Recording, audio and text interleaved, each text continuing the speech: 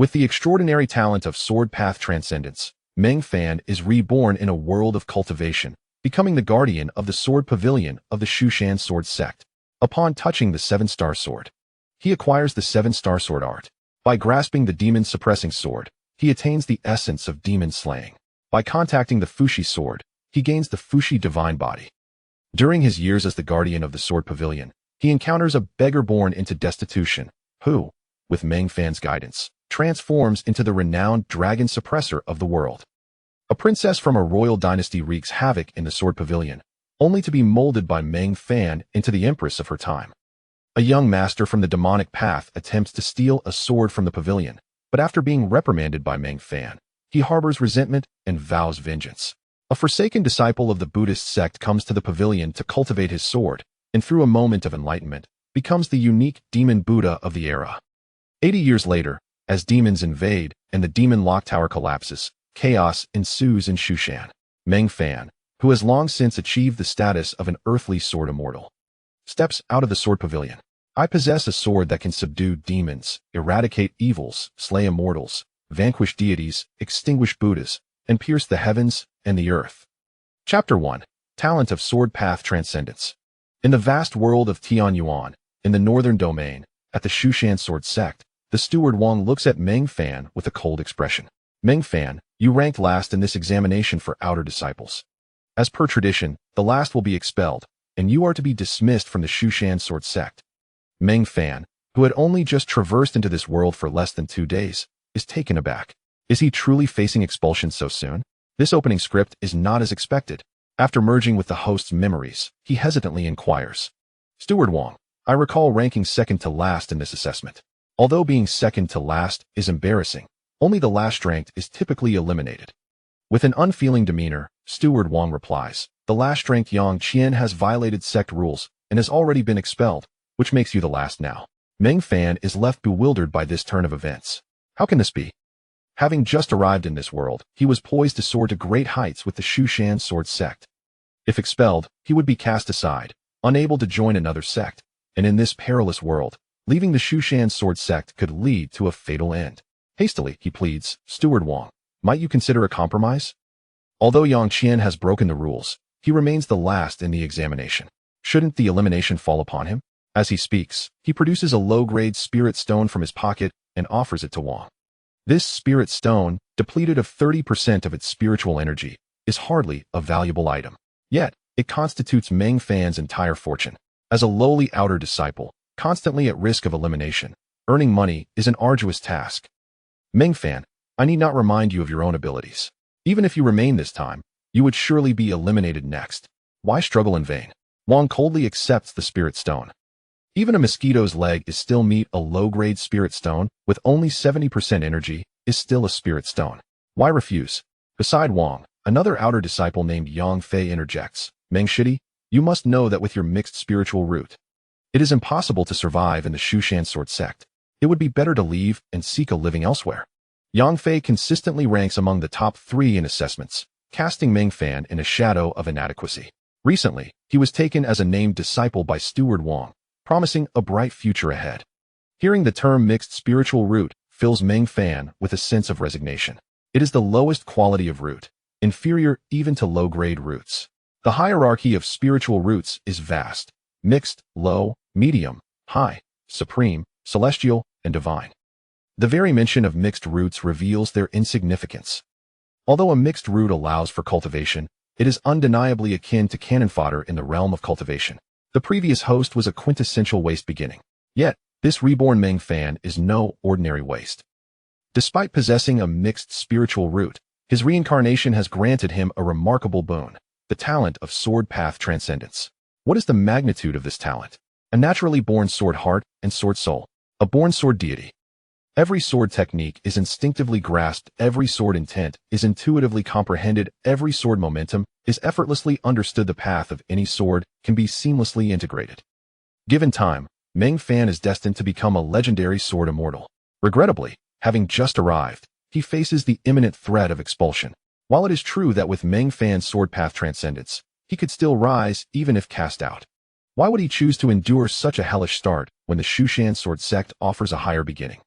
Steward Wang, May I beg for one more chance? I shall devote myself to training, and I assure you that I will not rank last in the next examination. Meng Fan earnestly implores Wang. Every disciple facing elimination has made such pleas to me. Yet they have all been eliminated next time, Wang sighs. However, you do make a valid point. The last rank in this examination indeed belongs to Yang Qian. It would be inappropriate for me to expel you now. Meng Fan breathes a sigh of relief, realizing that the spirit stone had made an impact. Otherwise, if Wang had come, it was clear he intended to expel him. Thank you, Steward Wang. Meng Fan expresses his gratitude. Wang nods and turns to leave. Yet, just as he takes a step, he turns back, eyeing Meng Fan. Steward Wang, do you have further instructions? Meng Fan quickly inquires, sensing the change. Wang regards Meng Fan with a faint smile before stating, even if I spare you this time, you will still face elimination next time. Would you like me to point you toward a path? Meng Fan is skeptical, wondering if his offering of the spirit stone had indeed yielded such favorable results. Wang does not appear to be a man easily swayed. Please, Steward Wang, what path do you propose? The Sword Pavilion is in need of a sword guardian. Currently, I have no suitable candidates. You seem clever. Would you like to take on the role of sword guardian? Sword Pavilion? Guardian of the sword? Indeed, as a guardian of the Sword Pavilion, your status will equal that of an outer disciple.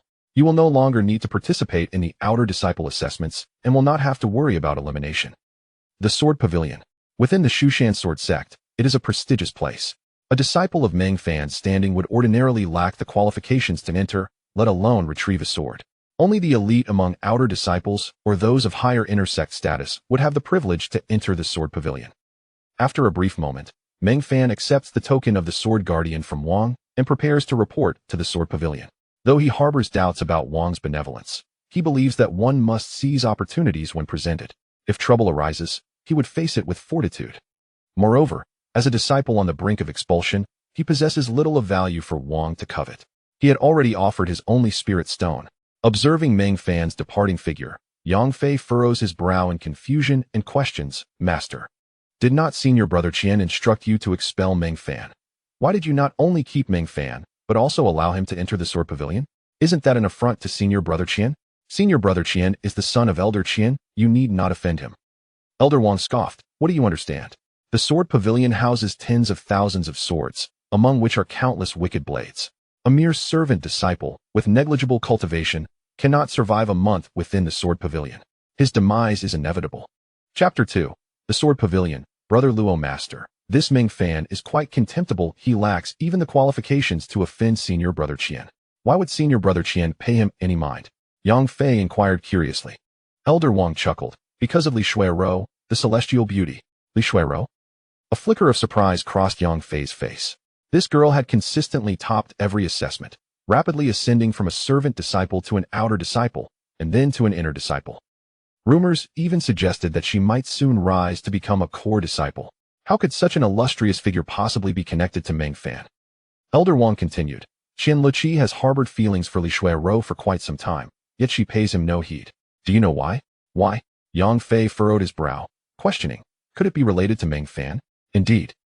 Li Shuiro and Meng Fan have been childhood sweethearts. Qian Luqi discovered that her affections lie with Meng Fan, which is why he seeks to eliminate him. Yang Fei exclaimed incredulously, impossible. How could Li Shuiro possibly like a waste like Meng Fan? Elder Wang shook his head. Li Shuiro's village was slaughtered by the Heavenly Eagle Demon Sect, leaving only the two of them alive. Before they joined the Shu Mountain Sword Sect, they relied on each other for survival, naturally forming a deep bond. To win Li Shuiro's heart, Qian Luqi must first remove the obstacle that is Meng Fan.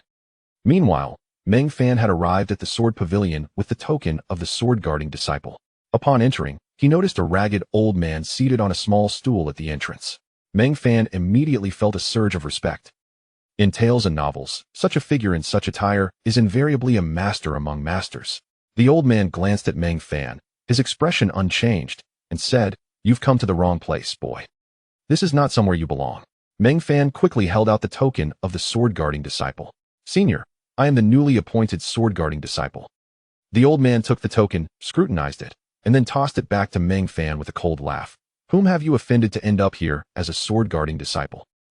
Meng Fan felt a sense of helplessness. He had suspected that Elder Wang would not have benevolently assigned him such a position. "What do you mean by that, Senior?" he quickly inquired. The old man shook his head and sighed. "The meaning matters little now you have accepted the token. Thus you are a sword-guarding disciple of the Sword Pavilion. Even if you wish to back out now, it is too late. Renouncing your position would be treated as treachery against the sect and could lead to death. Since you are here, you might as well settle in and guard the swords properly. By the way, do not call me senior, it irritates me. From now on, just call me Brother Luo. Brother? Meng Fan looked at the old man's white hair, bewildered. Nevertheless, he nodded obediently and said, "Understood, Brother Luo." Brother Luo grinned menacingly at Meng Fan and rose from his stool. "Come with me." The old man beckoned to Meng Fan and led him through the hall doors. Beyond the entrance lay a vast hall. Inside, rows of wooden racks stood, each adorned with long swords. A mere glance revealed thousands of swords, some plain and unassuming, others radiating a menacing aura. Even a fleeting glance sent chills through Meng Fan. It felt as though waves of sword energy were poised to erupt, aimed directly at him. Most terrifyingly, in the corner stood a sword brimming with malevolence, suddenly unleashing a jet-black sword light that surged towards Meng Fan.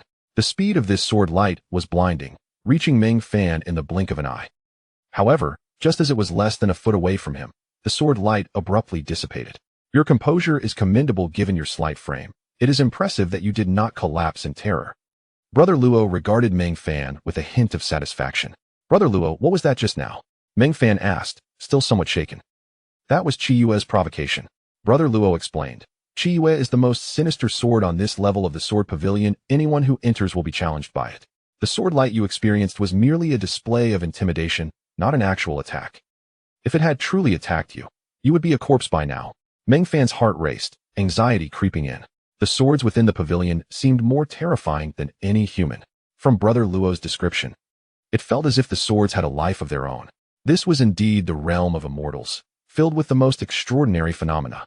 From this day forth, the first level of the Sword Pavilion is under your jurisdiction. Your task is to polish each of these long swords daily. Of course, you need not complete them all in a single day. A thorough cleaning within a year will suffice. That averages out to about 20 swords a day, which isn't too arduous. Hearing Brother Luo's words, Meng Fan nodded. It was not too much. Yet, an instinctual feeling warned him that the task was likely more complex than it appeared. After all, many of these swords bore an ominous air. What about the other levels? Meng Fan asked Brother Luo. The Sword Pavilion had 5 levels. Brother Luo had only mentioned the first. You need not concern yourself with the other levels if you wish to live. Suppress your curiosity, Brother Luo replied sternly. Clearly, the other levels were fraught with danger. Meng Fan resolved firmly never to step foot into the second level, let alone the third. To be honest, he was beginning to regret his decision. His brief interaction with Brother Luo suggested that the duties of a sword-guarding disciple were exceptionally perilous. Elder Wang had indeed set him up for trouble. Brother Luo chuckled, "Are you afraid? Fear is futile, remember. Since you are here, you might as well make the best of it. Moreover, sword-guarding disciples receive a monthly stipend of 1 low-grade spirit stone. That is a privilege usually reserved for outer disciples. I see your cultivation is nearly non-existent. You must be a servant disciple, right? Work diligently. Although being a sword-guarding disciple is dangerous, fortune often favors the bold. Complete your year as a sword-guarding disciple, and you could become an inner disciple of the Shu Mountain Sword Sect. If you endure for 10 years, you could become an elder, and after 30 years, you would be an elder. As for completing a century, that would be a dream. Could it really be so extraordinary? The treatment for sword-guarding disciples was indeed remarkable. However, greater opportunities often came with greater risks. Meng Fan instinctively asked, "Brother Luo, how long have you been here?" 2 years. Brother Luo's response astonished Meng Fan. He had assumed this elder had been at the pavilion for at least a decade, given his age. Brother Luo smiled at Meng Fan. "Kid, do you know why I don't let you call me senior?" "Why?" Meng Fan inquired. "Because I am not much older than you." Chapter 3. The first encounter is the green fish sword only a few years older than me? This statement truly astonished Meng Fan. At the tender age of 19, he found the white-haired, wrinkled figure of senior Brother Luo, resembling an elderly man, proclaiming that he was only a few years his senior. What kind of absurdity was this? 3 years ago, when I entered the Sword Pavilion, I was merely an ordinary outer disciple. At the age of 25, senior Brother Luo remarked, twisting a strand of his gray hair with a hint of nostalgia. 3 years ago, at 25, this meant that senior Brother Luo was now only 28. Yet he appeared aged beyond his years. Then, senior brother, may I ask? Meng Fan hesitated, not finishing his question as it would touch upon a sensitive subject. However, Luo seemed to grasp Meng Fan's unasked question, shaking his head with a bitter smile. "Why do I look like this?" It's all due to my duty of guarding the swords in the Sword Pavilion. Within the pavilion, some newly forged swords were relatively harmless, free from any malevolent aura. Yet, those swords that had witnessed countless battles and tasted the blood of their masters, once reclaimed by the pavilion, could hardly rest in peace when their murderous aura erupted. It was the guard disciples like us who suffered the consequences. This was why I previously inquired if you had offended anyone, leading to your assignment here. He sighed deeply, a look of resignation on his face. Guarding the swords was indeed a torment.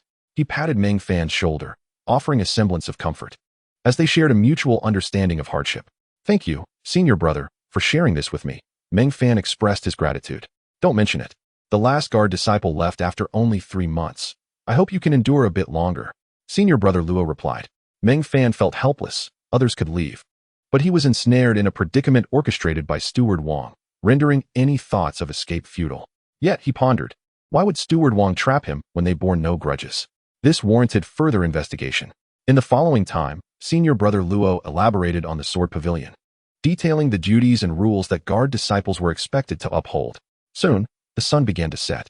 Luo closed the pavilion's doors and stated, at this hour, the Sword Pavilion closes its doors, and no one is permitted to enter or leave.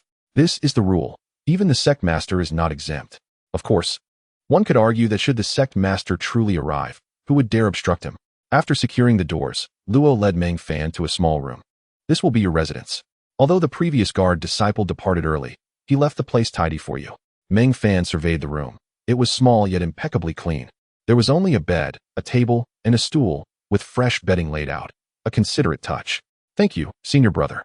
There's no need for thanks. I reside next door, so feel free to approach me with any issues, Luo said before retreating to his own room, leaving Meng Fan to his thoughts. As night fell, which on Earth would be around 7 in the evening, Meng Fan found himself wide awake. He stepped out of his room and into the main hall of the Sword Pavilion, where rows of wooden racks displayed an array of swords, each emanating an eerie chill. From this point onward, he would be interacting with these weapons. Having crossed into this world just 2 days prior, Meng Fan had scarcely made a genuine acquaintance with the realm of cultivation. In the Shu Mountain Sword Sect, he did not yet possess a sword of his own. He casually picked up a nondescript long sword, eager to experience its essence. He refrained from touching the more formidable-looking swords, fearing he might not withstand their power. So he settled on the unassuming one. The moment he made contact with the sword, an unusual fragment of information surged into his mind. Name, Greenfish Sword. Weight, 3 pounds 2 ounces. Length, 3 feet 1 inch. Material, Xian iron, forged with clear source wood, crafted through 100 refinements over 3 days and nights. Upon touching a sword, he was granted insights into its attributes. This was likely a minor boon from his talent, Sword Path Enlightenment. However, the information held little practical value, for the true potential of his talent extended far beyond this. With a resounding clang, Meng Fan drew the Greenfish Sword. In that instant, an almost imperceptible aura surged into his body, coursing through his meridians. Meng Fan furrowed his brow, sensing something yet unable to pinpoint what it was, a peculiar sensation indeed. What had entered his body? He placed the Greenfish Sword back on the rack and selected another sword. Upon touching it, another wave of information flooded his mind. Name, White Feather Sword. Weight, 1 pound 7 ounces. Length, 2 feet 6 inches. Material, flying feather wood, crafted through the thread-woven carving technique. Soaked in the blood of a blood jade beast for 7 days and nights. This wooden sword had not undergone any forging, but was purely carved. Yet, astonishingly, it possessed greater might than the recently forged Greenfish Sword. However, unexpectedly, a wave of malevolent aura erupted from the flying feather sword in Meng Fan's grasp. In contrast to the Greenfish Sword, which was freshly forged and devoid of bloodshed, the flying feather sword, having been reclaimed from its master who fell in battle, was steeped in the essence of countless lives lost. The aura, rich with malice, surged forth as soon as Meng Fan touched the sword, beginning to recoil against him. For a cultivator of high prowess, overcoming this malevolent aura would be effortless. Yet, with Meng Fan's near-zero cultivation level, he was utterly incapable of countering it. Should this sword's murderous essence infiltrate his body, it would surely spell disaster for him. He was far too weak. Just as despair began to grip Meng Fan's heart, the talent, Sword Path Enlightenment, manifested its true power. The sword's malevolence dissipated instantaneously upon entering his body. As the aura faded, a vision of a woman clad in flowing white appeared in his mind, gracefully wielding the flying feather sword with exquisite technique.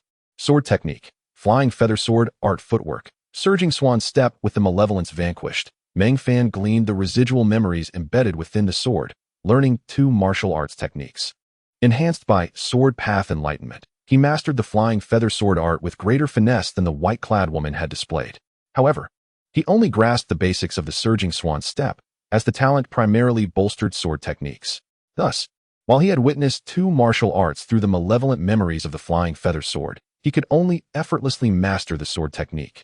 While the footwork eluded his full comprehension, nonetheless, that was more than sufficient. Chapter 4. A modest request from the young lady. Meng Fan drew the white feather sword. Much like when he previously withdrew the green fish sword, an imperceptible stream of light coursed along the blade and entered Meng Fan's body. At this moment, Meng Fan lacked the ability for internal vision. Thus, he was unaware that the light traversed through his meridians before burrowing into his dantian. A frown creased his brow. His intuition suggested that this energy entering his body was likely not a portent of misfortune.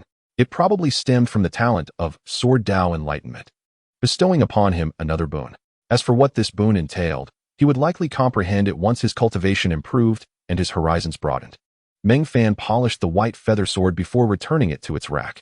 He recalled Brother Luo's task, to clean every sword on the first floor of the Sword Pavilion within a year. The thought invigorated him. If he could handle every sword here, how much swordplay could he learn? By amalgamating various sword techniques, he might carve a unique path in swordsmanship. Brimming with enthusiasm, he prepared to grasp the 3rd long sword. Brother Luo had previously calculated that to complete the task in a year, he would need to clean approximately 20 swords daily. Aware of his own limitations, Meng Fan chose to practice with the less ostentatious, weaker swords. However, sometimes he misjudged. For instance, the recently encountered flying feather sword appeared unremarkable, yet it harbored astonishing malevolent energy. Nevertheless, with the talent of Sword Dao Enlightenment, he was not unduly concerned about such minor surprises. Yet, as he prepared to select the 3rd long sword, an unexpected event occurred. One sword, which Meng Fan had not chosen, soared up and landed before him. This was a spirit sword. Only a spirit sword could move of its own accord. Meng Fan's expression shifted, realizing he was in trouble. From his previous conversations with Brother Luo, he had gathered that the Sword Pavilion harbored dangers. Now, that peril had manifested before him. Just as Meng Fan was about to call for Brother Luo, he noticed his surroundings had transformed. He no longer stood in the Sword Pavilion, but rather in a dimly lit expanse that seemed boundless. An illusion? His brow furrowed.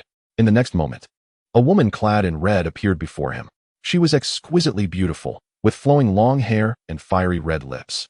"My dear, do you find me beautiful?" The red-clad woman smiled alluringly at Meng Fan, her voice dripping with seduction. "Indeed, you are beautiful," Meng Fan replied earnestly. This was a truthful statement. She was undeniably stunning.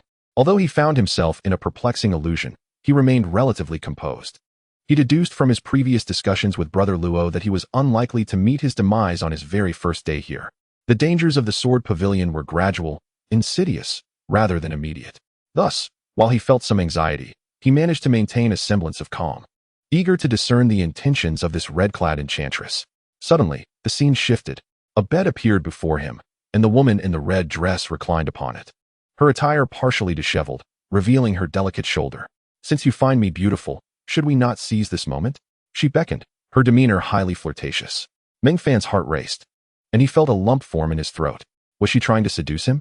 To be candid, as a young man in his teenage years, brimming with vitality, who could resist such a lure? Yet Meng Fan stood firm. While others might falter, he had witnessed countless scenes in his previous life on Earth. Such trivial encounters could be summed up in 2 words, merely that. Moreover, he was acutely aware that this situation was not a romantic rendezvous, but rather a life-threatening crisis. Taking a deep breath, Meng Fan regarded the woman in red and declared, "You are indeed beautiful, yet I am not so easily tempted." "Oh, why is that?" she inquired, rising gracefully and stepping barefoot from the bed to approach him. Her slender fingers caressed his chin in a teasing manner. "Do you find my appearance lacking?" Meng Fan shook his head. "Not at all. You are a captivating beauty. However, I am unwilling to part with my essence." The woman in red gazed at him in surprise. "I did not expect you, despite your lack of cultivation, to possess such remarkable composure. Even now, you maintain your calm. I truly have little cultivation, so even if you were to drain me, it would yield little in the way of essence," he explained. "I am not a mere seductress. I seek to draw forth your life force," she replied with a light laugh. Her fingers glided across Meng Fan's cheek and neck, igniting an undeniable yearning within him. However, you need not worry. If you do not cooperate, I cannot extract your life force. To Meng Fan, essence and life force seemed synonymous. According to legend, a man drained of too much essence by a female spirit would not survive long. Then, fair maiden, I request that you allow me to leave, Meng Fan stated firmly. The woman in red chuckled. You are much stronger than the last fellow. He lasted less than 3 months before meeting his end. You, it appears, may endure a few more days. A chill ran down Meng Fan's spine. He recalled Brother Luo mentioning that the previous disciple tasked with guarding the swords had only lasted 3 months before he departed. He had assumed this meant he had simply left the Sword Pavilion for another duty. Now, however, he realized that departed meant something far more sinister. Are you frightened? The woman in red asked, her smile somewhat mischievous. Meng Fan felt a twinge of embarrassment. Since you recognize my steadfastness and that you cannot seduce me, perhaps you should refrain from such overt flirtation. The woman sat with a composed demeanor. What, dear sir? Do you prefer such behavior? Meng Fan cleared his throat, neither confirming nor denying her insinuation. Throughout their exchange, she had not relinquished her attempts to tease him. Please, respect yourself, he asserted with a serious expression. Of course, this was merely a facade. He needed to project an image of being impervious to temptation. For only then could he hope to escape. Should he reveal even a hint of desire, she would undoubtedly seek to ensnare him further, draining his essence. He had to resist. Who would have thought that within the Shu Mountain Sword Sect, there exists such a serious young man? Quite amusing. Remember, do not call me Miss in the future. Address me as Hongqi. Meng Fan nodded. Very well, Miss Hongqi. She shot him a playful glance before waving her delicate hand. The red fabric swept before Meng Fan's eyes. And reality returned to him. The illusion shattered, and he found himself back in the first floor of the Sword Pavilion, standing before the wooden rack. Before him lay a long sword emanating a faint red glow. In his room, Brother Luo, who had been meditating with closed eyes, opened them and smiled slightly. This lad possesses a remarkable temperament. He has emerged unscathed. He is certainly stronger than the previous fellow. He should survive a couple of months longer. Not bad at all. Meanwhile, Meng Fan gazed at the long sword radiating a gentle red luminescence before him. Unable to resist the impulse, he placed his hand upon it. Chapter 5. Hulong Mountain Manor, the legacy of the Divine Marquis. The instant his hand made contact with the long sword, a surge of information regarding the blade flooded Meng Fan's mind. Sword name, Hongqi. Weight, 6 pounds and 7 ounces. Blade length, 1 foot, 9 inches and 9/10. Crafted from Xianyin iron, forged with extreme yang fire for 10 days and nights, and tempered using the chaotic wind hammer technique. The sword was ultimately completed through the blood sacrifice of a maiden's heart. A blood sacrifice from a maiden's heart? The description of the Hongqi sword caused Meng Fan's brow to furrow in dismay. This was sorcery. To forge a sword through the sacrifice of a living being was utterly inhumane. Meng Fan had an unsettling inkling that the girl who was sacrificed might very well be the crimson-clad maiden he had just encountered, Hongqi. No wonder her name was Hongqi. The sword bore the same name. She was a pitiable figure. Meng Fan sighed heavily. He drew the Hongqi sword, and as before, a stream of energy surged into his body, coursing through his meridians before settling in his dantian. After 3 consecutive draws, each time he unsheathed the sword, an unusual aura flowed into Meng Fan's dantian. He remained oblivious to the nature of this energy. The previous Baiyu wooden sword had released a malevolent aura. Yet this seemingly sinister Hongqi sword did not emit any such presence towards him, which left Meng Fan quite astonished. Could it be that his newfound familiarity with Hongqi had dissuaded her from causing him trouble? Previously, the malevolent aura of the Baiyu sword had activated the sword path to divinity, transforming the aura into a unique memory that enabled him to master the Fei Yu sword technique and the Jinghong step. Now, with the Hongqi sword not releasing any malevolent aura, he was unable to trigger the sword path to divinity, thus nullifying his gains. However, this was not necessarily a bad thing, as the Hongqi sword was a spiritual weapon and far too formidable. Whether sword path to divinity could contend with the malevolent aura of the Hongqi sword remained uncertain. Despite this potent talent, Meng Fan found himself woefully inadequate. He returned the Hongqi sword to its stand and began polishing other long swords. His intention was to finish cleaning 20 swords before taking a rest. This was a predetermined task. After polishing another 17 swords, none of which emitted malevolent auras, he noted that most of the swords on the first floor of the Sword Pavilion were freshly forged. Swords stained with blood and containing malevolent energy were, after all, quite rare. Moreover, Meng Fan exercised great caution, deliberately avoiding the noticeably perilous weapons. Although he had not encountered any further malevolent auras, each of the 20 times he polished a long sword resulted in a unique energy flowing into him, the nature of which remained a mystery. Yet, it seemed to herald fortune rather than misfortune. Once finished, Meng Fan returned to his chamber to rest. The following morning, he retrieved the Fei Yu sword from the wooden rack on the first floor of the Sword Pavilion and commenced his practice. Fei Yu sword technique was the only sword art he had mastered, and he had only learned it the day before. It must be said that Meng Fan's original self was truly inept. Having spent so long within the Shu Mountain Sword Sect, he had failed to master even a single sword technique. With a mediocre spiritual root, he was indeed a genuine wastrel. The Fei Yu sword technique, sharing its name with the Fei Yu sword, was particularly well suited for use with this blade. Yesterday, Meng Fan had glimpsed a figure dancing with the sword in the memories of the Fei Yu sword. Evidently a woman who had created this technique after acquiring the Fei Yu sword. This sword technique was not particularly profound. However, given Meng Fan's low cultivation level, it was ideal for him to practice with such a basic technique as a means of entering the world of swordsmanship. Brother Luo opened the door and stepped out. Noticing Meng Fan practicing with the sword, "You brat, although your cultivation is meager, you wield that sword technique with commendable form. It appears you have put in considerable effort. Haven't you?" Brother Luo casually complimented Meng Fan. Blushing, Meng Fan smiled shyly, not confirming or denying the statement. Of course, he would not reveal that he had learned this technique just yesterday. The sword path to divinity, this supreme talent, had allowed him to grasp the sword art to the point of mastery upon first contact, even optimizing it. "I need to go out today to procure some supplies. The first floor of the Sword Pavilion is in your hands. I have explained all the rules to you yesterday," Brother Luo instructed Meng Fan. "Understood, Brother Luo," Meng Fan replied. Once Brother Luo departed, the vast emptiness of the first floor of the Sword Pavilion was left solely to Meng Fan. To be honest, it did feel somewhat chilly. He glanced at the staircase leading to the second floor of the Sword Pavilion and shook his head with a wry smile. Although Brother Luo had not explicitly prohibited him from ascending to the second floor, his rationality advised him against it. The Sword Pavilion was fraught with peril.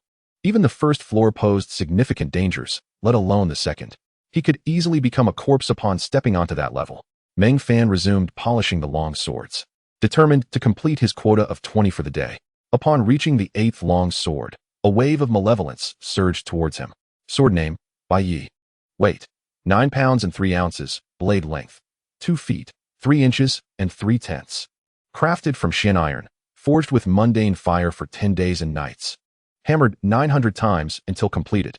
Though a mundane sword, it has claimed the lives of 3,615 individuals, possessing the potential to become a demonic sword. This was an ordinary weapon, yet it had taken the lives of over 3,000 people. This indicated that while the sword was mundane, its previous owner was undoubtedly no ordinary person, having tasted the blood of so many. The malevolence contained within this sword was astonishing. Meng Fan's expression shifted, becoming grave. The malevolent energy surged into him, causing his complexion to pale. If a mere servant disciple were to be present in this moment, they would likely perish under the onslaught of the malevolence. Servant disciples were far too weak. Entering the Sword Pavilion was akin to courting death. Even outer disciples, tasked with guarding the swords, faced a perilous existence. Sword path to divinity, activate. Instantly, the malevolent energy that surged into Meng Fan was refined. Simultaneously, a vivid image formed in his mind. A ragged young beggar leaned on a sword, his face cold and indifferent as he regarded a group of beggars before him. "An iPhone, if you wish to beg in this territory, you must submit to me. I shall grant you an opportunity. Crawl through my legs, and I will allow you to beg here," one of the beggar leaders declared to the boy. The young man lifted his gaze, coldly replying. The beggar leader, enraged, retorted, "What? You refuse? Don't think that, because you found a piece of scrap metal, you can act tough in front of me. Do you believe I won't kill you? This is not scrap metal, it is a sword." The boy spoke, his tone as frigid as his visage. "A sword? Huh, can it kill?" The beggar leader approached the boy, reaching out to slap his face, an act of humiliation. With a resounding clang, the sword sang. The boy drew his sword. In the next moment, the beggar leader clutched his throat. Disbelief etched across his face as he collapsed lifelessly to the ground. With a single thrust, the boy had sealed his fate. Indeed, a sword can kill. The young man sheathed the blood-soaked long sword without casting a glance at the corpse of the beggar leader. His gaze remained cold and focused on the group of beggars before him. Instantly, the group of beggars, terrified, fled in all directions. The image flickered. Meng Fan then saw the boy standing before the county magistrate's court, his expression impassive as he drew his sword, and a line of blood appeared on the magistrate's neck. The scene flashed again. In the midst of a myriad of soldiers, a young man unsheathed his sword, striking decisively at the throat of a commanding general, dispatching him in an instant. The entire scene was merely a repetition of this singular motion of drawing the sword. Moments later, with his eyes closed, Meng Fan opened them. Through this fragment of memory, he had acquired a new sword technique, the ultimate sword drawing technique. Instinctively, Meng Fan drew the Baiyi sword, and a brilliant flash of sword light erupted within the Sword Pavilion. Although it was his inaugural execution of this technique, he demonstrated an extraordinary mastery. What a fearsome strike! Meng Fan murmured to himself. As he sheathed the sword, he remained ensconced in the reverberations of his recent swordplay. This strike was the creation of a young boy, born of insignificance, yet wholly original. It appeared unremarkable, yet concealed within it myriad mysteries. This boy was undoubtedly a prodigious talent of his generation. Meng Fan recalled the beggar leader from the memory, who had called out the name of this boy, an iPhone. It seemed he had vaguely heard this name before. Furrowing his brow, he suddenly thought of someone. In the great Dragon Dynasty, the lord of the Hulong Villa, the eternal knight God Marquis. This legendary figure, exalted above all, bore the same name, an iPhone. The eternal knight God Marquis wielded a sword as well. It was said that he had slain thousands. His hands stained with blood, with countless souls perishing beneath his blade. He was a veritable Azura dwelling among mortals. Could it be that this seemingly unremarkable Baiyi sword was once the Marquis's weapon? Though it sounded like the stuff of legend, Meng Fan felt a strange sense of truth in it. However, even so, the Marquis remained the Marquis, and the Baiyi sword, regardless of its past, was still an ordinary sword, no stronger than any other. After all, it was the Marquis who possessed strength, not the Baiyi sword. Meng Fan murmured as he returned the Baiyi sword to its rack. If the Marquis had indeed wielded the Baiyi sword throughout, it might not have been destined to become a demonic sword, but could have genuinely transformed into a fearsome weapon. Alas, the Baiyi sword was clearly forsaken by the Marquis. Otherwise, it would not have found its way to the Sword Pavilion. Once he set the Baiyi sword down, Meng Fan ceased his polishing of the longsword. He was fatigued. Although Sword Path to Divinity had refined the sword's malevolent aura, Meng Fan was evidently affected as well. He felt an overwhelming exhaustion, akin to a depletion of his essence. The previous Baiyi sword, while possessing a similar malevolence, had little effect on him. The Baiyi sword, however, was evidently far more formidable. It seemed that his prior caution was warranted, even with the talent of Sword Path to Divinity. He was not invincible. If he were to touch a sword of too great power, the malevolent aura it emitted would be beyond his endurance. A slight smile appeared on Meng Fan's face as he sat on the stool. Though exceedingly weary and mentally drained, the results were worth the effort. The ultimate sword drawing technique was incredibly powerful. Should he participate in the disciples' assessment again, armed with the ultimate sword drawing technique, he was confident he could rise from the last place to the very first. For others, the Sword Pavilion might be a place of despair, but for Meng Fan, in a certain sense, it was a realm of fortune. He sat resting on the stool, and after a full 2 hours, he began to regain some vitality. Moments later, someone entered through the door of the Sword Pavilion. This person was familiar to Meng Fan, Yang Fei. Like Meng Fan before, he was a servant disciple, but had been taken as an apprentice by Elder Wang. The previous day, Yang Fei, alongside Elder Wang, had tricked Meng Fan into becoming a guardian disciple of the Sword Pavilion. At the time, Meng Fan had been oblivious to the ulterior motives of these two. However, after conversing with senior brother Luo and reflecting on the events of the past day, Meng Fan had come to a complete understanding. These two intended to bring about his demise. Chapter 6. Ultimate Sword Drawing Technique. Meng Fan could not fathom what he had done to offend these two individuals. The fact that they sought to eliminate him was no trivial matter. Naturally, Meng Fan would not repay malice with kindness. If the opportunity arose, he would gladly eliminate Yang Fei and Elder Wang. Given his potential, he would undoubtedly have the chance to deal with them in due time. However, his curiosity was piqued. Why did they wish him harm? After all, he truly had no grievances against them. What brings you here? Meng Fan inquired.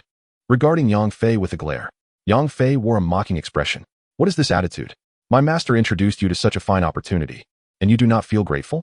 Whether it is a fine opportunity or not, you both know best. I am curious, since we have no enmity.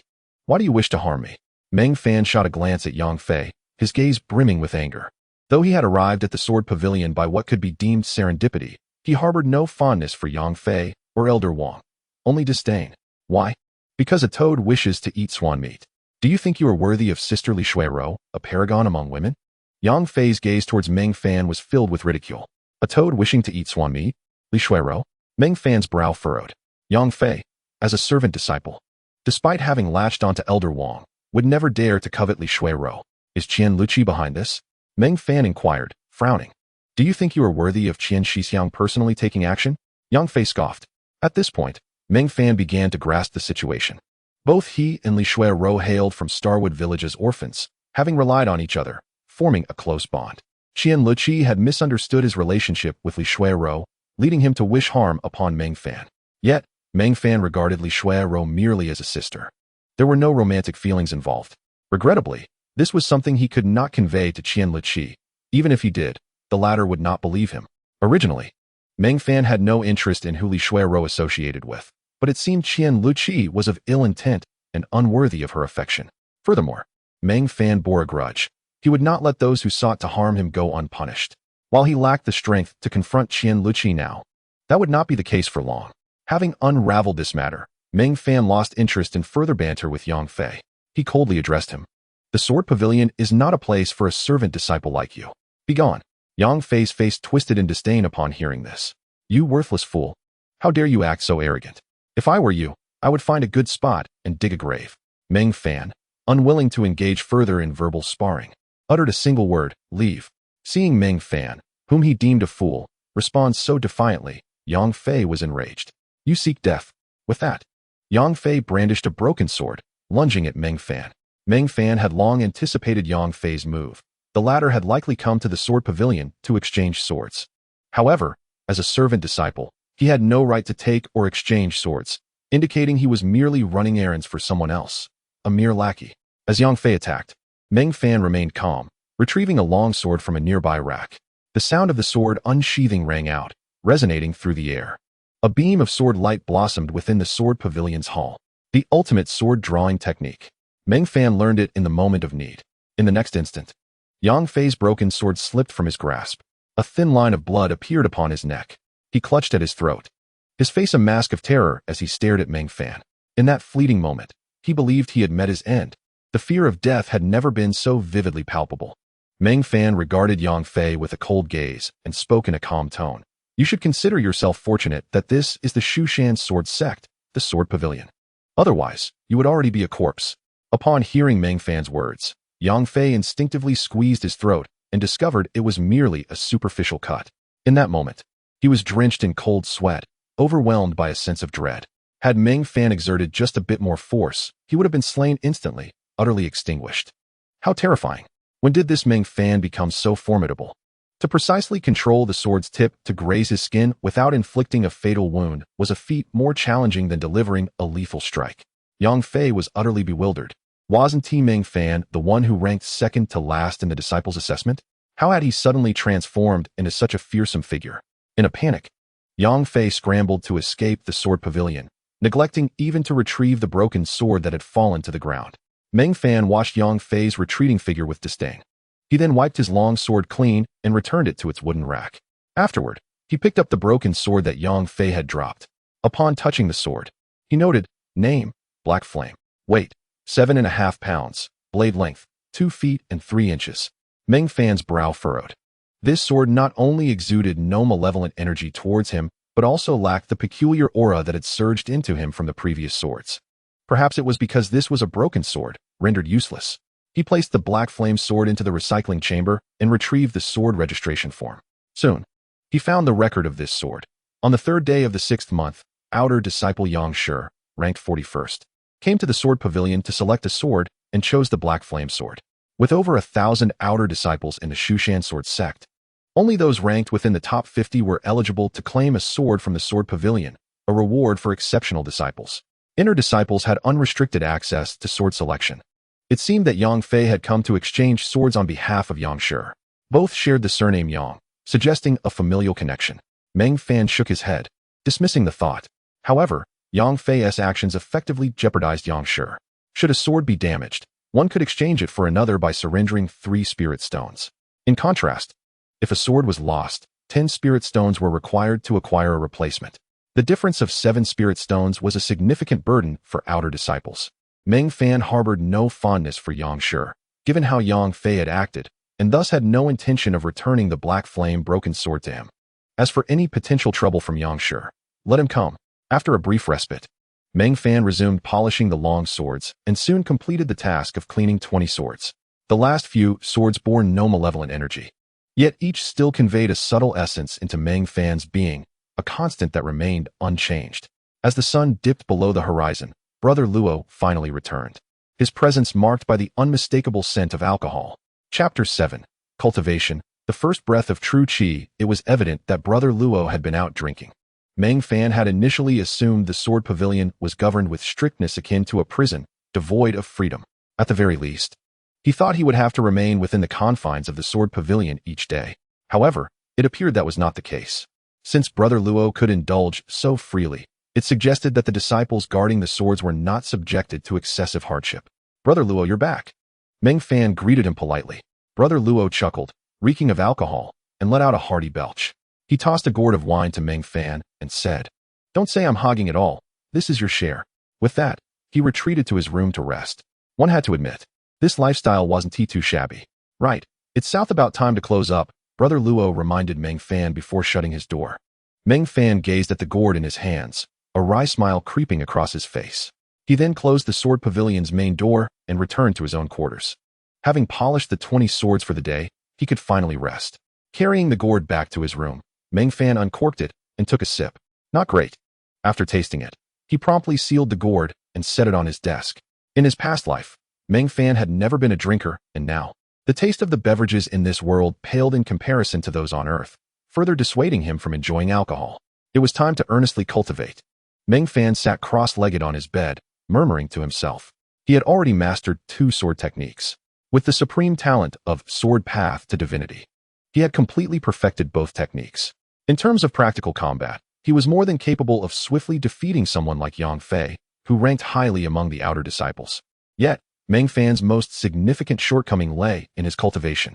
His cultivation level was nearly non-existent, precisely 0. Only upon cultivating the first breath of true qi could he be considered to have any cultivation at all. As an outer disciple at the very bottom of the hierarchy, Meng Fan had yet to produce even a shred of true qi.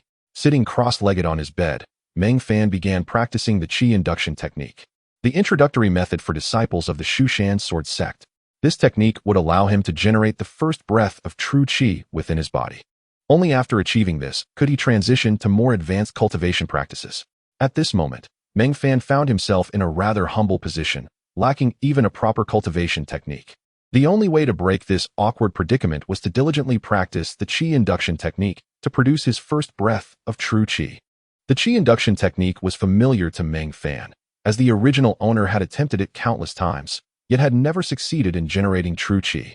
The subpar spiritual route truly felt disheartening. However, this time, as Meng Fan attempted the qi induction technique, something unusual occurred. He sensed a warm current flickering faintly in his lower abdomen. The unique auras that had surged into him while drawing swords seemed to converge upon this area. Lower abdomen. Deep within, Meng Fan frowned slightly. While unable to introspect, he possessed enough common sense. This location should be the dantian, correct? Although Meng Fan was unaware of the nature of the aura that entered his body each time he drew a sword, the fact that something was stirring now likely indicated it would aid his cultivation. After all, his innate talent could not possibly hinder him, it could only assist him. As the warm current in his lower abdomen manifested, the qi induction technique he was practicing suddenly began to operate with fervor, an occurrence he had never experienced before. Previously, whenever Meng Fan practiced the qi induction technique, his progress resembled that of a toddler's tricycle. However, at this moment, it instantaneously transformed into a fully unleashed Ferrari. The difference was astonishing. This speed was truly remarkable. Meng Fan opened his eyes, somewhat incredulous. He furrowed his brow, immersed in contemplation. After much thought, he found himself unable to comprehend the situation. Yet, there was no need for absolute clarity. After all, it was a fortunate development. Without further hesitation, Meng Fan resumed the practice of the qi induction technique. A sleepless night ensued. On the following morning, before dawn had broken, Meng Fan, seated cross-legged on his bed, rose to his feet. Despite having endured a night without slumber, he felt invigorated. Most importantly, The first thread of true qi had manifested within him. From that moment forth, he was no longer a worthless individual devoid of cultivation. Pushing open the door, Meng Fan stretched lazily, relishing the sensation. Today marked the beginning of his journey into the realm of cultivation. However, he realized he was still lacking. He had yet to acquire a proper cultivation technique. The qi induction technique was merely capable of fostering the initial thread of true qi within the human body, and its efficacy ceased thereafter. Meng Fan needed to seek a formal cultivation method. As a sword-guarding disciple, he was neither a servant disciple nor an outer disciple. At this juncture, his only recourse was to seek assistance from Brother Luo. After a full 3 hours, when the sun had risen high in the sky, Brother Luo, still bleary-eyed, opened his door. By that time, Meng Fan had already polished 20 long swords. Deliberately avoiding the stronger swords, these 20 swords bore no traces of sword intent. "Hey, you've cultivated true qi?" Brother Luo exclaimed, surprised at the sight of Meng Fan. Meng Fan offered a shy smile, having entered the Sword Pavilion. "I naturally must exert myself to extend my days here." Brother Luo nodded, wiping the sleep from his eyes. "You have a commendable awareness. To survive in the Sword Pavilion, one must strive to become stronger." Having waited for Brother Luo the entire morning, Meng Fan directly inquired, "Brother Luo, once a sword-guarding disciple has cultivated true qi, how does one obtain a cultivation technique?" "No need to obtain one. I have it right here, just wait." With that, Brother Luo returned to his room, and shortly thereafter emerged, tossing a small booklet to Meng Fan. "You could also acquire the Shu Mountain Qi refinement technique from the Scripture Pavilion, but that is the most basic cultivation technique. It pales in comparison to my spirit wind mystical skill, with a mundane spiritual root and no specific attributes." Meng Fan could cultivate any technique. Rather than practicing the commonplace Shu Mountain Qi refinement technique, it was far better to adopt mine. Upon hearing Brother Luo's words, a glimmer of delight danced across Meng Fan's face. The spirit wind mystical skill sounded far more prestigious than the Shu Mountain Qi refinement technique. Nevertheless, a hint of apprehension lingered within him. He recalled that within the Shu Mountain Sword Sect, it was seemingly forbidden to privately transmit techniques. What if the sect discovered this? There might be repercussions. Brother Luo smiled faintly, a subtle smirk gracing his lips. "Rest assured, this spirit wind mystical skill was given to me by Elder Lin, not passed down by the sect." "Elder Lin?" Meng Fan inquired with curiosity. Brother Luo replied, "Elder Lin resides upstairs. You will meet him in due time. Feel free to cultivate the spirit wind mystical skill without any concerns." "Thank you, Brother Luo." "No need for thanks. Even if I hadn't passed it on to you, Elder Lin would have done so eventually, as you are also a disciple of the Sword Pavilion." In the afternoon, a visitor arrived at the Sword Pavilion. "What brings you to the Sword Pavilion?" Meng Fan asked the newcomer. "Are you Meng Fan?" The visitor scrutinized him with an unfriendly expression. Meng Fan raised an eyebrow. "You know my name? And your tone suggests you came specifically for me." He surmised this individual must be Yang Shi, the rightful owner of the broken sword that Yang Fei had dropped yesterday. With an expressionless face, Meng Fan replied, "I am Meng Fan. How may I assist you?" "My sword?" "What sword?" "Yesterday, I sent Yang Fei to help me exchange swords. You not only assaulted him, but also seized my sword. What rationale is there for this?" As expected, this man was indeed Yang Shi. Meng Fan chuckled, a trace of indifference crossing his features. "Yang Fei initiated the attack against me and received his just deserts. He abandoned the sword at the Sword Pavilion and fled in panic. That is his dilemma. If you seek the sword, you should approach him. If you wish to reclaim it from the Sword Pavilion, you must pay 10 spirit stones. That's the rule." Yang Shi glared at Meng Fan, his voice icy. "My sword is clearly with you. A mere 3 spirit stones is all that is required for an exchange. Indeed, an exchange does only require 3 spirit stones. But what of your sword?" Meng Fan replied coolly. "You know very well that my sword is in your possession." Meng Fan regarded Yang Shi with an impassive expression. "Then you are without a sword. Without a sword, you cannot exchange. You can only reclaim it, which requires 10 spirit stones." Yang Shi seethed with anger, glaring at Meng Fan as he hissed, "Are you mocking me?" Meng Fan stated, "I am merely informing you of the rules of the Sword Pavilion." Yang Shi retorted, "You, a servant disciple, dare to show me such disrespect?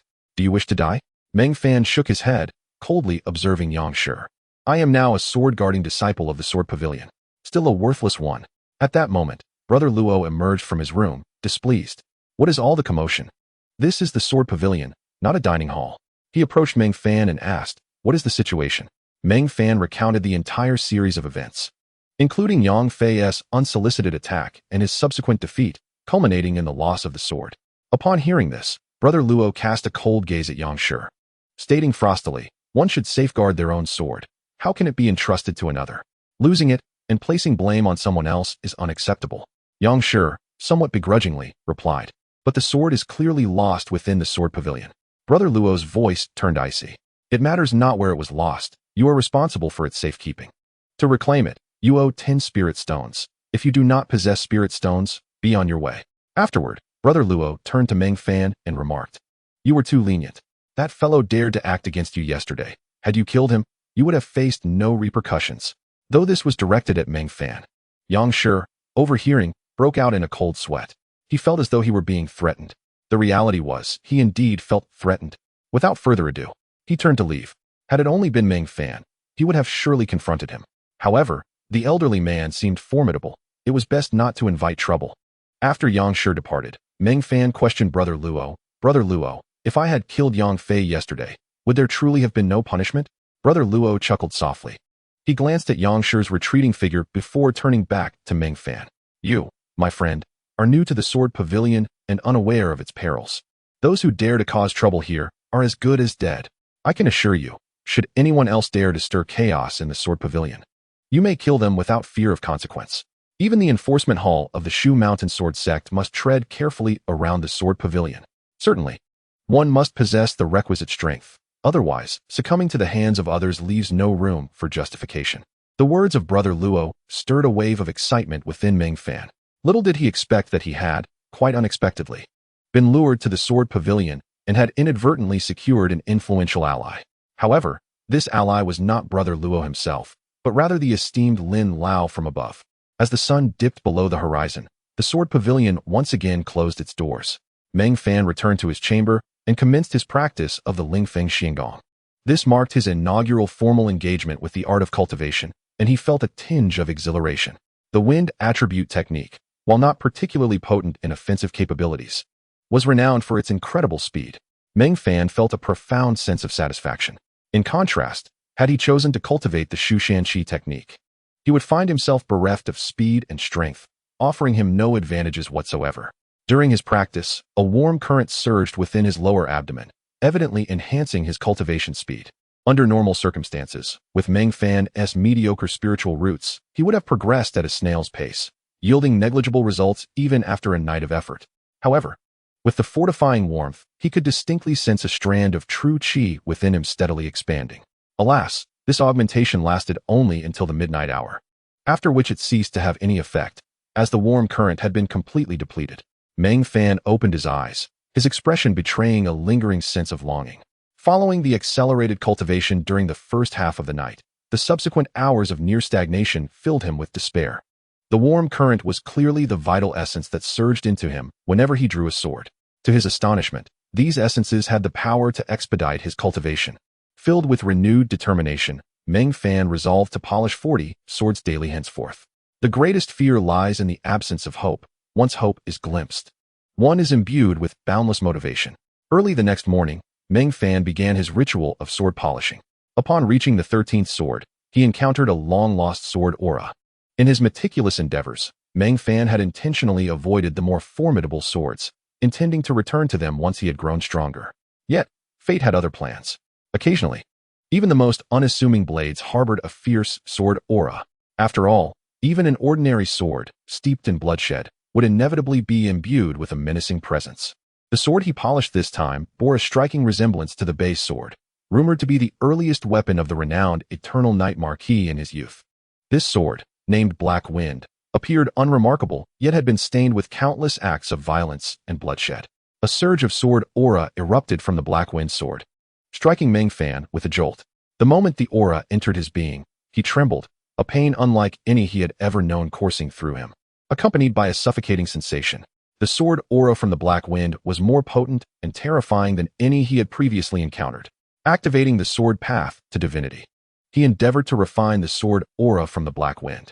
Yet this time, the process proved exceedingly arduous. Meng Fan felt as if countless ants were gnawing at him, causing his body to quiver and convulse uncontrollably. Simultaneously, a vivid image unfolded in his mind, a scene on a cliff, where a man clad in a green robe brandished a sword at a woman in white.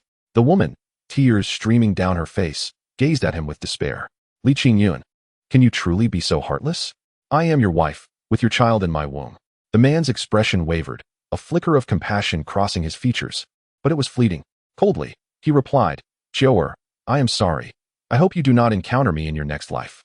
The woman, named Qiu'er, caressed her belly. Li Qingyun, do it. I do not believe you can be so cruel as to slay your own wife and child. I must do this. I must master the Taishang Juetching sword. I have sacrificed too much for this technique. Qiu'er retorted angrily, what have you sacrificed? Is a mere sword technique of such paramount importance? Qiu'er, there is something I have deceived you about. The one who annihilated the Li family was not the infamous blood demon of the martial world. As he spoke, Li Qingyun sighed, his face a mask of complexity. Qiu'er's mind raced with disbelief as panic etched her features, as if confronting a demon risen from hell. It appears you have deduced it. I was the one who extinguished my own family. I did this to master the Taishang Juetching sword, so that I might ascend as the leader of the Wujishan Sword Sect. Regrettably, I have yet to achieve this sword technique because I am not yet heartless enough. Because you are still alive. Li Qingyun's words shattered Qiu'er's last vestige of hope. In that moment, she felt as though her very soul had been stripped away, leaving her a mere shell of her former self. The man she adored had transformed into a terrifying devil. Her love was rendered a cruel joke. How could one who could annihilate his own kin still be considered human? The most dreadful of demons could be no worse. Gradually, she closed her eyes, feeling that death was her only liberation and solace. Even if she survived, what meaning would it hold? Only the thought of her unborn child filled her with sorrow. Whether the child was born or not, it was an unequivocal tragedy. A flash of sword light blossomed upon the cliff.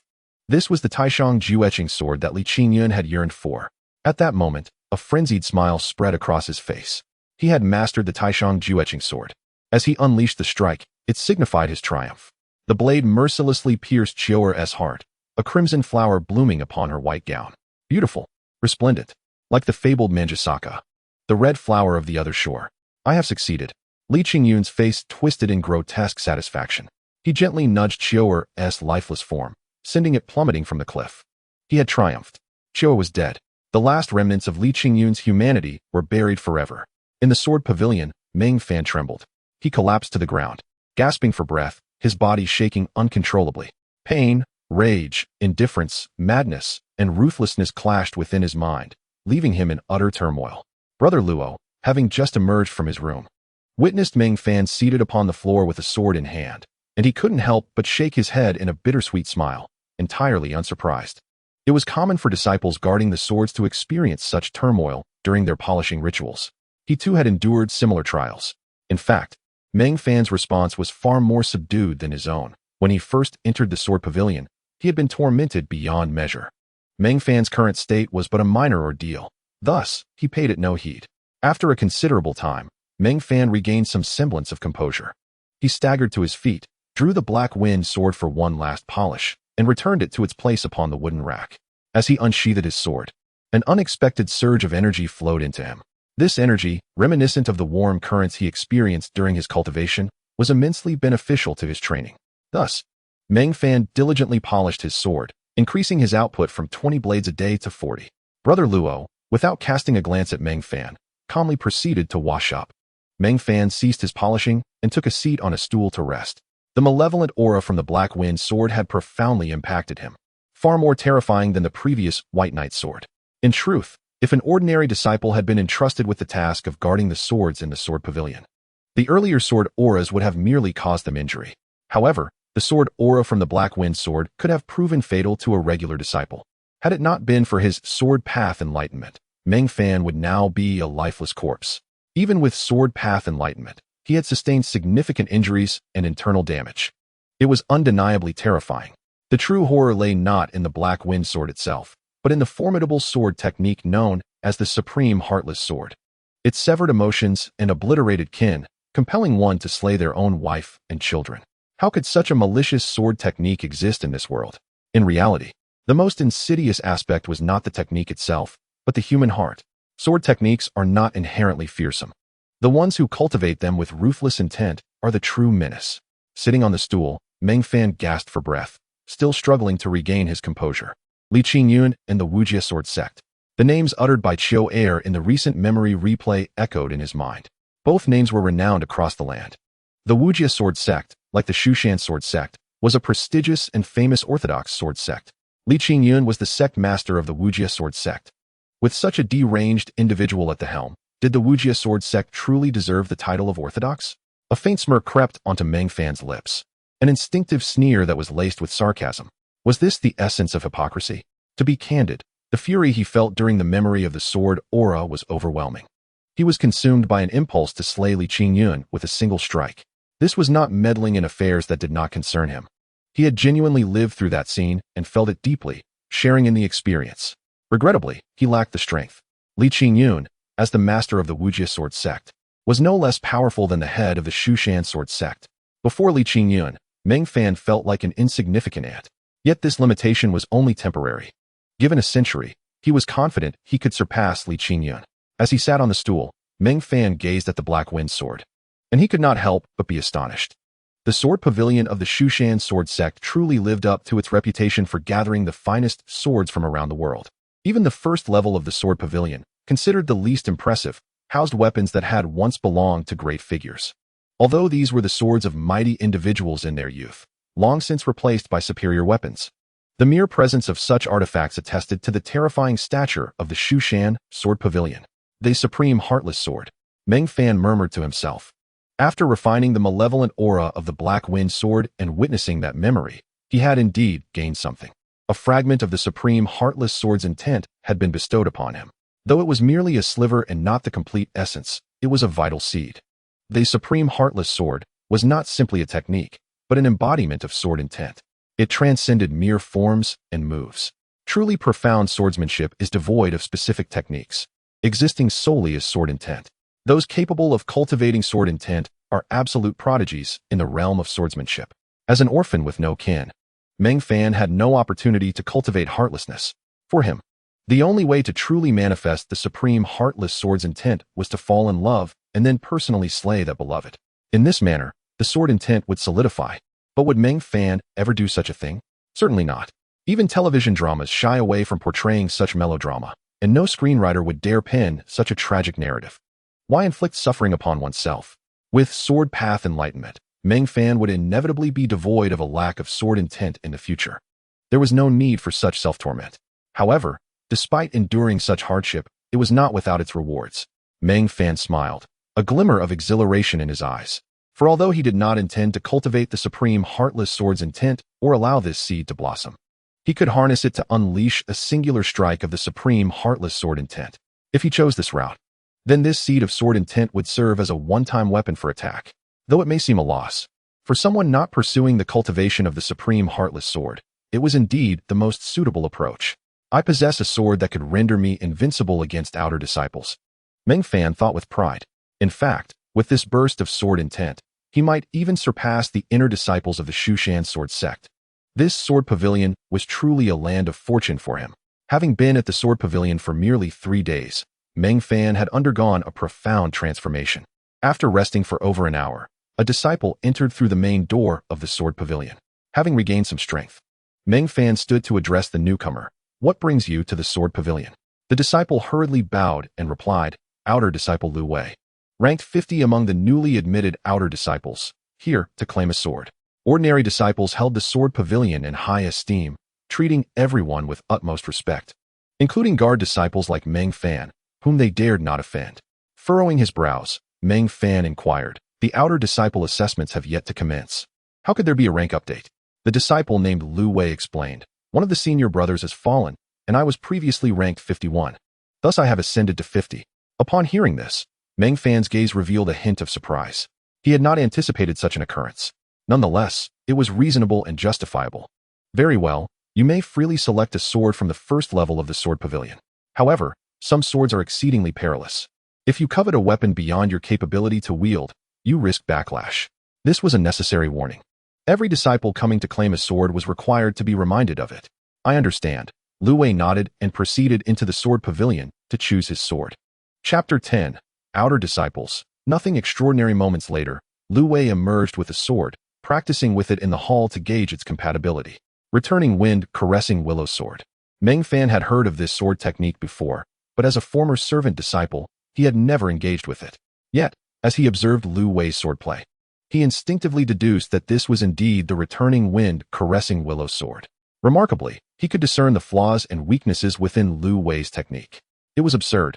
Despite having never studied this sword technique, he could identify its shortcomings at a glance.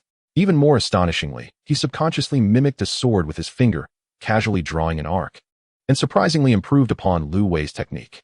With this alone, who would dare to claim Meng Fan was of inferior spiritual root? In the grand hall of the Sword Pavilion, Lu Wei's brow furrowed in frustration. Due to the inherent lack of fluidity he experienced while wielding the sword, he found himself at a loss regarding the source of the issue. Among the outer sect disciples, only those ranked within the top 50 were afforded a solitary opportunity to acquire a sword free of charge, should one wish to exchange their sword. 3 spirit stones must be relinquished. Thus, during his initial selection, Lu Wei approached the task with considerable caution. "Are you dissatisfied?" Meng Fan inquired of Lu Wei.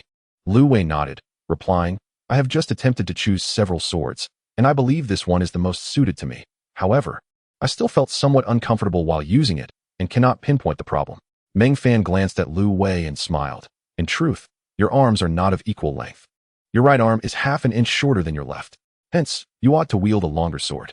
Moreover, your grip differs from that of an ordinary person. Your little finger tends to stray from the hilt, resting at its end. Therefore, a sword with a shorter hilt would be more appropriate for you.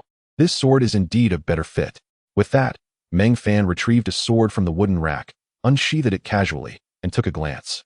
The act of drawing the sword was to absorb the aura contained within, which would aid in his cultivation. As he had not wiped the sword, he deemed it unwise to squander its potential. Upon feeling the surge of energy entering his body from the sword, Meng Fan tossed it to Lu Wei. Lu Wei caught the sword and tentatively swung it, a look of delight illuminating his face. Meng Fan's choice was indeed astute. This sword was perfectly suited to him. After practicing his sword techniques once more, Lu Wei felt a profound sense of satisfaction. He earnestly bowed to Meng Fan, expressing, "Thank you, senior brother." In truth, he was unaware whether Meng Fan was his senior or junior. Nevertheless, the term senior brother was a mark of respect, reflecting his genuine admiration. "Do not mention it. There is no time to linger at the Sword Pavilion. Now that you have selected your weapon, proceed with the registration and take your leave," Meng Fan stated calmly. Lu Wei promptly began the registration process and departed, cradling his beloved sword with joy. Senior brother Luo appeared before Meng Fan, carrying a wine gourd, and looked at him with surprise, saying, "You, my young friend, possess quite the discerning eye and insight." Meng Fan responded with a bashful smile, "You flatter me, senior brother." Luo shook his head. "This is no mere flattery, it is genuine praise. A person of your caliber is regrettably wasted in the Sword Pavilion. You are destined for greatness." Meng Fan quickly replied, "I truly feel that the Sword Pavilion suits me well. Indeed, if you can endure here, your achievements will far surpass those outside." Luo clapped Meng Fan on the shoulder, adding, "Diligently cultivate your skills, and when you reach the 5th level of Qi training, I shall introduce you to Elder Lin." "I will strive earnestly," Meng Fan nodded seriously. He then cast several glances at the wine gourd in Luo's hands, uncertainly asking, "Senior brother, is that not the wine gourd from my room?" Luo rolled his eyes at Meng Fan, expressing his displeasure. "How dare you ask? I reluctantly parted with a gourd of wine, and you barely touched it. The aroma is dissipating. What a waste." My tolerance is somewhat poor. I only took a sip," Meng Fan admitted. Upon hearing this, Luo did not mind and continued to drink from the gourd. "Such a fine elixir. And yet you do not know how to savor it. How dull." Luo derided Meng Fan before exiting the Sword Pavilion, presumably to indulge elsewhere. In truth, Meng Fan felt a tinge of envy towards senior brother Luo. Since arriving at the Sword Pavilion, he had not ventured outside even once. When Luo returned, he would inquire if he might also have the opportunity to leave. Throughout the afternoon, Meng Fan continued to polish swords. He only paused after attending to 40 blades. Following the Black Wind sword, the subsequent swords lacked any malevolent aura, much to Meng Fan's relief.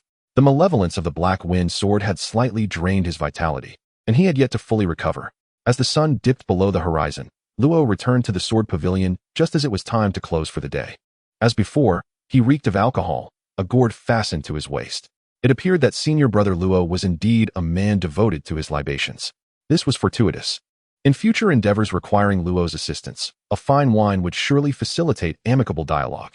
That night, Meng Fan continued to practice the Lingfeng Xiangong. After absorbing so much energy while polishing swords during the day, he felt warmth emanating from his lower abdomen once more. With the aid of this warmth, Meng Fan believed he would soon reach the second level of Qi training. He persevered until dawn, at which point the warmth was fully expended. As was his custom, Meng Fan arose early. Senior brother Luo, however, remained in a state of slumber until the sun had climbed high in the sky. You need not be so diligent. Even if you sleep until afternoon, no one will mind, Luo yawned. Meng Fan awkwardly replied, what if disciples come to collect swords in the morning? Luo dismissed the concern. Let them wait. We shall open the doors when we see fit. The Sword Pavilion's rules dictated that it would close promptly at sunset, while the opening time was entirely at their discretion. Hearing Luo's words, Meng Fan gained newfound insight regarding the Sword Pavilion. Very well, senior brother. I have a question that I hope is not too presumptuous. Ask away. Luo responded, appearing indifferent, maintaining his languid demeanor. Senior brother, if I have matters to attend to, may I leave the Sword Pavilion for a while? Meng Fan inquired hesitantly. After all, he had only recently joined the Sword Pavilion. It felt akin to a new employee wishing to take an unsanctioned break. Luo, however, appeared unconcerned. Of course. Just return before the pavilion closes. If I am present, feel free to leave. If I am not, remember to secure the door before you go. Meng Fan was taken aback by this casualness. It was beyond his expectations. He continued, Senior brother, disciples of the Shu Mountain Sword Sect are permitted to practice in the training hall for 1 hour each day. As a sword guardian disciple, my status is equivalent to that of an outer sect disciple. May I also practice in the training hall for 1 hour? Certainly. You have just entered the Qi training stage, so it would be beneficial for you to practice in the training hall, Luo affirmed. For someone like Luo, the training hall held little value. Had Meng Fan not mentioned it, Luo would have forgotten it entirely. The training hall was equipped with a small gathering spirit array. However, this location was primarily beneficial to those at the Qi training stage, and its efficacy diminished significantly for those above the 6th level of Qi training. Then, senior brother, may I step out now to visit the training hall? Meng Fan boldly asked. Luo smiled. Go ahead. I do not plan on leaving the Sword Pavilion today. As Meng Fan exited the pavilion, he felt invigorated. Having been confined within for several days, the fresh air outside was a welcome relief. Before long, he arrived at the training hall of the Shu Mountain Sword Sect. The hall was vast, capable of accommodating over 1,000 disciples without issue. A small gathering spirit array shared among thousands of disciples was rather meager. Thus, it was no surprise that someone like Luo had long since forgotten about the training hall. However, for Meng Fan, who had just entered the 1st level of Qi training, the training hall was still a veritable treasure trove. Meng Fan took out the token of the Sword Guardian disciple and, after registering, entered the training hall. He found a spot, sat cross-legged on the ground, and began his cultivation. However, after a brief moment, a frown creased his brow. The warm current in his lower abdomen had already dissipated from the previous night. He was now cultivating in vain. Even within the training hall, he felt no effect. He could barely sense the flow of spiritual energy, and his progress was almost on par with when he practiced in the Sword Pavilion without any warmth. There was no improvement. He mused that it would be more beneficial to polish a few swords and accumulate some warmth instead. Disinterest in the training hall washed over him, undoubtedly. He had no intention of returning the next day. For other outer disciples, even a slight enhancement in cultivation speed within the training hall was better than nothing. Yet for Meng Fan, it felt like a waste of time. Rising to leave the training hall, he encountered a familiar face. Well, not too familiar, as they had only met once. Shi, ranked 41st among the outer disciples. This fellow was still practicing in the training hall, indicating he had not yet reached the 6th level of Qi refinement. Typically, once one attained the 6th level, they would no longer frequent the training hall. Meng Fan had developed a general understanding of the outer disciples. It was somewhat disheartening to realize that even among the top 50, there were those who had not reached the 6th level of Qi refinement. Previously, Meng Fan viewed the outer disciples as exalted beings, vastly superior to the servant disciples. Yet now, it seemed they were not so remarkable after all. Chapter 11. Your swordsmanship is lamentable. Upon spotting Shi, the latter noticed Meng Fan as well. It was a classic case of adversaries crossing paths. Shi regarded Meng Fan with a cold stare, a sinister smile gracing his face. In the Sword Pavilion, he had refrained from confronting Meng Fan in the presence of senior brother Luo. However, here in the training hall, it was a different matter entirely. This was his opportunity to teach Meng Fan a lesson. Meng Fan, I never expected you would have the audacity to step out of the Sword Pavilion. I could not deal with you there, but here, it is a different story. Shi approached Meng Fan, his demeanor arrogant. Meng Fan smiled faintly and glanced at Shi, casually inquiring, what do you want? What do I want? That depends on your actions. Either you return the Black Flame sword to me, or you shall not leave the training hall unscathed today." Yang Shi's tone was menacing. "I do not believe you dare to lay a hand on me here in the training hall," Meng Fan retorted nonchalantly. The training hall was certainly not a place for causing trouble. Yang Shi sneered. "I will be waiting for you outside. Unless you plan to hide in the training hall forever, blocking the exit?" This maneuver was akin to a kindergarten child making threats. "Don't leave after school. I'll be waiting at the gate." Meng Fan cast a glance at Yang Shi, not overly concerned. Though Yang Shi ranked within the top 50 among the outer disciples, he was hardly intimidating. It was likely that Yang Shi was at the 5th level of Qi refinement. While theoretically stronger than the 1st level, this did not guarantee superior swordsmanship or combat abilities. In essence, a stronger Qi equated to greater endurance and offensive power. Yet Meng Fan was confident in his sword technique, believing he could overpower Yang Shi. If he could suppress his opponent with a single strike, then the latter's endurance would become irrelevant. As for offensive strength, if one could exploit the opponent's weaknesses, the latter would struggle to land a hit. Of course, this presupposed that the opponent was not formidable enough to be insurmountable. Should one reach the 7th or 8th level of Qi refinement, their formidable Qi could overwhelm even the most lackluster sword techniques. Under such circumstances, no matter how skillful one was, they would still take a beating. However, Yang Shi was clearly not at that level. Thus Meng Fan felt confident he could showcase his prowess. Yang Shi exited the training hall, awaiting Meng Fan outside. Meng Fan followed suit, having already intended to leave, and thus was not swayed by Yang Shi's presence. Upon stepping outside, Yang Shi was surprised to see Meng Fan trailing behind him. In his mind, he had expected Meng Fan to cower within the training hall. "You have quite the nerve," Yang Shi remarked coldly. "I will give you one last chance. Return the black flame sword to me, and I will let bygones be bygones, refraining from troubling you further." Meng Fan shook his head. "The black flame sword has been reclaimed by the Sword Pavilion. If you wish to obtain a sword again, be prepared to offer 10 spirit stones." Outside the training hall lay a martial arts arena. Yang Shi seized a wooden sword from the weapon rack and pointed it at Meng Fan. "In that case, do not say I bullied you. Today, you will pay the price."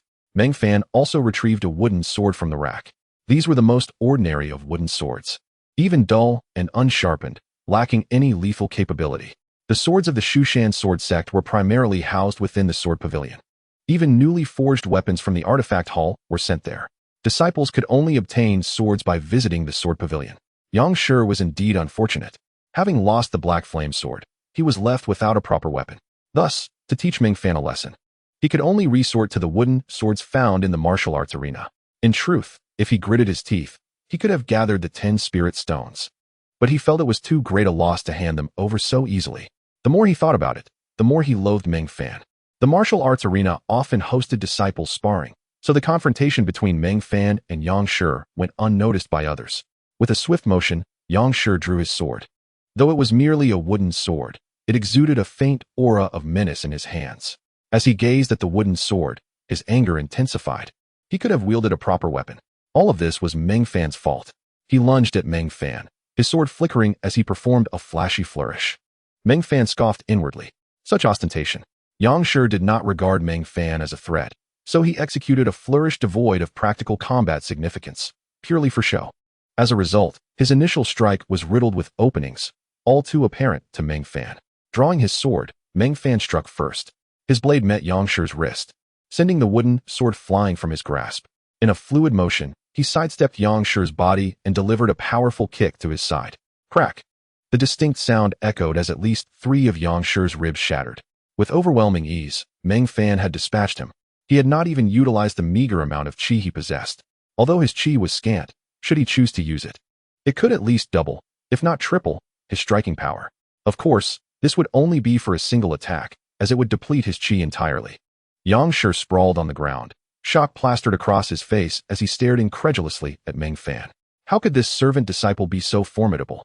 Yang Fei had previously told him Meng Fan was strong, but he had dismissed it. What could a servant disciple possibly amount to? Yet, the strength of Meng Fan surpassed all his expectations. In the recent confrontation, the opponent had completely seen through him, fully grasping the rhythm of the battle. This insight and experience filled him with despair. A mere outer disciple? It was even more terrifying than an inner disciple. He could sense that Meng Fan's cultivation was significantly inferior to his own. The gap was substantial. Yet, his combat prowess left him trailing far behind. Absurd. Are you going to submit? Meng Fan took a step forward, placing his foot on Yang Shi's face. This was a blatant humiliation. Yang Shi was immediately enraged, unleashing his true energy to force Meng Fan's foot away, causing Meng Fan to stumble back a couple of steps.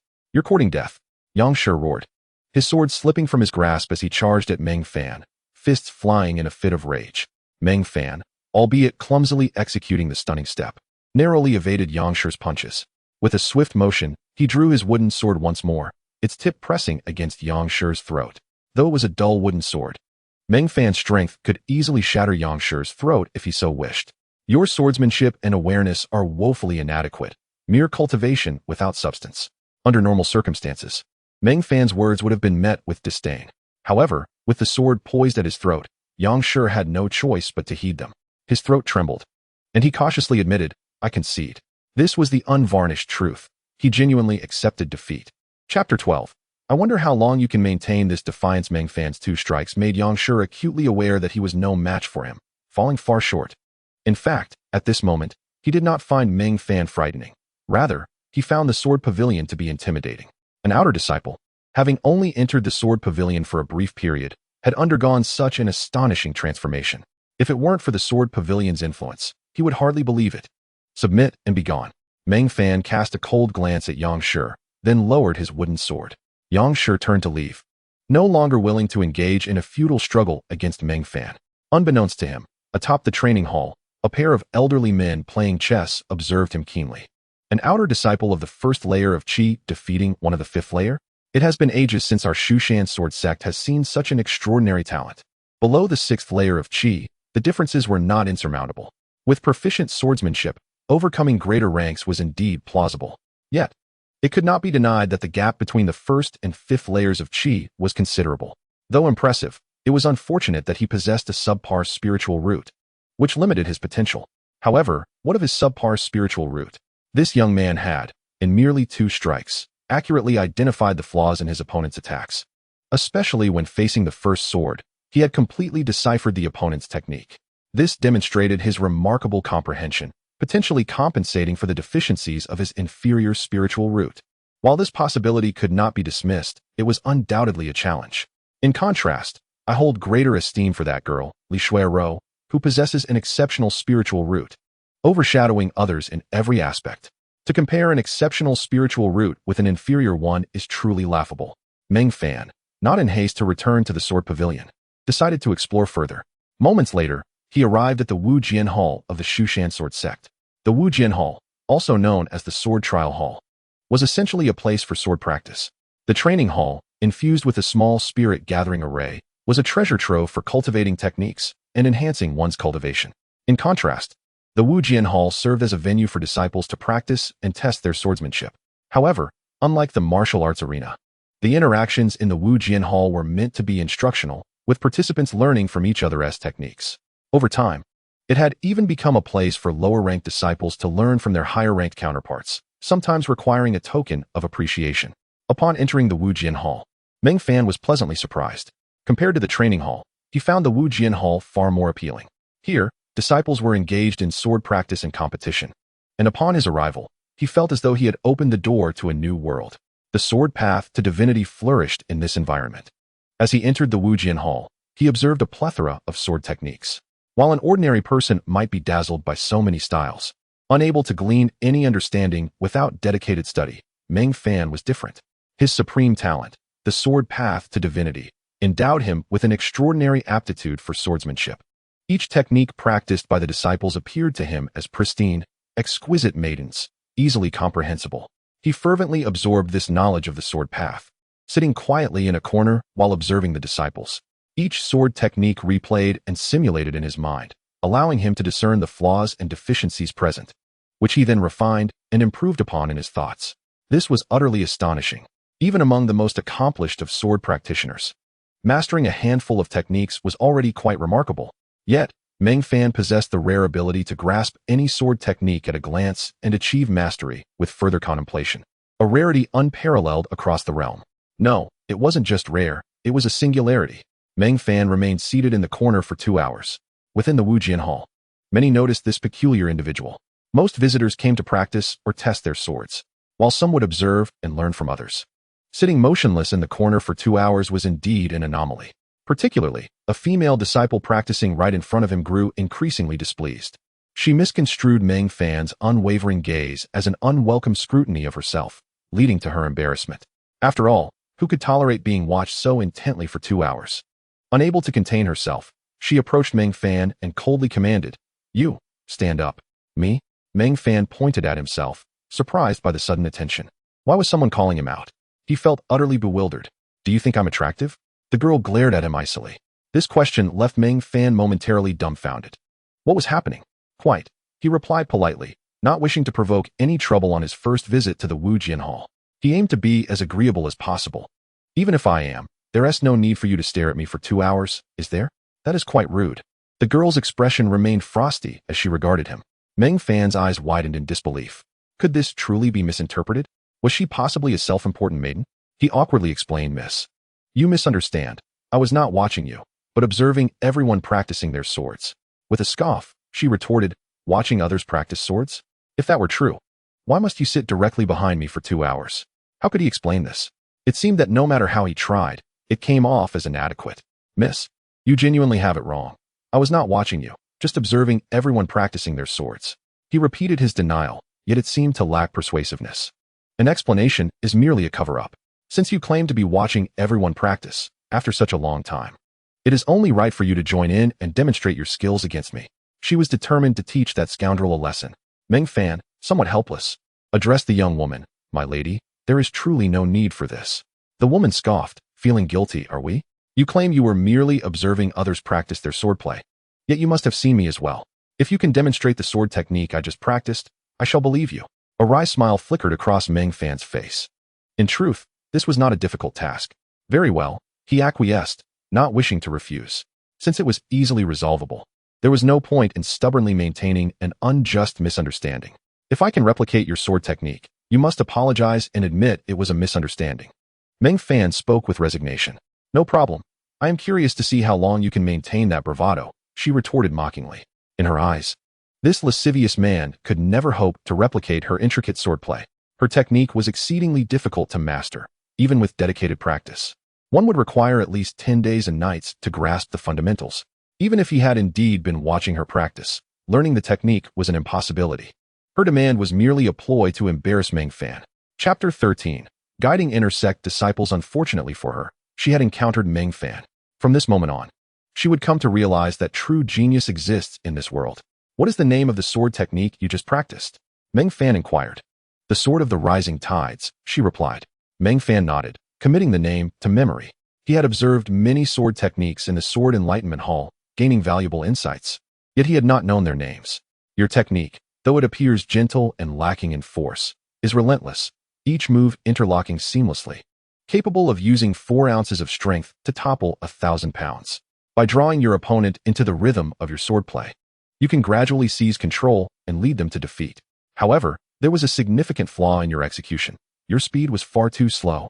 This technique necessitates a seamless series of strikes, where each blow flows into the next, combining gentleness with the ferocity of a tempest to catch the opponent off guard." Meng Fan retrieved a wooden sword from the weapon rack in the corner, unsheathing it and setting the scabbard aside. "My lady, your swordplay is too slow," he declared, and began to demonstrate.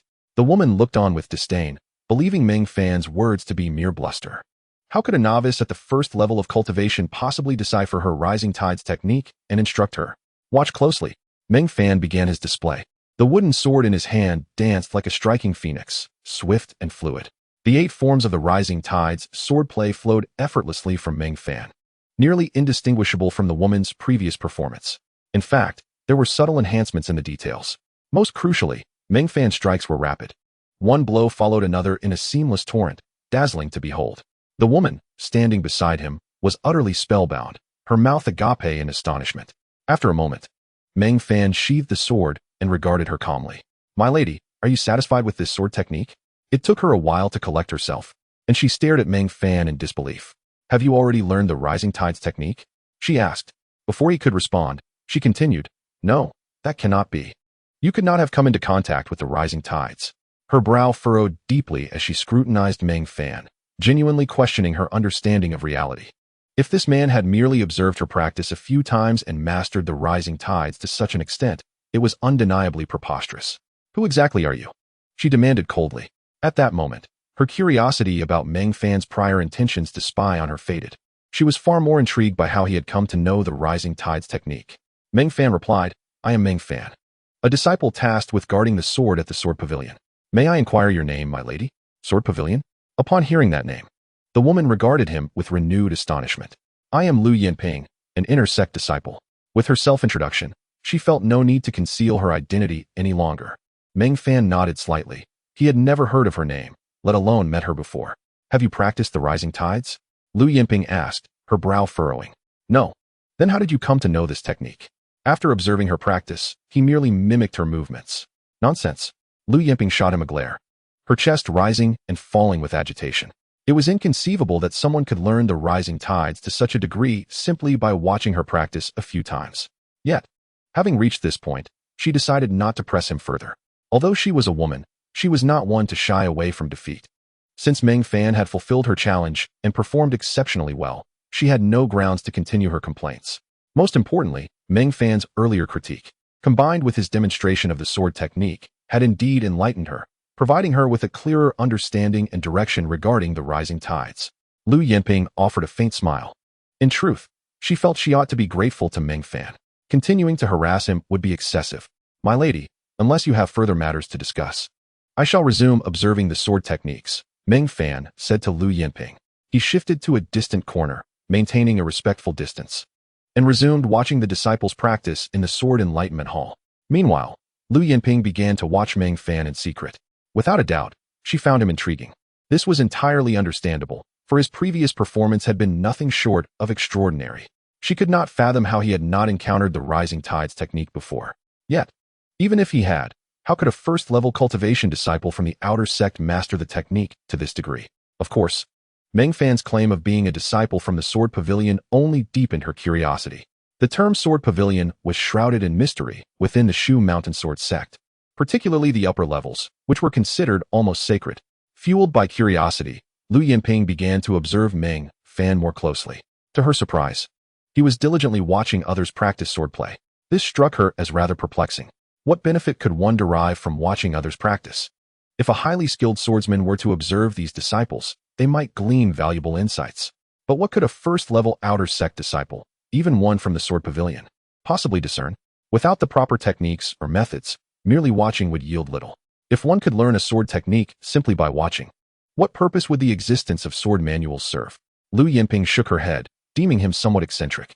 Once she confirmed that Meng Fan was merely observing without any ulterior motives, she lost interest in watching him further. There was nothing to be gleaned from it. It wasn't until the sun dipped below the horizon that Meng Fan reluctantly rose to leave the Sword Enlightenment Hall. The Sword Pavilion is about to close, so I must hurry back.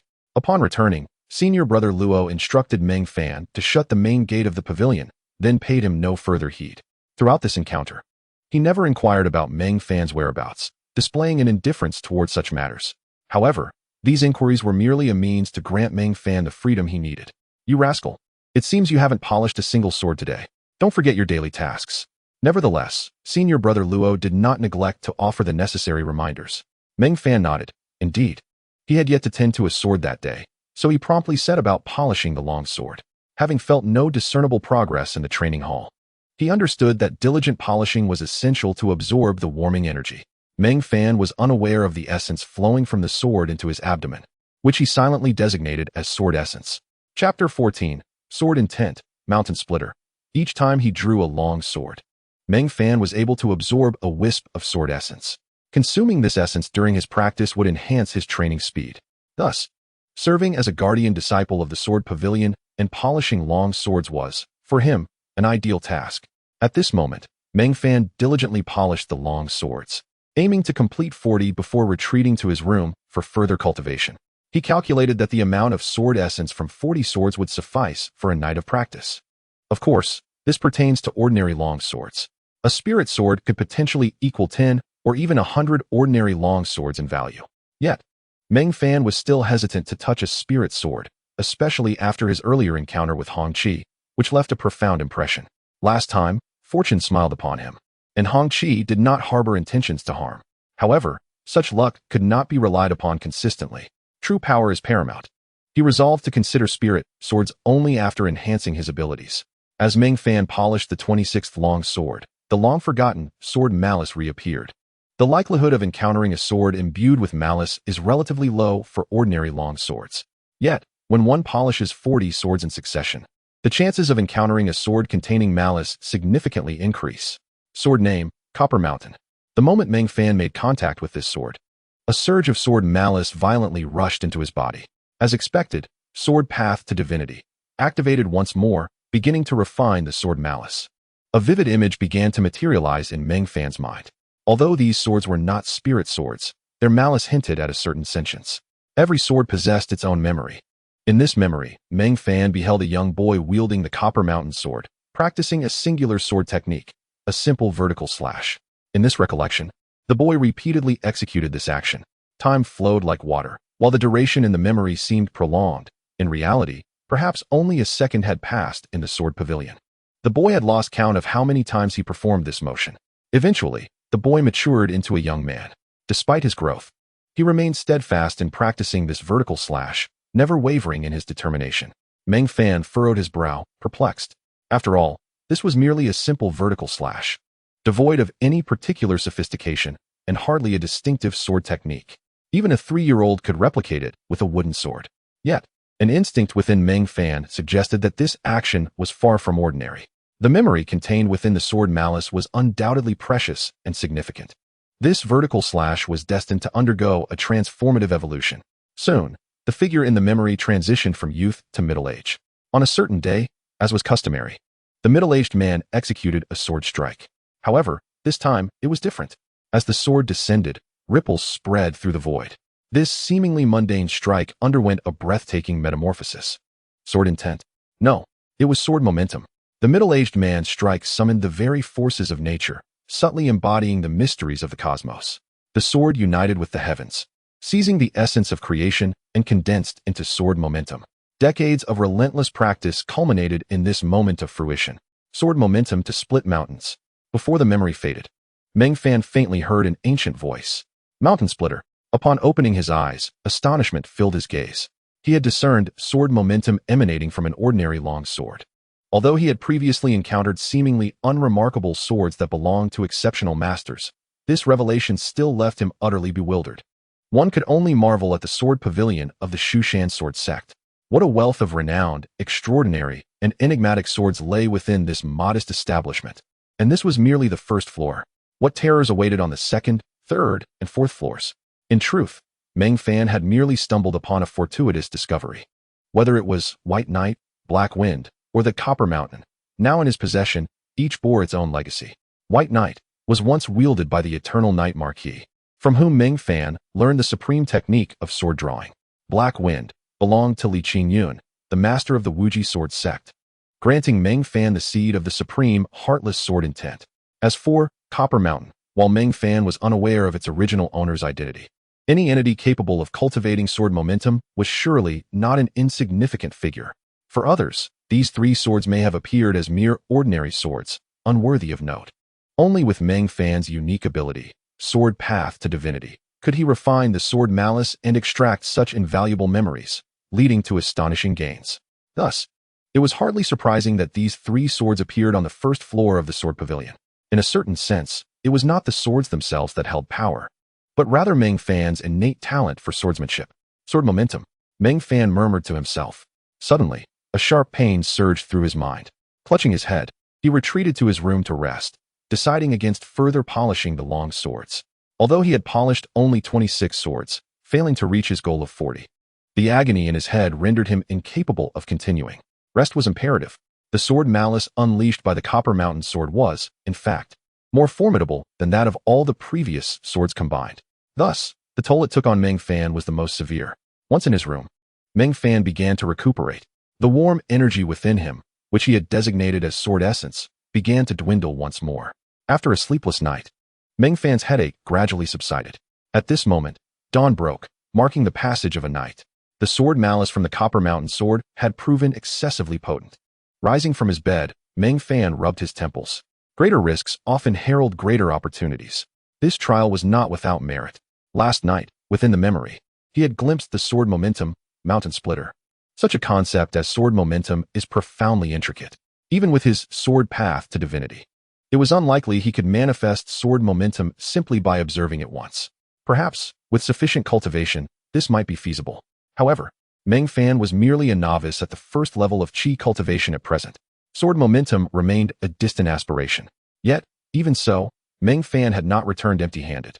Though he was unable to condense the formidable sword intent of the mountain-splitting sword, he had mastered the technique itself. He blended this sword momentum into a unique sword move of his own, a realization bestowed upon him by the sword path to enlightenment. Meng Fan stepped out of his room and approached the wooden rack outside, casually selecting a long sword and drawing it from its sheath. He then executed a gentle downward stroke, his movements mirroring those of the person from his memories. The individual in his recollection had delivered every strike with an air of ordinariness, save for the final blow. Yet, at this moment, Meng Fan's strike, while seemingly identical, possessed a distinct and extraordinary power. The seemingly weightless swing concealed an immense force within. Sheathing the sword and placing it back on the wooden rack, a faint smile graced Meng Fan's face. Chapter 15. The return of all swords to their origin. The initial form, although Meng Fan could not summon sword intent, he had gleaned a sword move from the mountain-splitting technique that was uniquely his own. He named this move mountain splitting. When he executed this technique, he achieved an effect akin to lifting a heavy weight with ease. The same amount of force, when channeled through this technique, could be amplified 3 to 4-fold. An astonishing feat. Most importantly, as Meng Fan's cultivation and realm advanced, this technique would inevitably evolve into the sword intent of mountain splitting. A satisfied smile illuminated Meng Fan's face. The move he had comprehended, the mountain splitting technique, was of considerable significance to him, signifying a tangible enhancement of his strength. Once executed, his offensive power could rival that of a martial artist at the third layer of qi training. Though he could effortlessly engage in battles beyond his level due to his innate talent and mastery of swordsmanship, such feats felt somewhat like a shortcut, lacking in true strength.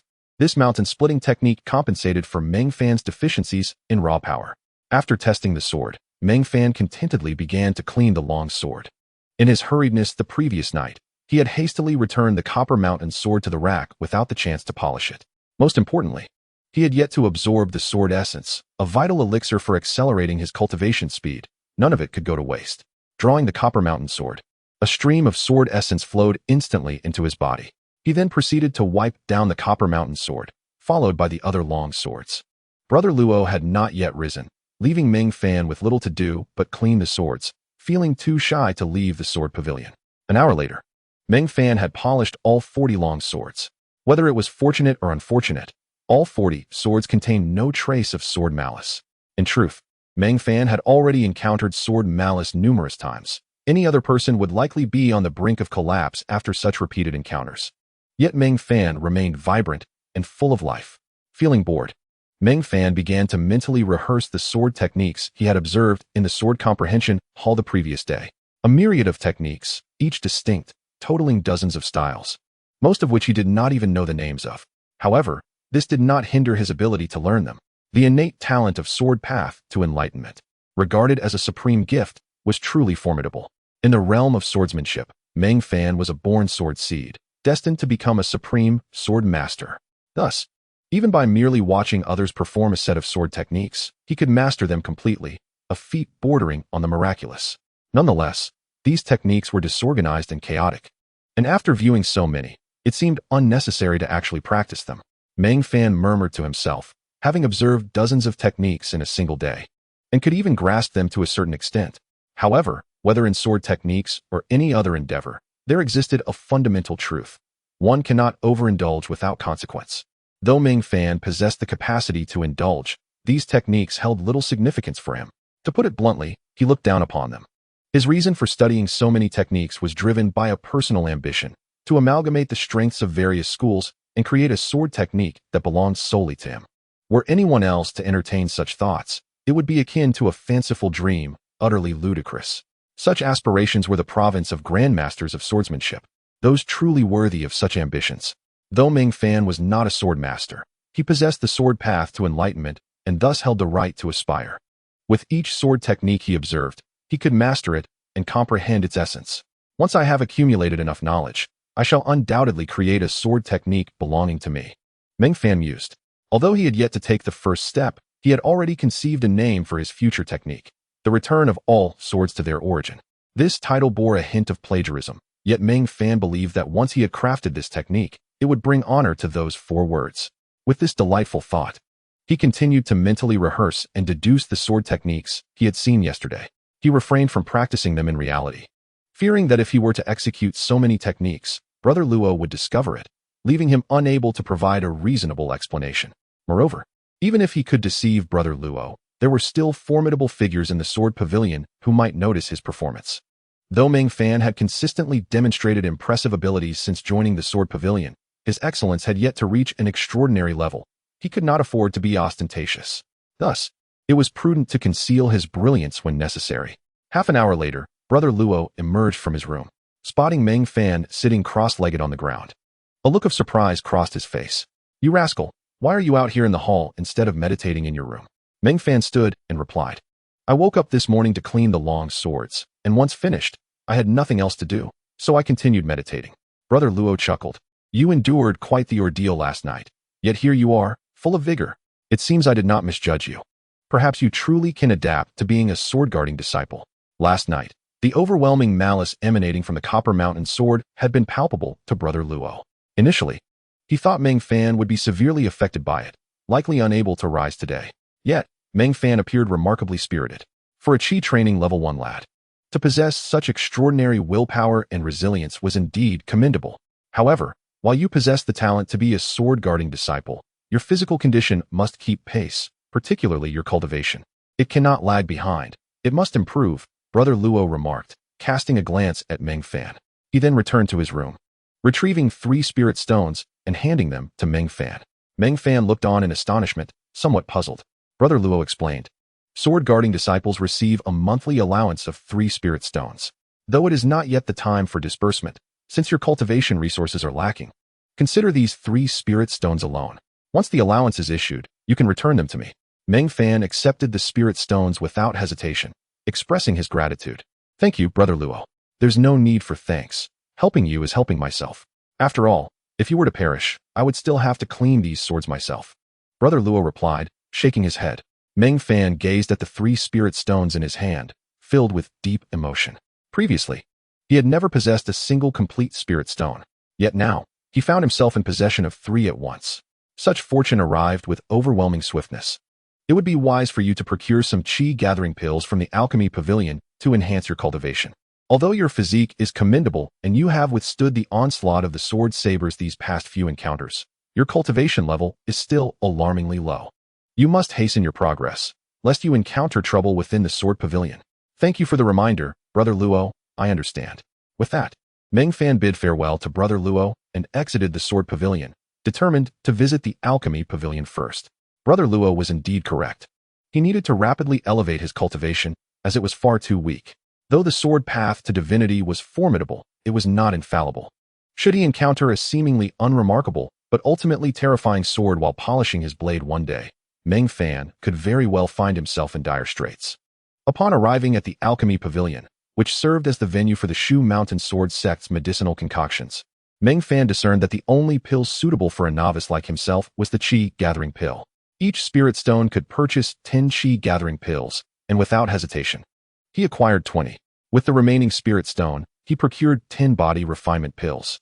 As their name suggests, body refinement pills are utilized for strengthening one's physique. Despite possessing the sword path to divinity, Meng Fan's physical constitution was not particularly strong, compounded by a lack of training in any body refinement techniques. Thus, acquiring some body refinement pills to fortify his body was indeed necessary. In truth, Meng Fan yearned for a body refinement technique rather than merely pills. Yet fate had not granted him such an opportunity.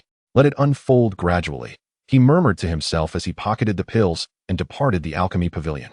After leaving, Meng Fan returned to the Sword Comprehension Hall. Observing sword techniques, there was his most crucial avenue for refining his self-created sword technique. All swords returned to origin. Upon entering, he settled into a corner, as he had the day before. He neither engaged in duels nor sparred with others. Instead, he silently watched others practice their swordplay. There were indeed a few individuals like Meng Fan who only observed without practicing, seeking to learn from the masters who wielded the same sword techniques they did.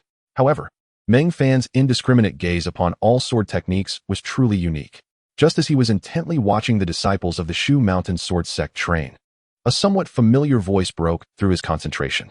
He turned slightly to see a face he recognized, Lu Yinping, the girl from yesterday who had wrongfully accused him of peeping at her. "Miss, I assure you, I am not lurking behind you today," Meng Fan said with a bitter smile. He had grown somewhat weary of being wrongly accused, for such situations are notoriously difficult to clarify. She claimed he was spying on her, a charge that was hard to contest, given that he was indeed watching her, though it was her swordplay that captured his attention. How could one possibly explain the distinction between observing a sword and observing a person? It was an explanation that could not be conveyed. Even after he had demonstrated the Beihai sword to her the previous day, she accepted it in words, but not in spirit. She still believed he was spying, albeit without pursuing the matter further. One must admit, young men must take care to protect themselves, for often, when wrongfully accused by a girl, no one will listen to their side of the story, and inherently, they bear the burden of guilt. Lu Yinping regarded Meng Fan and said with a hint of resignation, "Rest assured, I am not here to cause you trouble." Despite her words, Meng Fan felt that she was indeed a source of trouble. "That is good," Meng Fan replied with a smile. He had no desire to continue the conversation, yet Lu Yinping was not one to let him off easily. She continued, "After reflecting on your insights regarding the Beihai sword, I have gained some new understanding since returning home." Congratulations," Meng Fan replied perfunctorily. "Though I do not know why you have an affinity for the Beihai sword, you have indeed made some accomplishments in this technique. Would you care to spar with me?" Meng Fan was taken aback by Lu Yinping's request. He had not anticipated that this girl would seek to engage him in a sword duel. Was this what they called a relationship forged through conflict? Had she truly set her sights on him?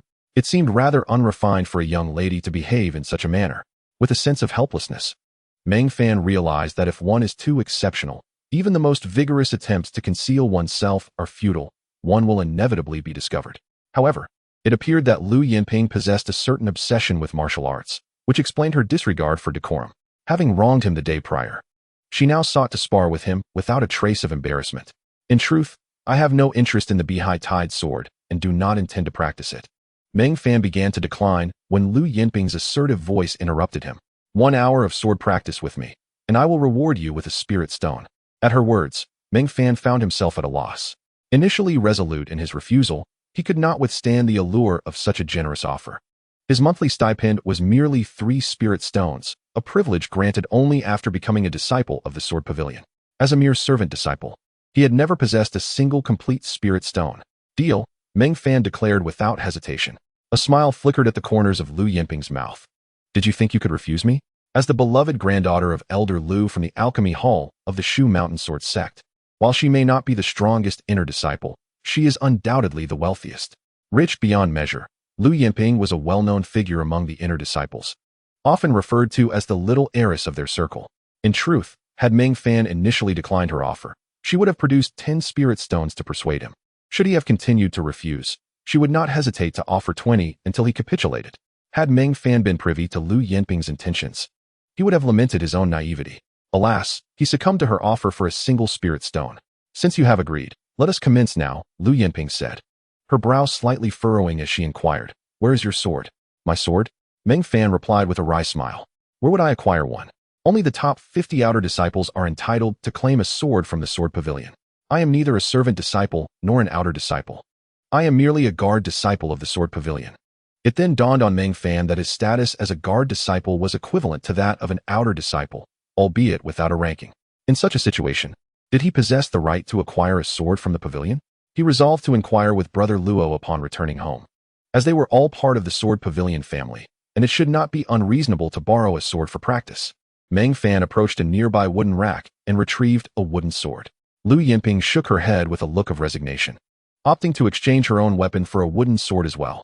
Since this was a friendly spar rather than a battle to the death, there was no need to take advantage in terms of weaponry. If it were a genuine battle, she would undoubtedly not be so hypocritical, relying on the advantage of her weapon to crush her enemies, relishing in their suffocating demise.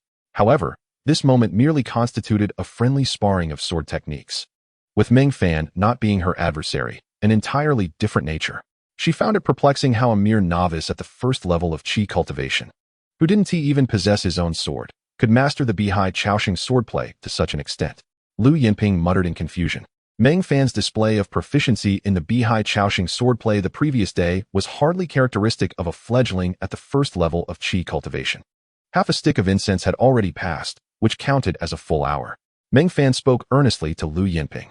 Upon hearing his words, Lu Yinping couldn't help but laugh. This fellow was utterly ignorant of the wealth possessed by the affluent. Junior brother, do not think that I can only afford you for an hour. I could easily cover a day, a month, or even a year. Lu Yinping said this with a dismissive expression, her eyes betraying an unmistakable pride. Meng Fan furrowed his brow, sensing an ominous premonition. Ever since this girl had sought trouble with him yesterday, her gaze had been peculiar. Could it be that she intended to support him? The likelihood was considerable. The body he inhabited after his transmigration was strikingly handsome. In terms of looks, he bore a striking resemblance to the character Yang Gua, played by Bai Gu in dramas, achieving a resemblance of about 70%. The remaining 30% only served to enhance his appeal even further. While Meng Fan's cultivation might be insignificant within the Shu Mountain Sword Sect, his appearance was unparalleled, akin to the innate talent of sword Dao enlightenment, making him unmatched among the disciples.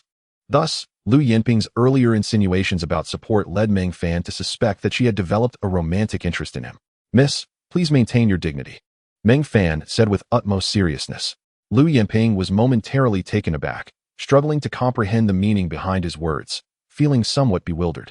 A few seconds later, her face flushed crimson as the misunderstanding dawned upon her. She immediately retorted, "Maintain my dignity? Take your sword." With that, she brandished her wooden sword, striking at Meng Fan. Meng Fan could only shake his head in resignation. Why was she so flustered? He raised his sword to parry, deflecting Lu Yinping's wooden sword. Neither utilized their qi. Particularly from Lu Yinping's perspective, Meng Fan was merely at the first level of qi cultivation, far beneath her. If she employed her qi, it would be an undue advantage. Thus their sparring was solely a test of sword techniques. And in this pure exchange of skill, Meng Fan felt utterly unperturbed. Chapter 17.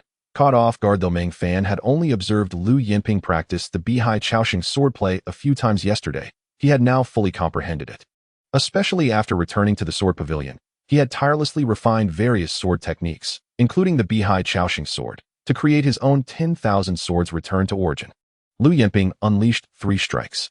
The first was parried by Meng Fan, the second evaded, and the third met with Meng Fan's sword. This ignited Lu Yinping's competitive spirit, leading her to unleash her 4th, 5th, and 6th strikes, each more ferocious than the last. These were improvements she had made based on Meng Fan's previous suggestions. Yet, despite her relentless efforts, Meng Fan easily countered her attacks. Undeterred, she continued with her 7th and 8th strikes. The Bihai Chaoxing swordplay comprised 8 techniques. For the 7th strike, her sword tip was precisely met by Meng Fan's. Before she could complete her 8th strike, Meng Fan's sword struck her wrist. With a thud, Lu Yinping's wooden sword fell from her grasp, marking her utter defeat. She stared incredulously at Meng Fan, feeling deeply disheartened, questioning her very existence. After returning home yesterday, she had refined the Bihai Chaoxing swordplay and was confident that her technique had significantly improved. Yet, in this contest, she had been thoroughly outclassed by Meng Fan. Being an inner disciple, how could she be so decisively bested by a newly minted outer disciple? Miss? What miss? Call me Senior Sister Lu, Lu Yinping exclaimed, flustered. Having been trounced in swordplay, she instinctively sought to regain her dignity elsewhere. I am an inner disciple, and you are an outer disciple. You should address me as Senior Sister. Senior Sister Lu, Meng Fan relented. He had no choice. In terms of status, she indeed held the upper hand. It was no loss to address her as such, especially since he stood to gain spirit stones. Senior Sister Lu, while your swordplay has improved since yesterday, and some flaws have been corrected, it remains insufficiently refined. For instance, in this stance, your footwork should be slower, while your sword should be swifter. Additionally, in the second stance, since she was offering spirit stones, Meng Fan felt obliged to be responsible and ensure she received value for her expenditure. Thus, he earnestly pointed out the deficiencies in Lu Yinping's swordplay, providing optimization suggestions. Initially resistant, Lu Yinping gradually found merit in Meng Fan's words. The more she listened, the more engaged she became, even instinctively asking questions when she encountered confusion. Observers within the sword hall were astonished by the scene. They did not recognize Meng Fan, but could see he was merely a novice at the first level of qi cultivation. Conversely, Lu Yinping was renowned among the inner disciples, known as the pampered granddaughter of Elder Lu of the Alchemy Hall, and importantly, she had attained the 9th level of qi cultivation. just a step away from the true martial realm. It was bewildering to witness a 9th-level Qi cultivator humbly seeking guidance from a 1st-level novice. Senior Sister Lu, what has happened to you? Have you been deceived by this lad? At that moment, a young inner disciple approached, dressed in the garb of an inner disciple. He clearly belonged to that rank. Meng Fan rolled his eyes but refrained from retorting. It was prudent to avoid offending inner disciples. Within the Sword Pavilion, he might not fear them with backing, but outside, he needed to maintain a low profile.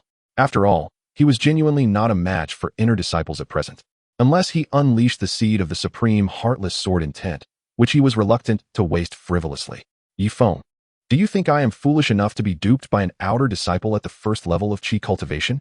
Lu Yinping shot a glance at Yifeng, sneering. The inner disciple named Yifeng felt awkward, having meant well, only to receive Lu Yinping's disdainful attitude in response. Senior Sister Lu, I was merely concerned for you. Why the hostility? Yifeng said, looking forlorn. Lu Yinping coldly regarded Yifeng. Why would I harbor malice towards you? Are you not aware of your own actions? I considered you my closest brother, sharing drinks and practicing swordplay together, yet you had the audacity to confess your feelings to me. You are fully aware of my fondness for Senior Nya, yet you boldly confess your feelings to me, resulting in misunderstandings with him. I have made my feelings abundantly clear. I do not harbor any affection for you, and I would appreciate it if you maintained your distance henceforth. Upon hearing Lu Yinping's words, Meng Fan stared in astonishment at the two. This scenario is quite riveting. It evokes a sense of a scheming girl and her backup male friend. If we cannot become partners, can we not even remain friends? Yifeng lamented with a sense of helplessness. I fear that being friends with you might lead to misunderstandings with Senior Nya. Lu Yinping's words were particularly cold and ruthless. Meng Fan could not help but cast a sympathetic glance at Yifeng. Initially, Yifeng had introduced himself as a deceiver, which led Meng Fan to harbor negative feelings towards him. However, in an instant, his disdain transformed into pity. Yifeng gazed mournfully at Lu Yinping, struggling to articulate his thoughts. But Senior Nya does not even like you. Why must you forsake me for him? Lu Yinping replied, exasperated. Yifeng, do you not understand? Even without Senior Nya, I would not have feelings for you. Meng Fan nodded in agreement. Such a forthright rejection had caused him to misjudge her. To label Lu Yinping as a scheming girl seemed rather unfair. A scheming girl would neither agree nor outright refuse, leaving others in suspense. Sighing in resignation, Yifeng said, very well, I shall take my leave. Just as he turned to depart, he heard Lu Yinping's voice call out, wait. His face lit up with excitement as he turned back to Lu Yinping. Could it be that she had had a change of heart? Apologize. Lu Yinping instructed Yifeng. Her gaze fixed upon him. Yifeng was taken aback. Lu Yinping pointed at Meng Fan and added, apologize to him. Meanwhile, Meng Fan was caught off guard, thinking it unnecessary. It felt as if the drama had unexpectedly involved him. To demand an apology from Yifeng at this moment seemed rather cruel, even Meng Fan, the wronged party, felt a twinge of sympathy for him. No need. It's all right, Meng Fan hastily reassured Yifeng. Believing Lu Yinping had reconsidered, Yifeng's hopes were dashed, leaving him in despair. Apologize? At this juncture, he had no inclination to do so. What have I done wrong? What have I possibly done wrong? Why must fate deal me such a hand? I was merely concerned for you, fearing you might be deceived, Yifeng said, struggling to breathe as he looked at Lu Yinping. Yet you have wronged another. An apology is in order, Lu Yinping asserted, unyielding. Meng Fan felt Lu Yinping was being excessive and quickly interjected. Lu Shiji, I am fine. Do not press this matter further with this fellow. As he spoke, he realized how petty his thoughts seemed. Meng Fan sighed, pushing the chaotic ideas from his mind. Yifeng glanced at Lu Yinping, then at Meng Fan. In Lu Yinping's eyes, he saw a mix of tenderness, heartbreak, and a hint of helplessness, while in Meng Fan's gaze, there was evident hostility and anger. Meng Fan thought, am I also caught in this crossfire? Chapter 18. Wealthy lady, shall we be friends? I will apologize, but first, you must prove he is not a deceiver. Yifeng was genuinely angered. How to prove it? Lu Yinping shot him a glare. It is simple. If he can instruct you in swordsmanship, he should be able to teach me as well, given my inferior skills. Yifeng cast a dismissive glance at Meng Fan, filled with contempt. This displeased Meng Fan. Lu Yinping, why target me out of spite? While a discarded dog may evoke pity, it should not lash out indiscriminately. In such circumstances, even the most pitiable could face dire consequences. Looking at Yifeng, Lu Yinping said, fine, but you must not use true energy. It shall only be a sparring of swordplay. She had full confidence in Meng Fan's swordsmanship, believing he could easily outperform her, and against Yifeng. The same would hold true, provided Yi Feng refrained from using true energy, as that would be utterly unfair. Rest assured, if I were to employ true energy against an outer disciple at the first level of Qi training, I would have no face to show at the Shu Mountain Sword Sect. Upon hearing Yi Feng's words, a smile graced Lu Yinping's lips. Setting aside other considerations, in a simple sparring match, Meng Fan could easily teach Yi Feng a lesson with just the Bai Hai Chao Sheng sword. She was confident of that. Moreover, she suspected Meng Fan possessed other unique sword techniques. Hey, could you two quarrel without involving me? Meng Fan said helplessly to Lu Yinping and Yi Feng. Lu Yinping rolled her eyes and retorted, how could it be unrelated? He has wronged you. Do you not wish to prove yourself? I do not wish to prove anything. I merely agreed to spar with you, not with him. Upon hearing Meng Fan's uncooperative response, Lu Yinping grew displeased. She had boasted in front of Yi Feng, and if Meng Fan chose to back down, it would undermine her reputation. Less than an hour had passed. There was no need for me to spar with you now. Let it be with him. Lu Yinping insisted to Meng Fan. No, that is not how it works. We cannot do this arbitrarily. Meng Fan replied earnestly. Then what do you propose? Lu Yinping demanded, exasperated, glaring at Meng Fan. He looked at Yi Feng, then back at Lu Yinping, finally uttering 3 words. Name your price. Upon hearing these words from Meng Fan, Lu Yinping was both furious and amused. Is this the extent of it? Discussing money with the richest girl in the inner sect? Does he look down on me? Problems that can be solved with money are not problems at all. Lu Yinping waved her hand grandly, declaring, if you win against him, I shall reward you with 10 spirit stones. Meng Fan's eyes lit up, his heart racing. Is this true? 10 spirit stones? That is a substantial sum. He began to suspect the authenticity of her claim. Noticing Meng Fan's doubtful expression, Lu Yinping felt a surge of irritation. She swiftly produced 10 spirit stones, tossing them onto the ground, and exclaimed, if you win, these are yours. How dare you doubt me, you unambitious fool. It is merely 10 spirit stones. Meng Fan swallowed hard, his gaze ablaze with excitement. At that moment, he realized this girl was indeed a bona fide wealthy lady. Especially with the sudden appearance of those 10 spirit stones, he suspected she possessed a storage treasure. How affluent must she be? I must become friends with this girl. Meng Fan resolved firmly. Come, let us draw swords, Meng Fan instructed Yi Feng. Yi Feng, having waited impatiently, was eager to release his pent-up frustration. He drew his sword, preparing to strike at Meng Fan. Wait a moment, use this. Lu Yinping tossed a wooden sword to Yi Feng. Yi Feng held a precious sword, with its sharpness. He could easily cleave the wooden sword in two. He did not refuse Lu Yinping's request. Accepting the wooden sword, he lunged at Meng Fan, executing a lethal move from the Mingyue sword technique. Mingyue illuminates the great river. This thrust was swift, precise, and ruthless, aimed directly at Meng Fan's chest. In truth, the most suitable target was his throat. Even a wooden sword, when thrust into the throat, could result in death. Thus, Yi Feng showed mercy and redirected his strike towards Meng Fan's chest. Meng Fan shook his head, immediately discerning the flaw in Yi Feng's technique. To compete in swordsmanship while harboring thoughts of mercy was akin to playing chess with the intent to let the opponent win a few pieces. Was Yi Feng suggesting he desired a swifter demise? Although Meng Fan was unfamiliar with the name of Yi Feng's sword technique, he had previously observed Yi Feng practicing, silently absorbing the essence of it. In response to Yi Feng's attack, Meng Fan remained unperturbed and executed a strike of his own. The Moonlight Sword Technique. Moonlight illuminates the great river. This strike mirrored Yi Feng's precisely, yet it bore subtle differences, the most significant being that he struck first. Yi Feng gazed in astonishment at Meng Fan's swordplay, utterly shocked to discover that Meng Fan also wielded the Moonlight Sword Technique, and it seemed to flow more fluidly than his own. Most critically, Meng Fan's sword was aimed at Yi Feng's throat, while Yi Feng's was directed at Meng Fan's chest. This single detail signified his defeat. Yi Feng had no choice but to retract his sword. Otherwise, even if his blade found its mark, Meng Fan's would surely pierce his throat. In such a scenario, Meng Fan might sustain some injury. But Yi Feng risked his very life. I concede. Yi Feng halted, sheathing his sword, a hint of despondency in his tone. Meng Fan similarly ceased his assault, putting away his wooden sword. To be frank, Lu Yinping, who stood nearby, was equally astonished as she regarded Meng Fan. Having frequently sparred with Yi Feng, she was well acquainted with the Moonlight Sword Technique and recognized that Yi Feng employed Moonlight illuminates the great river. To see Meng Fan replicate the same move in triumph over Yi Feng was simply outrageous. How is it that you know the Moonlight Sword Technique? Lu Yinping and Yi Feng exclaimed in unison. They exchanged a glance, disregarding the uncanny synchrony of their questions. Yifeng remained relatively composed, while Lu Yinping was genuinely flabbergasted. This individual not only mastered the tides of the Azure Sea Sword technique, but also the Moonlight Sword technique. What other sword techniques could he possibly know? How could an outer disciple at the first level of Qi cultivation possess the capacity to master so many sword techniques? Most critically, he had honed them to a level of proficiency. Yifeng's Moonlight Sword technique was already formidable, yet Meng Fan could defeat him using the same technique. A testament to his expertise. I merely observed your practice and picked up a few things, Meng Fan said sheepishly.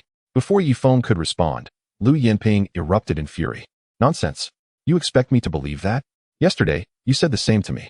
If simply watching someone practice a sword technique twice could lead to mastery, then what need is there for sword manuals? This Meng Fan was infuriating. He treated them as fools for his amusement. Meng Fan felt quite helpless. Often, speaking the truth garnered no belief from others. In contrast to Lu Yinping's outrage, Yifeng remained calm. The young man was resolute and, without further ado, launched another attack, this time thrusting for Meng Fan's throat. His previous leniency had left a glaring opening, and he was unwilling to accept defeat. This strike was executed with full force. Devoid of any mercy, Meng Fan's gaze sharpened as he perceived Yifeng's movement and countered with a thrust of his own. Both employed the Moonlight Sword technique. Moonlight illuminates the great river. The outcome mirrored the previous encounter. Meng Fan again struck first, when his sword pressed against Yifeng's throat. Yifeng's blade was still 2 inches away from Meng Fan's throat. In such circumstances, even an inch could represent a chasm, let alone 2. This was a complete domination. I concede. I am convinced. Yifeng relinquished his wooden sword, eyes closed in shame. The reality was quite humiliating. As an inner disciple at the 8th level of Qi cultivation, he had lost to an outer disciple at the 1st level. Although merely a test of swordplay, it still felt profoundly embarrassing. In executing this technique, one should initiate with the right foot, and your arm was raised too high. It should be lowered by ½ inch. If you can correct these 2 issues, you should be able to align our swords at each other's throats simultaneously, Meng Fan remarked, bending to collect the 10 spirit stones scattered on the ground. With such a bounty of spirit stones, he felt compelled to offer guidance. At the mention of Meng Fan's advice, Yifeng, who had been with his eyes shut, suddenly opened them wide, a glimmer of understanding in his gaze. He mimicked the sword movements Meng Fan suggested, and a smile of delight spread across his face. After trying it out as Meng Fan advised, he found the technique flowed much more smoothly. Thank you. I was mistaken earlier, and I apologize, he said, genuinely humbled. Though Meng Fan was merely an outer disciple at the 1st level, he had earned Yifeng's respect, at least in the realm of swordplay, particularly regarding the Moonlight Sword technique. No need for thanks. Credit Lu Shiji for the spirit stones, as she provided them, Meng Fan replied to Yifeng. In response, Yifeng shot a fierce glare at Lu Yinping before departing the Sword Enlightenment Hall. Meng Fan watched the scene with surprise. What was happening? Had love turned to resentment? He shook his head, dismissing the thought. It had no bearing on him. Thank you, Lu Shiji, for the spirit stones. Meng Fan expressed his genuine gratitude. 10 spirit stones were no trivial matter. Based on the subsidies from the Shu Mountain Sword Sect, they could sustain him for 3 months. How many sword techniques do you truly master? Lu Yinping regarded Meng Fan incredulously. The tides of the Azure Sea could overpower her, and the Moonlight Sword technique could best Yifeng. If not for his lower cultivation level, this fellow might truly aspire to become a core disciple. Lu Shiji, I genuinely only observed you practice a few times. It hardly qualifies as mastery, merely a slight understanding. Meng Fan responded bashfully, feeling quite modest. A slight understanding? Then what does that make me? Lu Yinping shot him an exasperated glare before preparing to leave the Sword Enlightenment Hall. Meng Fan hastily intercepted her, saying, Lu Shiji, are you leaving already? Am I to remain here and be provoked by you? Lu Yinping retorted with irritation. Meng Fan, feeling somewhat embarrassed, added, well, Lu Shiji, we agreed that I would accompany you for sword training, with a reward of 1 spirit stone for that.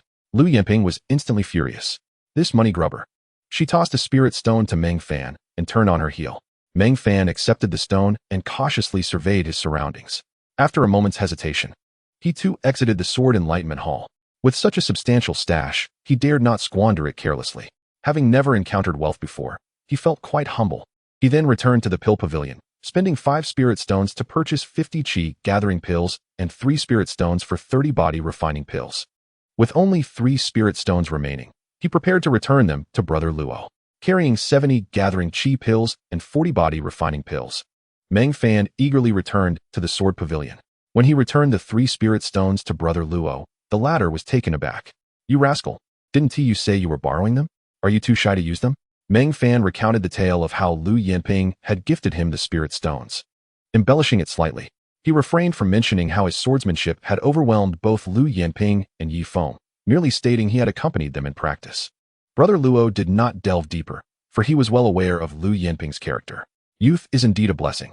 If I had your looks, I wouldn't be in such a miserable state." Brother Luo assumed Lu Yinping sought Meng Fan as company due to his striking appearance. After all, it must be said, Meng Fan was exceedingly handsome. He had not encountered anyone in the Shu Mountain Sword Sect who could rival his looks. With that in mind, it did seem a pity for such a face to be relegated to being a sword-guarding disciple when he could easily thrive on his looks alone. "Well, since you've managed to latch onto Lu Yinping, you certainly don't need my trifling spirit stones," Brother Luo said with a wry smile as he reclaimed the 3 spirit stones. "Do you also know Lu Yinping?" Meng Fan inquired with curiosity. Lu Yinping, the most cherished granddaughter of Elder Lu from the Alchemy Hall, is a well-known little heiress of the Shu Mountain Sword Sect. Upon hearing this, Meng Fan was taken aback. "So this sister Lu has such a formidable background?" Brother Luo chuckled. "Indeed, it is quite formidable. As long as you can serve her well, you will certainly never lack spirit stones in the future."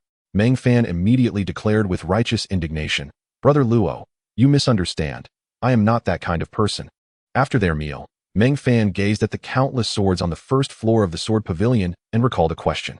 "Brother Luo, outer disciples ranked in the top 50 can procure a sword from the Sword Pavilion. I am neither a servant disciple nor an outer disciple. I am a sword-guarding disciple. Can I obtain a sword from the Sword Pavilion?" Brother Luo laughed heartily. "Of course. You are no less than any of those top 50 outer disciples. Besides, it would be absurd if our own sword-guarding disciples could not even procure a sword. You may choose any sword from the first floor of the Sword Pavilion. If you damage it, you need not compensate. You may directly exchange it without offering spirit stones. Once you reach the true martial realm, you can choose freely from the swords on the second floor as well." Upon hearing Brother Luo's words, a look of delight spread across Meng Fan's face. He then began to wander the first floor of the Sword Pavilion, eager to select a sword that belonged to him. Chapter 20. Meng Fan's Sword. Seeing Meng Fan selecting a sword, Brother Luo returned to his room, choosing not to disturb him. He refrained from offering any cryptic advice on which sword to choose, as Meng Fan had been at the Sword Pavilion for several days and had proven to be more capable than he initially thought. Thus, he trusted that Meng Fan would select the sword most suited to him. In truth, this was indeed the case. Meng Fan had a knack for selecting the most appropriate swords even for others, let alone for himself.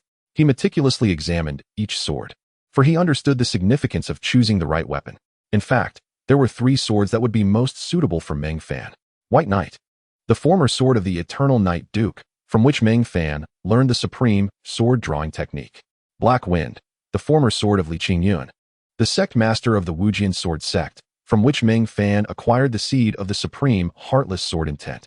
Copper Mountain, the owner of which remains unknown, from which Meng Fan gleaned sword momentum and developed his own sword technique, Mountain Splitter. Choosing the White Knight sword would allow Meng Fan to wield the supreme sword-drawing technique with greater proficiency. Opting for Black Wind seemed less meaningful, as Meng Fan did not intend to cultivate the supreme heartless sword. As for the Copper Mountain sword, it was more suitable for executing the Mountain Splitter technique. After much contemplation, Meng Fan decided to forego the Black Wind sword. Should he choose between White Knight and Copper Mountain?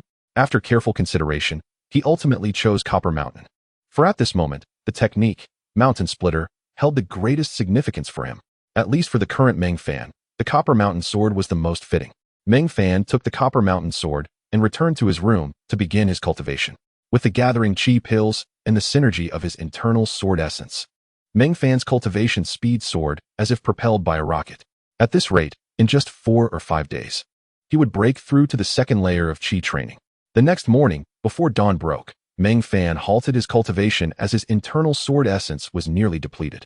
Although gathering chi pills could enhance his cultivation speed, the true exhilaration of rapid progress only occurred when paired with internal sword essence. As Meng Fan concluded his meditation and stepped off the bed, he was astonished to see an unexpected sight. The Copper Mountain sword he had placed on the table the previous night had transformed into a broken sword, severed in 2. This left Meng Fan utterly astonished. Who would intrude into his room in the middle of the night and attack his Copper Mountain sword? While it was understandable for someone to target him, It was utterly absurd for someone to stealthily enter his room and harm a sword. Last night, Meng Fan had remained awake, although his eyes were closed during meditation. He was certain he would have sensed any disturbance in the room. The only conclusion was that the culprit who had destroyed the sword was extraordinarily stealthy, to the point that Meng Fan hadn't noticed a thing. Just as Meng Fan turned around inadvertently, he noticed another sword lying on his bed. Red Qi, a sword he was quite familiar with, one that had almost drained his yang energy previously. A bizarre hypothesis emerged in Meng Fan's mind. He felt that the likelihood of this guess was exceedingly high. This hypothesis was that the sword that had destroyed the Copper Mountain sword was none other than the Red Qi sword. How absurd. The Copper Mountain sword had remained intact within the Sword Pavilion, yet the moment he chose it as his sword, it fell victim to the Red Qi sword's malice. The Red Qi sword evidently harbored ill will towards him. Meng Fan looked at the Red Qi sword with a helpless expression and said, "If you have grievances, just come at me directly. Why target an innocent sword?" He was not mad, for he understood that the Red Qi sword was a spiritual sword and could comprehend his words. The Red Qi sword floated up and landed in Meng Fan's hand. Meng Fan furrowed his brow, incredulously stating, "You wish to follow me? To be my sword? Could it be that the Red Qi sword destroyed the Copper Mountain sword out of jealousy? But what merit did he possess to earn the favor of a spiritual sword?" Just as Meng Fan found this conjecture preposterous and hard to believe, the Red Qi sword suddenly radiated with a crimson light. The red light gradually coalesced into a phantom, a girl in a red dress. The girl was Hong Qi. Looking at Meng Fan, she smiled and said, "The Copper Mountain sword is merely a piece of scrap metal. It is unworthy of you. From today onward, I shall accompany you." A spiritual sword wishing to follow him? This happiness arrived far too abruptly for Meng Fan to fully comprehend. He spoke in bewilderment. "You wish to accompany me? I am but a first-layer Qi training disciple, inferior to many outer disciples. Why would you want to follow me?" To be honest, the fact that Hong Qi held Meng Fan in such high regard was genuinely surprising to him. With a subtle arc at the corners of her mouth, Hong Qi displayed an enigmatic smile, as if she had seen through Meng Fan. She chuckled, "You harbor secrets that may elude Xiao Luo, but not me." "What secrets do I possess?" Meng Fan inquired, a hint of unease creeping into his voice. The mysterious Hong Qi seemed to have been observing him closely, and he couldn't shake the feeling that she might have uncovered his hidden truths. Yet, he quickly reminded himself that she was merely a sword. Why should he feel anxious? Moreover, her interest in him was a boon, not a threat. "Ever since you managed to escape from me unharmed, I've been watching you. You appear earnest, yet you possess a cunning streak. Each time you clean your sword, you siphon a trace of sword essence, or rather, the sword's very essence. This is something humans are oblivious to. Only a sword spirit like me can detect your little ruse." Meng Fan raised an eyebrow. Was the secret she discovered about his absorption of sword essence? Indeed, that was quite a significant secret. Feigning calmness, Meng Fan replied, "What of it? It is merely a part of normal cultivation. The sword essence you speak of does not belong to anyone specifically. How can you claim I am stealing it? I am merely inhaling, akin to stealing air. That is inconsequential. I have no intention of exposing you or causing you trouble," Hong Qi remarked nonchalantly. "Then what do you wish to accomplish?" Meng Fan asked. "As I just mentioned, I intend to accompany you." "Why?" "Because you have great potential. You are a promising prospect." Hearing Hong Qi's words, Meng Fan couldn't help but smile wryly. "Do you truly have such faith in me?" "Of course, though you appear unremarkable. Your comprehension of the sword path is nothing short of extraordinary. Do not think I am unaware. You grasp sword techniques nearly upon a single glance. There is no disciple in the entire Shu Mountain Sword Sect as talented as you." Meng Fan shook his head. "Yet, I am but a disciple with inferior spiritual roots." Chapter 21. Innate Sword Body. Capable of slaying immortals. Hong Qi's lips curled into a smile. "Though you consume sword essence daily for your cultivation, each intake refines your physique. Over time, your constitution will undergo a transformation, eventually becoming an innate sword body. At that point, your inferior spiritual roots will be of little consequence." An innate sword body? Meng Fan's expression revealed his astonishment. He had never heard of such a term, but it sounded formidable. "What is an innate sword body?" he asked with curiosity. Human aptitude is not solely defined by spiritual roots. It also encompasses one's constitution. Spiritual roots signify your talent for cultivation. Possessing superior spiritual roots allows one to cultivate at a pace 100-fold greater than that of inferior roots. Constitution, on the other hand, indicates one's strength. For instance, a person with a divine constitution could potentially slay a 9th-layer martial artist who lacks a constitution at the 1st layer of true martial. If you can achieve an innate sword body, it would, in a sense, compensate for the shortcomings of your spiritual roots. Although your cultivation speed may not match that of superior or supreme roots, you could surpass them. Meng Fan's face displayed a flicker of surprise at Hongqi's revelations. This was information he had never encountered before. For him, it was indeed good news. Yet, it all stemmed from the notion of sword path enlightenment. What you speak of is merely a possibility. I may not necessarily attain the innate sword body, Meng Fan responded. Hongqi replied calmly, even if it is only a possibility. It is enough for me to follow you, especially since others lack even that chance. Meng Fan nodded, recognizing the validity of her reasoning. However, after pondering for a moment, he queried, your desire to accompany me must stem from an ulterior motive. What is it you seek? It was imperative to clarify this matter. For Hongqi's strength posed a considerable threat to his life. There is no need for you to be so wary of me. My willingness to follow you signifies my allegiance. I will only assist you, not harm you, Hongqi said with a wry smile. Meng Fan shook his head. I find it hard to believe in your good intentions, especially since our first encounter nearly ended with you draining me dry. Therefore, let us speak candidly. With a sigh, Hongqi stated earnestly, I wish for you to avenge me. Avenge you? Meng Fan's brow furrowed. He recalled his initial encounter with the Hongqi sword and a piece of information regarding it, sacrificed with the blood of a maiden's heart. To use a living person for such a purpose was utterly despicable. The Hongqi before him, the spirit of the sword, was likely the very maiden who had been sacrificed. What should have been a youthful girl, innocent and full of life, had instead become a sword spirit, trapped within the blade, enduring a fate worse than death. This thought evoked a pang of sympathy for Hongqi within Meng Fan. How long has the Hongqi sword been forged? Is your enemy still alive? He inquired. The Hongqi sword was crafted 36 years ago, and as for my enemy. Suddenly, Hongqi's expression shifted dramatically, her mouth agape as she stared incredulously at Meng Fan. Speechless. After a moment, she regained her composure, managing to control her astonishment. Why do you ask that? What do you know? Meng Fan sighed. The Hongqi sword was forged using dark arts, employing living sacrifices to create a spiritual blade. If I am not mistaken, you are the maiden who was sacrificed, and your enemy is the sword's forger. How do you know this? Upon hearing Meng Fan's words, Hongqi's brow furrowed deeply. I merely deduced the method of this sword's creation. The rest is mere conjecture, Meng Fan replied casually. You understand sword forging? Hongqi exclaimed in surprise. Meng Fan shook his head. I do not forge swords. I possess only a theoretical understanding and can discern certain techniques. You certainly have an abundance of secrets. I believed I had come to know you well after observing you for some time. Yet you possess so many hidden depths. Meng Fan smiled, refraining from providing further explanations. Since you have been forthright, I shall reciprocate. As long as you genuinely follow me, I can help you seek vengeance. Hongqi frowned. You do not even wish to inquire about the identity of my enemy or their cultivation level. With a resounding clang, Meng Fan drew forth the Hongqi sword, its cold light bursting forth within his room.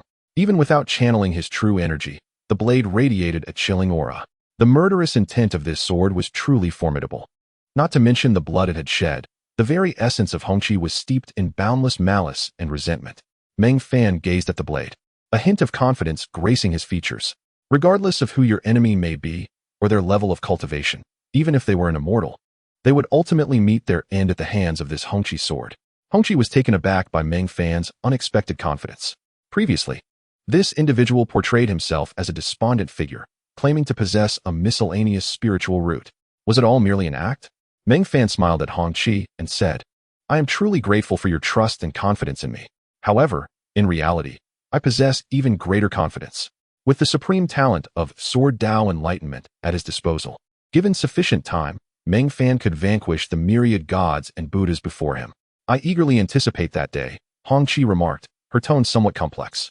After she spoke, her ethereal form transformed into a red light and returned to the Hongqi sword.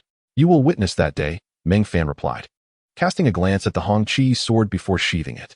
Holding the Hongqi sword and the Copper Mountain sword, Meng Fan exited his chamber. The Copper Mountain sword was damaged, and he was uncertain about whether he would need to compensate for it. Yesterday, Senior Brother Luo mentioned that if his sword were to break in the future, he need not submit spirit stones, but could simply exchange it. He hoped this was not a mere fabrication from Senior Brother Luo. Though he had earned a sum of spirit stones from Lu Yinping, he had spent them all on medicinal pills, leaving him utterly penniless. After freshening up and dining in the canteen, he returned to meticulously polish his long swords.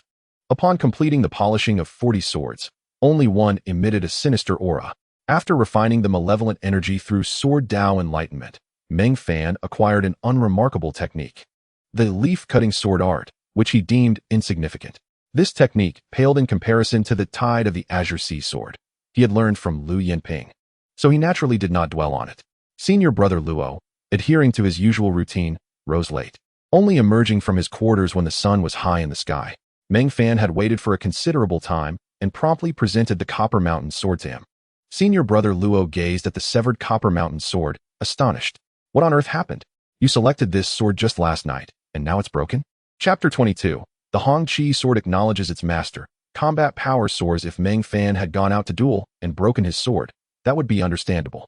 However, he had only acquired the sword the previous night, without even venturing outside, and now it lay in ruins. This was simply absurd.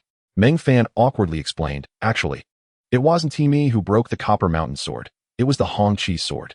Hearing this, senior brother Luo finally noticed the Hongqi Sword in Meng Fan's possession. The Hongqi Sword. His expression shifted to one of disbelief as he stared at Meng Fan and the sword. Meng Fan continued, I chose the Copper Mountain Sword yesterday. But when I awoke this morning, I found the Copper Mountain Sword had been severed by the Hongqi Sword, which desires to accompany me as my sword. Senior brother Luo's eyes widened further, as Meng Fan's words grew increasingly unbelievable. Yet, despite the incredibility of the claim, senior brother Luo could discern that Meng Fan was not lying. After a moment of silence, he managed to calm his tumultuous emotions. The Hongqi Sword was a spiritually potent weapon, among the finest in the first level of the Sword Pavilion. In fact, many swords from the second level might not even match its caliber. Most astonishing of all was the fact that this remarkable sword would choose to align itself with Meng Fan, a prospect that left senior brother Luo in awe. While he had always thought highly of Meng Fan, this moment still managed to astonish him. However, to avoid revealing any weakness, he composed himself and feigned nonchalance, saying, The Hongqi Sword is extraordinary. Its choice of you indicates that you possess great merit. Keep it up. The final words were somewhat nonsensical, and he awkwardly patted Meng Fan on the shoulder. Meng Fan cautiously inquired, So, senior brother Luo, will I need to compensate for the damage to the Copper Mountain Sword? This was the matter that weighed most heavily on his mind, and the reason he had awaited senior brother Luo's return all morning. Senior brother Luo rolled his eyes and replied, Didn't I inform you yesterday? You are free to use the swords from the Sword Pavilion, if they are damaged. There's no need to worry about compensation. Just return the Copper Mountain Sword to the recycling room. That's a relief, Meng Fan smiled, feeling a wave of relief wash over him. Had he been an outer sect disciple, he would have been required to submit 10 spirit stones in such a scenario. As it stood, he possessed none. He certainly couldn't go back to extracting resources from Lu Yinping, and besides, she might not even oblige him. Senior brother Luo cast a glance at the Hongqi Sword, a hint of envy flickering in his eyes. However, he concealed it well, and Meng Fan remained oblivious. In truth, despite his seemingly ancient appearance, with white brows and hair, exuding an air of formidable prowess, he was merely a seasoned disciple of the Sword Pavilion. Akin in status to an inner sect disciple. 3 years prior, he had been nothing more than an ordinary outer sect disciple. Thus, the Hongqi Sword, being a spirit sword of such caliber, naturally piqued his interest, as he could not tame it himself. The fact that the Hongqi Sword had chosen to follow Meng Fan was somewhat disheartening for him. Nevertheless, this also validated his previous judgment that Meng Fan was indeed well suited to be a guardian disciple, perhaps even more so than himself. Do not venture out today. I intend to go out for some drinks. You may indulge in your escapades tomorrow, senior brother Luo casually remarked before departing the Sword Pavilion. Meng Fan observed the hurried retreat of senior brother Luo, puzzled by his abrupt exit. He must be feeling a bit overwhelmed, he mused. After senior brother Luo left, a radiant red light emanated from the Hongqi Sword, and the ethereal form of Hongqi materialized before Meng Fan. Overwhelmed, Meng Fan echoed in surprise. Previously, she had wished for him to be her sword, and now he understood. The Hongqi Sword did not wish to accompany senior brother Luo, but was eager to align with him, which had naturally left senior brother Luo feeling somewhat unsettled. Senior brother Luo is quite a good person, Meng Fan remarked casually. What use is being good? I seek someone who can assist me in avenging myself, and he clearly does not fit that role, Hongqi retorted, a hint of bitterness in her tone. Meng Fan chuckled ruefully. Indeed, a rather mercenary sword. Hongqi continued, Every time I converse with you, I must emerge from the sword, which is quite taxing. You should prick your finger and let a drop of blood fall upon the blade. Meng Fan complied. Drawing the Hongqi Sword, and allowing a drop of blood to fall onto its edge. In the next instant, the blood seamlessly melded into the sword's body. Blood acknowledgement of mastery. Such a quaint method truly exists? He pondered. If a stranger were to drop their blood upon the blade, would you acknowledge them as your master as well? Meng Fan inquired with curiosity. The ethereal form of Hong Qi returned to the sword, yet in the next moment, her melodious voice resonated within Meng Fan's mind. Should it be someone I deem unworthy who dares to pour their blood upon the blade, I could drain them dry and eliminate them, let alone recognize them as a master. Was this the remarkable phenomenon that followed the blood acknowledgement of mastery? The fact that the spirit sword could communicate directly within his mind was indeed awe-inspiring. By the way, as a spirit sword, do you possess any extraordinary abilities? What kind of enhancements or assistance can you provide me? Meng Fan inquired of the Hong Qi sword. Of course, I possess unique abilities, but you should refrain from using them lightly. Hong Qi's voice echoed in Meng Fan's mind. Very well, please enlighten me, he urged. The Hong Qi sword possesses the effect of charm. As long as you channel your true energy into the sword, I can cast charm upon your foes, rendering them as if bereft of reason, making them easy prey for you to dispatch. Since you advise caution in its use, it must come with significant limitations, correct? Indeed. This charm not only depletes your spiritual energy, but also consumes the power I have accumulated. After employing this charm, I require at least 3 days of recuperation to regain my strength. In essence, this charm serves as a formidable technique, with a cooldown period of 3 days. Therefore, what is the upper limit of this charm? To what level of martial artist can it be effective? Meng Fan continued, expressing his exasperation. Although I possess considerable strength, your capabilities are rather limited. With such a meager amount of spiritual energy, even if you exert all your effort, the impact on a true martial realm warrior would be minimal. However, a practitioner at the peak of the Qi training realm can be easily enchanted. Meng Fan nodded, beginning to comprehend. Despite Hong Qi's dismissive tone, this ability was indeed impressive. It implied that a mere first-layer Qi training martial artist like himself could effortlessly slay a practitioner at the 9th-layer peak of the Qi training realm. Quite extraordinary. Of course, this technique can only be utilized once within 3 days, serving as a true trump card. It must not be used unless absolutely necessary. Indeed, you exceed my expectations. Meng Fan remarked with satisfaction. A spiritual sword is far superior to an ordinary one. Chapter 23. The Top 10 Inner Sect Disciples. Desiring the spiritual sword, Brother Luo went out to fetch some wine, leaving Meng Fan to guard the Sword Pavilion. However, the foot traffic in the pavilion was minimal. It would be fortunate if a single disciple came to exchange swords in a day. In the afternoon, seated in a chair, Meng Fan rehearsed the sword techniques he had observed in the training hall. He estimated that he had learned over 40 different sword techniques there. Yet, such a haphazard approach to learning was somewhat superficial. Techniques like extreme path sword drawing technique and mountain splitter wielded far greater power in his hands.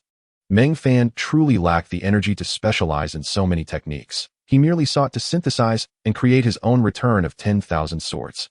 One day, once return of 10,000 swords was perfected, it would undoubtedly shake the entire Shu Mountain Sword Sect.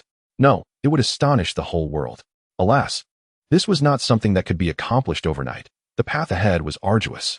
As dusk gradually descended, the day was swiftly drawing to a close. Brother Luo had yet to return, and Meng Fan was in no hurry to close the door, deciding to wait for him. Instead, he was greeted by a disciple.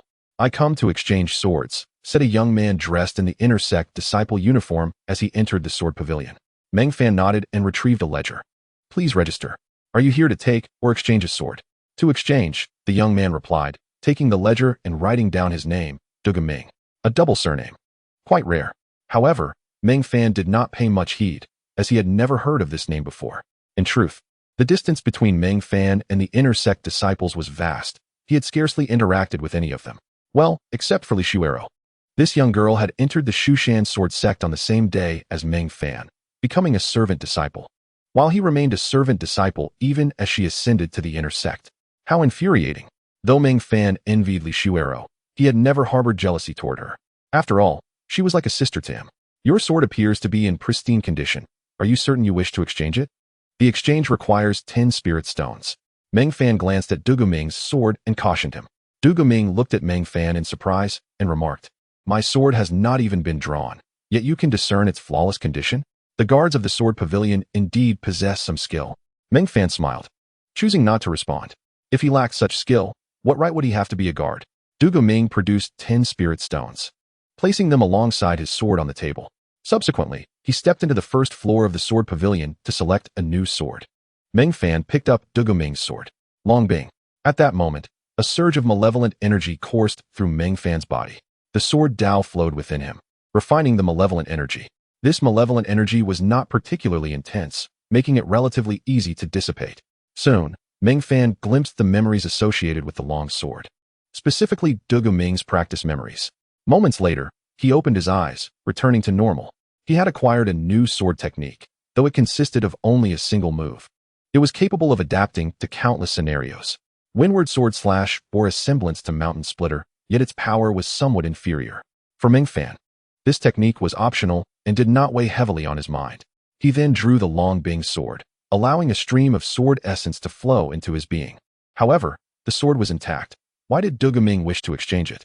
The only explanation seemed to be that he deemed the Long Bing sword insufficiently powerful and sought a stronger blade. Did he aspire to acquire a spiritual sword? Meng Fan pondered as he observed Du Ming's silhouette. Spiritual swords are not easily obtained, unless a spiritual sword willingly chooses to follow you. Attempting to forcibly subdue one could lead to peril, even life-threatening danger. Meng Fan's speculation was accurate. Du Ming indeed sought to exchange for a spiritual sword. As a top 10 inner sect disciple of the Shu Mountain Sword Sect, he believed he was now worthy of such a weapon. Under Meng Fan's watchful gaze, Du Ming perused the wooden racks on the first floor of the Sword Pavilion. Ultimately, he selected a long sword with a pitch-black sheath, Chiwe. Meng Fan recognized this sword. When he first entered the Sword Pavilion, it had emitted a dazzling sword light, startling him. At that time, Meng Fan had been taken aback. Later, Brother Luo informed him that every individual entering the Sword Pavilion would be provoked by the Chiwe sword. This sword could be deemed the most sinister of all in the Sword Pavilion. To tame such a sword is undoubtedly the most challenging task, for in some respects, sword spirits are akin to humans, possessing diverse personalities. For instance, Hongqi was evidently intelligent and rational, adept at assessing circumstances. In contrast, Chiwe resembled a madman, exhibiting extreme ferocity. Dealing with it would be far more arduous than engaging with Hongqi. Du Ming's choice of sword was ill-fated, as he unwittingly invited trouble. Just as he placed his hand upon the Chiwe sword, it erupted with an overwhelming surge of malevolence. Spiritual swords possess consciousness, and thus, it was acutely aware of Du Ming's intentions. This human sought to subjugate it and claim it as his own. To Chiwe, this was an affront, a humiliation. Not everyone is worthy of being its master. Consequently, Chiwe harbored malevolent intent. The moment Du Ming made contact, it unleashed a terrifying force. An endless wave of malevolence coalesced into a black mist, swiftly enveloping Du Ming. Within the black mist, Du Ming's complexion turned pale as he summoned his inner energy, striving to withstand the malevolent force. Clearly, he struggled immensely. Not everyone possesses the ability, like Meng Fan, to refine malevolent energy. Facing such terrifying malevolence, an ordinary person would be at death's door. Just as Du Ming was fully engaging with these sword auras, the Chiwe sword erupted once more with a chilling radiance. A pitch-black sword energy surged forth from the Chiwe sword, cleaving towards Du Ming. Meng Fan's expression shifted dramatically. His instincts warned him that should this sword energy strike, Du Ming would most likely perish.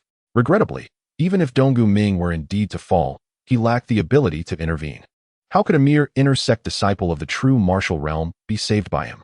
Under such circumstances, his presence would only serve to add another head to the tally. Are all your spirit swords this fearsome? Meng Fan furrowed his brow, muttering softly. He was aware that Hongqi could hear him. Indeed, Hongqi's voice echoed in Meng Fan's mind. Do you truly believe so? Spirit swords are not something just anyone can wield. The Chiwe is inherently malevolent, even teetering on the brink of becoming a demonic sword. Only those of innate prowess can hope to subdue it.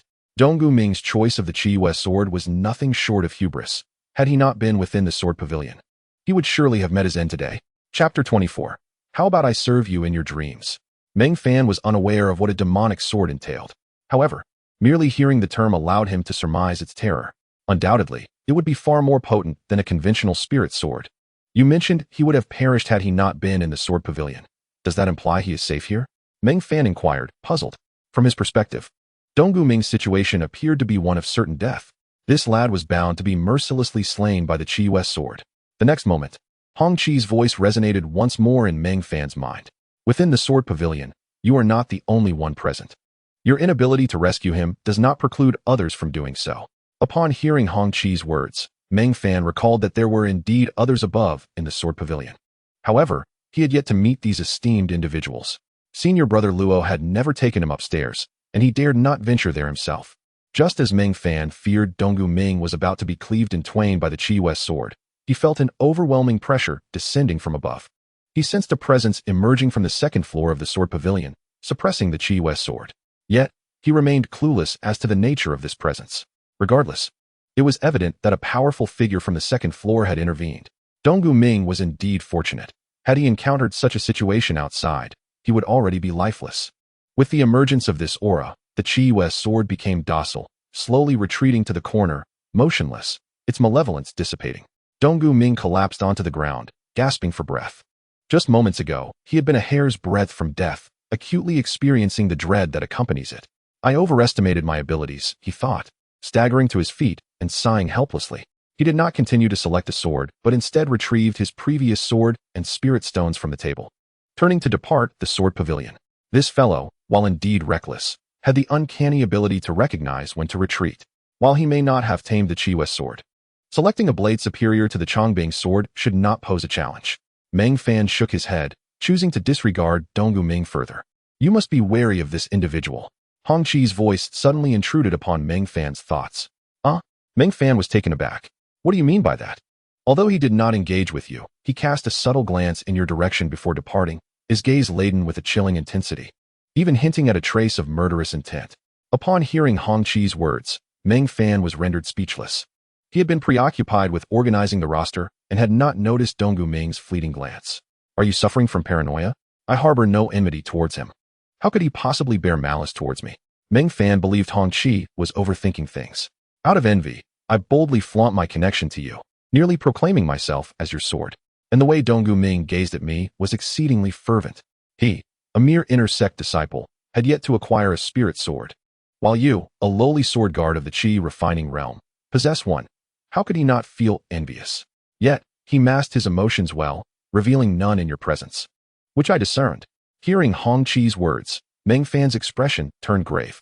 He understood that Hong Chi had no reason to deceive him in this regard. It must be true. This fellow, appearing quiet and honest, was surprisingly sinister and formidable. Meng Fan furrowed his brow. Had Donggu Ming openly provoked him, claiming he was unworthy of wielding a spirit sword, Meng Fan might have dismissed it. However, for him to feign indifference while secretly harboring murderous intent was indicative of a treacherous character, capable of striking when least expected. During this period, it would be wise for you to limit your outings, particularly avoiding desolate and secluded areas. Otherwise, should he set his sights on you, he might resort to murder for the sake of the sword. Hong Chi's voice reverberated in Meng Fan's mind. In her estimation, Meng Fan remained too weak. Even with her assistance, it would be exceedingly difficult to contend with a true martial realm practitioner. Rest assured, I would never venture into deserted locales, Meng Fan replied. He refrained from countering Hong Chi's concerns. While he held no fear of Donggu Ming, there was no need to appear obstinate. Indeed, Donggu Ming was a true martial realm inner sect disciple. However, with the Taishang Jueqing sword intent seed as his secret weapon, the outcome of a confrontation was uncertain. No, it is more accurate to say that the odds would likely favor Donggu Ming's demise. The Taishang Jueqing sword intent seed, though a consumable item, unleashed power equivalent to a complete sword intent.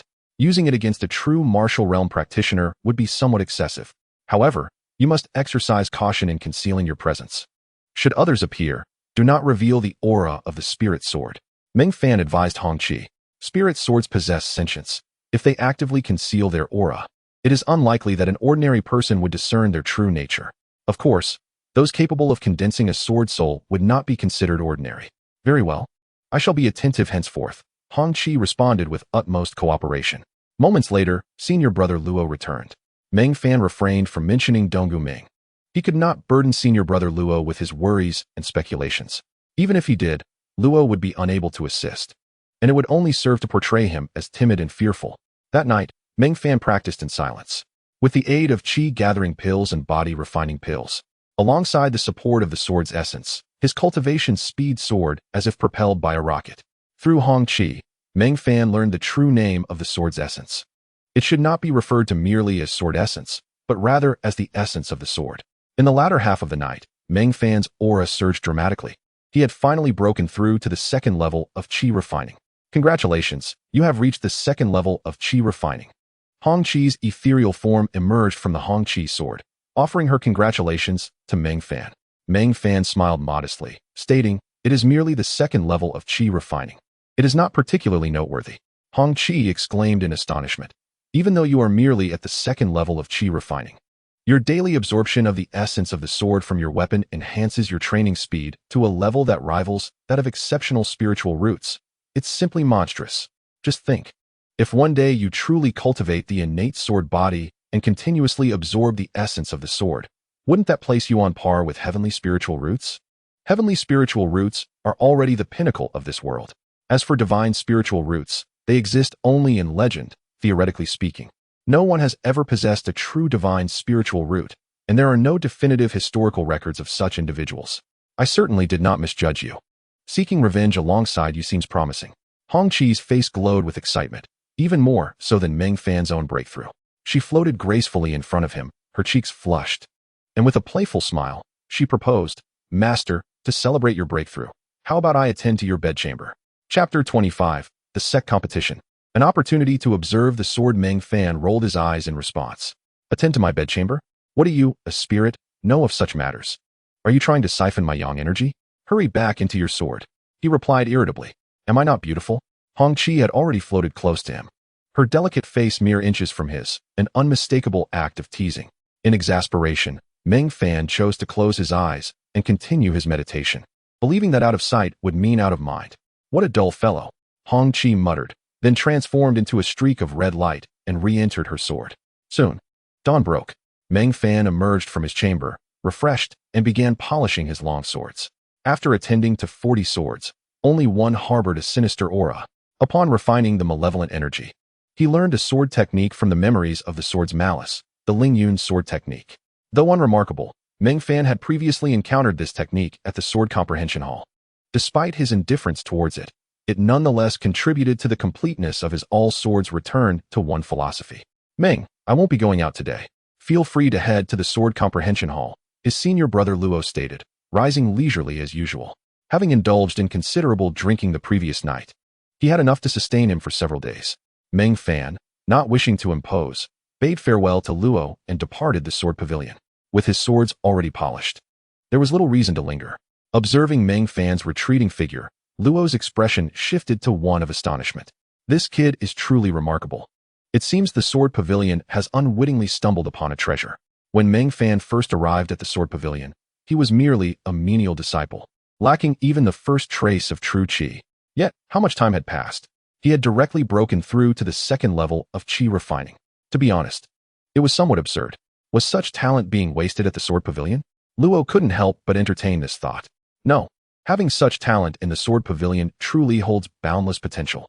For ordinary individuals, serving as sword-guarding disciples is a dead end, leading to an unfortunate fate. However, for genuinely outstanding geniuses, joining the Sword Pavilion instead paves the way for meteoric rise. Danger often accompanies astonishing opportunities. Yet, ordinary individuals lack the ability to traverse peril and seize chances. It seems prudent to seek an opportunity to bring him upstairs to meet Elder Lin, Luo mused. However, even though Meng Fan had not met Elder Lin, that did not imply Elder Lin had not been observing Meng Fan. Perhaps Elder Lin had long been keeping a watchful eye on this young man. After all, he had lacked the qualifications to become Elder Lin's direct disciple. Perhaps Meng Fan had that chance. Upon leaving the Sword Pavilion, Meng Fan made his way directly to the Sword Comprehension Hall. To his surprise, there were no disciples practicing swordplay today. What could be the reason for this? Meng Fan furrowed his brow. Typically, the Sword Comprehension Hall was bustling with activity. Yet today it was eerily empty. After a moment, Meng Fan slapped his forehead in realization. Today was the day of the Shu Mountain Sword Sect's disciple competition. Regardless of whether they were menial, outer, or inner disciples, all were required to participate in ranking matches to update their standings. In the past, Meng Fan had consistently ranked among the bottom during the menial disciple competitions, casting a shadow over this grand event.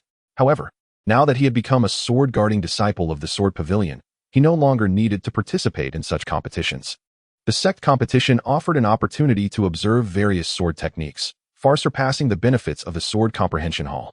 Meng Fan murmured to himself as he departed the hall. Since he was not required to compete, he had the perfect opportunity to watch others duel. In the Shu Mountain Sword Sect, nearly all disciples wielded swords and practiced sword techniques, making the sect competition an excellent opportunity for Meng Fan to witness various styles. Before long, Meng Fan arrived at the Tianjin Square of the Shu Mountain Sword Sect. This expansive square occupied nearly half of Shushan, serving as the grand stage for the sect. The Tianjin Square could accommodate tens of thousands of spectators. Even if all members of the Shu Mountain Sword Sect gathered, there would be ample space for them. Meng Fan was somewhat late, as many disciples had already begun their matches. The square was divided into 3 distinct areas, one for menial disciples, one for outer disciples, and one for inner disciples. Although menial disciples held the lowest status, their allocated area was the largest due to their sheer numbers surpassing that of the outer and inner disciples combined. As Meng Fan intended to spectate, he naturally chose to observe the strongest competitors. He discreetly made his way to the inner disciple area. Despite being merely at the second level of chi refining, he felt somewhat out of place among the inner disciples. However, given the significance of the day, no one dared to mock Meng Fan for belonging there. Everyone was quite respectful. Meng Fan, what brings you here? Not long after arriving in the inner disciple area, a familiar voice called out to him. It was the wealthy Lu Yinping. Meng Fan distinctly remembered her generosity in gifting him 11 spirit stones. Senior Sister Lu, Meng Fan responded promptly. Lu Yinping approached him with a quizzical expression. Shouldn't you be over in the outer disciple section? Oh, I remember now. You're one of the Sword Pavilion disciples. So you don't have to compete in the sect competition, right? Meng Fan nodded. Yes, Senior Sister Lu. What are you doing here then? Watching everyone duel? Lu Yinping knew Meng Fan's penchant for observing others practicing their swordplay. Given the sect competition, he surely wouldn't miss the chance to indulge his curiosity. Meng Fan smiled wryly. Senior Sister Lu, you've answered your own question, leaving me with nothing to say. Haha. Lu Yinping laughed heartily, exuding a carefree spirit. Noticing Meng Fan watching a duel between 2 inner disciples, she shook her head and said, Don't waste your time watching them. It's not worth it. Take a look at this instead. With that, she dragged Meng Fan in another direction, where another pair, a man and a woman, were engaged in a sword duel. Is there something special about these two? Meng Fan inquired curiously. He could not fathom why Lu Yinping had dragged him over to witness this duel. This woman, named Yang Xiaohua, has consistently ranked just above me in the inner sect's disciple standings for the last 2 evaluations. I have long harbored a desire to surpass her. Lu Yinping exclaimed indignantly. Meng Fan, perplexed, asked, Then what purpose does my presence serve? Lu Yinping replied, I have observed your profound understanding of various sword techniques. Have you ever studied the Cloud Mist 13 swords that she practices? Cloud Mist 13 swords? To be honest, Meng Fan himself was unsure if he had ever studied it. He had seen numerous sword techniques at the Enlightenment Sword Hall, but was unaware of their specific names. Chapter 26. Guidance for the Great Competition. Last-minute preparations. Meng Fan began to observe Yang Xiaohua's swordplay. After a few seconds, he grasped the essence of it. He had previously witnessed someone practicing this technique at the Enlightenment Sword Hall. Turning to Lu Yinping, he stated, Is this the Cloud Mist 13 swords? I indeed possess a modicum of knowledge about it. A modicum of knowledge? Upon hearing this, Lu Yinping sighed in relief. Meng Fan had previously claimed to possess only a cursory understanding of the Azure Sea Rising Tide sword, yet he was, in truth, exceptionally skilled in it. Thus, she understood that his claim of modest knowledge equated to profound expertise.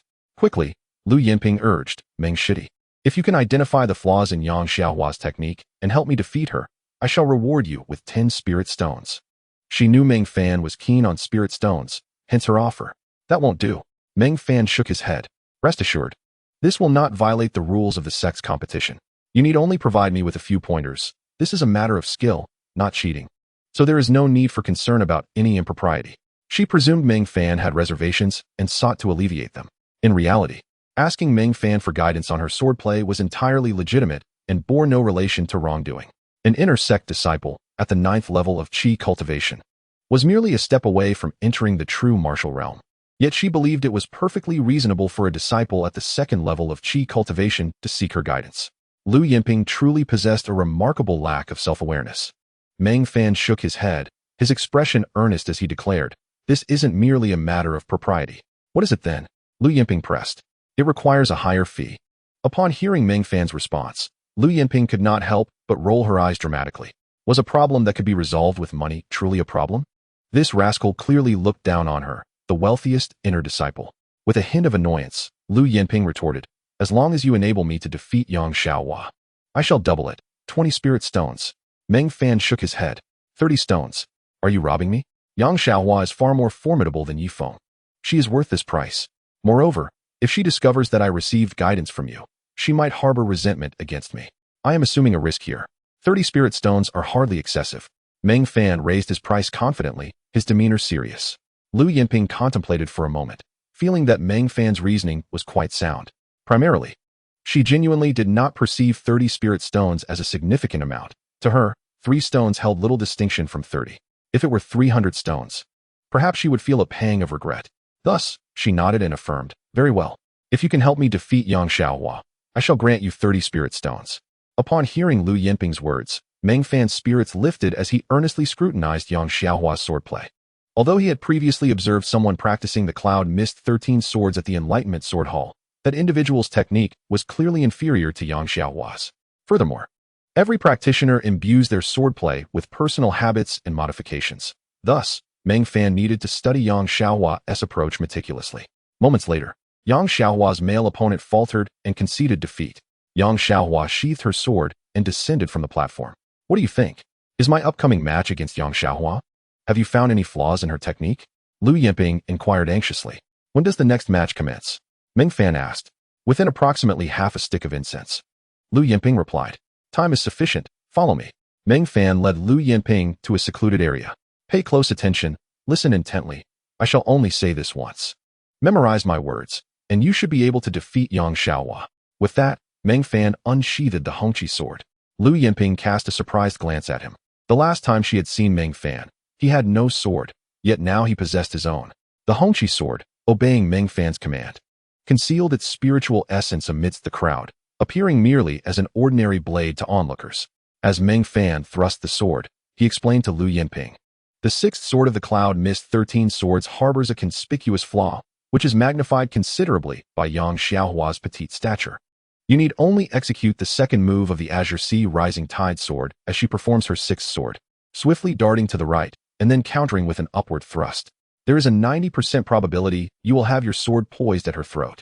This is the most suitable strategy for your victory, boasting a success rate of 90%. As long as you do not falter, victory is assured. Your ranking is merely 1 place below hers, so the disparity in strength should not be too great. Holding out until she executes the 6th sword should not prove difficult, right?"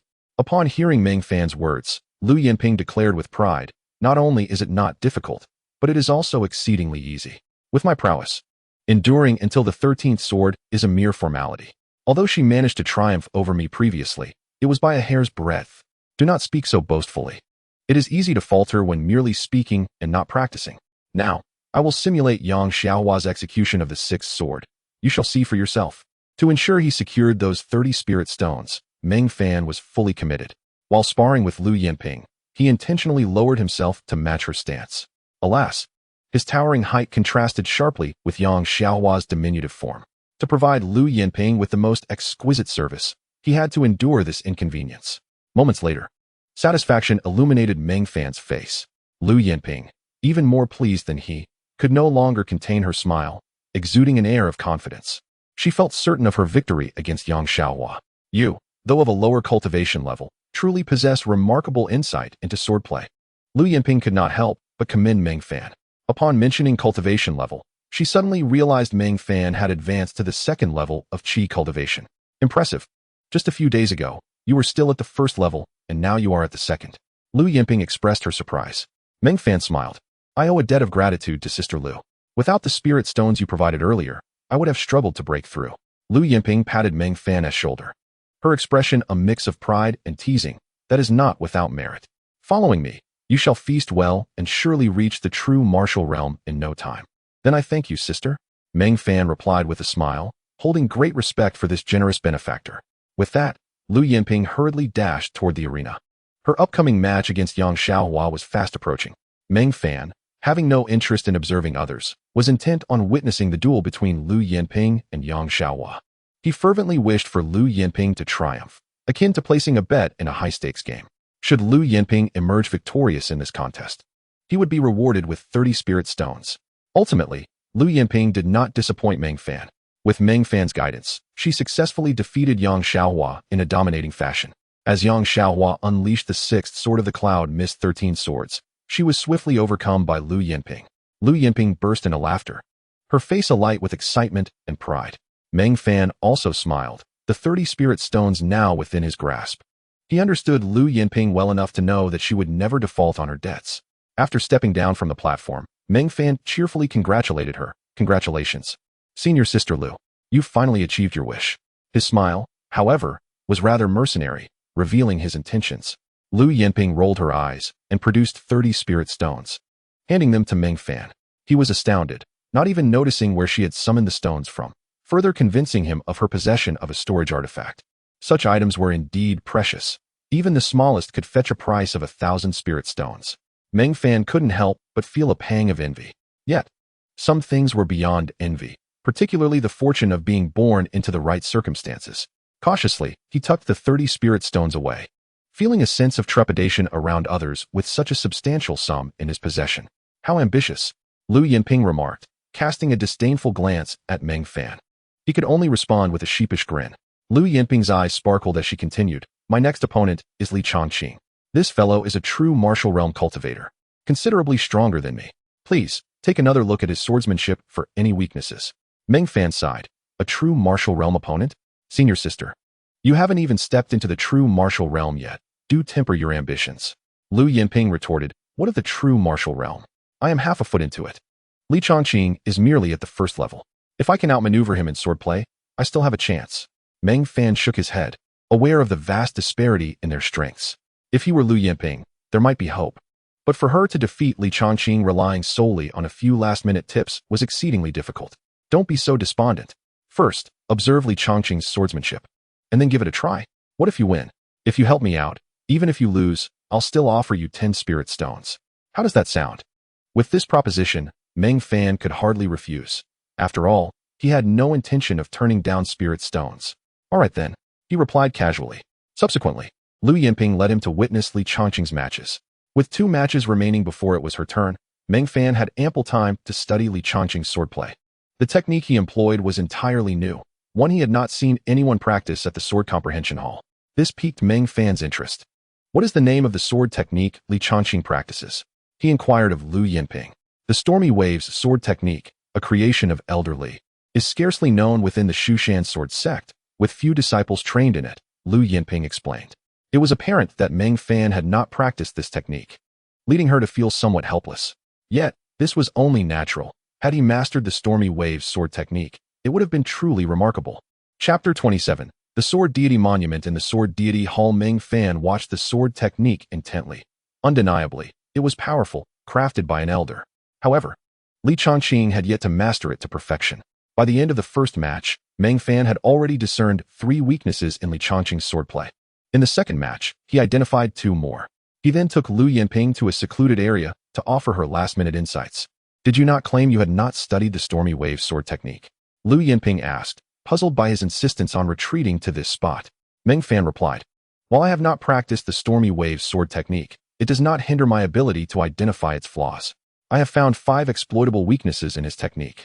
Listen closely. As he elaborated, Lu Yinping was left astounded. At that moment, she began to grasp the extent of Meng Fan's extraordinary talent. Previously, when he claimed ignorance of the Bai Hai Chao Sheng sword technique and the Ming Yu sword technique, she dismissed it as nonsense. How could someone without formal training possess such profound understanding? Yet now, she was beginning to believe. The individual before her might indeed be untrained in those techniques, relying solely on his remarkable insight to pinpoint their flaws after just a few observations. Was there truly such a gifted genius in the world? Regardless of her disbelief, this genius stood before her, undeniably real. Stop daydreaming and pay attention. Meng Fan gently admonished her, bringing her back to focus. Lu Yinping sighed internally, recalling her prior investigation into Meng Fan, realizing he was just a servant disciple assigned to guard the sword hall. Most notably, he possessed a mixed spiritual root. It was as if fate had opened a window for him, while simultaneously welding the door shut. Whether this was fair or unfair was difficult to ascertain. Moments later, the match between Lu Yinping and Li Chongqing commenced. Meng Fan observed with a calm demeanor this time, harboring no expectations for her victory. After all, even in defeat, he would still receive 10 spirit stones. Contentment sufficed. Ultimately, Lu Yinping lost the match. Despite several moments where she nearly subdued Li Chongqing, she always fell just short. The disparity in their strengths was evident. Though Meng Fan had pointed out the weaknesses in Li Chongqing's swordplay, she struggled to exploit them flawlessly. Nevertheless, Lu Yinping felt elated. Under normal circumstances, she would have been swiftly defeated by Li Chongqing. Instead, she had held her ground for quite some time, even briefly gaining the upper hand, achieving a near equivalence in their contest. Though she ultimately lost, she found satisfaction in the experience. 10 spirit stones, your due reward. Upon descending from the stage, Lu Yinping promptly handed Meng Fan 10 spirit stones. She understood that this was what he had been anticipating. It is a bit regrettable. Had we more time to study the weaknesses in his technique, you might have truly won, Meng Fan remarked with a hint of resignation. Haha, one must not be too greedy. In this grand competition, I have already made quite a name for myself, Lu Yinping replied with a smile. Meng Fan nodded in agreement. Acknowledging Lu Yinping's remarkable performance against Yang Xiaohua and her prolonged engagement with Li Chongqing. Regrettably, he had missed the opportunity to compete himself. With his current level of cultivation, he has already surpassed the status of a mere outer sect disciple and should participate in the external disciple competition. Given his profound mastery of swordsmanship, he possesses the capability to contend against disciples at the 6th or 7th level of Qi refinement. It is even possible that he may achieve a remarkable ranking within the top 50 external disciples. Shaking his head, Meng Fan dismissed these frivolous thoughts from his mind. The early bird catches the worm. He would continue to diligently practice in the Sword Pavilion, which is quite satisfactory. One day, he is destined to astonish everyone. Meng Fan reminded himself to endure the solitude. After Lu Yinping's defeat by Li Chongqing, her competition for the day had concluded.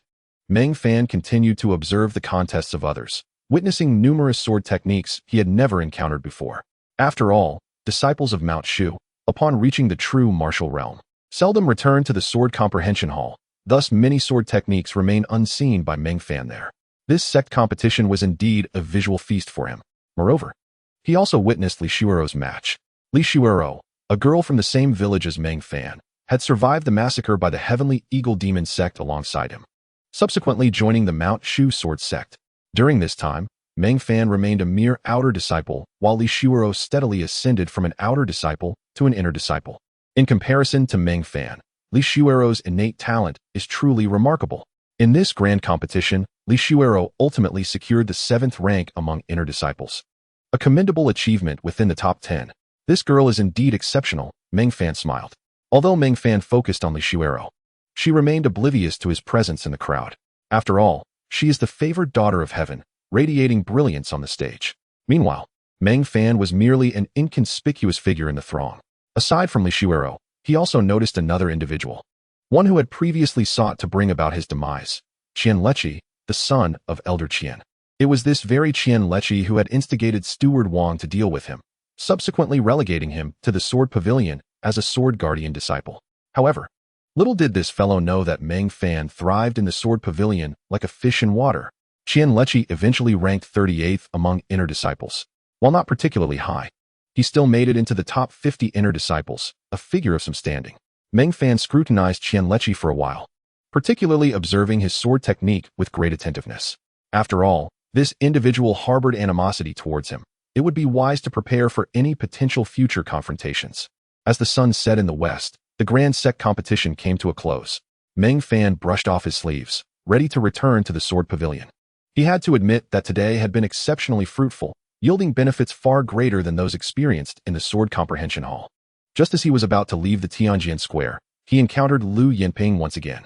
No, it was more accurate to say that Lu Yinping had come specifically to find Meng Fan. Senior Sister Lu, do you have any matters to discuss? Meng Fan inquired politely. Having profited 40 spirit stones from Lu Yinping today, he naturally treated her with utmost courtesy. After all, she was his fortunate benefactor. How could he not honor her? Lu Yinping replied, I do not seek your assistance this time. Rather, I have come to aid you. Aid me? Meng Fan expressed his confusion, thinking that her gifting him spirit stones was already the greatest form of assistance. Have you heard of the Sword God Hall? Lu Yinping asked.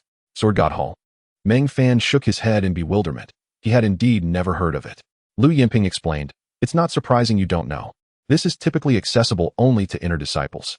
Intrigued, Meng Fan asked, since you mentioned the Sword God Hall, could you enlighten me? Senior Sister Lu? Lu Yinping had come specifically to inform Meng Fan of this, so she readily divulged the details. The Sword God Hall houses the Sword God Steel, the origins of which remain a mystery to all. No one among those I have encountered has been privy to its secrets. It is said that within the Sword God Steel lies a divine sword, yet no one has ever managed to shatter the steel, leaving the truth of this legend unverified. Hearing Lu Yinping's words, Meng Fan felt perplexed, unable to grasp the significance of her message. The inability of anyone to shatter the Sword God Steel suggests that its material is extraordinarily resilient. Since no one from Mount Shu has succeeded in breaking this steel, what could possibly make it feasible for me? Lu Yinping, what is your intent in sharing this with me? Why the rush? Let me finish. Lu Yinping rolled her eyes before continuing. Although no one has shattered the steel to obtain the divine sword within, those who come into contact with it can perceive a certain sword intent. Many disciples have experienced significant improvements in their sword techniques after sensing this sword intent. Some high-ranking individuals within the Mount Shu Sword Sect have even created their own sword techniques after encountering this sword intent. Each person's innate talent and comprehension differ, leading to varied insights from the Sword God Steel. Some benefit immensely, while others gain little. You are the most astonishing individual in terms of sword comprehension I have ever met.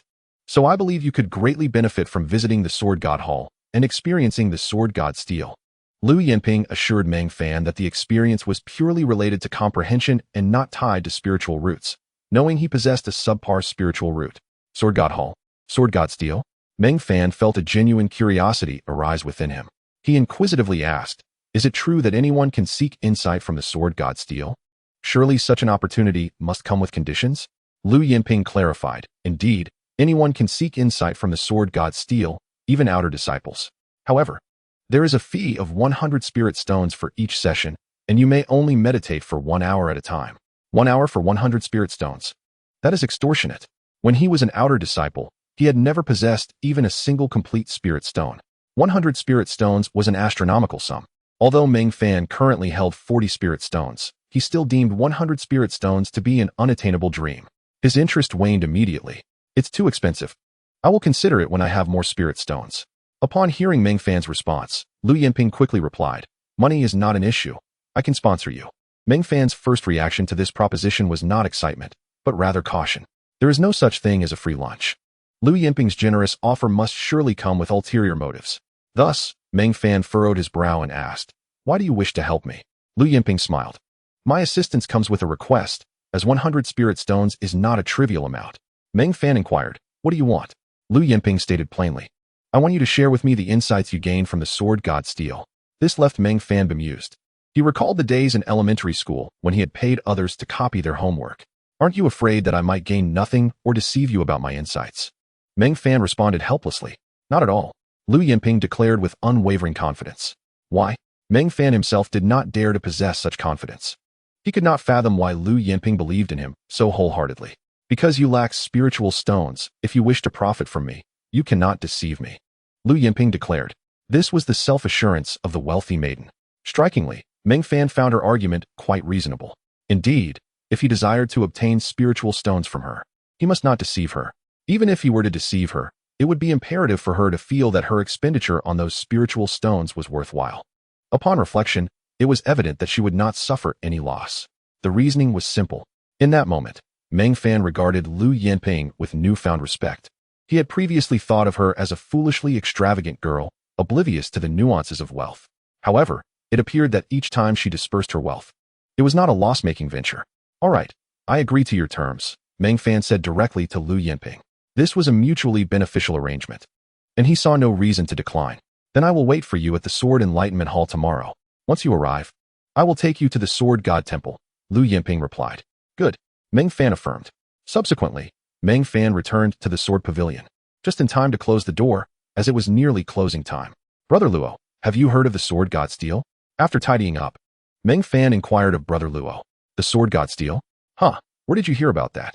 It's far beyond your reach. It requires 100 spiritual stones for a single comprehension session, so don't even think about it, Brother Luo casually remarked.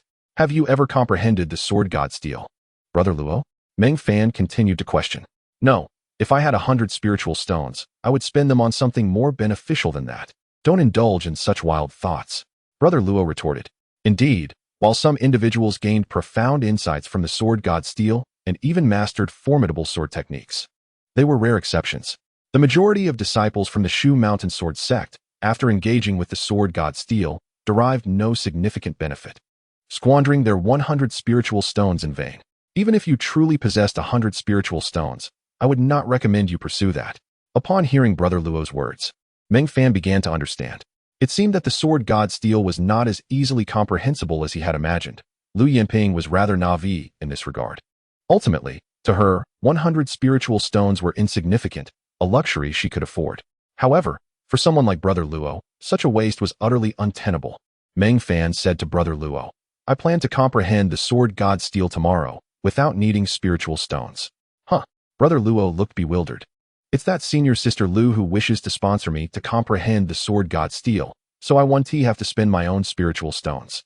Meng Fan did not wish to conceal his intention to engage with the sword god steel from Brother Luo. After all, he was destined to rise within the Sword Pavilion, and concealment would be futile. It would be better to forewarn Brother Luo than to leave him shocked and unable to accept the truth later. After all, he and Brother Luo spent their days together, inevitably revealing some extraordinary aspects of himself. Should he exhibit any remarkable talents in the future, he could attribute them to the insights gained from the sword god steel. Upon hearing this, Brother Luo looked at Meng Fan with envy. Being handsome is advantageous. If I had your looks, I would also seek to curry favor with a wealthy lady like Lu Yinping. Brother Luo assumed that Lu Yinping's support for Meng Fan stemmed from her infatuation with his handsome visage, captivated by his good looks. In reality, Lu Yinping valued Meng Fan's comprehension.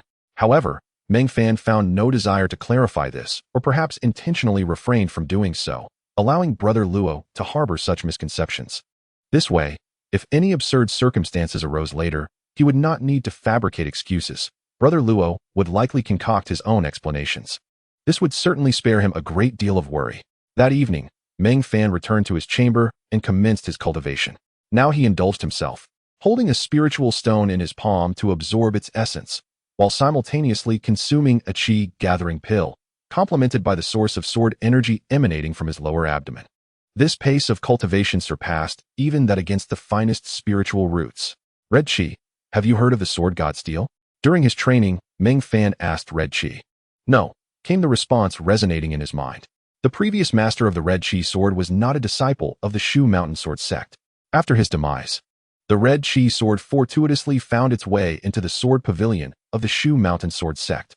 Since arriving at Shu Mountain, the Red Chi sword had never left the Sword Pavilion, making Meng Fan its first true master within the sect. Meng Fan nodded in understanding. It seemed that Red Chi had limited knowledge of Shu Mountain, and his hopes of finding a living relic were dashed. The next day, after polishing his long sword, Meng Fan arrived at the Sword Enlightenment Hall and met Lu Yinping as promised. Do you intend to observe others practicing swordplay for a while, or shall we head directly to the Sword God Temple? Lu Yinping inquired, aware of Meng Fan's habit of watching others practice. Initially, she had not understood why he enjoyed this, but after witnessing his terrifying comprehension, everything became clear. For someone as prodigious as Meng Fan, merely watching others practice swordplay allowed him to grasp the essence of their techniques. This was indeed extraordinary. Let us head directly to the Sword God Temple and not waste time, Meng Fan replied to Lu Yinping. To be honest, he was also curious about the Sword God Temple and the Sword God Steel, for they were legendary treasures of the Shu Mountain Sword Sect. Lu Yinping led Meng Fan away from the Sword Enlightenment Hall towards the Sword God Temple. On their way, Meng Fan suddenly halted. He had spotted a towering structure, surrounded by an ominous aura, its exterior bound by iron chains, adorned with countless talismans. This sight was both magnificent and chilling. It was Meng Fan's first visit to this place, and it was his first glimpse of this tower. During his time as a servant disciple, he had not been qualified to enter this area. Even after becoming a sword guardian disciple, he had never ventured near here. What's wrong? Lu Yinping asked. Noticing Meng Fan's pause, her curiosity piqued. Upon seeing him fixated on the tower to his right, a smile crept across her face. Is this your first encounter with the demon locking tower? Meng Fan turned to Lu Yinping, his expression one of astonishment. Is this the legendary demon locking tower? He had certainly heard of its great reputation. It was said that this tower suppressed the passage connecting the demon realm to the human realm and imprisoned numerous malevolent creatures, each more terrifying than the last. Lu Yinping reassured him. The interior of the demon locking tower is indeed fearsome, but the exterior is safe, so you need not worry. She assumed Meng Fan was frightened, hence her attempt at comfort. Meng Fan marveled. It is said that beneath the demon-locking tower lies a passage to the demon realm. Although the passage is sealed, occasionally some stragglers appear at the base of the tower. The powerful practitioners of the Shu Mountain Sword Sect frequently enter the tower to eliminate these intruders. Lu Yinping glanced at Meng Fan. That is not just a rumor. It is a fact. However, only elders possess the qualifications to enter the demon-locking tower to eradicate demons. If a disciple were to enter, it would be tantamount to seeking death.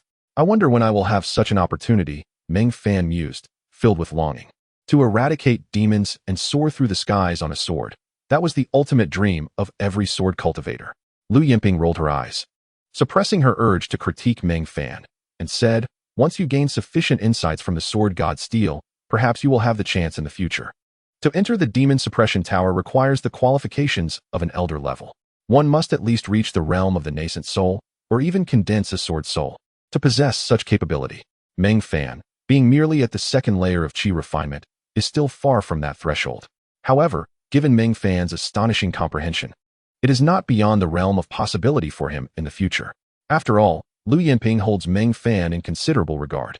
Meng Fan cast a final glance at the demon suppression tower, suppressing the yearning in his heart, and then addressed Lu Yinping, Sister Lu. Let us proceed to the Sword God Hall. Moments later, under Lu Yinping's guidance, Meng Fan arrived at the Sword God Hall. Although the name sounds grand, the hall itself is quite unadorned. In the center stands a colossal stone tablet, towering 7 to 8 meters high, nearly touching the ceiling of the hall. The tablet's surfaces are exceptionally smooth, devoid of any inscriptions or patterns, appearing rather unremarkable. Yet, oftentimes, the most unassuming objects harbor profound mysteries within. The Sword God tablet allows up to 10 individuals to comprehend its essence simultaneously, but at this moment, only 2 are present, so you can approach it directly. Lu Yinping informed Meng Fan.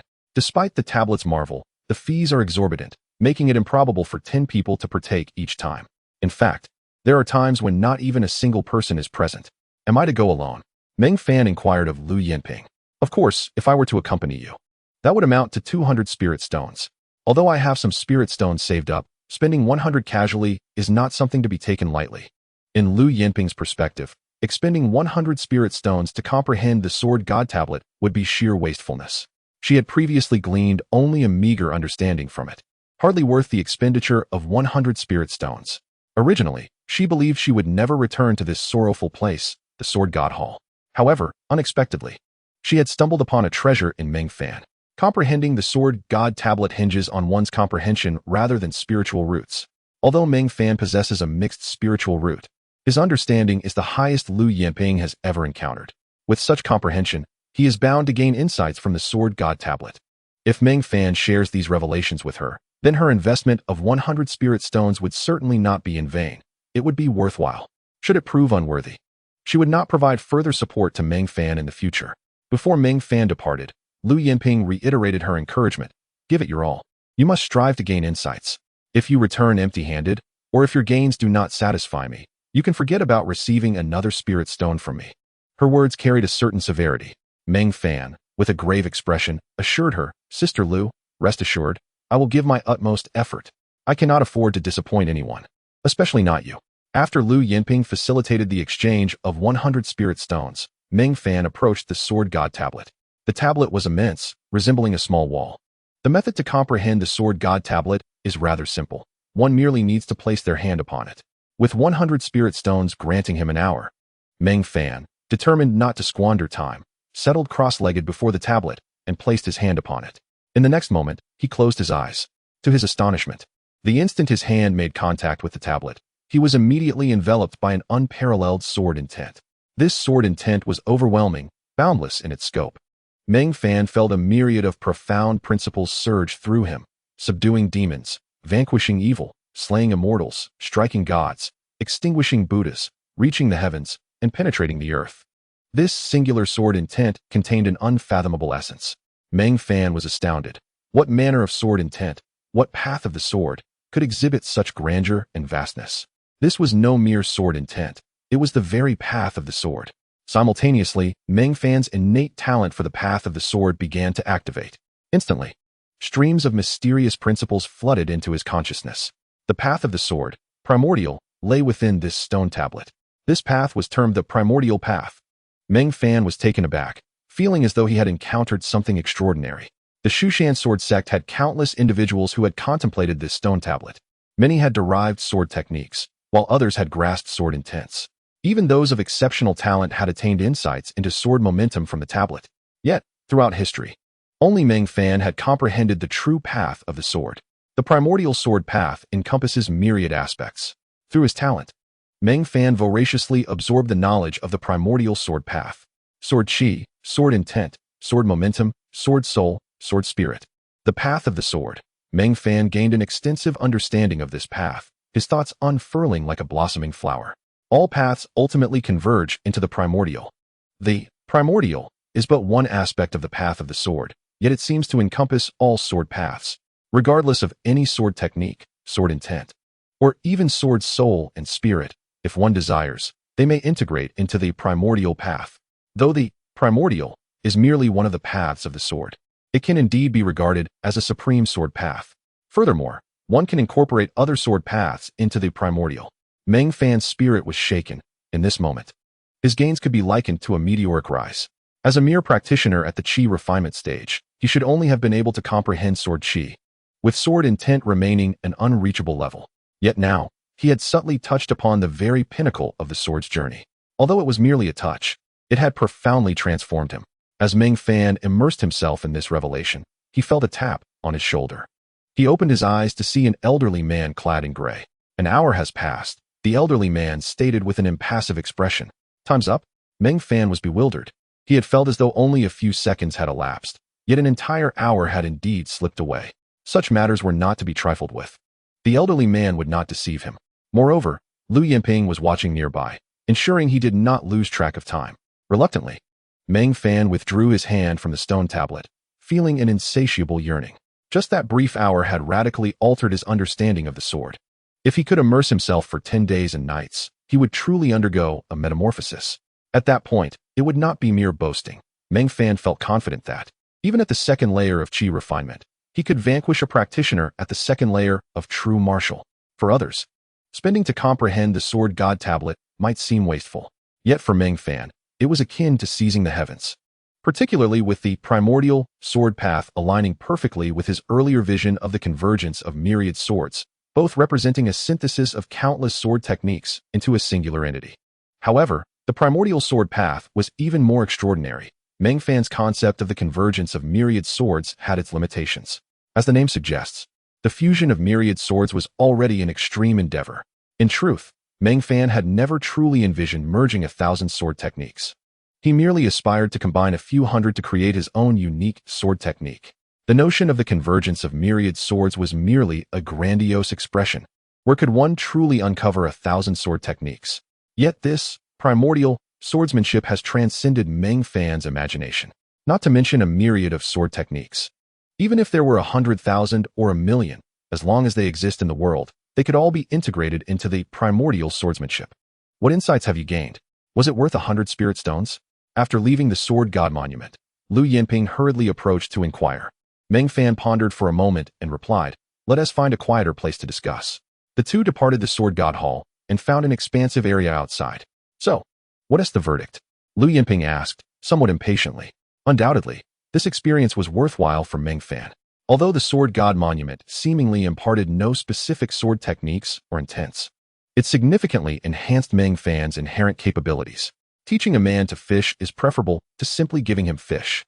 Even in the most pragmatic sense of combat prowess, Meng Fan's abilities had vastly improved since his visit to the Sword God Hall. It was not merely an enhancement of true energy, but rather an elevation of consciousness. Of course, one might say it was also an improvement in swordsmanship. At this moment, Meng Fan possessed the ability to persuade Lu Yinping to continue investing in him. He could make her feel that her expenditure of spirit stones was entirely justified. With a serious expression, Meng Fan said to Lu Yinping, "I have indeed gleaned a great deal from the Sword God Monument. However, some insights I cannot share with you, not out of secrecy, but because certain realizations are difficult to articulate and describe. Yet there are aspects I can share, which will undoubtedly make you feel that spending 100 spirit stones was worthwhile." Upon hearing Meng Fan's words, Lu Yinping's face lit up with excitement. She understood that some insights are only comprehended through experience. Her motive for supporting Meng Fan was to glean some wisdom from him. As long as the knowledge she acquired exceeded the value of 100 spirit stones, she would profit. Moreover, this would create a sense of indebtedness in Meng Fan. She held Meng Fan in high regard, believing he would achieve greatness in the future. Thus, having him owe her a favor was a surefire investment. It was akin to investing from a vantage point of advantage. Now it seemed, she had not miscalculated her investment. She was guaranteed a return. Then share with me what you can, quickly. I wish to see if it truly warrants 100 spirit stones. Lu Yinping urged eagerly. Meng Fan smiled and replied, Do not rush. I need to contemplate how to guide you. If a practitioner at the 9th level of Qi were to hear a 2nd level Qi cultivator audaciously claiming to offer guidance, they would undoubtedly be furious. Yet Lu Yinping was already accustomed to it. She was not averse to the concept of guidance. Moreover, to be fair, although Meng Fan was merely at the 2nd level of Qi, she genuinely felt inferior to him. If Meng Fan were to elevate his cultivation even slightly, perhaps to the 4th or 5th level of Qi, he could likely best her effortlessly. After a brief moment, Meng Fan had formulated a method to instruct Lu Yinping. He looked at her earnestly and said, Senior Sister Lu, you have been at the 9th level of Qi for some time now. It is time for you to break through to the true martial realm. Lu Yinping rolled her eyes and replied helplessly, Isn't that obvious? I have long wished to break through to the true martial realm. But can it be accomplished merely by wanting it? Meng Fan chuckled. If I wish for you to break through, you shall. Despite the arrogance in Meng Fan's tone, a glimmer of excitement and anticipation appeared on Lu Yinping's face. At this moment, Meng Fan had brought up the notion of transcending to the true martial realm. Did he truly possess a method? What is your method? Speak quickly. Lu Yinping, being somewhat impatient, pressed for an answer. Meng Fan stated, The transition from the 9th level of Qi to the true martial realm only requires a single breath. What breath? What are you implying? Lu Yinping urged impatiently. Previously, Meng Fan had been ignorant of what was needed to break through from the 9th level of Qi to the true martial realm. However, after experiencing the primordial swordsmanship, he had gained profound insights that could extend from swordsmanship to the path of cultivation. This breath, my dear, is the sword energy, Meng Fan said earnestly to Lu Yinping. Sword energy? Lu Yinping looked perplexed. She could infuse true energy into her sword blade and unleash it with a swing. The sword energy. I have long been able to manifest. As long as one reaches the 3rd level of Qi and sufficiently infuses true energy into the long sword, one can unleash sword energy. What does this have to do with breaking through to the true martial realm? Lu Yinping gazed at Meng Fan in confusion. Chapter 30. The pinnacle of swordsmanship is sword energy. Meng Fan smiled. This sword energy is not the same as what you think. He then drew the Hongqi sword and began to execute the Bihai Chaoxing sword technique. Meng Fan had previously sparred with Lu Yinping using this technique, and had even conducted thorough research on it to provide her with guidance. Thus, he was now exceedingly familiar with the Bihai Chaoxing sword technique. Senior Sister Lu, your primary sword technique is indeed the Bihai Chaoxing sword, correct? Meng Fan inquired. Correct. Lu Yinping affirmed. In that case, watch closely. With that, Meng Fan continued to demonstrate the Bihai Chaoxing sword technique. Each move flowed seamlessly, leaving Lu Yinping, who had practiced the technique for many years, feeling somewhat inadequate. As she observed Meng Fan's swordplay, Lu Yinping inadvertently began to comprehend that her Bihai Chaoxing sword technique could indeed advance further. Moments later, after completing the final move of the Bihai Chaoxing sword technique, Meng Fan suddenly shouted, Senior Sister Lu, receive my sword. Lu Yinping was taken aback, staring at Meng Fan in astonishment. She witnessed him completing the final move of the Bihai Chaoxing sword technique. Yet, upon finishing, Meng Fan did not cease with his long sword. Instead, he swung it once more at Lu Yinping. It was an unremarkable strike, devoid of flamboyant sword maneuvers, merely a simple swing, executed effortlessly. Whoosh! A stream of sword energy surged forth from the blade of the Hongqi sword, slicing toward Lu Yinping. Lu Yinping's expression changed dramatically, and she swiftly summoned her true energy, countering with her own sword strike. Bang! A resounding impact echoed as Lu Yinping's sword shattered the sword energy Meng Fan had unleashed. However, the force of the blow compelled Lu Yinping to involuntarily take a step back. Her face was filled with shock as she stared at Meng Fan in disbelief. Meng Shitty, you are merely at the 2nd level of Qi. How can you unleash sword energy? It is well known that only by reaching the 3rd level of Qi and fully exerting one's true energy can one produce sword energy. Did you use your true energy just now? Meng Fan asked Lu Yinping. Just now? Lu Yinping furrowed her brow, scrutinizing her memories. While Meng Fan practiced the Bihai Chaoxing sword technique, he had not utilized his true energy. He merely practiced the sword casually. After executing the sword technique, Meng Fan seamlessly transitioned into an additional swing, flowing naturally, without employing any internal true energy. Realizing this, Lu Yinping was left utterly dumbfounded, her face a mask of astonishment. You didn't use your true energy. How could you possibly unleash sword energy? At that moment, Lu Yinping was truly astounded. If we consider that Meng Fan, with his cultivation at the second layer of qi refining, could unleash sword energy, it is indeed astonishing, yet not entirely incomprehensible. Perhaps the unique method he practices enables him to cultivate a more robust true qi than the average individual. However, the ability to effortlessly emit sword energy without utilizing true qi transcends ordinary understanding, rendering Lu Yinping bewildered, as if witnessing a miracle. How on earth did you achieve this? Lu Yinping furrowed her brows, questioning her very existence. Meng Fan sheathed the Hongqi sword, smiling as he replied. This is the very breath that hinders your breakthrough to the true martial realm. What do you mean? Lu Yinping found herself perplexed. To ascend to the true martial realm, one must not only possess true qi of sufficient strength, but also undergo a transformation of spirit. Once one reaches the 9th layer of qi refining, their true qi is typically potent enough for such a breakthrough. Essence, qi, and spirit. What you lack is merely the spirit. While I cannot elucidate how one might transcend their spirit, I have discerned a method through my insights gained from the sword god steel. This method involves mastering a particular sword technique to its utmost limit, allowing one to channel divine energy through the act of wielding the sword. The sword energy I just unleashed was not born of true qi. It was a manifestation of the Beihai Tide sword technique perfected to its zenith. Upon hearing Meng Fan's words, Lu Yinping's expression turned dazed, filled with incredulity. She murmured, "So, by mastering a sword technique to perfection, one can indeed generate sword energy?" "Precisely." Meng Fan nodded. Thus, even an ordinary person devoid of true qi could produce sword energy by mastering a sword technique to its fullest extent? That is the essence of it. Lu Yinping's expression shifted to one of shock. She had just felt the potency of Meng Fan's sword energy, which could rival that of a practitioner at the 6th or 7th layer of qi refining. This realization suggested that an ordinary individual, upon perfecting a sword technique, could indeed contend with a practitioner at the 5th or 6th layer. Yet, one must wonder, if one could achieve such mastery, how could they remain devoid of true qi? This presents a paradox. After some time, Lu Yinping regained her composure and pondered aloud. Are you implying that if I could master the Beihai Tide sword technique to your level, I could enter the true martial realm? Meng Fan affirmed with a nod, indeed.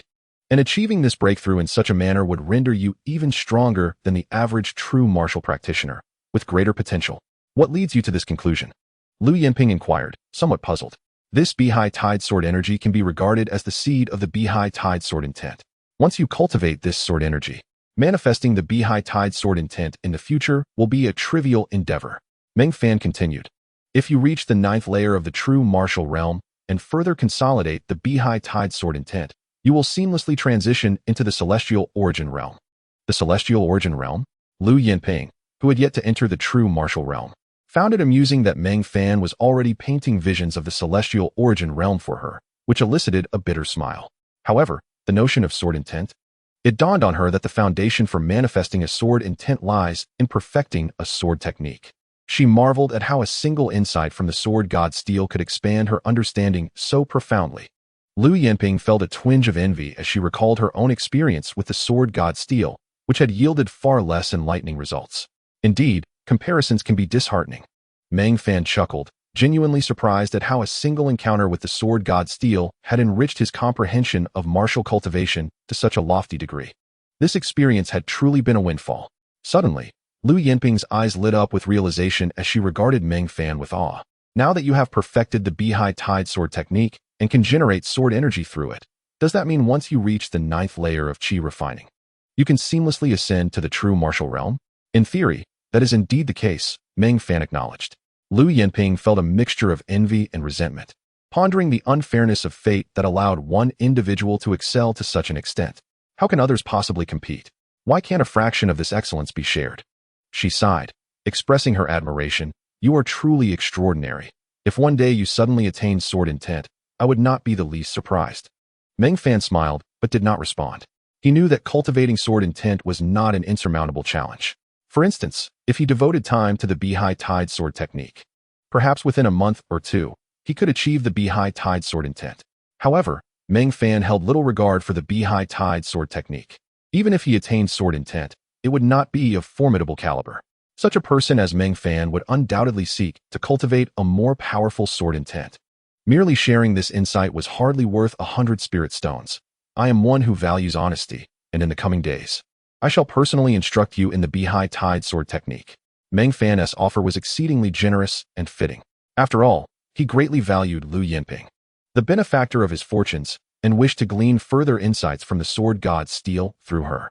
Within 7 days, I will ensure you breach the true martial realm, Meng Fan declared with grand ambition. Over the next week, Meng Fan diligently tutored Lu Yinping in the Be-High Tide Sword technique. Most of their time was spent in the inside sword hall. Whenever senior brother Luo ventured out for drinks, Lu Yinping would seize the opportunity to practice in the Sword Pavilion. Not a moment was squandered. After 7 days, Lu Yinping finally perfected the Be-High Tide Sword technique. Like Meng Fan, she could now summon true qi through the technique without relying on her own true qi. Most importantly, she successfully ascended to the true martial realm, which elated her to no end, as she immediately rewarded Meng Fan with 10 spirit stones. Though not a substantial sum, Meng Fan was satisfied and accepted it graciously. Time flowed like water, and before long, another half-month had passed. During this period, Meng Fan continued to visit the Insight Sword Hall daily, deepening his understanding of swordsmanship. Following his previous encounter with the sword god Steel, he gained profound insights, and his cultivation reached the 3rd layer of qi refining. Most significantly, his envisioned concept of the 10,000 swords returning to the origin began to take shape. Regrettably, his accumulation fell short. If only he had access to study 1,000 sword techniques. The sword techniques practiced by the disciples at the Insight Sword Hall were limited to about 100 variations, leaving Meng Fan yearning for novel techniques. Consequently, he had begun to frequent the Insight Sword Hall less frequently, often wishing he could scour the scripture repository instead. One morning, as was his custom, Meng Fan began polishing a long sword. Recently, he had encountered some swords imbued with malevolent energy. Yet the memories contained within these sword spirits failed to capture his interest. They were merely ordinary techniques, akin to those he had observed in the Insight Sword Hall. While polishing the 29th long sword of the day, a sudden voice echoed in his mind. Wait, it was the voice of Hongqi. What is it? Meng Fan whispered in response. Though this sword appears unremarkable, it is, in fact, a spiritual blade. Red Qi reminded Meng Fan. Chapter 31. The sword demon is, unexpectedly, a woman. Having spent countless days and nights together, Red Qi was well aware of Meng Fan's deliberate choice to polish an ordinary longsword, intentionally avoiding the spiritual sword. Thus, when Meng Fan nearly made contact with the spiritual blade, she took the initiative to caution him. While Meng Fan might occasionally struggle to identify a spiritual sword, Red Qi, being a spiritual sword herself, certainly knew her kind. Upon hearing Red Qi's warning, a flicker of surprise crossed Meng Fan's face. However, it was merely a fleeting moment of astonishment. He had previously considered the possibility that some spiritual swords might appear utterly mundane, only to be unwittingly selected by him. Consequently, he had always exercised great caution to steer clear of spiritual swords. Little did he expect to encounter one this time. Yet, upon receiving Red Qi's warning, Meng Fan did not withdraw his hand, but instead reached out towards the spiritual sword. The weapons he had encountered recently were rather subpar, and even those imbued with sword intent yielded no worthwhile results. Since fate had presented him with a spiritual sword, Meng Fan chose not to shy away, but to test both the sword and himself. At present, he had cultivated to the 3rd level of qi refinement and was taking body tempering pills daily, significantly enhancing his physique. Most importantly, after gaining insight from the sword god Steel, his mental acuity had experienced considerable growth and advancement. It was indeed time to trial a spiritual sword. Meng Fan mused to himself. Do not act impulsively. Red Qi's anxious and urgent voice resonated in Meng Fan's mind. She vividly remembered that the inner sect disciple, Dugu Ming, a true martial realm expert, had nearly been killed by a spiritual sword. Meng Fan's early contact with a spiritual sword was undeniably reckless. Alas, her warning came too late. For Meng Fan's hand had already grasped the spiritual sword. The sword's name, Mo Yun. The moment Meng Fan's hand made contact with the Mo Yun sword, a formidable surge of malevolent energy erupted from the blade, enveloping Meng Fan entirely. Red Qi's sword emitted a brilliant crimson light, attempting to shield her master from this malevolence. However, Meng Fan quickly shouted, Red Qi, stand down. Let me handle this. The red light flickered hesitantly, as red chi seemed torn. Ultimately, she obediently complied with Meng Fan's request, refraining from intervening. Although she harbored deep concern, she believed in Meng Fan, her chosen master. If he could not withstand this level of danger, how could he grow stronger and one day avenge her? The swirling sword intent surrounded Meng Fan, appearing ominously terrifying. Moments later, all the malevolent energy surged into Meng Fan's body. Red Chi's ethereal form emerged from her blade, her face etched with worry as she observed Meng Fan. Simultaneously, she felt perplexed, for it seemed as though Meng Fan willingly absorbed the malevolent energy into himself. She shook her head, dismissing this absurd notion from her mind. Are you concerned for him? Red Chi heard a voice and turned abruptly. She saw Brother Luo, who was equally concerned for Meng Fan. Given Meng Fan's cultivation at the 3rd level of Chi refinement, forcing contact with a spiritual sword was indeed perilous. However, unlike Duga Ming, who sought to subjugate the spiritual sword, Meng Fan merely wished to polish it, suggesting that the sword would not strike him too harshly. Moreover, Mo Yun was not as vicious as Chi Yu. Meng Fan should emerge largely unscathed, or so he hoped.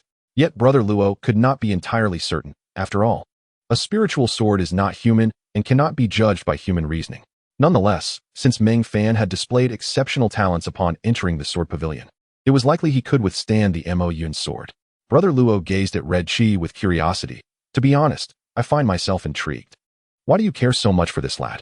Even if his talents are remarkable, it hardly warrants such concern, does it? Could it be that you are taken with his handsome visage? Do sword spirits fancy good looks? Upon hearing Brother Luo's words, Red Chi momentarily froze, for she had not contemplated this matter herself. Did she recognize Meng Fan as her master because of his striking appearance or his astonishing talent? It seemed to be a combination of both. Brother Luo was unaware that the spirit of Red Chi had once been a living person. Unlike Meng Fan, who could discern the origins and crafting methods of the Red Chi sword, he knew nothing of the sword as creation through the blood of a maiden, nor that the spirit of Red Chi was that very girl. Had he known, he would not have dared to jest about the Red Chi sword. Mind your own business. Red Chi huffed coldly, transforming into a flash of red light and re-entering the Red Chi sword. Brother Luo rubbed his nose, perplexed by the sudden reprimand. Indeed, sword spirits are often incomprehensible, especially when it comes to jesting. If this lad could successfully endure the malevolence of the Mo Yun sword, it might be time to introduce him to Elder Lin. Brother Luo muttered to himself. Perhaps this lad truly harbored the potential to become Elder Lin's direct disciple. If that were the case, it would be a meteoric rise. Contemplating this, Brother Luo could not help but feel a twinge of envy. Yet, it was merely envy, devoid of any jealousy, for he too had once had the opportunity to become Elder Lin's direct disciple. Unfortunately, he had failed to seize it and was left with only a nominal status as a registered disciple. Meanwhile, as the malevolent energy entered Meng Fan's body, it was being fervently refined by the sword path. The memories contained within the malevolent energy gradually unfolded in Meng Fan's mind. On a certain mountain peak, shrouded in mist, a man and a woman stood in opposition. The man donned white robes, while the woman was cloaked in black. Merely the color of their attire hinted at the conflict between them. Sister Yurua, at this juncture, are you still obstinately clinging to your delusions? The man, a member of the Hunyuan Sword Sect, spoke with a sorrowful expression. The Hunyuan Sword Sect has been annihilated by the ghost shadow demon cult. Master, mistress, and all our brothers and sisters have turned to mere bones. Do you still refuse to repent? The white-clad man gazed mournfully at the black-robed woman, his voice laden with bitterness and helplessness, a wave of uncontrollable sorrow emanating from him. Just witnessing the beginning of this memory, Meng Fan understood it to be a tragic tale. Indeed, the black-robed woman replied, from the moment I joined the ghost shadow demon cult, I ceased to be a member of the Hunyuan Sword Sect. The fate of the Hunyuan Sword Sect is of no concern to me. Sister, before Master passed, he expressed his deepest concerns for you, urging me to persuade you to return to the righteous path, the white-clad man said, his tone complex. The black-robed woman scoffed, a mocking smile curling at her lips. He is concerned for me? Is he merely seeking to drag me down with him to the underworld? As Meng Fan attentively observed the unfolding memories, he witnessed an elaborate drama between a man and a woman. The woman had once been a disciple of the Hunyuan Sword Sect but, wrongfully accused, had rebelled in fury and joined the opposing demon cult. Ultimately, with her assistance, the ghost shadow demon cult successfully obliterated the Hunyuan Sword Sect, leaving only the white-clad man alive, who sought to persuade the black-robed woman to return to the righteous path. Alas, not every tragic tale concludes with a happy ending. The man in white clarified the misunderstandings of years past. Yet the woman named Yuru did not react as Meng Fan had imagined. She did not weep or repent. The conclusion of this memory was marked by Yuru plunging a sword into the heart of the man in white. He fell. The Moya sword was Yuru's weapon. After slaying the man in white, Yuru grasped a new sword technique, the 7 absolute demon sword, abandoning love, righteousness, affection, hatred, sorrow, joy, and anger. These 7 absolutes propelled Yuru into the depths of the demonic path, transforming her into a sword demon. Meng Fan had heard tales of the infamous sword demon of the Ghost Shadow Demon Sect, a formidable and terrifying entity. It was said that even the sect leader dared not provoke this sword demon. The 7 absolute demon sword was the sword demon's unique skill that allowed her to dominate the world. Notably, this sword demon still lived. After absorbing these memories, Meng Fan opened his eyes, astonished to discover that the legendary sword demon was a woman. He gazed at the Moya sword in his hand with surprise, realizing that this seemingly unremarkable sword had once belonged to the sword demon. The Shu Mountain Sword Pavilion truly encompassed the finest swords in the world, even within just one floor. One could often stumble upon extraordinary treasures. However, despite the remarkable origins of some swords, their inherent strength remained paramount. It was erroneous to assume that a sword, simply because it belonged to a great figure, was superior to others of equal rank. Their power was, in fact, comparable. Nevertheless, the Shu Mountain Sword Sect possessed the most renowned swords globally. For instance, one of the 3 divine artifacts, the Fushi sword, resided within the Shu Mountain Sword Sect, as did the legendary Jinyao sword, housed in the Demon Lock Tower. If Meng Fan ever had the chance to wield such a divine sword, it could propel him to new heights. How do you feel? Are you all right? Brother Luo inquired with concern from behind Meng Fan. Rest assured, I am fine. Meng Fan replied, turning to offer a slight smile. Although he felt a dull ache in his head, this minor after-effect was entirely bearable. His earlier conjectures were correct. His comprehension of the Sword God Monument had significantly enhanced his consciousness and mental prowess, which would greatly benefit his future cultivation. It seemed he must find a way to earn some spirit stones from Lu Yinping and strive to experience the Sword God Monument once more. While others might view this experience as a waste of spirit stones, for Meng Fan, it bore immense significance. He drew the Moya sword, polished it carefully, and returned it to its place. This time, the essence of the sword that surged into Meng Fan was far more potent than that of an ordinary longsword. As he had surmised, the Moya sword indeed emitted a far greater essence of the sword. You should take some time to rest. After the Sword Pavilion closes today, join me on the 2nd floor, Brother Luo stated. Chapter 32. The 2nd floor of the Sword Pavilion, Elder Lin. To the 2nd floor? Upon hearing Brother Luo's words, Meng Fan turned abruptly, astonished. He had long yearned to visit the 2nd floor, but had never mustered the courage to ascend. He felt unworthy as a newcomer and had been waiting for Brother Luo to invite him. Finally, that moment had come. What will we do on the 2nd floor? Meng Fan inquired, curiosity piquing his interest. Brother Luo had never mentioned taking him there before. What had prompted this invitation? It is time for you to meet Elder Lin. Given that you can withstand the sword's malevolence, I am sure Elder Luo will find you intriguing, Brother Luo explained. Meng Fan's face flickered with anticipation. He had heard much about the enigmatic Elder Lin from Brother Luo and was genuinely curious about this figure. Cautiously, he expressed, Elder Lin has not expressed a desire to meet me. Will my direct approach be inappropriate? Seeing Meng Fan's anxious demeanor, Brother Luo chuckled lightly. Do not worry. Elder Lin has a kind and gentle disposition. Meng Fan nodded, dismissing his worries. There is about an hour left before the Sword Pavilion closes. After that, I will take you to meet Elder Lin. You have just endured the Moya sword's malevolence. It is best for you to rest, Brother Luo advised with great consideration. Meng Fan did not resist, but returned to his room to meditate and recuperate, simultaneously rehearsing the newly learned 7 absolute demon sword in his mind. This technique proved far more potent than Meng Fan had anticipated. All previous sword techniques he had encountered paled in comparison to the 7 absolute demon sword. Even the formidable Taishang Juetching sword and the Mountain Splitter sword fell short of its prowess. Meng Fan sensed that the 7 absolute demon sword had touched upon the essence of the sword soul. The sword soul and the sword spirit were high-level sword techniques that delved into the realm of the primordial spirit. However, the 7 absolute demon sword veered into a darker path, descending into the demonic realm. Yet, Meng Fan did not shy away. He believed that the demonic path was still a path worth exploring. Moreover, the path of primordial beginnings embraced all forms, including the demonic. As he practiced the 7 absolute demon sword in his mind, he felt a profound eeriness. The sword's power was indeed terrifying. and wielding it would plunge one into a state of madness, unleashing uncontrollable killing intent that could harm the innocent. Even in mental rehearsal, Meng Fan felt an overwhelming urge to destroy everything around him, a testament to the sword's demonic nature. He ceased his mental practice, opening his eyes to find them tinged with red, still infused with lingering murderous intent. It was no wonder the sword demon of the Ghost Shadow Demon sect was rumored to be terrifying and indiscriminately lethal. Mastery of this technique could easily lead one into madness, truly becoming a demon. Nonetheless, the power of this sword technique was undeniably formidable. Meng Fan shook his head, choosing not to dwell on such matters. After an hour of recuperation, he felt significantly better, the pain in his mind subsiding. As the Sword Pavilion prepared to close, Brother Luo approached Meng Fan's room and called out, "Meng Shitty, let us go. I will take you to meet Elder Lin." Meng Fan quickly exited his room, his heart fluttering with excitement. He followed Brother Luo up the stairs to the second floor of the Sword Pavilion.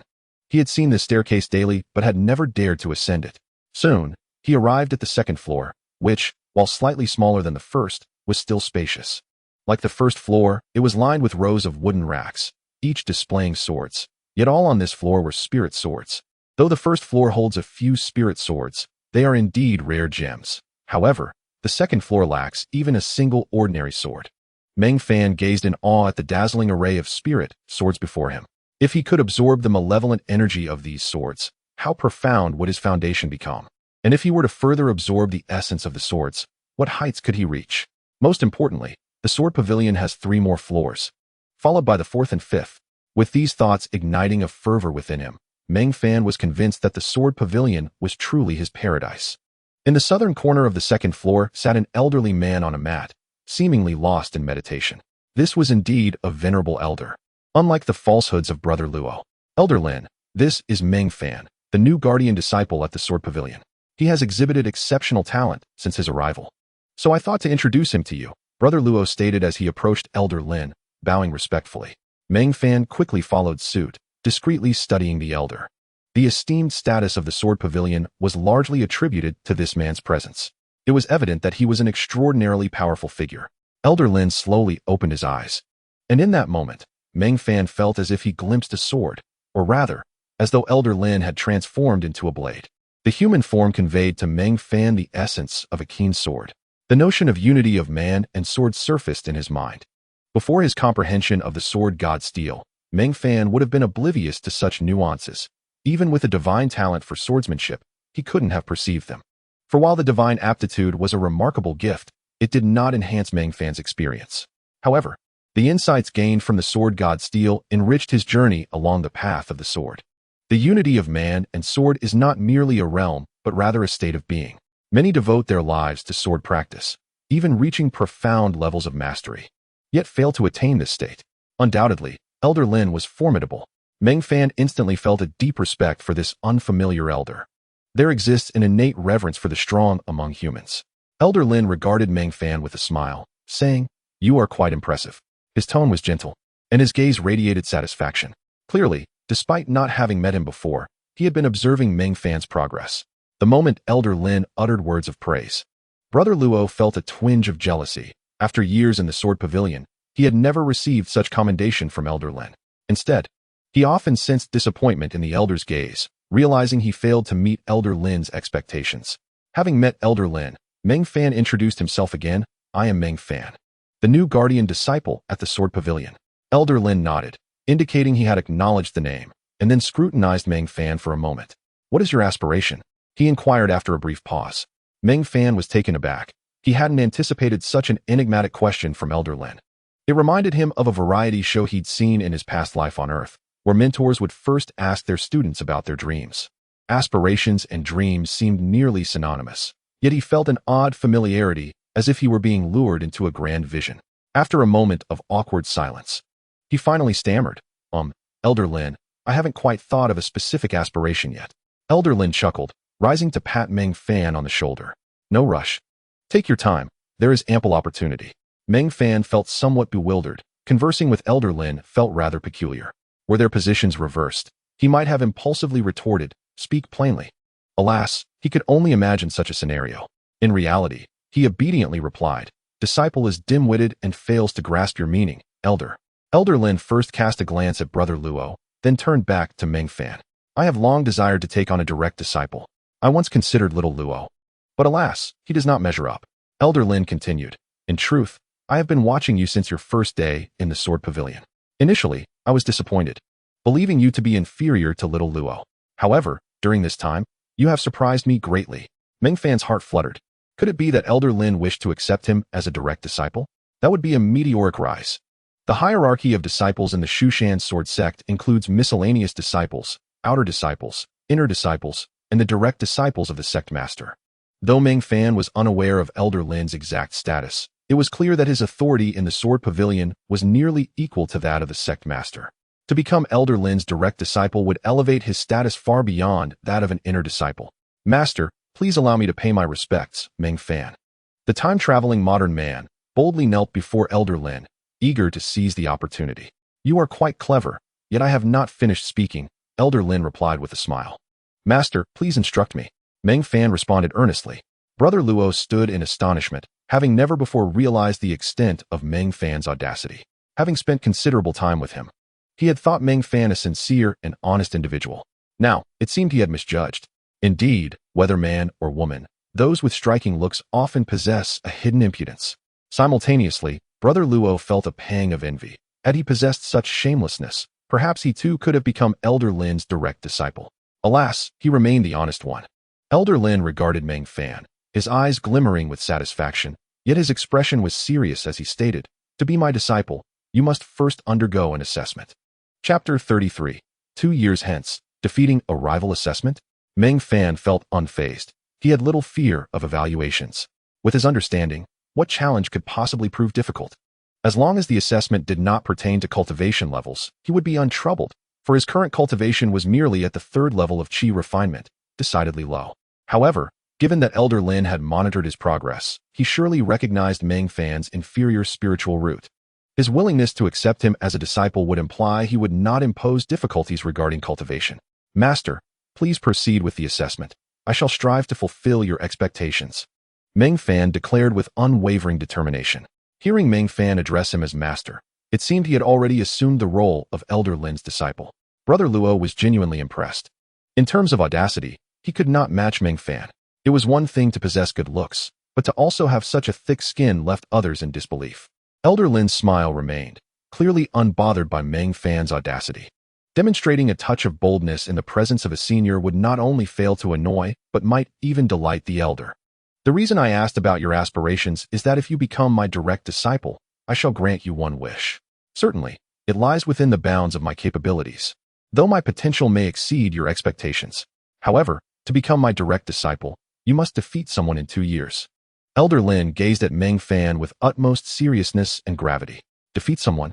Meng Fan sensed that the situation was likely more complex than he initially envisioned.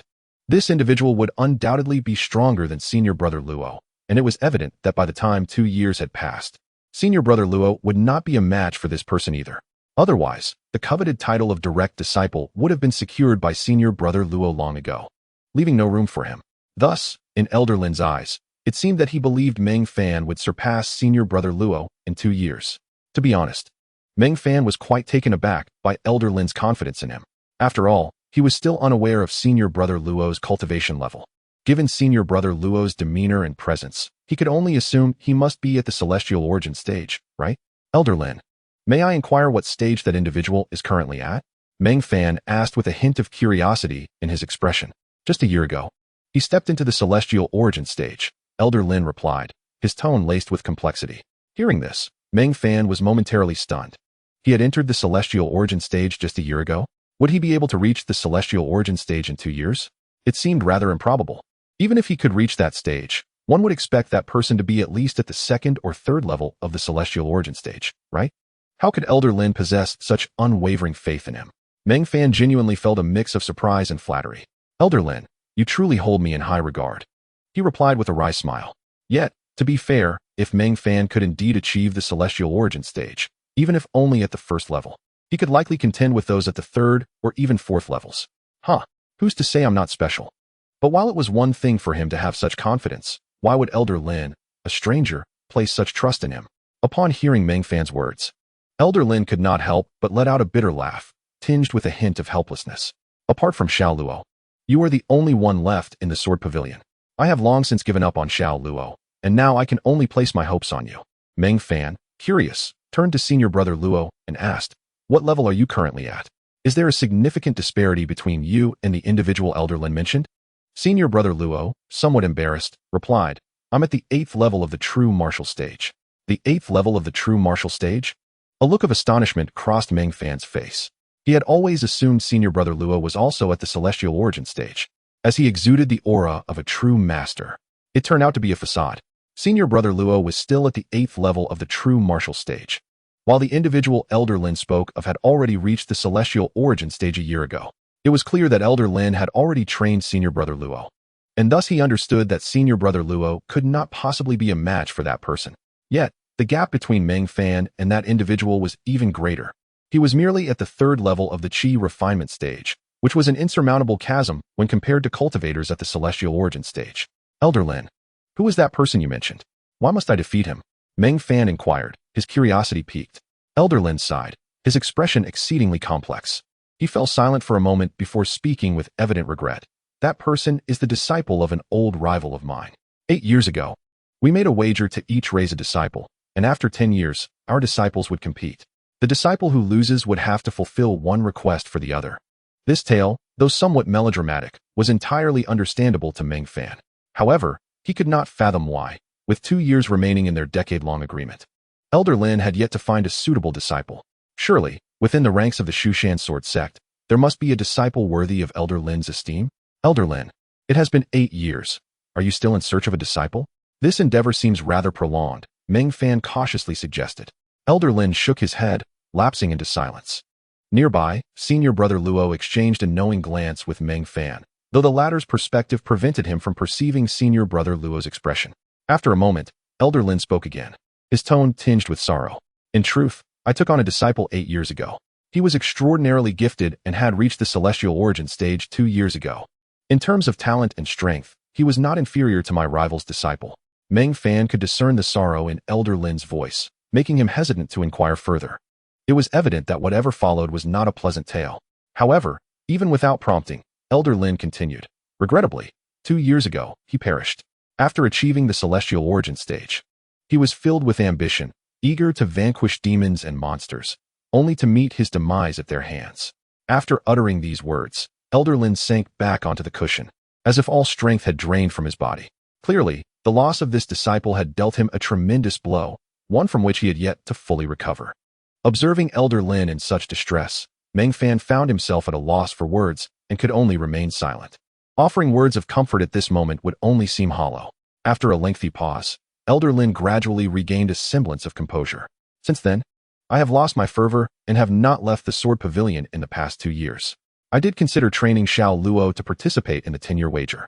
Unfortunately, Xiao Luo's aptitude and comprehension are rather mediocre, leaving him with little chance of success. I had already resigned myself to defeat. Elder Lin raised his gaze, his eyes glimmering with determination as he looked at Meng Fan. Until your arrival.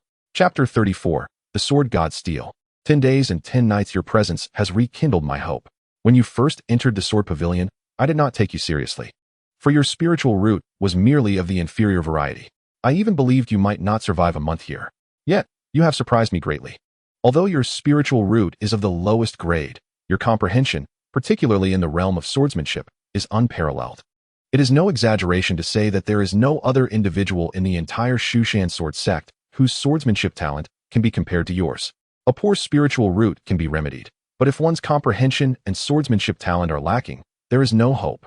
Elder Lin spoke at length, his words brimming with admiration for Meng Fan.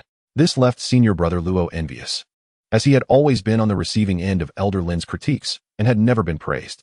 Meng Fan hesitated before addressing Elder Lin. Elder, even if my comprehension is commendable, achieving the celestial origin stage in 2 years seems almost an impossible task for me. Furthermore, even with a superior spiritual root, it would be challenging to ascend from the 3rd level of Qi refinement to the celestial origin stage in such a short time. Not to mention, I merely possess an inferior spiritual root. This is not an act of humility.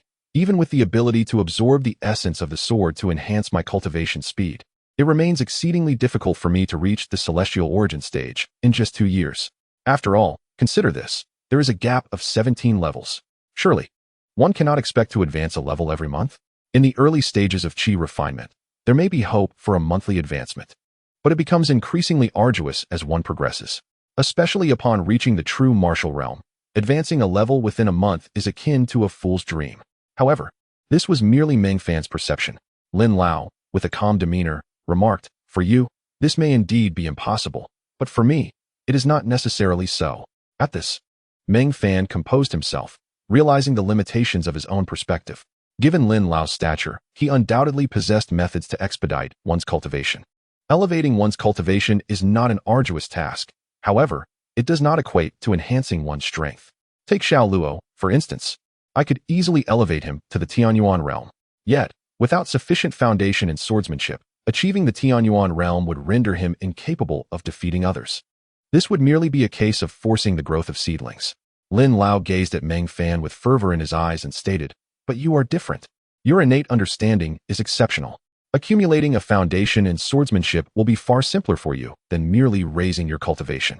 Therefore, I am confident that in 2 years, you will surpass Yi Qinxin." Yi Qinxin must have been the disciple of Lin Lao's old rival. However, judging by the name, it seemed to belong to a woman. To pit oneself against a woman? That appears rather exhilarating. Meng Fan pondered for a moment and addressed Lin Lao. "Lin Lao, I am indeed confident that I can defeat Yi Qinxin in 2 years, but I require your assistance in one matter." "What matter?" Lin Lao chuckled, amused that this lad was attempting to negotiate with him. Meng Fan replied earnestly, "This matter is tantamount to fulfilling your wish for me in advance. I wish to study the scriptures for 10 days and nights, and to comprehend the sword god steel for an equal duration. Only through this can I assure my victory over Yi Qinxin in 2 years." Upon hearing Meng Fan's request, Lin Lao initially furrowed his brow, but soon relaxed. He smiled and said, "Have you thought this through? Once I assist you, even if you defeat Yi Qinxin, I will not grant you another wish. I previously stated that any wish within my power can be fulfilled. Your request, however, does not even approach my limits. In fact, it is quite simple for me." Meng Fan, with a grave expression, responded, "Perhaps this request seems trivial to you, Lin Lao, yet it holds immense importance for me." "Very well, I shall grant your wish." Lin Lao chuckled. This lad appeared shrewd, but was also somewhat naive. Having already committed to training him, Lin Lao would certainly find ways to enhance his cultivation and strength. Access to the scriptures and the insights of the sword god steel was already a pathway to bolstering one's abilities. Even if Meng Fan did not voice it, Lin Lao would still endeavor to provide him with such opportunities. However, 10 days and nights seemed rather excessive. Under normal circumstances, for instance, the insights of the sword god steel would be accounted for by the hour. Even Lin Lao would need to expend spirit stones to allow Meng Fan to comprehend the sword god steel, albeit at a discounted rate. 10 days and nights amount to 120 hours, costing over 10,000 spirit stones. Even with a discount, it would still require several thousand spirit stones. As for that would be somewhat easier, given Lin Lao's good rapport with Old Wang there. Lin Lao looked at Meng Fan with curiosity and asked, "Are you certain you wish to spend 10 days and nights on the sword god steel? Such a lengthy duration, will it not be a waste?" To be honest, while he believed Meng Fan possessed exceptional swordsmanship talent and comprehension, 10 days and nights on the sword god steel seemed rather extravagant. Most importantly, although he could part with a few thousand spirit stones, it still pained him to do so. Therefore, if Meng Fan were to squander this opportunity, he would not agree. Yet Meng Fan, with unwavering determination, stated, "Lin Lao, if you grant me the opportunity to comprehend thee and the sword god steel for 10 days and nights, I will surely defeat Yi Qinxin in 2 years. Should I fail, I will present my head to you." This was not mere bravado, the aside. This was a vital path to perfecting his 10,000 swords returning to the origin. The sword god steel could truly transform Meng Fan. Previously, even a single hour of comprehension had yielded tremendous changes. If granted 10 days and nights, he was confident he could fully absorb the principles of the primordial Tao contained within the sword god steel. Lin Lao pondered for a moment and then said, "I can arrange for you to study at for 10 days and nights. However, the cost for 10 days and nights at the sword god steel is quite substantial. I can agree to it, but you must first prove your worth." "How shall I prove it?" Meng Fan inquired eagerly.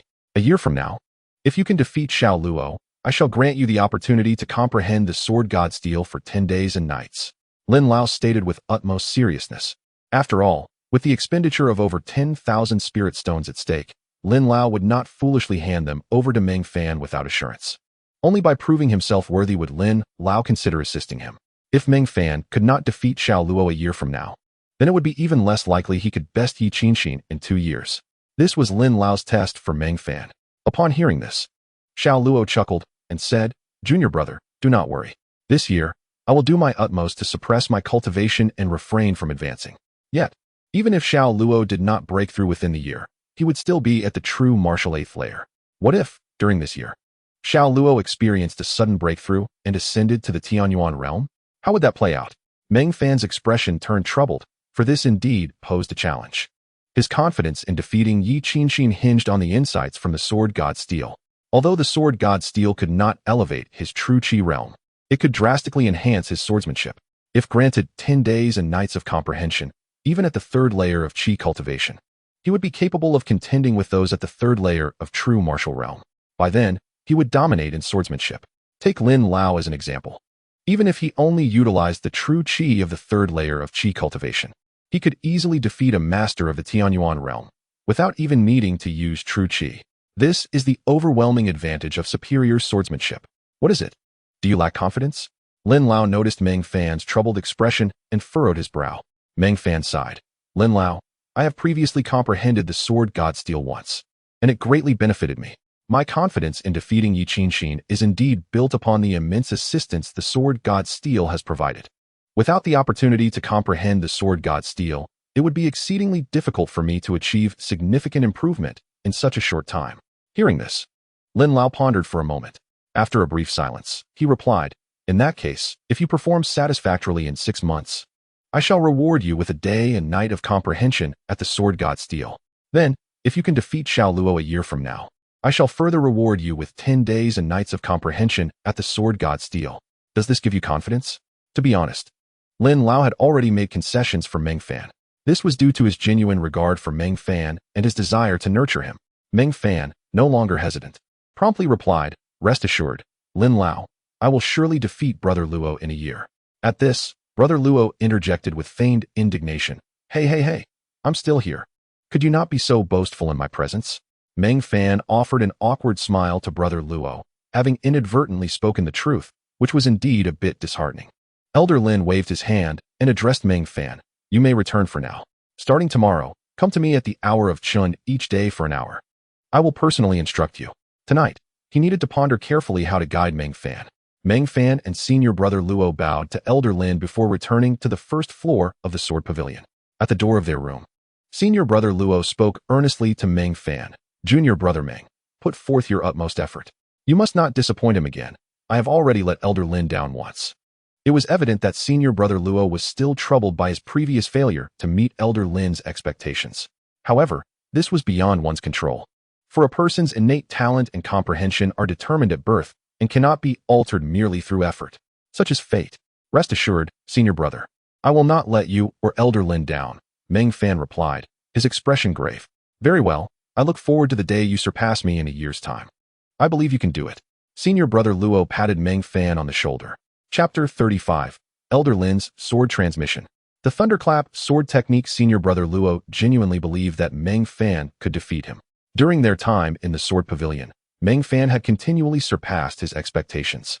To be honest, he had grown quite enamored with Meng Fan's capabilities. "Haha, just don't lose too badly, or you'll be the one crying," Meng Fan joked. A sleepless night passed as Meng Fan immersed himself in cultivation. "I was right about you.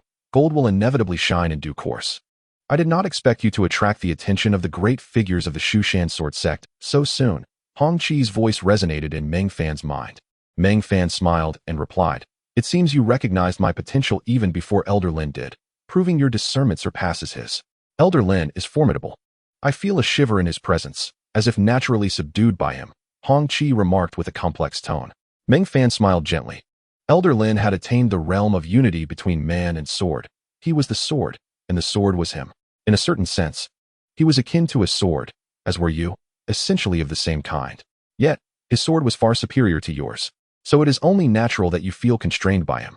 Upon hearing Meng Fan's words, Hong Chi was taken aback. She curiously inquired, "Unity between man and sword? What realm is that? I have never heard of such a concept. How do you know so much?" Logically, Meng Fan had been merely a servant disciple previously, and since arriving at the Sword Pavilion, no one had guided him. Although Elder Lin had acknowledged Meng Fan, he had yet to formally instruct him. How then could Meng Fan possess such profound knowledge? Meng Fan sighed, somewhat helplessly. Do you think I am so eager to comprehend the Sword God Monument for no reason? All this information is what I gleaned from my previous insights at the monument. Hong Qi fell silent, realizing the vast chasm between them. Although she was no longer human, she still felt somewhat overshadowed by Meng Fan's prowess. This fellow was indeed extraordinary.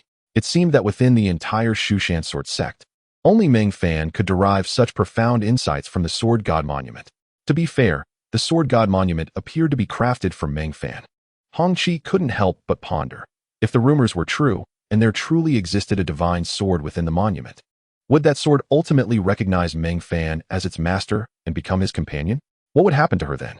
If Meng Fan possessed such an extraordinary divine sword, he would undoubtedly abandon her, wouldn't he? With this thought, Hong Qi found herself gripped by a sense of insecurity. The following day, at the hour of Chun, after washing up and finishing his meal, Meng Fan ascended to the second floor of the Sword Pavilion without even wiping his sword. With Elder Lin's instructions from the previous day, he no longer required Senior Brother Luo's guidance and made his way directly to the second floor. You're here. Elder Lin glanced at Meng Fan. Elder Lin. Meng Fan bowed respectfully. Elder Lin nodded in acknowledgement and then rose. Use your most proficient sword technique against me. Elder Lin stated directly. He wanted to teach Meng Fan, but first, he needed to thoroughly understand him. Only by experiencing Meng Fan's attack firsthand could he truly grasp his swordsmanship. Most proficient sword technique? Meng Fan pondered. What could be considered his most adept technique? It seemed challenging to choose, as every sword technique he had encountered could be mastered to an impressive level. Any technique in Meng Fan's hands could be deemed proficient. However, the technique he had practiced the most was the Bai Hai Chao Sheng sword technique, as he had devoted considerable effort to instructing Lu Yinping previously. After a moment of contemplation, Meng Fan drew the Hong Qi sword and unleashed the Bai Hai Chao Sheng sword technique towards Elder Lin. He did not utilize the true energy within him, yet a surge of sword energy erupted from the Hong Qi sword. In front of Elder Lin, he did not conceal his abilities. Displaying this level of excellence would likely earn Elder Lin's admiration and foster a deeper commitment to nurturing his talent. Elder Lin stood still, and Meng Fan's sword energy dissipated into nothingness when it was still a yard away from him. Meng Fan remained composed. He was well aware that his sword energy could not harm Elder Lin. However, Elder Lin's expression shifted to one of astonishment.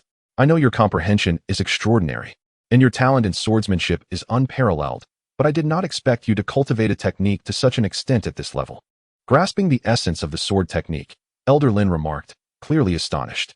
The essence of the sword was foundational to cultivating sword intent and could be considered its root. Once a sword technique is cultivated to the essence level, given time, one could potentially develop sword intent.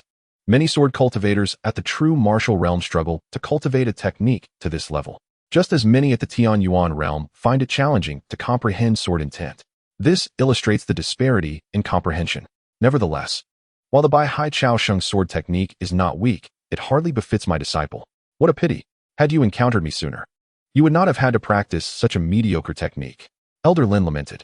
If Lu Yinping had heard this, she would surely be indignant. The Bai Hai Chao Sheng sword technique was already a formidable technique, yet Elder Lin dismissed it as worthless. However, Meng Fan wholeheartedly agreed with Elder Lin's assessment. In his view, the Bai Hai Chao Sheng sword technique was indeed not particularly impressive. Whether it was the extreme Dao sword drawing technique, the Taishang Juetching sword, or the splitting sword, all surpassed the Bai Hai Chao Sheng sword technique by a significant margin. As for the 7 absolute demon sword, it was beyond comparison. How long have you been cultivating the Bai Hai Chao Sheng sword technique to reach your current level? Elder Lin inquired curiously. This question was quite pertinent, for it would provide a more intuitive understanding of Meng Fan's comprehension and swordsmanship aptitude. Although he already knew Meng Fan's talent was exceptional, he lacked a clear concept of it. Perhaps a little over a month, Meng Fan thought for a moment, attempting to stretch the time. In reality, it seemed to be less than a month. About a month. Upon hearing this, Elder Lin's gaze became somewhat dazed.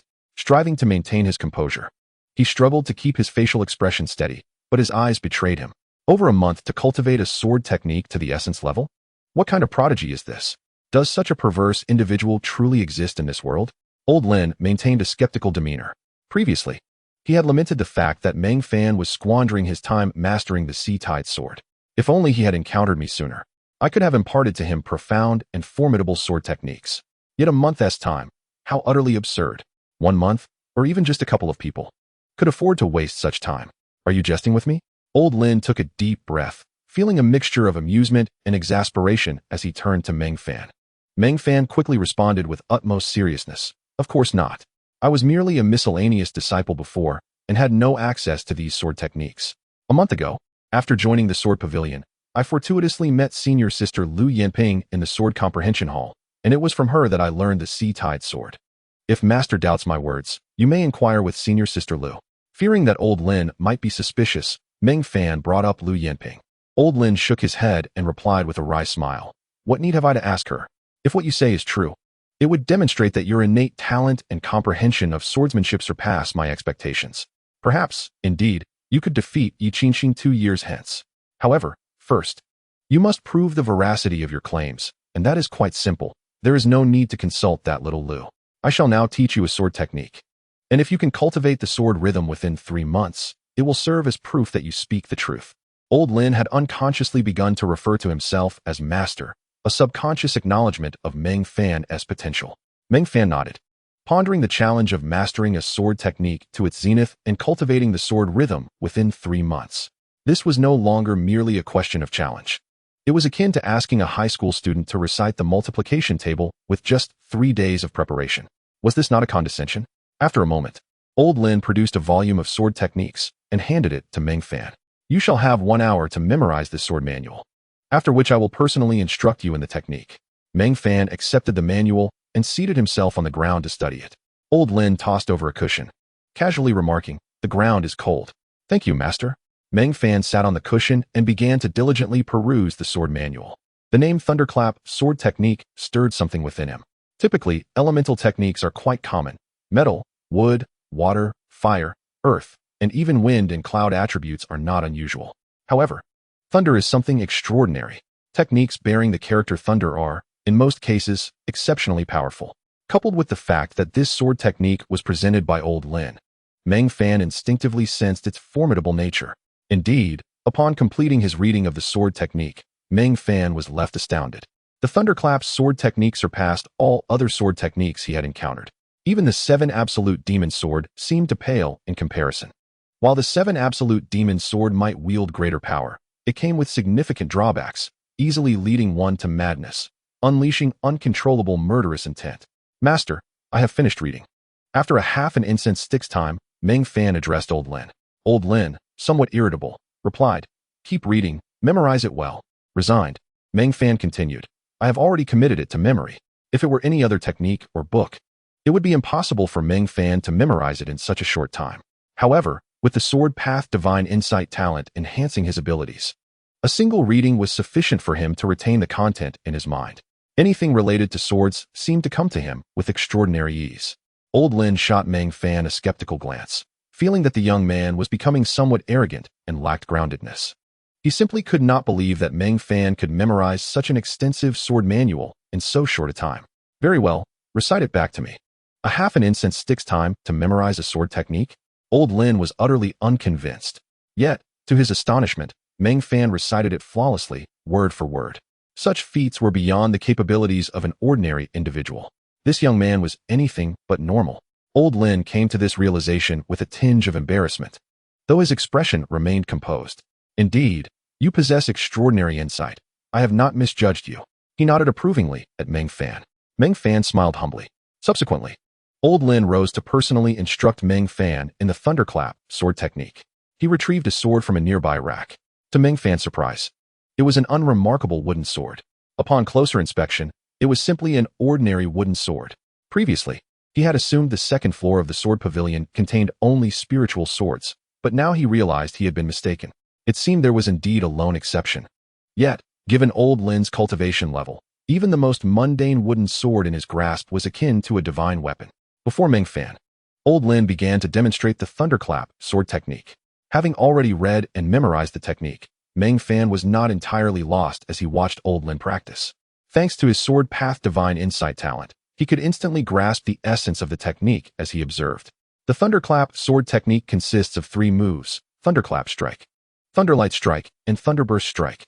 When Old Lin executed the Thunderclap Strike, Meng Fan could faintly hear the sound of thunder emanating from the seemingly ordinary wooden sword. This strike possessed a power capable of shaking the very soul.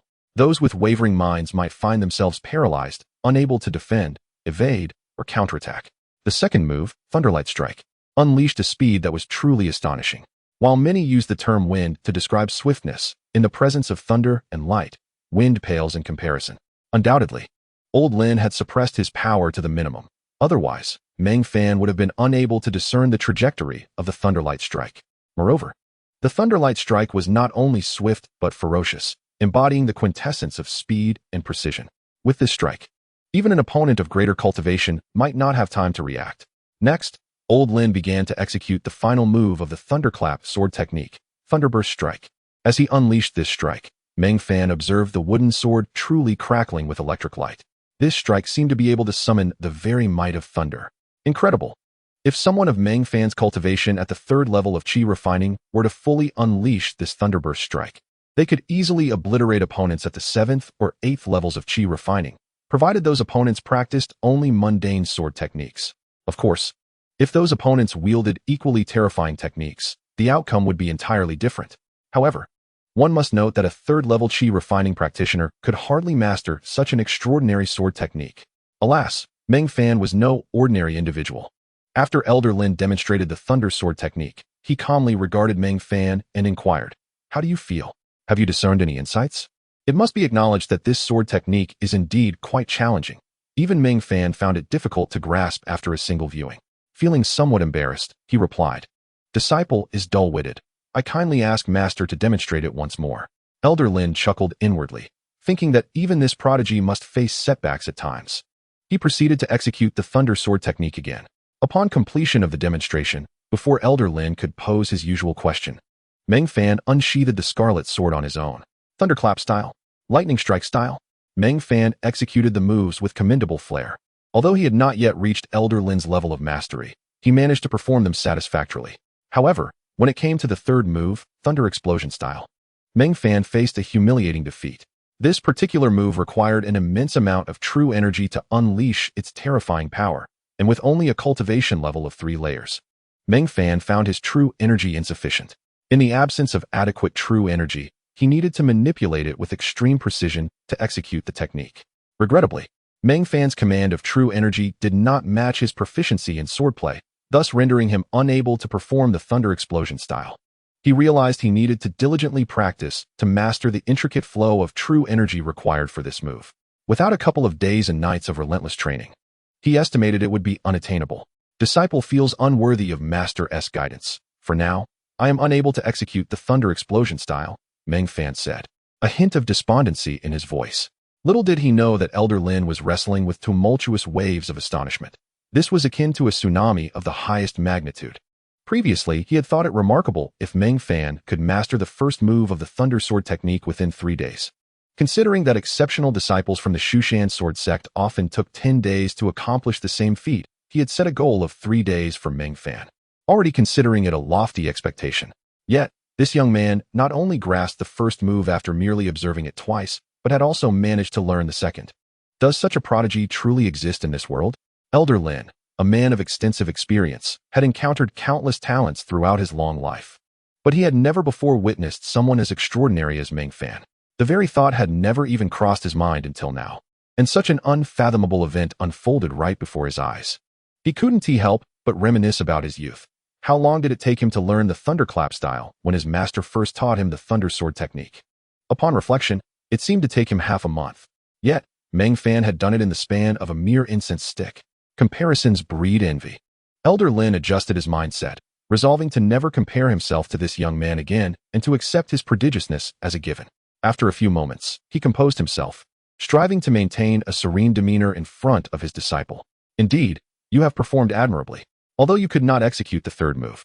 Achieving this level on your first encounter with the Thunder Sword technique is already commendable," Elder Lin stated, making an effort to sound casual, though a slight tremor betrayed his excitement. "Your cultivation level remains too low. The Thunder Explosion style demands an abundant supply of true energy for execution. Once your cultivation improves in the future, you will easily be able to perform it." Elder Lin endeavored to maintain his authoritative image while instructing Meng Fan. "Disciple understands," Meng Fan replied earnestly. Elder Lin continued his teachings, while you have made a preliminary grasp of the Thunder Sword technique. Perfecting it to its fullest within 3 months to cultivate the sword's essence will be a formidable task. Do not take this lightly. Disciple will diligently train and will not be negligent. Meng Fan responded sincerely. He understood that as a disciple, he must exhibit the appropriate demeanor and show sufficient respect to his master. Elder Lin settled back onto his mat, sitting cross-legged as he attempted to calm his racing heart. This young man was truly astonishing. He took a deep breath to steady himself before asking Meng Fan, "The technique you are practicing seems to be the Spirit Wind Profound skill, correct?" "Yes," Meng Fan nodded. "Did little Luo pass it on to you?" "While the Spirit Wind Profound skill is a commendable technique, it hardly matches your potential." Upon hearing Elder Lin's words, Meng Fan could not help but feel a surge of excitement. It seemed that Elder Lin was preparing to impart a new technique to him. During his time at the Sword Pavilion, Meng Fan had diligently polished his sword and observed techniques, acquiring a fair amount of swordplay knowledge. However, he had lacked access to any cultivation techniques. Had it not been for Brother Luo sharing the Spirit Wind Profound skill with him, he would have had to resort to choosing a rudimentary technique from the Scripture Pavilion. "Originally, I intended to test you for a while longer before imparting a technique, but it appears you are deserving of this one," Elder Lin proclaimed, and with a flick of his wrist, a scroll materialized in his hand, seemingly conjured from thin air. Clearly, Elder Lin possessed a storage artifact, a common occurrence, as even Lu Yinping had one. Envious of storage artifacts? Heh. "If you can cultivate the sword's essence of the Thunder Sword technique within 3 months, I shall gift you a storage artifact," Elder Lin said with a grin. Truth be told, the more he observed Meng Fan, the more he found him appealing. He had known Meng Fan to be exceptional, but only through personal interaction did he grasp the extent of his brilliance. He felt as if he had stumbled upon a treasure. As for Meng Fan, upon hearing Elder Lin's words, his heart raced with excitement. A storage artifact was truly a coveted item for him. As a transmigrator, he found himself genuinely intrigued by this seemingly scientific yet inexplicably advanced technology. "Thank you, Master," Meng Fan exclaimed, brimming with enthusiasm. "You express gratitude too soon. As if you have already mastered the sword's essence of the Thunder Sword technique," Elder Lin remarked, rolling his eyes with mild exasperation. "If you do not cultivate the sword's essence within 3 months, do not expect to receive the storage artifact." 3 months? Meng Fan chuckled. "I shall have it completed in 3 days. Simultaneously, he accepted the cultivation technique Elder Lin extended to him. Undoubtedly, this technique would surpass the Spirit Wind Profound skill by a significant margin. Pure Yang Thunder Scripture, he read from the cover of the scroll. The presence of the word thunder within its title ignited his enthusiasm. A thunder attribute cultivation technique was far superior to the 5-element techniques. Most importantly, as someone with a mixed spiritual root, he could attune to any attribute-S technique. Mixed spiritual roots and inferior spiritual roots did not carry any attributes, while medium and superior spiritual roots possessed a singular attribute.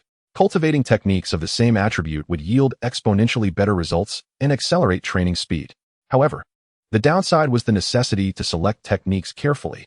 One could painstakingly acquire a high-level technique only to find it unsuitable for their cultivation, which could be quite frustrating.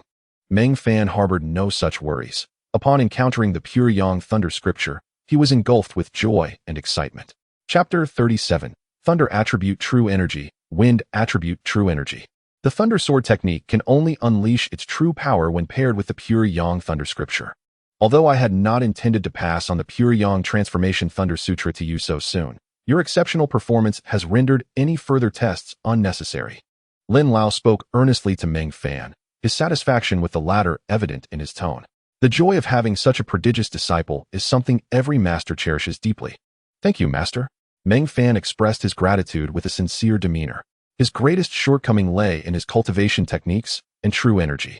Lin Lao's timely assistance was akin to delivering coal in a snowstorm, a precise boost to Meng Fan's vital energy. From today onward, you must not only practice your sword techniques, but also elevate your cultivation level. Regardless of your innate talent and comprehension in swordsmanship, your spiritual root remains a limitation. Thus, significant effort is required to enhance your cultivation. Lin Lao conjured a jade vial from thin air and handed it to Meng Fan. This vial contains spirit-gathering liquid, far superior to qi-gathering pills, and is the most suitable elixir for assisting cultivation at the qi refinement stage, one that cannot even be purchased at the Dam Pavilion. Ecstatic, Meng Fan accepted the vial of spirit-gathering liquid. Becoming Lin Lao's disciple felt like a leap to the heavens. The various cultivation resources that had previously troubled him were now generously provided by Lin Lao. Meng Fan silently vowed to assist Lin Lao in defeating Yi Qinxin. Otherwise, having received so many benefits from Lin Lao, he would feel utterly ashamed if he were to fail. Yet, Meng Fan was confident in himself. He believed that within 2 years, he could achieve a remarkable transformation. Lin Lao's repeated generosity had enveloped Meng Fan in a sense of bliss. And to his astonishment, Lin Lao continued to bestow further gifts. In Lin Lao's hands appeared 2 additional tomes, which he offered to Meng Fan. Beyond the cultivation techniques and swordsmanship, you are also in need of a body refinement technique. In our cultivation journey, the strength of one's physique is crucial. A body refinement technique is indispensable. The 2 tomes consist of Extreme Domination True Body and Willow Fluff in the Wind, both essential for your path of cultivation. Take these back and study them. If you have any questions, return to inquire tomorrow at dawn. By the way, for the spirit gathering liquid, you only need to consume 1 drop per day. If you find that insufficient, you may take an additional drop upon exhausting the first, but the maximum intake per day should not exceed 2 drops. After bidding farewell to Lin Lao, Meng Fan returned to the first floor of the Sword Pavilion. Honestly, upon entering his room, he felt an overwhelming sense of surrealism, as though he were dreaming. Such fortuitous events were beyond imagination. The more he pondered, the more he reminded himself to cherish Lin Lao's kindness and to repay it in the future. Meng Fan was a person of deep loyalty, believing in the principle of reciprocating kindness. Naturally, he was equally committed to avenging grievances. You truly struck it rich today? The voice of Hong Qi echoed in Meng Fan's mind. With a smile, Meng Fan replied, "Indeed, I have encountered a benefactor, and I shall forever remember Lin Lao's grace." In just half a day's time, not only had he acquired a crucial thunder attribute cultivation technique, but he had also gained the coveted body refinement technique without any cost. It was exhilarating. Though he may not have been born into privilege, finding a worthy master felt like a second chance at life. Meng Fan began to delve into the Pure Yang Transformation Thunder Sutra, Extreme Domination True Body, and Willow Fluff in the Wind. These 3 techniques were precisely what he needed. He initially aimed to convert his previously acquired Wind Attribute True Energy into Thunder Attribute True Energy through the practice of the Pure Yang Transformation Thunder Sutra. However, as he practiced, empowered by the essence of the sword within him, he astonishingly managed to cultivate a strand of true energy from the Pure Yang Transformation Thunder Sutra. Meanwhile, the Wind Attribute True Energy from the Lingfeng Xiangong remained intact within him. At this moment, 2 distinct forms of true energy manifested within Meng Fan, one of wind and the other of thunder, coexisting harmoniously without conflict. Meng Fan furrowed his brow in contemplation. He could opt to allow the thunder attribute true energy to consume the wind attribute true energy within him, thereby strengthening the Pure Yang Transformation Thunder Sutra. Yet, after some deliberation, he decided against this course of action, reasoning that Lin Lao would likely possess greater experience in such matters.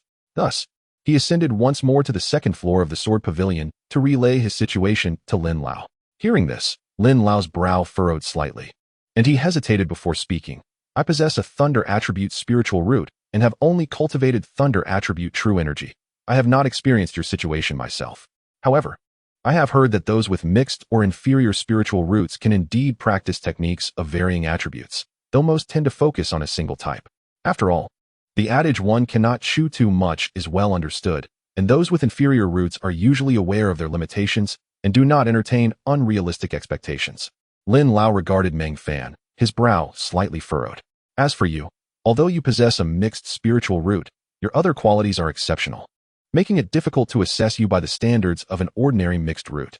Therefore, whether you choose to cultivate solely one type of true energy or pursue a unique path by cultivating both, the decision lies entirely with you. I will not impose my will upon you." If Meng Fan were an ordinary mixed spiritual root, Lin Lao would undoubtedly recommend he cultivate the Pure Yang Transformation Thunder Sutra and abandon the Lingfeng Xiangong. However, Meng Fan was far too extraordinary, almost beyond human comparison. Such an individual is entitled to carve out a path that belongs solely to him. Thus, Lin Lao chose not to interfere with Meng Fan's decision. After leaving the 2nd floor of the Sword Pavilion for the 2nd time, Meng Fan returned to his room, engulfed in contemplation. However, this indecision did not linger for long. He resolved to be ambitious. He decided to cultivate both thunder and wind attribute true energy simultaneously, and in the future, he would also consider practicing techniques of other attributes. For this aligned seamlessly with the principles of the primordial Tao. This path of the sword, the primordial, embodies inclusivity and integration of all things. In pursuing the path of cultivation, Meng Fan could also draw closer to the primordial Tao.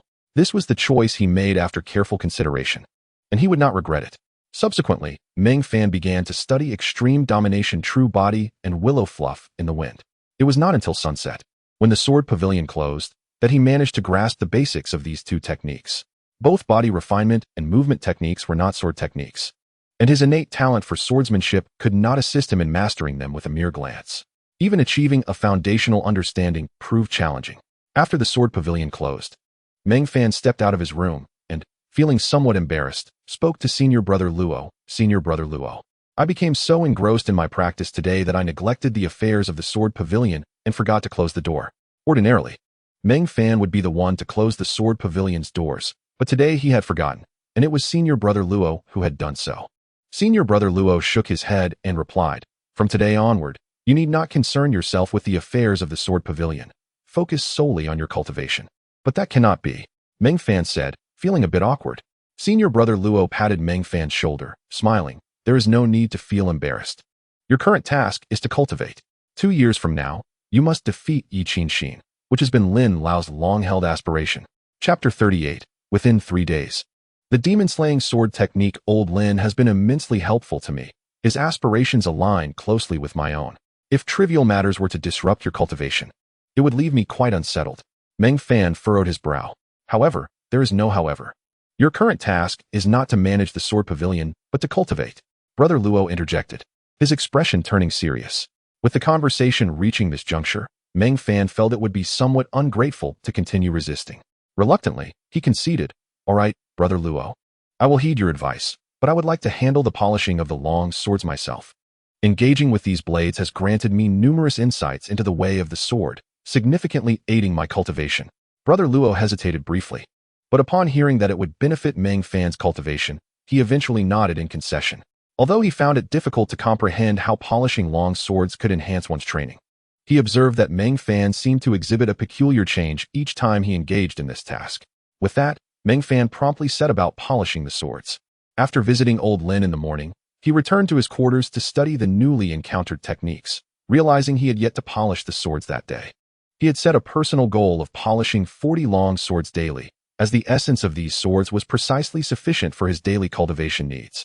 The 40 long swords he polished this time were rather ordinary, devoid of any malevolent aura, and he completed the task swiftly.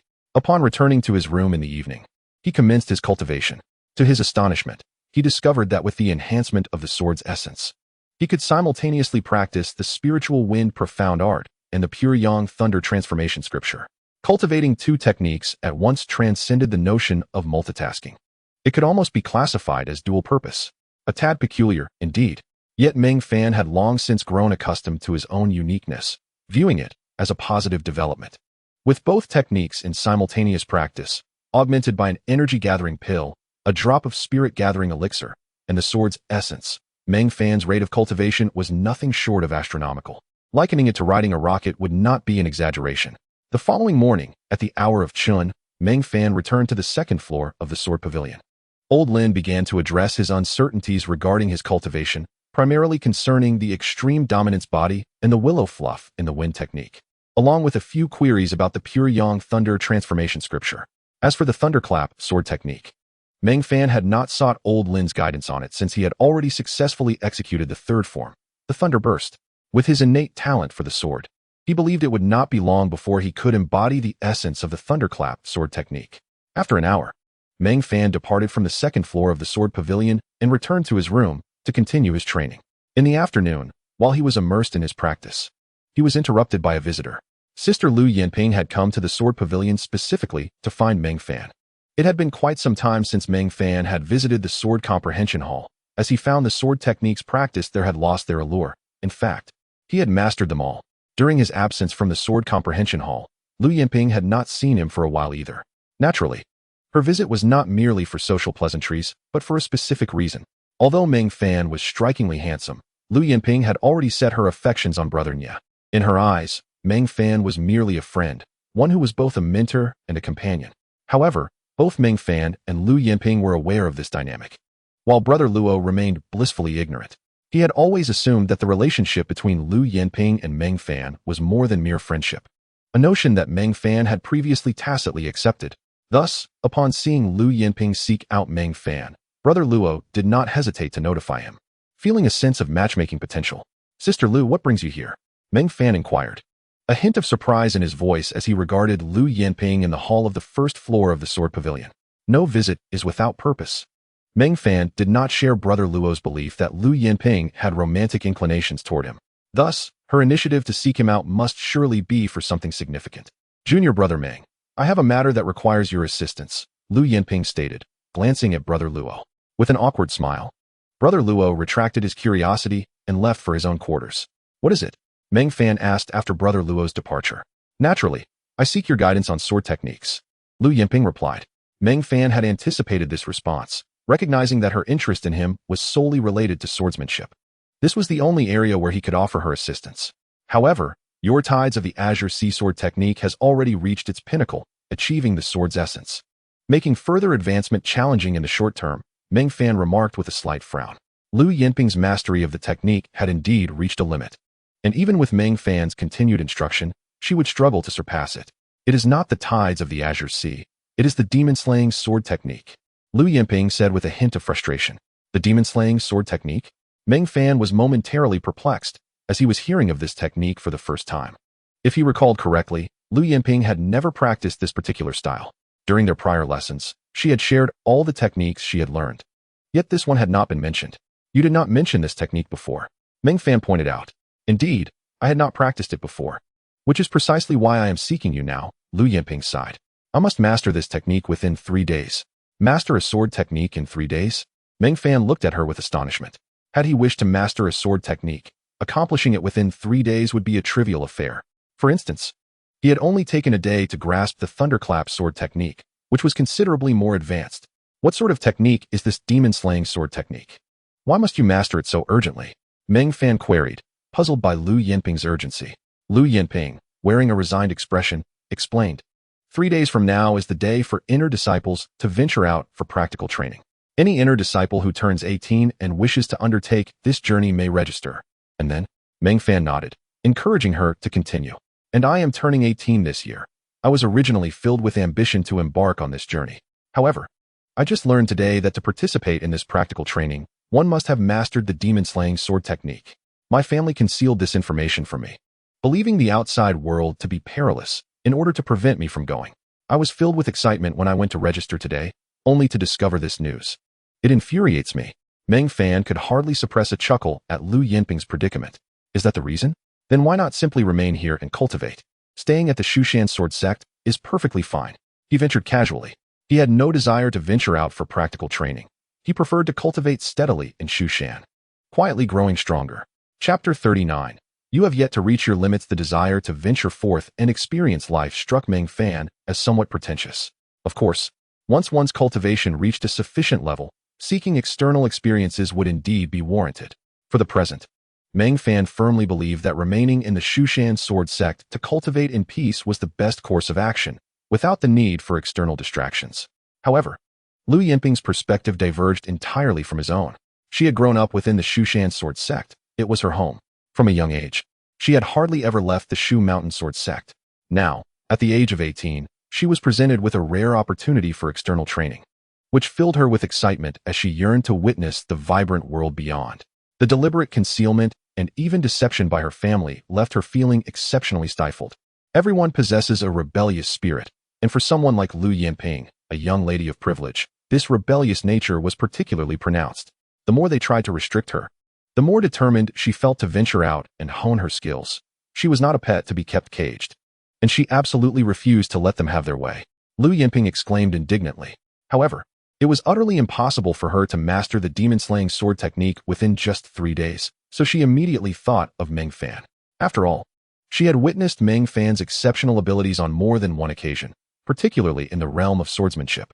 With Meng Fan's assistance, it was indeed plausible for her to attain mastery of the demon-slaying sword technique within 3 days. "Lu Shiji, I have never encountered the demon-slaying sword technique either," Meng Fan said, his face displaying a hint of difficulty. Yet before he could finish, Lu Yinping interrupted him. "If you can teach me the demon-slaying sword technique within 3 days, I will pay you a flat fee of 100 spirit stones, Lu Yinping declared without hesitation, showcasing her financial prowess. Meng Fan could only offer a resigned smile. Who could withstand such pressure? Certainly not him. 100 spirit stones meant he would have to teach Lu Yinping the technique without sleep for 3 days and nights. Under normal circumstances, a genius with exceptional swordsmanship could potentially master a similar technique in 3 days. However, for someone like Lu Yinping, who possessed only average talent, it was truly improbable. Nevertheless, with Meng Fan's extraordinary guidance, there was still a glimmer of hope. Lu Shiji, I need to see the demon-slaying sword technique first. Do you have the manual? Meng Fan asked directly. Of course. Lu Yinping nodded. In the next moment, a manual appeared in her hand, which she handed to Meng Fan. He accepted the manual and began to peruse its contents. The demon-slaying sword technique, in truth, consisted of only one form. It was exceedingly peculiar and even bore the faint semblance of a cultivation method. However, as long as it was a sword technique, it posed no challenge for Meng Fan. He sat cross-legged, placing the manual on his lap, and began to contemplate it intently. Approximately an hour later, Meng Fan opened his eyes. Lu Shiji, this demon-slaying sword technique is somewhat unique, but I have comprehended it sufficiently. Within 3 days, you should have the potential to master it. Upon hearing Meng Fan's words, a look of joy illuminated Lu Yinping's face. I knew you could do it. Meng Fan smiled to himself, thinking, how could a man falter in front of a woman? Lu Shiji, the demon-slaying sword technique does not have fixed forms. It is merely a method of wielding the sword. Theoretically, it resembles the legendary art of flying on a sword, which is a form of sword mastery. Of course, reaching that level of sword flight is far beyond our current capabilities. It is likely only achievable upon reaching the celestial origin realm. The demon-slaying sword technique's sword mastery method is specifically designed to combat demonic beings, possessing immense lethality against them. The predecessor who created this technique must have had profound insights into the anatomy of demonic creatures. Meng Fan began to speak eloquently, sharing his insights from the demon-slaying sword technique with Lu Yinping. Furthermore, once cultivated to its pinnacle, one could potentially attain the essence of demon-slaying sword intent, directly bypassing the realm of sword rhythm. The demon-slaying sword intent was likely the simplest sword technique to cultivate into sword intent within the Shu Mountain Sword Sect. The sect's mission was to slay demons and eliminate evil. Not to mention, beneath the demon locking tower lies a passage to the demon realm, and the adept members of the Shu Mountain Sword Sect regularly venture to the tower to eliminate demons. Thus, the demon-slaying sword technique could almost be deemed a compulsory course for disciples. It was no wonder that external disciples were required to master the technique before embarking on their journeys. Enough of this meaningless theoretical knowledge. Teach me the sword technique directly. Lu Yinping urged impatiently. Meng Fan could only smile wryly, skipping over the insights and directly instructing Lu Yinping in the sword mastery method of the demon-slaying sword technique. Although he had grasped the technique in an hour, teaching it to Lu Yinping in the same time frame was clearly impossible. As time flowed like water, the sun dipped below the horizon, and the Sword Pavilion closed its doors. Brother Luo turned to Lu Yinping and said, Lu Shimi, the Sword Pavilion is closing. You should leave. Even if you wish to accompany Meng Fan, you can return tomorrow. No choice remained. Despite Brother Luo's desire to play matchmaker, he had to issue the dismissal at this critical moment. I won't leave tonight, Lu Yinping replied casually. Upon hearing this, Brother Luo's eyes widened in surprise. He shot a look of admiration at Meng Fan and discreetly gave him a thumbs up. He then returned to his room, closing the door tightly behind him. Meng Fan felt helpless. It was obvious that Brother Luo had misunderstood, and that fellow was undoubtedly concocting all sorts of inappropriate thoughts. Lu Shiji, it's already dark. You should return home. It would not be good for your reputation. If you wish to learn the sword, you can come back tomorrow, Meng Fan said earnestly to Lu Yinping. However, she shook her head defiantly. Reputation? I fear nothing. With only 3 days at hand, I will not sleep for the next 3 nights. I must master the demon-slaying sword technique. Meng Fan sighed in resignation. But no buts. Do you still want those 100 spirit stones? Lu Yinping interrupted decisively. Fine, Meng Fan capitulated. That night, without sleep, Meng Fan accompanied Lu Yinping in the hall of the Sword Pavilion, practicing the sword through the entire night. Lu Yinping practiced, while he observed. The next day at dawn, Meng Fan instructed Lu Yinping to continue practicing and proceeded to the second floor of the Sword Pavilion to meet Elder Lin. It was a rule established by Elder Lin for Meng Fan to receive an hour of instruction every day at dawn, which he could not afford to miss. That girl downstairs is quite interesting. She seems to be the granddaughter of Lu Qingyuan from the Alchemy Hall, Elder Lin remarked with a smile. Yes. Lu Shiji is the granddaughter of Elder Lu. Meng Fan nodded. If you manage to win her over, you will never lack for cultivation resources. The Alchemy Hall is arguably the wealthiest sect in all of Shu Mountain, Elder Lin said with a mischievous grin. Meng Fan could only smile wryly. He had not expected the usually serious Elder Lin to exhibit such a playful side. He replied earnestly, Elder Lin, you have misunderstood. Lu Shiji and I do not share the relationship you envision, and besides, she already has someone she cares for. Elder Lin was unconcerned. What is there to fear? As long as your sword strikes swiftly enough, you can cut down any obstacles in your path. You, my boy, are handsome, and your swordsmanship is extraordinary. You could attract anyone's attention. Meng Fan could only force an awkward smile. He had not anticipated that Elder Lin would display such a lack of decorum. Thus, he promptly chose not to pursue the topic further. After an hour, Meng Fan returned to the first floor of the Sword Pavilion. Lu Yinping was still diligently practicing the demon-slaying sword technique, but regrettably, her comprehension of swordsmanship lagged far behind Meng Fan's. After an entire afternoon and night had passed, she was still significantly distant from mastering the demon-slaying sword technique.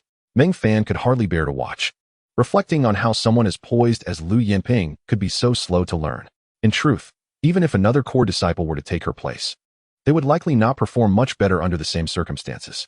One could only say that Meng Fan simply could not grasp the frustrations of those with average talent. Sister Lu, did I not inform you that when wielding the demon-slaying sword technique, one must possess a conscious awareness? Your focus is woefully inadequate. From the very beginning, Meng Fan had earnestly endeavored to instruct her, but he could no longer suppress his frustration with Lu Yinping. Despite being thoroughly chastened, Lu Yinping had no choice but to endure Meng Fan's relentless critiques without losing her temper. Were it anyone else, she would have drawn her sword and retaliated long ago. Yet, she found herself relying on Meng Fan, silently bearing the brunt of his admonishments and indignities. On the following evening, Lu Yinping still lingered in the Sword Pavilion, remaining in Meng Fan's company. When senior brother Luo learned that Meng Fan and Lu Yinping had merely practiced swordplay for 2 nights, he regarded Meng Fan with disdain. Wasting the precious hours of a long night merely on sword practice, was it a deficiency of spirit or of body? If one were to practice, it should be with a short sword. At the hour of Chun, Meng Fan returned to the second floor of the Sword Pavilion. Elder Lin observed him and said, Disciple, although your aptitude for the sword is extraordinary, it will be exceedingly challenging to teach this young lady the demon-slaying sword technique within 3 days. After all, not everyone possesses your remarkable talent. Meng Fan's brow furrowed. He too recognized this truth. He had previously underestimated the complexity of the task, or perhaps overestimated the intelligence of others. He could scarcely believe how slow Lu Yinping was to learn such a simple technique, especially when he was guiding her directly. Noticing Meng Fan's frown, Elder Lin continued, the issue with Lu's inability to master the demon-slaying sword technique lies not with her, but with you. Meng Fan, perplexed, queried. Disciple is dull-witted and does not comprehend the meaning of your words, master. Elder Lin replied, Lu's failure to grasp the technique stems from her insufficient aptitude, but more importantly, it is due to your method of instruction. Your understanding of the demon-slaying sword technique is not yet profound enough. You have not reached its limits. Meng Fan felt that Elder Lin's assessment was somewhat biased, for he had only studied the technique for an hour before mastering it himself. He was confident that he had both learned and taught it correctly. Unconvinced, Elder Lin chuckled. Chapter 40. The Demon-Subduing Sword of God. General Faping Meng Fan remained silent. Although he did not openly dispute the claim, his silence indicated his discontent. Wait a moment. Elder Lin's form flickered and vanished from the second floor of the Sword Pavilion. After what felt like an eternity, he returned, holding a sword that exuded an aura of immense power. Take a moment to contemplate this sword and witness what true demon-slaying entails. Elder Lin tossed the sword to Meng Fan. Upon grasping the sword, Meng Fan's expression underwent a dramatic transformation, as information about the sword flooded his mind. Sealed Demon-Subduing Sword. The Demon-Subduing Sword, originally named the Xiaodin Divine Sword, was forged by the Heavenly Emperor Fuxi using the essence of the Xiaodin Divine Spring and Meteorite Iron, and was later bestowed upon the Divine General Faping. Due to Faping's defeat in the new celestial realm against Chonglu, the sword fell to the mortal realm. The demon-subduing sword possesses divine power to intimidate demons and is revered as the treasured sword of the Shushan Immortal Sword Sect. Stunned by the information that appeared in his mind, Meng Fan realized he was in the presence of a genuine divine sword. Once wielded by a general of the celestial realm, it was the sacred sword of the Shushan sect. As a disciple of Shushan, Meng Fan had heard tales of the demon-subduing sword, but he never imagined he would have the fortune to behold it in his current state of weakness. What manner of identity did Elder Lin possess within the Shu Mountain Sword Sect to so casually present such a treasure? It was truly absurd. However, he noticed that the demon-subduing sword did not emanate any sword malice, and thus he was unable to perceive any memories. He recalled the sword's description, sealed demon-subduing sword. Perhaps it was due to the sword being sealed that he could not access its malice or memories.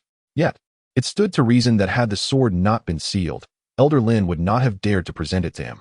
In its unsealed state, he might have been obliterated upon contact. Elder Lin, is this truly the demon-subduing sword? Meng Fan exclaimed in astonishment. You are able to recognize the demon-subduing sword? A hint of surprise crossed Elder Lin's face as he regarded Meng Fan with curiosity. The demon-subduing sword is a treasured relic of the Shu Mountain Sword Sect. How can you so nonchalantly wield it? Meng Fan asked, incredulously. While others may not be able to, I, your master, am the current sword elder of the Shu Mountain Sword Sect, and this sword is entrusted to my care, Elder Lin replied with an indifferent demeanor.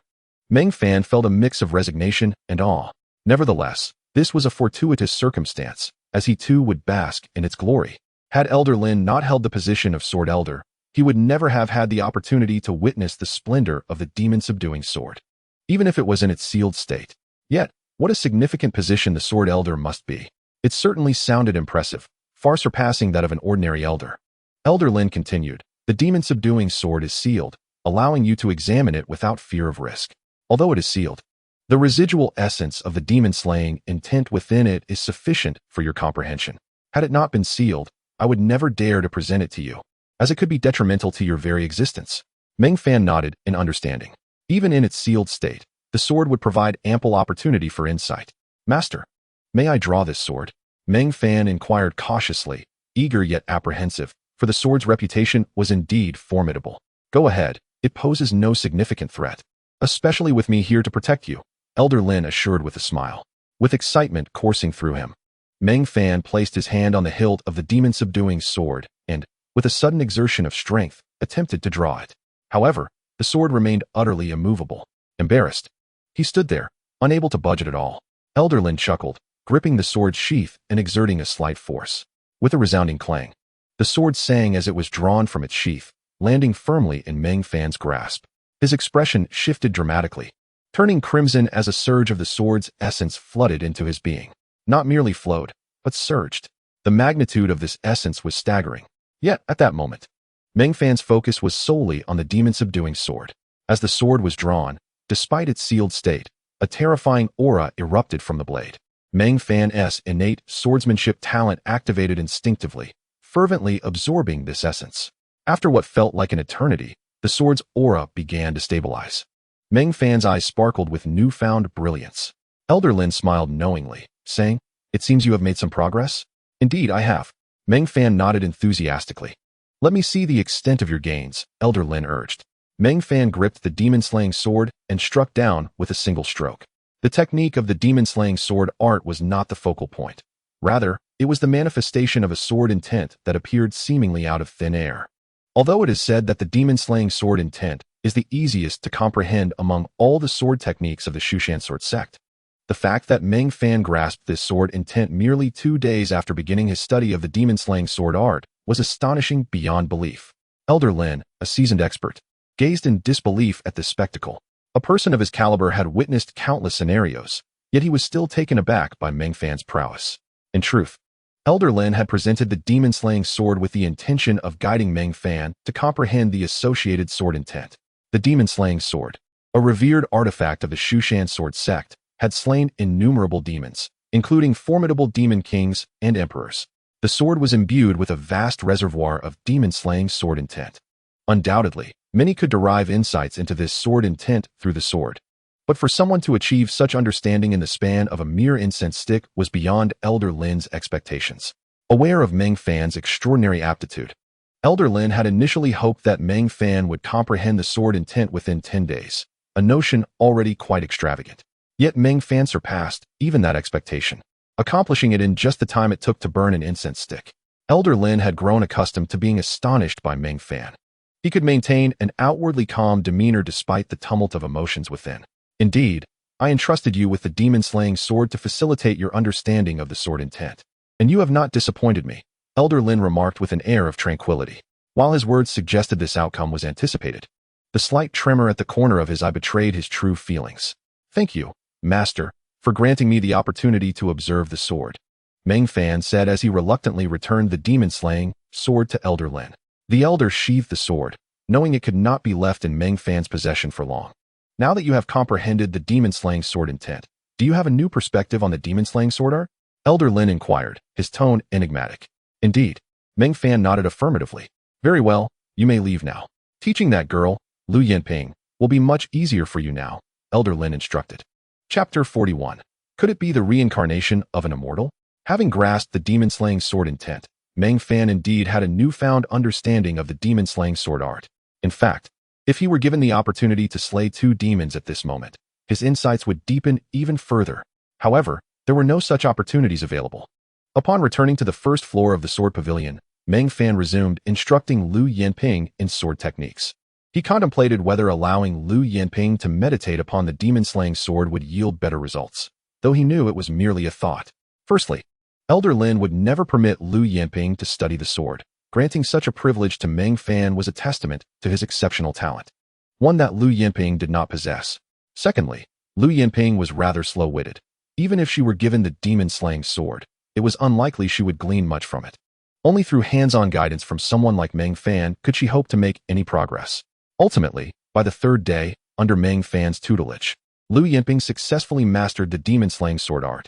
In gratitude, she presented Meng Fan with 100 spirit stones before eagerly departing the Sword Pavilion. Today marked the day for outer disciples to embark on their training excursions, and any delay could result in missing the opportunity altogether. If you wish to go out for training, you may also register, as your status is equivalent to that of an outer disciple. And you have already mastered the demon-slaying sword art, Brother Luo remarked as he appeared beside Meng Fan. This fellow seemed to assume Meng Fan was reluctant to part with Lu Yanping, hence his suggestion. Meng Fan could only shake his head in resignation, unwilling to explain. With 100 spirit stones in hand, Meng Fan set off with enthusiasm toward the Sword God Temple. He now possessed a total of 140 spirit stones, sufficient for a lavish experience at the Sword God Steel. Even after spending 100, he would still have 40 stones left for future use. The allure of the Sword God Steel was simply irresistible to Meng Fan. When possessing more than 100 spirit stones, it was exceedingly difficult for him to restrain himself from seeking enlightenment at the steel. Upon arriving at the Sword God Temple and submitting his 100 spirit stones, Meng Fan began his meditation on the Sword God Steel. Having gained experience from his previous encounter, he approached this session with ease. Moreover, the temple was unusually quiet today. Apart from Meng Fan, no other individuals were present to seek enlightenment. The venue was exclusively his. Cross-legged, Meng Fan placed both hands upon the Sword God Steel and closed his eyes. In the next moment, an avalanche of profound principles surged into his mind. As before, he found himself comprehending the path of the primordial sword once more. The insights from his previous session had provided him with a foundational understanding of this path. And with that foundation, Meng Fan was confident that he would glean even more this time. Time passed swiftly as he meditated on the Sword God Steel.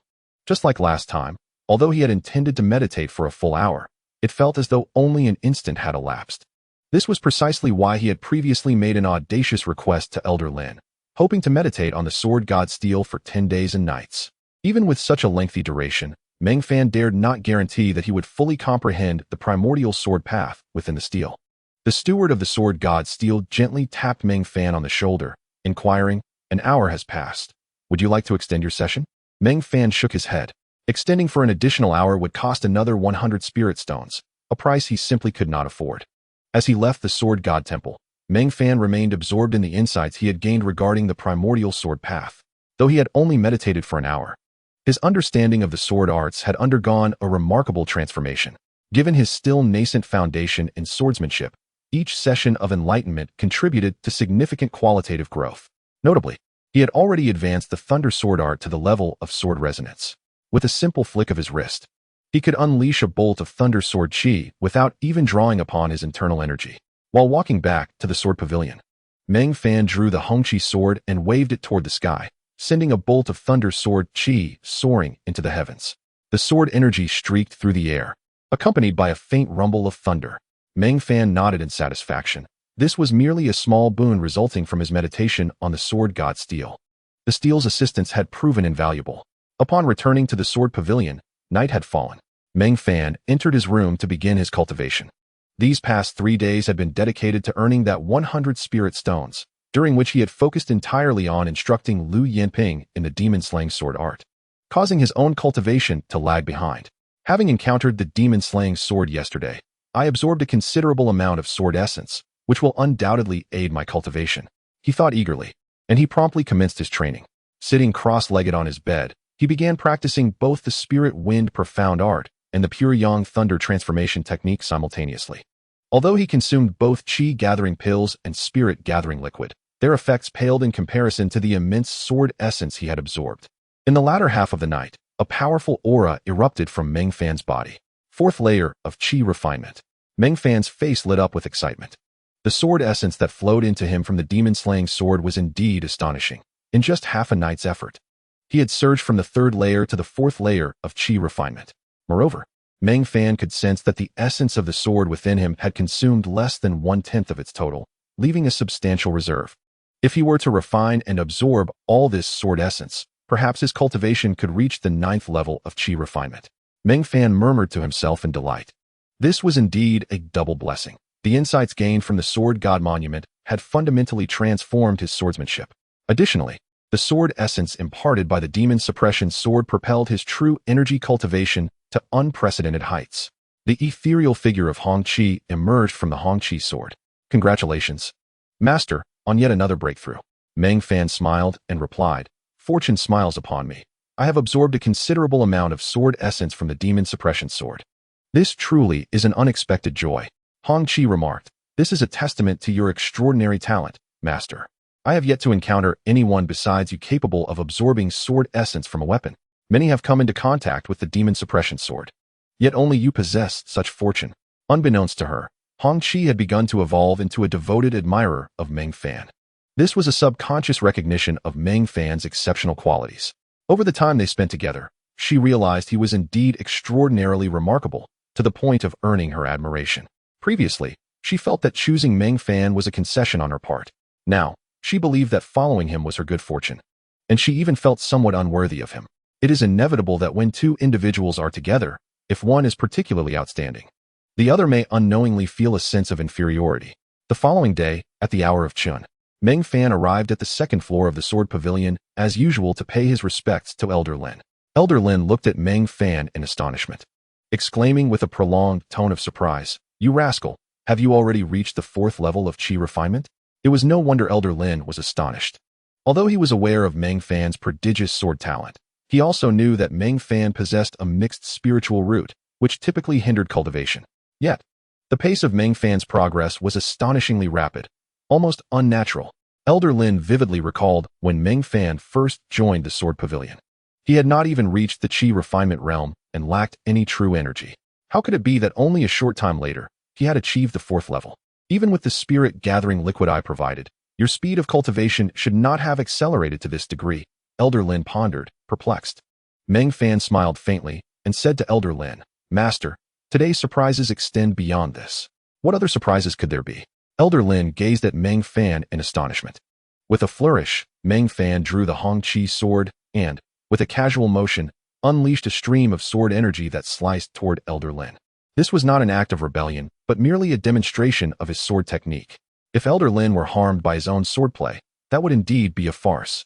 The sword energy moved swiftly, yet it dissipated into nothingness a full yard away from Elder Lin. Although the sword energy vanished harmlessly, Elder Lin remained dumbfounded as he looked at Meng Fan. The thunderous sword rhythm. Have you truly mastered it? Elder Lin's mouth fell agape. It was undeniable that Meng Fan was a worldly individual, but this situation transcended mere experience. Elder Lin found it difficult to articulate. He had previously stated that if Meng Fan could master the thunderous sword rhythm within 3 months, he would reward him with a storage treasure. He had believed that even with Meng Fan's talent, mastering it in 3 months would be a formidable challenge. Yet here they were, and it had only been 3 days since Meng Fan had accomplished it. After a time, Elder Lin gradually regained his composure. You rascal. You're not perhaps the reincarnation of a celestial being, are you? Elder Lin mused, questioning the very nature of talent. Can a person truly be so extraordinary? Surely there must be limits. Meng Fan chuckled. He relished showcasing his prowess before Elder Lin, knowing that the Elder harbored no ill intentions. The more exceptional he appeared, the more diligently Elder Lin would cultivate him. At least for the next 2 years, Elder Lin would spare no effort in nurturing him, hoping he would surpass He Qinxin. Master, you mentioned that should I master the thunderous sword rhythm within 3 months, I would receive a storage treasure, Meng Fan boldly stated. Elder Lin sighed in resignation, shaking his head as he produced a small ring and handed it to Meng Fan. Instantly, a wave of excitement surged through Meng Fan as he accepted the ring. Is this the legendary storage ring? He exclaimed eagerly. Master, how does one use this? You are still too inexperienced and have not cultivated your divine sense, so you can only use this low-level storage ring. This type of ring has no restrictions. You merely need to infuse it with true energy to access it. However, be cautious. If someone else were to take it, they could easily open it as well. Elder Lin cautioned. Meng Fan nodded in understanding. It was akin to a high-level storage device secured with a password, whereas his current low-level device lacked such protections, making it accessible to anyone. Chapter 42. To Slay Demons. With this in mind, he recognized the need for caution and not to indiscriminately store valuable items within. Meng Fan infused his true energy into the storage ring and sensed that its internal space was roughly 1 cubic meter, neither large nor small. For an average person, a single backpack suffices for outings, making this storage ring significantly more spacious than a mere bag, even exceeding a suitcase in capacity. Moreover, it occupied no physical space, making it an essential item for travel. Most importantly, if sold, this ring could fetch several hundred spirit stones, enough for him to consult the Sword God Monument multiple times. Naturally, Meng Fan had no intention of selling such a crucial item. As for the consultations with the Sword God Monument, he could always take advantage of Elder Lin's generosity. Elder Lin had previously stated that after 6 months, should Meng Fan's performance be satisfactory, he would reward him with a day and night of consultation with the Sword God Monument. Furthermore, if he could defeat senior brother Luo within a year, he would be rewarded with 10 days and nights of consultation. With a little extra effort, he might even advance that 6-month deadline. Having grown accustomed to exploiting senior sister Lu's generosity, he now found himself relying on Elder Lin's goodwill. Hold on, don't get too carried away. Put away the storage ring for now. I must ask you, how on earth did you manage to master the thunderous sword rhythm in such a short span of 2 days? That is simply impossible. Previously, you couldn't even execute the third move of the thunderous sword technique, the thunder explosion, with any proficiency. Even if your comprehension is exceptionally talented, it should still require more time to achieve the thunderous sword rhythm. Elder Lin queried, genuinely perplexed. He recognized Meng Fan's excellence and was striving to align his thoughts with Meng Fan's extraordinary capabilities, viewing him as a prodigy. Yet, no matter how he looked at it, Meng Fan should not have reached this level of mastery so soon. Master, under normal circumstances, I would indeed require more time to master the thunderous sword rhythm. Meng Fan explained to Elder Lin. What unusual circumstances have you encountered? Inquired Elder Lin. Within 3 days, I taught Sister Lu the Demon Slayer sword technique, and she rewarded me with 100 spirit stones. As you are aware, Meng Fan replied. And then, Elder Lin asked, furrowing his brow. Yesterday, I visited the Sword God Monument and comprehended its essence for an hour, Meng Fan stated candidly. He aimed to convey to Elder Lin the significance of the Sword God Monument in his cultivation. Only by demonstrating its profound impact would Elder Lin be inclined to support his further insights. Is the understanding of the Sword God Monument truly that beneficial to you? Elder Lin expressed skepticism. He found it hard to believe, having previously experienced the monument himself. Although he had gained some insights into the sword path, they had not been as exaggerated as Meng Fan's claims. Particularly after several attempts, the benefits had diminished significantly, leaving him nearly empty-handed.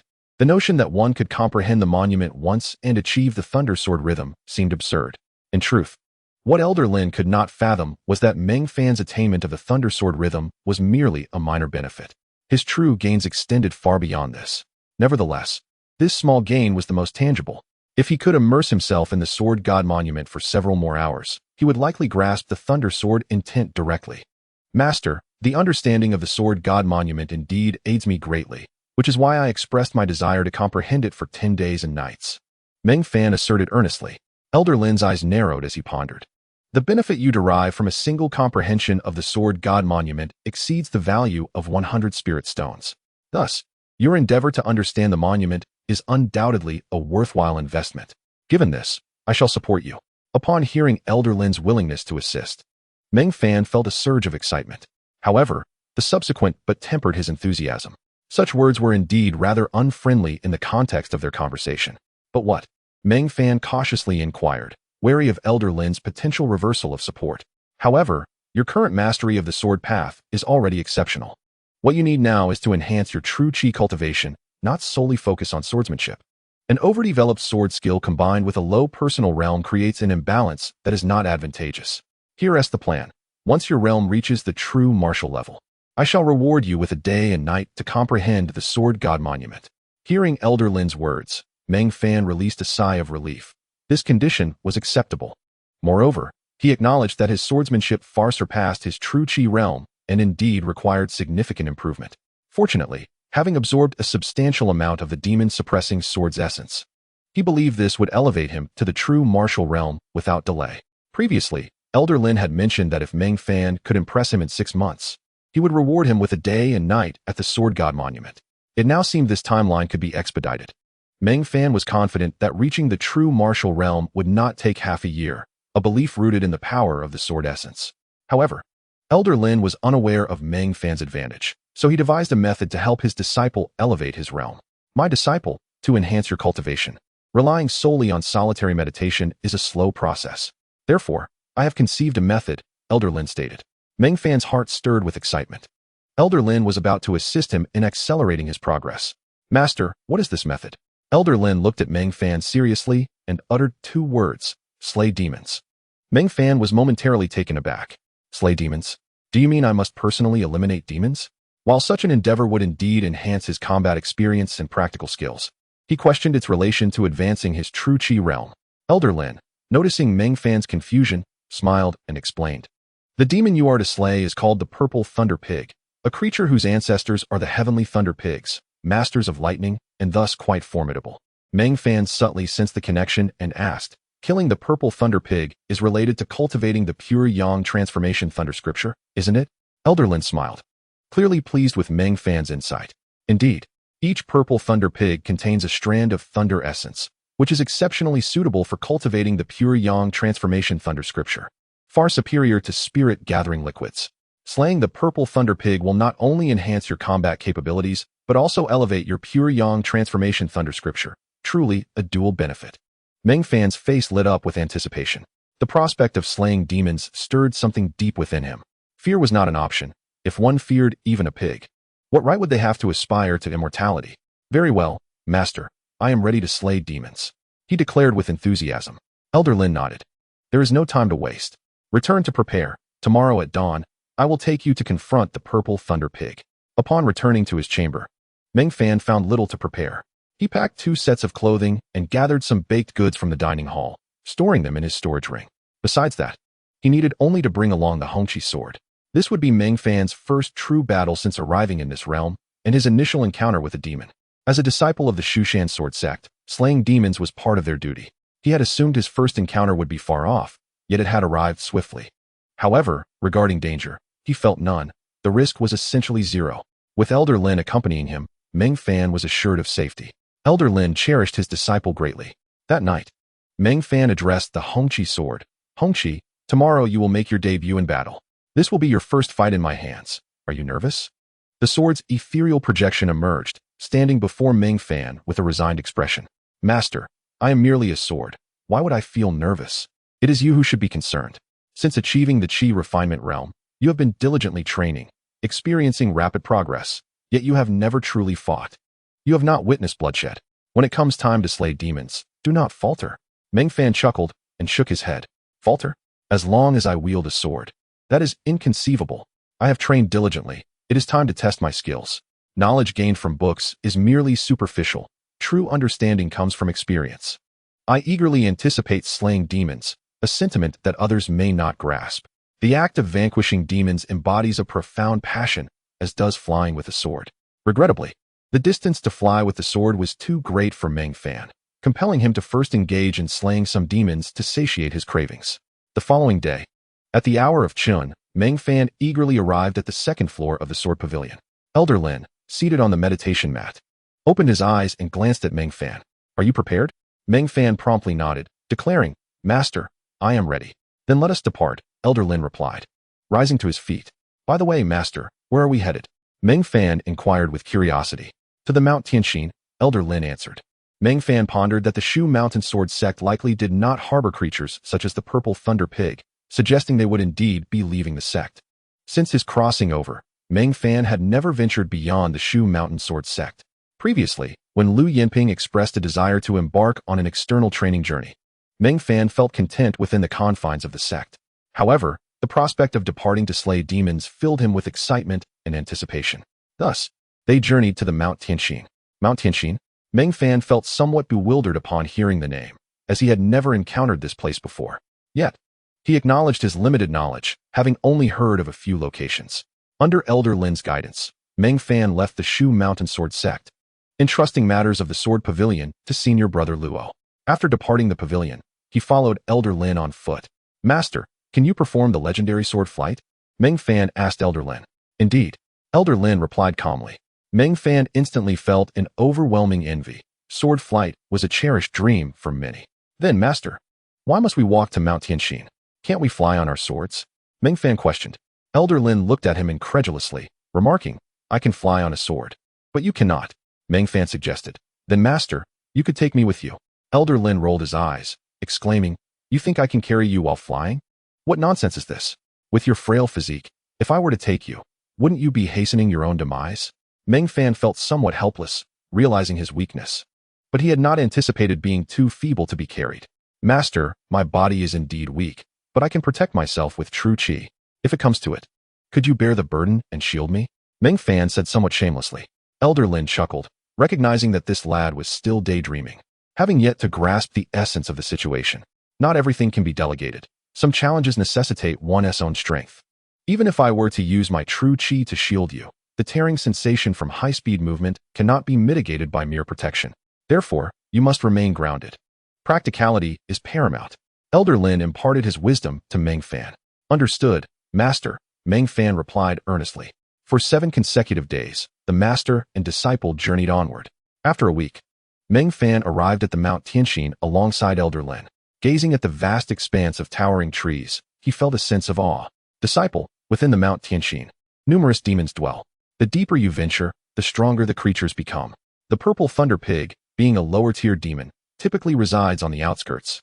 So do your best to avoid the depths. Upon hearing Elder Lin's words, Meng Fan nodded. His nature leaned towards caution, even if pressed to explore deeper. He would not willingly venture forth to court danger. A moment later, Elder Lin led Meng Fan to a thicket at the mountain's edge. Pointing ahead at a large purple wild boar, he said, This is the Purple Thunder Pig. I have found it for you to recognize. From here on, you must rely on yourself. The Purple Thunder Pig, being a lower-tier demon, posed little threat, as most disciples at the 7th or 8th level of Qi refinement could easily slay it. Although Meng Fan was only at the 4th level, his mastery of the Thunder Sword rhythm placed his strength on par with those of higher levels. His task was to slay 100 Purple Thunder Pigs. When completed, he could return to the Shu Mountain Sword Sect. Meng Fan nodded, displaying no extraordinary reaction. Indeed, Elder Lin was correct. His prowess was comparable to those at higher levels, possibly even surpassing them in explosive power. His only weakness lay in the sustainability of his true qi, which was less enduring than that of others at higher levels. Yet, he did not require such endurance. He could replenish his true qi after each kill, not needing to slay all 100 at once. Disciple understands. Meng Fan affirmed to Elder Lin. Now, this Purple Thunder Pig is yours to deal with. I shall not intervene. Everything rests on you. If you cannot handle a single Purple Thunder Pig, it would be a great disappointment to me. Elder Lin's expression was serious. Meng Fan unsheathed the Hongqi sword and advanced towards the thicket. This marked his inaugural encounter with demon slaying. Previously, he had engaged in sparring matches with fellow disciples. But facing a demon was an entirely new experience. In truth, confronting a demon was less burdensome than facing fellow cultivators. It lacked the psychological weight associated with human combat. Upon sensing Meng Fan's approach, the Purple Thunder Pig slowly lifted its head. Though demons are not human, they possess a sensitivity that often exceeds that of humans. At that moment, the Purple Thunder Pig clearly perceived Meng Fan's malice, letting out a fierce roar.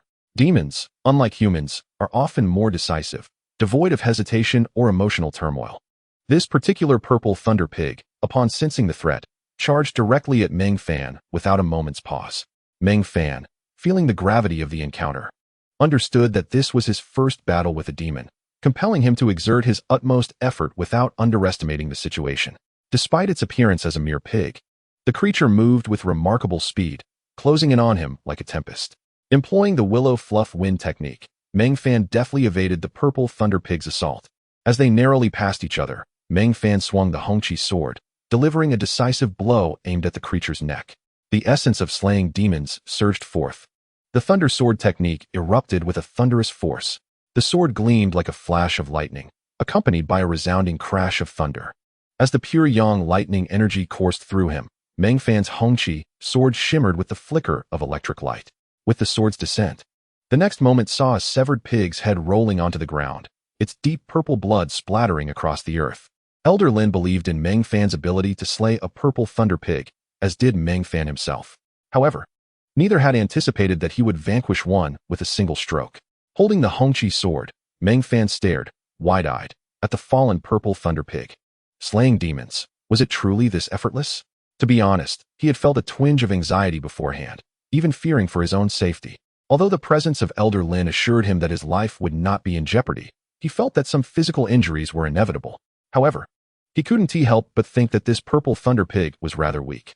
In fact, Meng Fan felt that it didn't seem much more formidable than the pigs he raised at home, as it appeared to be easily dispatched with a single thrust. Elder Lin, this purple thunder pig seems to be much weaker than I anticipated, Meng Fan remarked, somewhat bewildered. To be honest, Elder Lin was also somewhat taken aback. Yet, he had become accustomed to bearing such shocks internally, maintaining an expressionless demeanor and an air of nonchalance. With a calm countenance, Elder Lin replied, as my disciple, if you cannot even defeat a purple thunder pig, that would be a concern. After all, this creature is merely a low-level demon. In truth, Meng Fan's swift victory over the purple thunder pig, while surprising, was not entirely unexpected upon reflection. Firstly, Meng Fan had mastered the demon-slaying sword intent. Secondly, he had also perfected the thunder sword technique and grasped its corresponding rhythms. The demon-slaying sword intent wielded an extraordinarily terrifying lethality against demonic entities.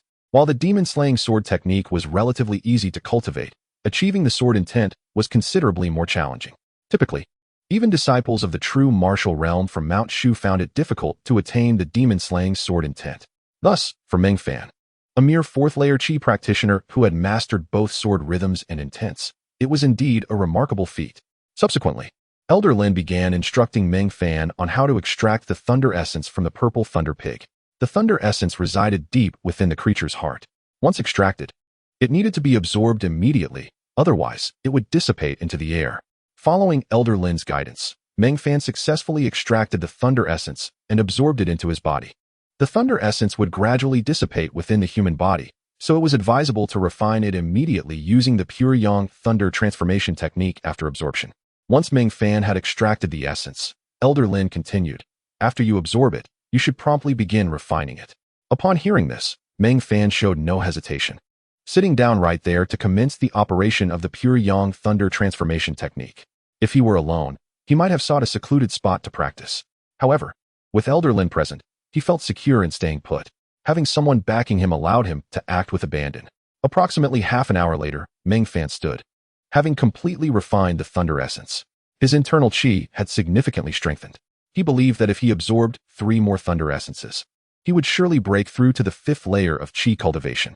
Elder Lin had indeed demonstrated his wealth of experience by guiding him to the most suitable cultivation path. How do you feel? Elder Lin inquired. Master, I feel excellent. With just 3 more thunder essences, I can break through to the 5th layer of qi cultivation. Meng Fan responded, visibly invigorated. Excellent. Elder Lin nodded in satisfaction. In truth, ever since he took Meng Fan as his disciple, the young man had never disappointed him.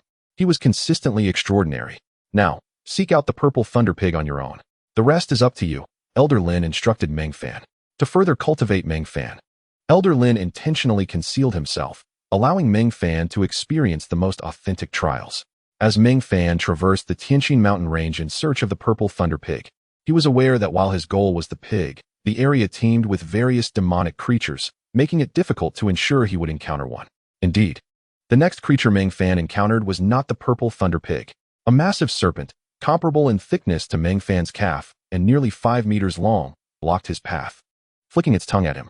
Chapter 44. Slaying the serpent. This serpent, although not a python, possessed a body reminiscent of one, making it appear exceedingly fearsome. Meng Fan did not recognize this species, but the snake's vibrant colors indicated that it was not to be trifled with. Yet, Meng Fan had no intention of provoking the serpent, but the serpent seemed eager to engage him. Just as Meng Fan sought to slay the purple thunder pig for its thunder essence, the serpent was intent on devouring him. Humans hunted demons, and demons hunted humans. From each other's perspective, neither was in the wrong. The Tianqing mountain range was the domain of demons, and humans rarely ventured there. Thus, upon encountering Meng Fan, the serpent would not let the opportunity slip by to satisfy its hunger. After all, the taste of humans was indeed delectable. With a swish of its tail, the enormous serpent struck at Meng Fan like a giant whip. A look of gravity crossed Meng Fan's face. He was uncertain whether this serpent was stronger or weaker than the purple thunder pig. Faced with the unknown, he could only give it his all. Employing the willow fluff wind body technique, Meng Fan evaded the serpent's tail strike with all his might. Fortunately, the tail sweep had a limited attack radius. So Meng Fan swiftly retreated, dodging the attack. Seeing its strike fail, the serpent's small, dark green eyes gleamed with a menacing coldness. It swiftly maneuvered its massive body, lunging at Meng Fan with incredible speed. Instinctively, Meng Fan leapt onto a tree branch to evade the serpent's attack. To his astonishment, the serpent launched itself into the air, charging directly at him. Whoa, this serpent can fly. Meng Fan was taken aback. He had anticipated that the serpent would climb the tree to attack him, but it had taken flight instead. In an instant, Meng Fan regarded the serpent with heightened caution. The next moment, the red chi sword was drawn. The sword's brilliance cascaded forth as a chilling sword aura erupted, cleaving toward the serpent's head. With the demon-slaying sword intent and the thunder sword technique, Meng Fan had just executed a strike that decapitated the purple thunder pig. However, this time, the attack bore no fruit. The sword aura struck the giant serpent's head accurately, but it merely opened a gash in its skin, inflicting minimal damage. The serpent, wounded and enraged by the slight, became utterly furious. In its instinctual reaction to the injury, it dropped to the ground momentarily. However, now incensed, it expelled a cloud of red mist from its mouth, charging once more at Meng Fan. Meng Fan no longer took the serpent's charge to heart, for he had already gauged its speed and knew he could handle it. However, the red mist it emitted filled him with trepidation. This was an unknown substance, and his instincts warned him of its potential toxicity. Without hesitation, Meng Fan activated the spirit wind true chi within him, combining it with the willow fluff wind body technique, and swiftly vacated the tree, landing dozens of meters away from the serpent. This was the advantage of having chosen to cultivate both the spirit wind profound skill and the pure yang thunder transformation technique simultaneously. Had the thunder true chi from the pure yang thunder technique absorbed and refined the wind attribute true chi, Meng Fan would not have been able to unleash such astonishing speed. While thunder true chi possessed formidable attack power, wind true chi enabled Meng Fan to achieve remarkable swiftness. Since each had its merits and could be cultivated together, why would Meng Fan not take advantage of this? At that moment, he felt grateful for his earlier decisions. He even contemplated whether to pursue additional cultivation of other elemental techniques in the future. For instance, water attribute techniques enable swift recovery from injuries. Metal attribute techniques enhance the sharpness of one's sword, making them an impeccable match for a sword cultivator. Additionally, earth attribute techniques serve to strengthen one's body refinement techniques, proving to be indispensable as well. The more Meng Fan pondered, the more he found it reasonable. If he could fully devote himself to the cultivation of immortality, wouldn't he that leave others without a path forward? Perfect. However, this was not the time for fanciful thoughts. The giant serpent, noticing Meng Fan's change in position, furiously redirected its course, charging toward him with unyielding ferocity. The intensity of the confrontation suggested that neither would relent. Meng Fan smirked, for he was not one to possess a gentle temperament. This serpent was doomed. In truth, with his speed, Meng Fan could have easily outpaced the serpent if he had chosen to flee. Yet, in this moment, his temper flared. Why run? Let us vanquish it. Facing the oncoming giant serpent, Meng Fan unleashed another sword strike, slashing demon sword intent, thunderclap sword technique, thunder burst style, mountain cleaving sword intent. This strike bore an additional layer of mountain cleaving sword intent compared to the previous one. The mountain cleaving technique was something Meng Fan had learned from the Copper Mountain Sword. At that time, the Copper Mountain Sword contained the essence of the sword might cleaving mountains. This essence was a realm beyond mere sword intent, one that Meng Fan had not been capable of grasping back then. Thus, he could only practice the single sword move of mountain cleaving. When the mountain cleaving technique was executed, It allowed Meng Fan to unleash several times the usual attacking power. After 2 profound insights from the sword deity steel, he had enriched his understanding of the primordial path of the sword. Therefore, at this moment, Meng Fan had comprehended mountain cleaving at the level of sword intent. Were he to further contemplate the sword deity steel several more times, he might indeed grasp the true sword might of mountain cleaving. With a swift flicker of sword light, an unparalleled sword aura erupted from the scarlet radiance sword. This sword aura, augmented by the mountain cleaving sword intent, exceeded the power of his earlier strike by more than threefold. The essence of mountain cleaving enhanced the power of the sword technique, rendering it even more formidable.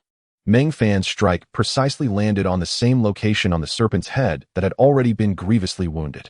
The result was catastrophic. Its head was cleaved in 2. Yet, even in such a state, the serpent did not perish but rather fled in a frenzy. Demonic creatures, by nature, are prone to fear and will flee when faced with the specter of death. The serpent, sensing imminent danger, abandoned any thought of confronting Meng Fan and solely sought to escape. However, Meng Fan harbored no intention of letting it go. If he decreed its demise, it must meet that fate. To slay a demon, one must ensure thoroughness. Driven by a surge of murderous intent, Meng Fan pursued the serpent relentlessly. His speed surpassed that of the serpent, making the chase effortless. After delivering 8 furious strikes, the serpent was left in 4 segments, utterly vanquished. Exhausted, Meng Fan collapsed onto the ground, gasping for breath. Truth be told, dispatching this serpent had drained a considerable amount of his vital energy, leaving him nearly depleted. This was his weakness. The insufficiency of his vital energy made sustained exertion challenging. Elder Lin emerged from the shadows, observing Meng Fan with a knowing gaze. "You should take a moment to recuperate your vital energy," he advised, having discerned Meng Fan's exhaustion. He then approached the serpent's carcass and extracted a serpent-esque gallbladder, tossing it before Meng Fan. "This is a valuable item.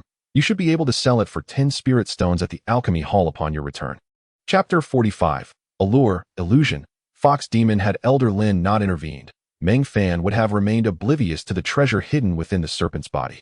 As the vanquisher of the serpent, the gallbladder rightfully belonged to Meng Fan, and Elder Lin had no intention of keeping it for himself. Such trivialities held no interest for him. While recuperating, Meng Fan stored the gallbladder within his storage ring, valuing its worth of 10 spirit stones. During his recovery, he consumed a vitality pill, allowing his vital energy to replenish rapidly. Before long, with the assistance of the pure Yang transformation thunder scripture, his vital energy was fully restored. Upon witnessing Meng Fan's recovery, Elder Lin voiced his curiosity. "When you struck just now, that sword technique seemed to encompass another form of sword intent in addition to the demon-slaying sword intent?" Elder Lin had been observing Meng Fan's confrontation with the serpent from the shadows, and with his discerning eye, he had immediately recognized the intricacies within Meng Fan's strike. Beyond the demon-slaying sword intent and thunderclap sword technique, he perceived yet another sword intent, one he had never encountered before, likely not belonging to the Shu Mountain Sword Sect. Meng Fan casually responded, "Master, this sword intent is something I comprehended from the sword deity steel." He refrained from mentioning that it was derived from a sword artifact. Such a claim would be too far-fetched and unlikely to be believed by Elder Lin. To avoid unnecessary complications, Meng Fan attributed his insights solely to the sword deity steel, which from his current perspective was the most reasonable and believable explanation. Moreover, it would deepen Elder Lin's regard for the sword deity steel and encourage him to support Meng Fan's further explorations of it. "Is that so? I never imagined the sword deity steel could have such a profound impact on you," Elder Lin remarked, astonished. Truth be told, he found himself slightly envious of Meng Fan's aptitude.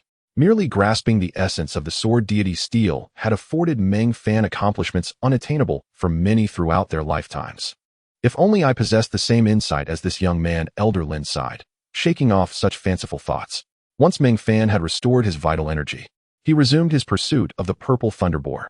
In reality, hunting the purple thunderboar was not a challenge for him, as he had come to realize that he could easily slay them with his current strength. His primary concern lay in encountering other demonic creatures within the Tianqin mountain range.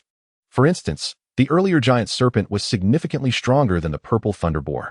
It was certain that many creatures even more formidable than the serpent lurked within the Tianqin mountain range. 3 days later, Meng Fan had successfully slain 18 purple thunderboars. During this time, he encountered various other demonic creatures, each more diverse than the last. In most instances, when faced with creatures other than the purple thunderboar, Meng Fan opted to evade them entirely. His goal was the purple thunder boar, for only they contained the thunder essence vital for his cultivation. Exerting effort to slay other creatures would be a futile endeavor. After assimilating 18 thunder essences, Meng Fan's vital energy had ascended to the 6th layer of qi refinement. On this day, as Meng Fan continued his search for purple thunder boars, a girl clad in white suddenly appeared before him. "Young master, I have lost my way in these mountains. Could you kindly guide me out?" The girl approached Meng Fan, her demeanor cautious and her expression shy as she inquired. Meng Fan furrowed his brow, gazing in astonishment at the girl clad in white. In the Tianqin mountain range, a place so rarely trodden by human feet, how could such a maiden find herself lost here? A sense of unease crept over him. This was decidedly peculiar. Was it possible that this girl was a transformed creature? Meng Fan could not help but smile wryly at the absurdity of such a notion.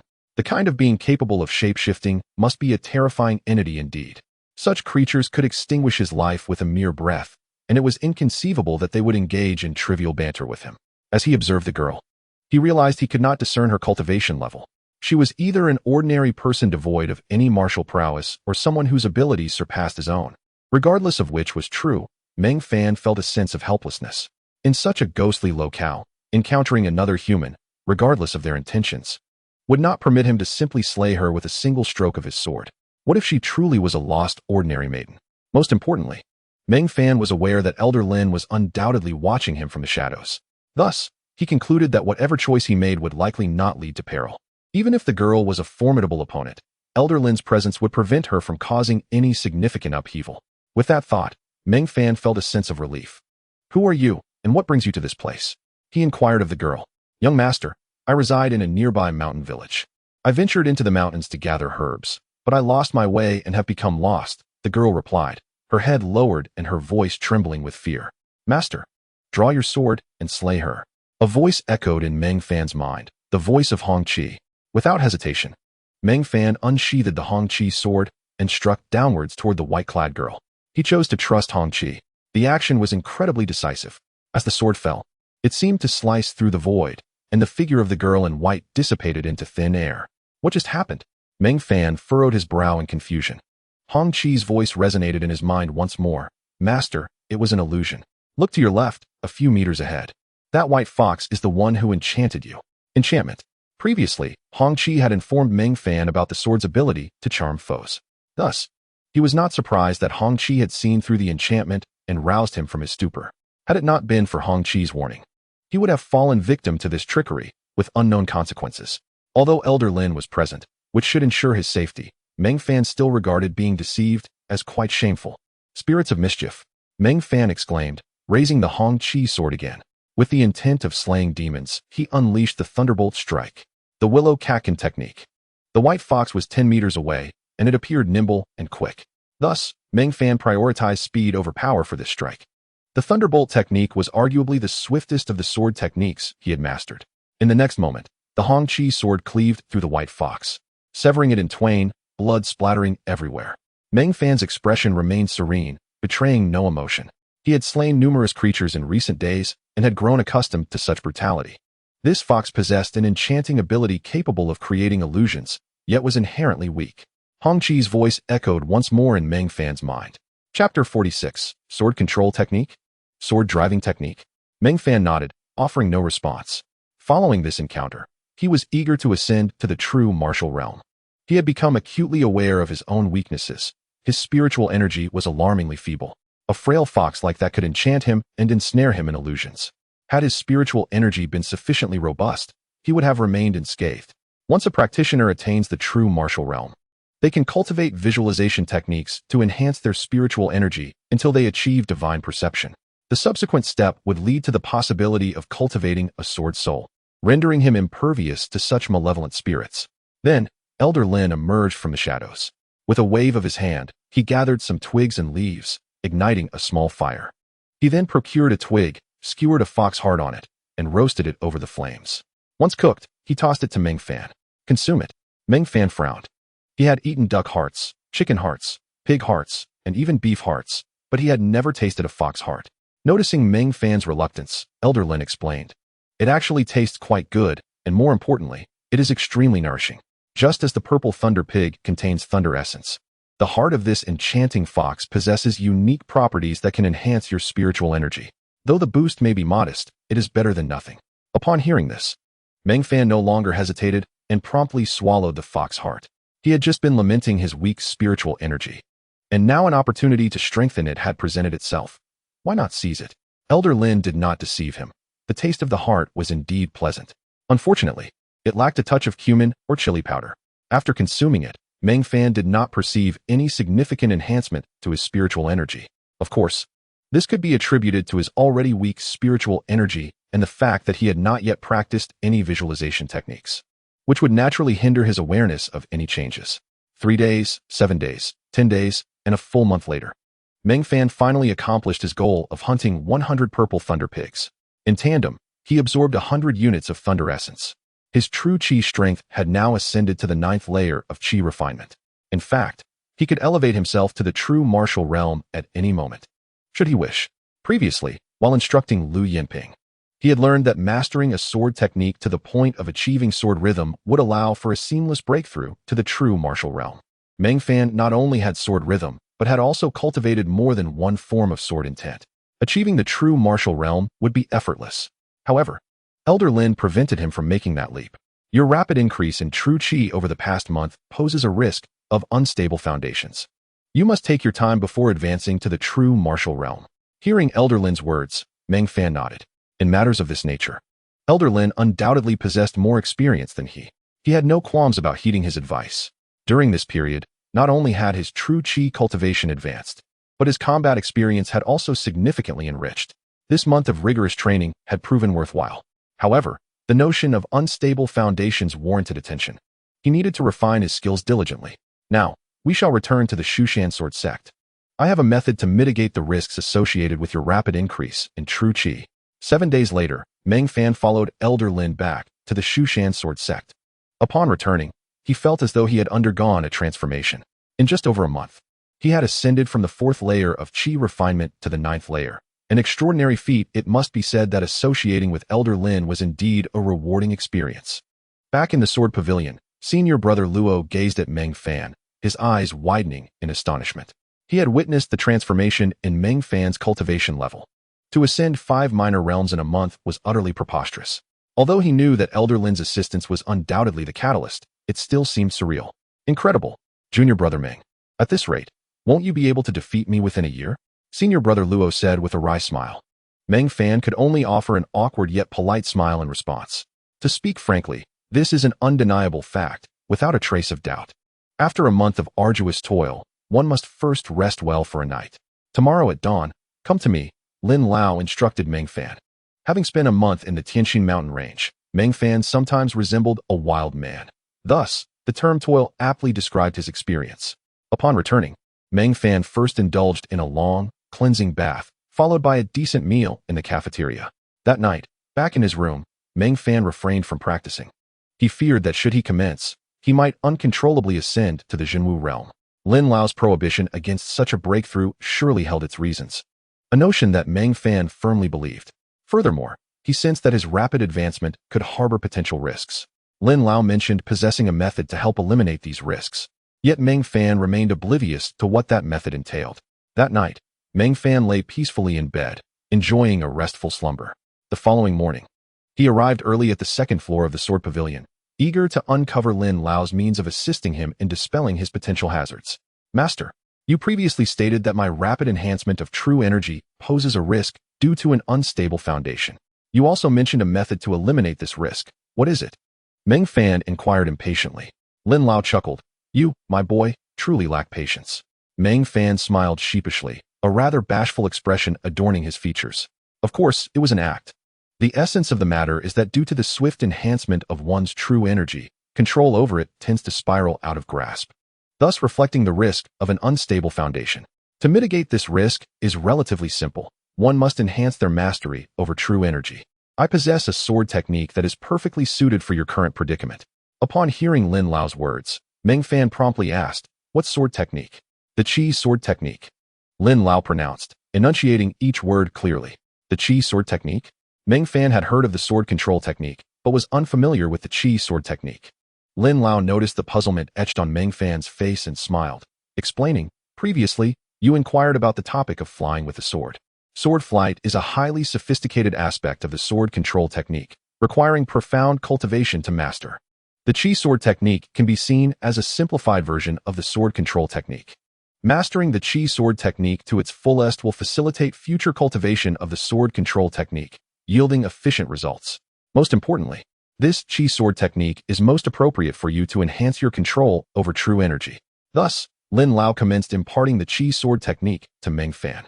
In truth, while Lin Lao had extolled the chi sword technique and the sword control technique, the former was fundamentally straightforward. It involved manipulating a long sword using true energy from a distance. It may sound formidable, yet it proved somewhat impractical. For instance, if Meng Fan wielded the long sword and struck with a force of 10, employing the chi sword technique would yield a mere 1, or at most, 2 in power. It bore little practical combat capability, being merely a flourish. However, at this moment, Meng Fan required this flamboyant method to enhance his mastery over true energy.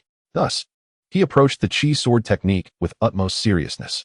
As Lin Lao instructed him, he remarked, "Once you can control 10 long swords simultaneously without excessive extravagant motions, simply keeping them suspended in the air will signify that your control over true energy is sound.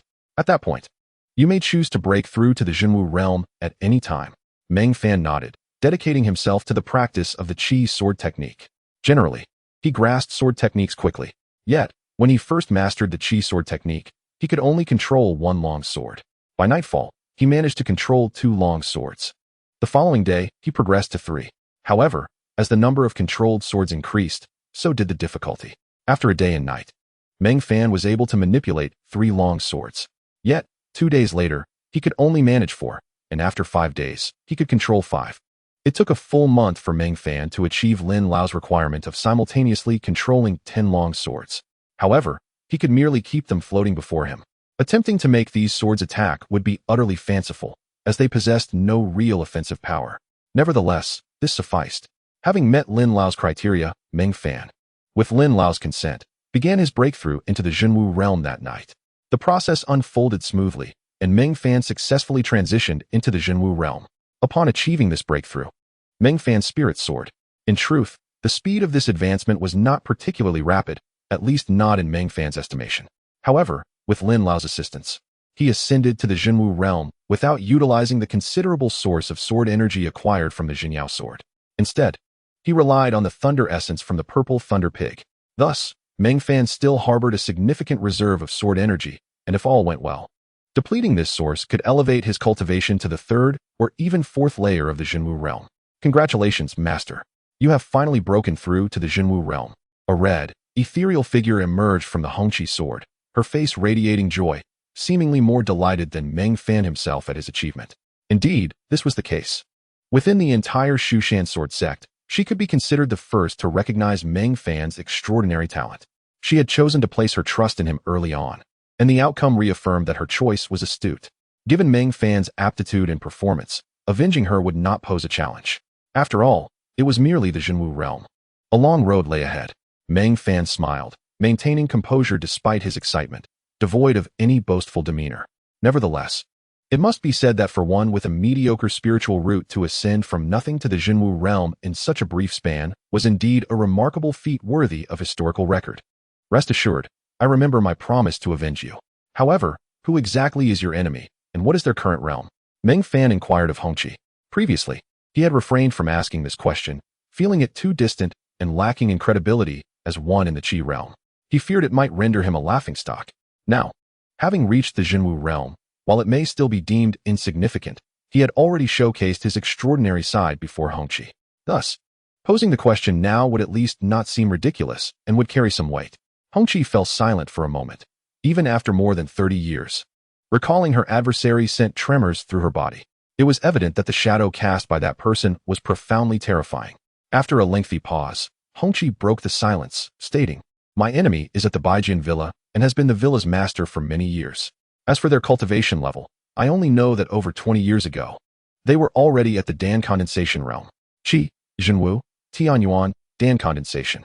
In Meng Fan's eyes, the Dan condensation realm was not particularly formidable. It was a height he could aspire to. However, that was over 20 years ago.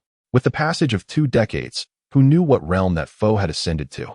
Perhaps he has already attained the primordial spirit and become a formidable figure. The name Bai Jian Mountain Manor does not ring a bell for me, Meng Fan murmured. His brow furrowed.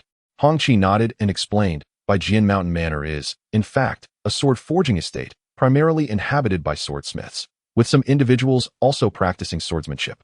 In the grand scheme of the world, Bai Jian Mountain Manor hardly qualifies as a first-rate force. Compared to the Shu Mountain Sword Sect, it falls woefully short. Meng Fan nodded, committing the name Bai Jian Mountain Manor to memory. He remained cautious, for many formidable experts did not emerge from renowned sections. Countless masters rose from obscurity. What is his name? Meng Fan continued to inquire of Hongqi. Yi Qingxian. Hongqi spat through gritted teeth. My father's own brother, my dear uncle, huh? At these words, Meng Fan fell silent. He had not previously heard Hongqi mention such matters. Frankly, he could never have imagined that Hongqi's nemesis was her own uncle. What manner of person could so cruelly offer their own niece's life as a sacrifice? Perhaps such a being could no longer be deemed human, but rather a devil. Meng Fan felt a surge of sympathy for Hongqi. To be betrayed by a stranger is, in truth, preferable to being betrayed by kin. In the past, Yi Qingxian sought to forge a spiritual sword and, after many failed attempts, became consumed by obsession, contemplating the blood-refining technique. This technique requires one's own blood as a catalyst and the heart's blood of a loved one as the material to succeed. Yi Qingxian, unwilling to take the heart's blood of his own children, resolved to use that of his niece instead. Though I am merely his niece, a profound blood bond still exists between us. Thus, he ultimately succeeded. I suspect that had he failed, he might have resorted to using his daughter's heart's blood, for he had already transformed into a veritable demon. Upon hearing Hongqi's words, Meng Fan was plunged into silence. Hell is empty, and the devils walk the earth. This Yi Qingxian truly no longer deserves to be called human. After a moment, Meng Fan gently caressed Hongqi's sword and said solemnly, I shall remember the name Yi Qingxian of Bai Jian Mountain Manor. Within a decade, he shall undoubtedly meet his demise. Lacking knowledge of Yi Qingxuan's precise capabilities, Meng Fan refrained from making grandiose claims. However, the 10-year span was ample. A gentleman's vengeance is not late, even after a decade. The following day at dawn, Meng Fan arrived at the second floor of the Sword Pavilion, as usual. Elder Lin, seeing that Meng Fan had attained the true martial realm, was not the least bit surprised. He had already learned that Meng Fan's sword manipulation technique had reached the point of controlling 10 swords simultaneously. Thus, Meng Fan's overnight breakthrough to the true martial realm was entirely within his expectations. Given that Meng Fan had only a month's time to master the manipulation of 10 swords, Elder Lin was no longer astonished. Each time he set a deadline for Meng Fan, the latter had consistently exceeded it, leaving Elder Lin in a state of perpetual amazement. Now, he had grown accustomed to it. No matter how extraordinary Meng Fan's feats became, they seemed entirely normal to him, and he no longer felt shock. This time, however, his lack of astonishment was genuine, rather than feigned. Excellent. At this pace, you might indeed defeat Yi Qingxian in 2 years, Elder Lin remarked. His satisfaction palpable as he regarded Meng Fan. Meng Fan smiled and replied, Master, it is not a matter of possibility, it is a certainty. He is merely a cultivator of the celestial origin realm, and with nearly 2 years ahead of me, I truly do not regard him as a threat. To be candid, he felt somewhat inflated with confidence. But it could not be helped. He had earned such confidence. You have just entered the true martial realm. I shall not rush your progress any further. Focus on stabilizing your cultivation and familiarizing yourself with this realm, Elder Lin instructed Meng Fan. Previously, during their intense training in the Tianqin mountain range, Elder Lin would not arrange for Meng Fan to undergo such rigorous enhancement again in the near future. Yet, unbeknownst to Elder Lin, Meng Fan could rapidly advance to the 3rd or 4th layer of the true martial realm without his assistance, as he still harbored a substantial reserve of sword essence within him. Master, what should I focus on next? Meng Fan inquired. Elder Lin had evidently anticipated this question. With a smile, he replied, Are you feigning ignorance, my boy? Now that you are in the true martial realm, where do you think you ought to dedicate your primary efforts? Meng Fan was indeed feigning ignorance, for upon reaching the true martial realm, he could practice visualization techniques. However, he lacked any such techniques. Even if he were to visit the Scripture Pavilion, he would only acquire the most rudimentary visualization methods, which he found unsatisfactory. He had come to Elder Lin with the intent of obtaining a superior visualization technique. Of course, it was unnecessary for Meng Fan to ponder this, as Elder Lin had already prepared for it in advance. Master, I wish to learn visualization techniques. Meng Fan said straightforwardly, no longer beating around the bush. You, my boy, possess astonishing comprehension. To practice a common visualization technique would be a waste of your talents. Elder Lin observed Meng Fan with eyes filled with expectation. Meng Fan quickly added, Indeed, Master. I can only find the most basic visualization techniques on my own, so I came to seek your guidance. Elder Lin shook his head. In truth, the visualization techniques I have mastered are not suited for you. Or rather, they do not befit you. With your understanding, you have better options. Upon hearing Elder Lin's words, Meng Fan's heart raced with excitement. Could it be that Elder Lin intended to assist him in finding a visualization technique even more formidable than his own? Given Elder Lin's strength and status, the techniques he practiced must undoubtedly be exceptionally powerful. A more potent visualization technique sent a thrill through Meng Fan. Master, what must I do? Elder Lin fell silent for a moment before suddenly rising and walking toward the Sword Pavilion's exit. Follow me. Meng Fan obediently trailed behind Elder Lin as they left the Sword Pavilion. Shortly thereafter, they arrived at an unnamed temple, which exuded a sense of grandeur, vastness, and infinity. The aura of this temple rivaled that of the Demon-Locking Tower. It is worth noting that the Demon-Locking Tower is the most mystical structure in the Shu Mountain Sect. Yet, this temple gave Meng Fan an impression that it might even surpass the Demon-Locking Tower. Meng Fan had never known such a mysterious place existed within the Shu Mountain Sword Sect. Elder Lin led Meng Fan to the front of the temple, his expression solemn, his gaze filled with reverence and faith. Master, what is this place? Meng Fan asked Elder Lin. Silence. Elder Lin replied, turning to Meng Fan. Meng Fan obediently fell silent, understanding that this place held immense sanctity within the Shu Mountain Sword Sect. Wait here for me and do not wander. Elder Lin instructed Meng Fan before stepping alone to the temple's entrance. An elderly man sat at the temple's entrance, appearing remarkably inconspicuous as he dozed off. However, one could surmise, even with a mere flicker of thought, that this elderly figure must possess an air of formidable terror. Otherwise, there would be no reason for him to be stationed here. Lin Lao approached the elder and engaged him in lengthy discourse. Ultimately, Meng Fan observed Lin Lao seemingly presenting the elder with an object, to which the elder nodded in satisfaction. Lin Lao then returned and instructed Meng Fan to enter the hall with him. As they passed in front of the grand hall's entrance, the elder flashed a smile at Meng Fan, revealing a set of pristine white teeth. This struck Meng Fan profoundly, for it was rare to see an elder with such immaculate dentition, as most elderly individuals had yellowed teeth, often missing one or two front ones. This elder, however, not only had a complete set of teeth, but also possessed an exceptionally rare whiteness. Upon entering the grand hall, a look of astonishment crossed Meng Fan's face. The expansive hall contained only a solitary elevated platform, devoid of any other furnishings. Upon the platform, 3 items were enshrined: a sword, a cauldron, and a jade artifact. A sudden jolt of realization struck Meng Fan, as he felt an unsettling dread. He had begun to form a hypothesis. If the demon sealing tower was deemed a forbidden ground for the Shu Mountain Sword Sect, then this place could undoubtedly be regarded as its sacred site. Lin Lao addressed Meng Fan, declaring, "This is the Sanhuang platform." The Sanhuang platform? The items enshrined here were clearly the legendary 3 sacred artifacts: the Fushi sword, the Shinnong cauldron, and the Nuwa jade. Stammering in disbelief, Meng Fan exclaimed, "Master, is this truly the 3 sacred artifacts?" Lin Lao nodded affirmatively. Indeed, these are the 3 sacred artifacts. Despite his prior suspicions, hearing Lin Lao's confirmation sent waves of incredulity crashing through Meng Fan's heart. He had never imagined that Lin Lao would bring him to witness these fabled artifacts. It is said that disciples of the Shu Mountain Sword Sect have all heard of the legends surrounding the 3 sacred artifacts, yet few have ever beheld their true forms.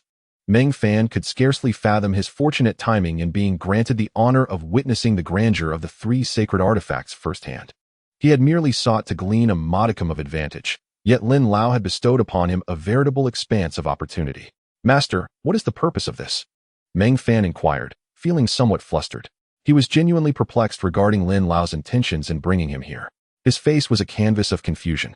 With a grave expression, Lin Lao replied, "Did you not express a desire to cultivate visualization techniques?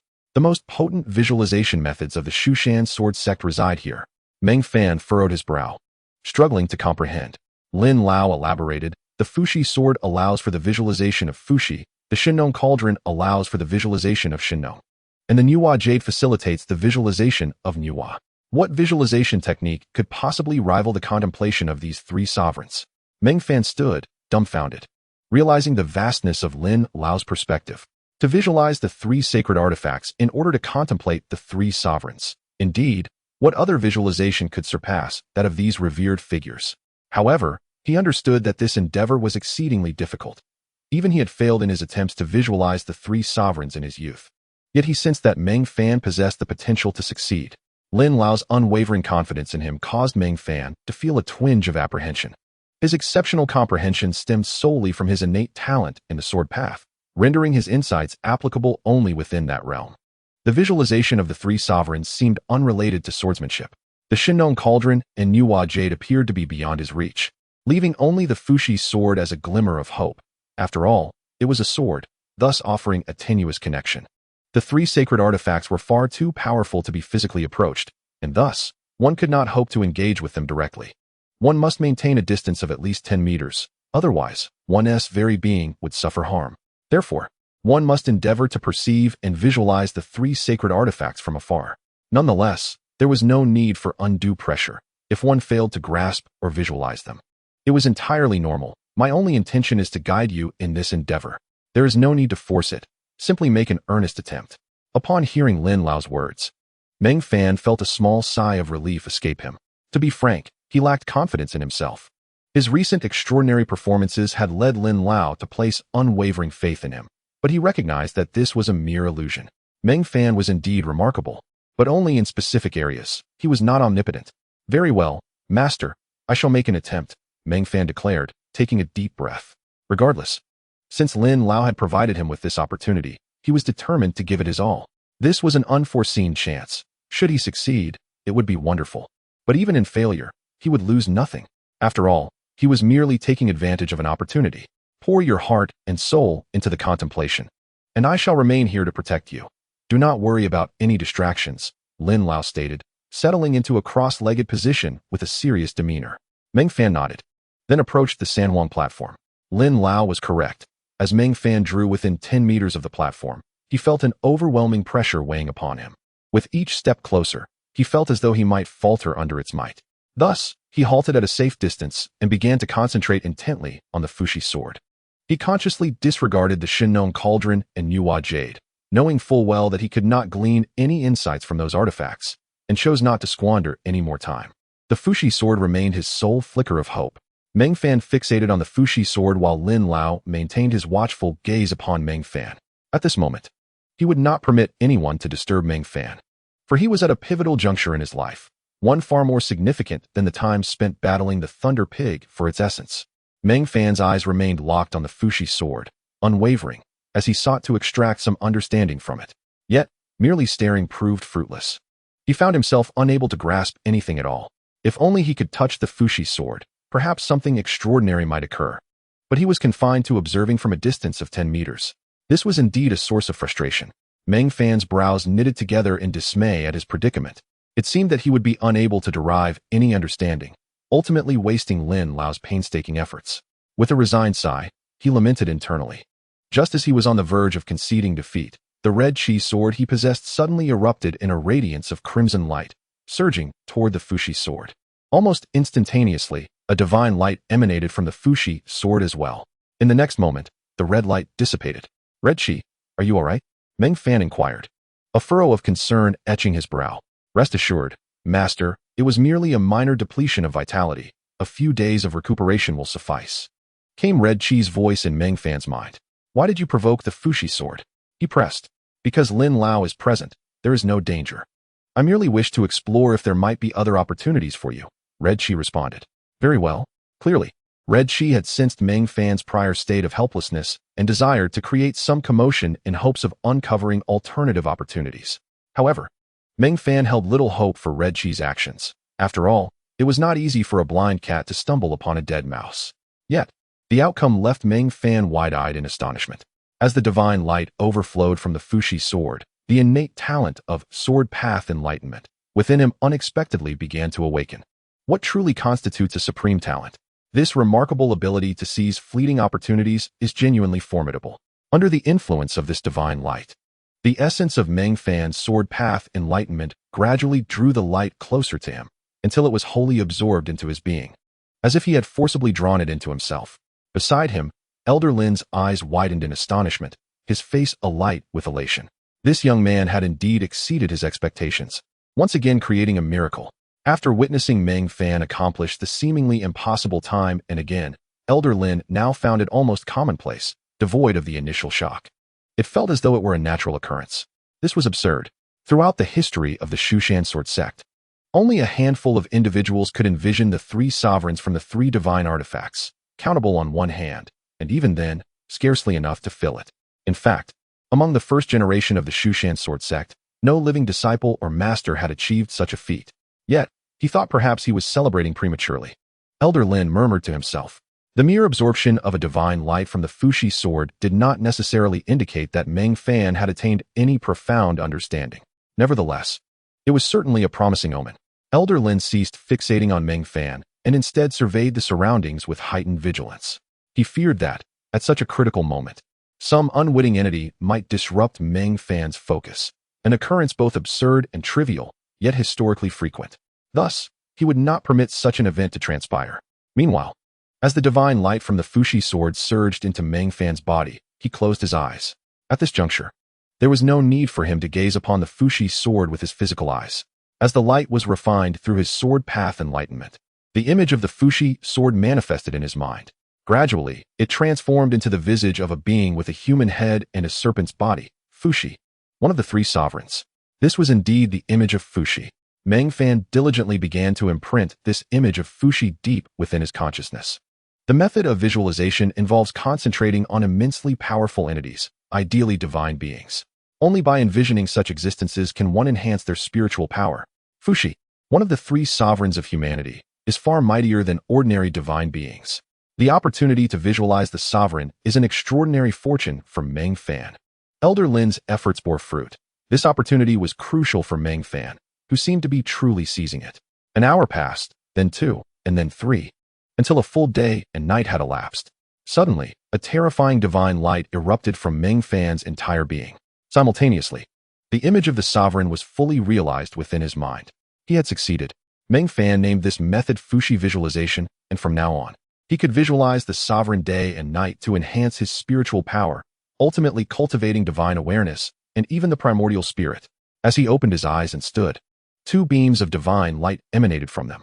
Having just perfected the Fushi visualization, he struggled to fully control it, leading to an unintentional display. Elder Lin, equally exhilarated, sensed Meng Fan's reaction and began to harbor a suspicion. Had he succeeded? Meng Fan nodded at Elder Lin, expressing his gratitude. Thank you, Master, for granting me this opportunity.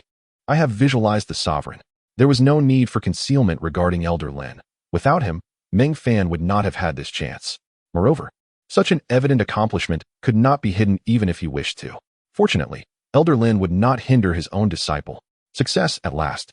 Success, Elder Lin exclaimed, his excitement evident as even his lips trembled slightly. For one of his composure, such a display of emotion was rare. Previously, Meng Fan's astonishing feats had only left Elder Lin in silent awe, maintaining a facade of calm. But this time, he could no longer feign indifference.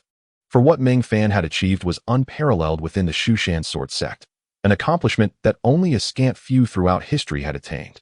Elder Lin felt an overwhelming pride swell within him. Master, Meng Fan began, but Elder Lin waved his hand to interrupt. We shall discuss this later. Meng Fan nodded in agreement. Upon returning to the Sword Pavilion, Elder Lin remained in a state of excitement, far from tranquil. When he first took Meng Fan as his disciple, he believed that Meng Fan would bring him fortune. Now, it seemed that he might soon ride on Meng Fan's coattails. And perhaps the entire Shu Mountain Sword Sect would benefit from his ascendance as well. The few individuals throughout the history of the Shu Mountain Sword Sect who had visualized the 3 sovereigns had all become pillars of the sect, nearly invincible in their own right.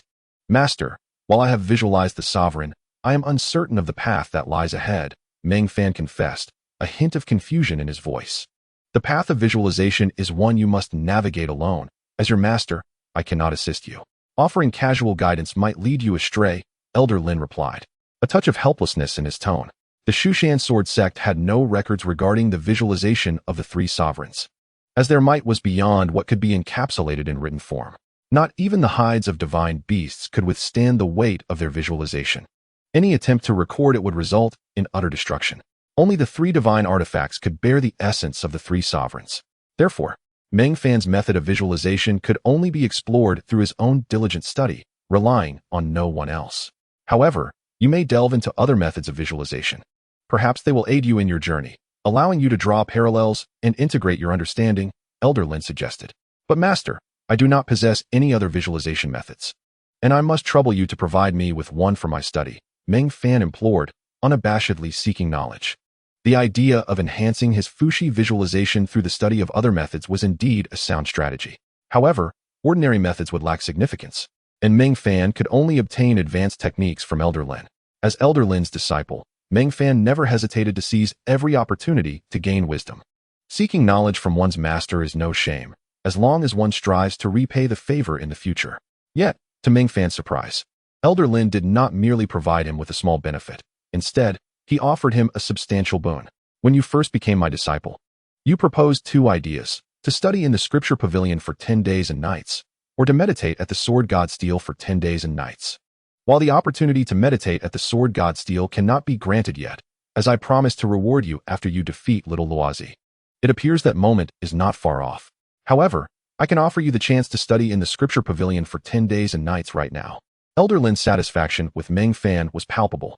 He had already lowered his pride to bring Meng Fan to the Divine Temple's San Huang Terrace. So what was the matter with the Sutra Repository? I have already spoken with Old Wang of the Sutra Repository, starting tomorrow, with my token in hand. You may freely access the first 4 levels of the repository and peruse all the scrolls. The 5th level is currently off limits to you, and given your current cultivation level, visiting it would serve no purpose. In due time, I will seek an opportunity to allow you to access the 5th level. Upon hearing Elder Lin's words, Meng Fan felt an overwhelming surge of excitement. Observing the texts in the Sutra Repository for 10 days, while not as profound as 10 days of comprehension from the Sword God Steel, was nonetheless a tremendous fortune for him. The only regret was that he could not visit the 5th level.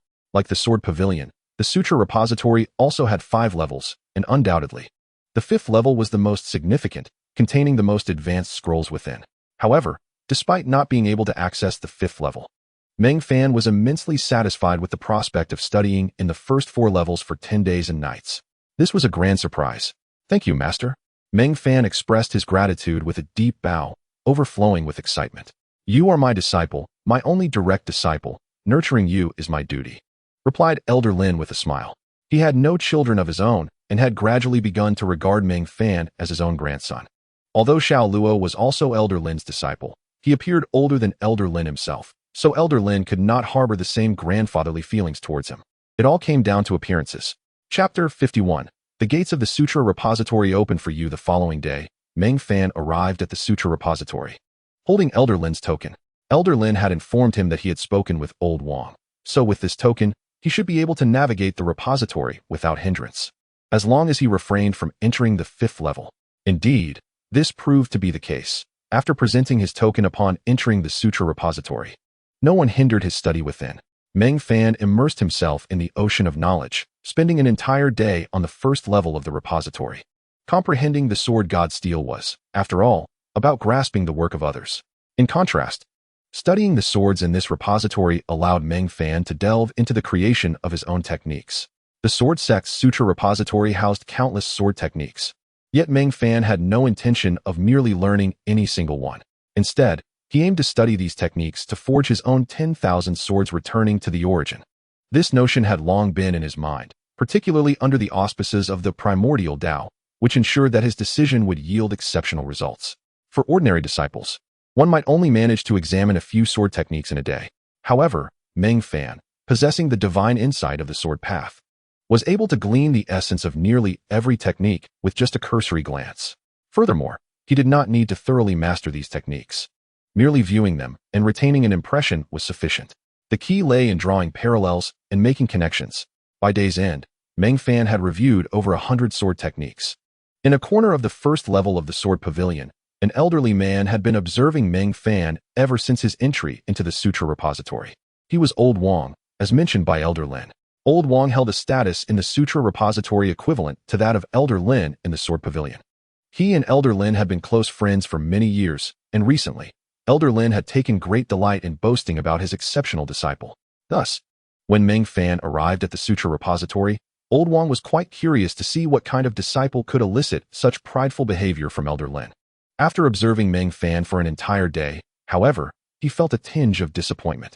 This young lad had spent the whole day merely skimming through the sword techniques, with a haphazard and superficial approach. Such a cursory examination of the techniques was utterly meaningless and a sheer waste of time.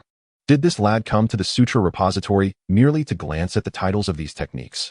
Elder Lin, who had never bowed to anyone, had lowered himself to grant this young man access to the repository, only for the lad to squander this opportunity, which incited a flicker of anger within Old Wang.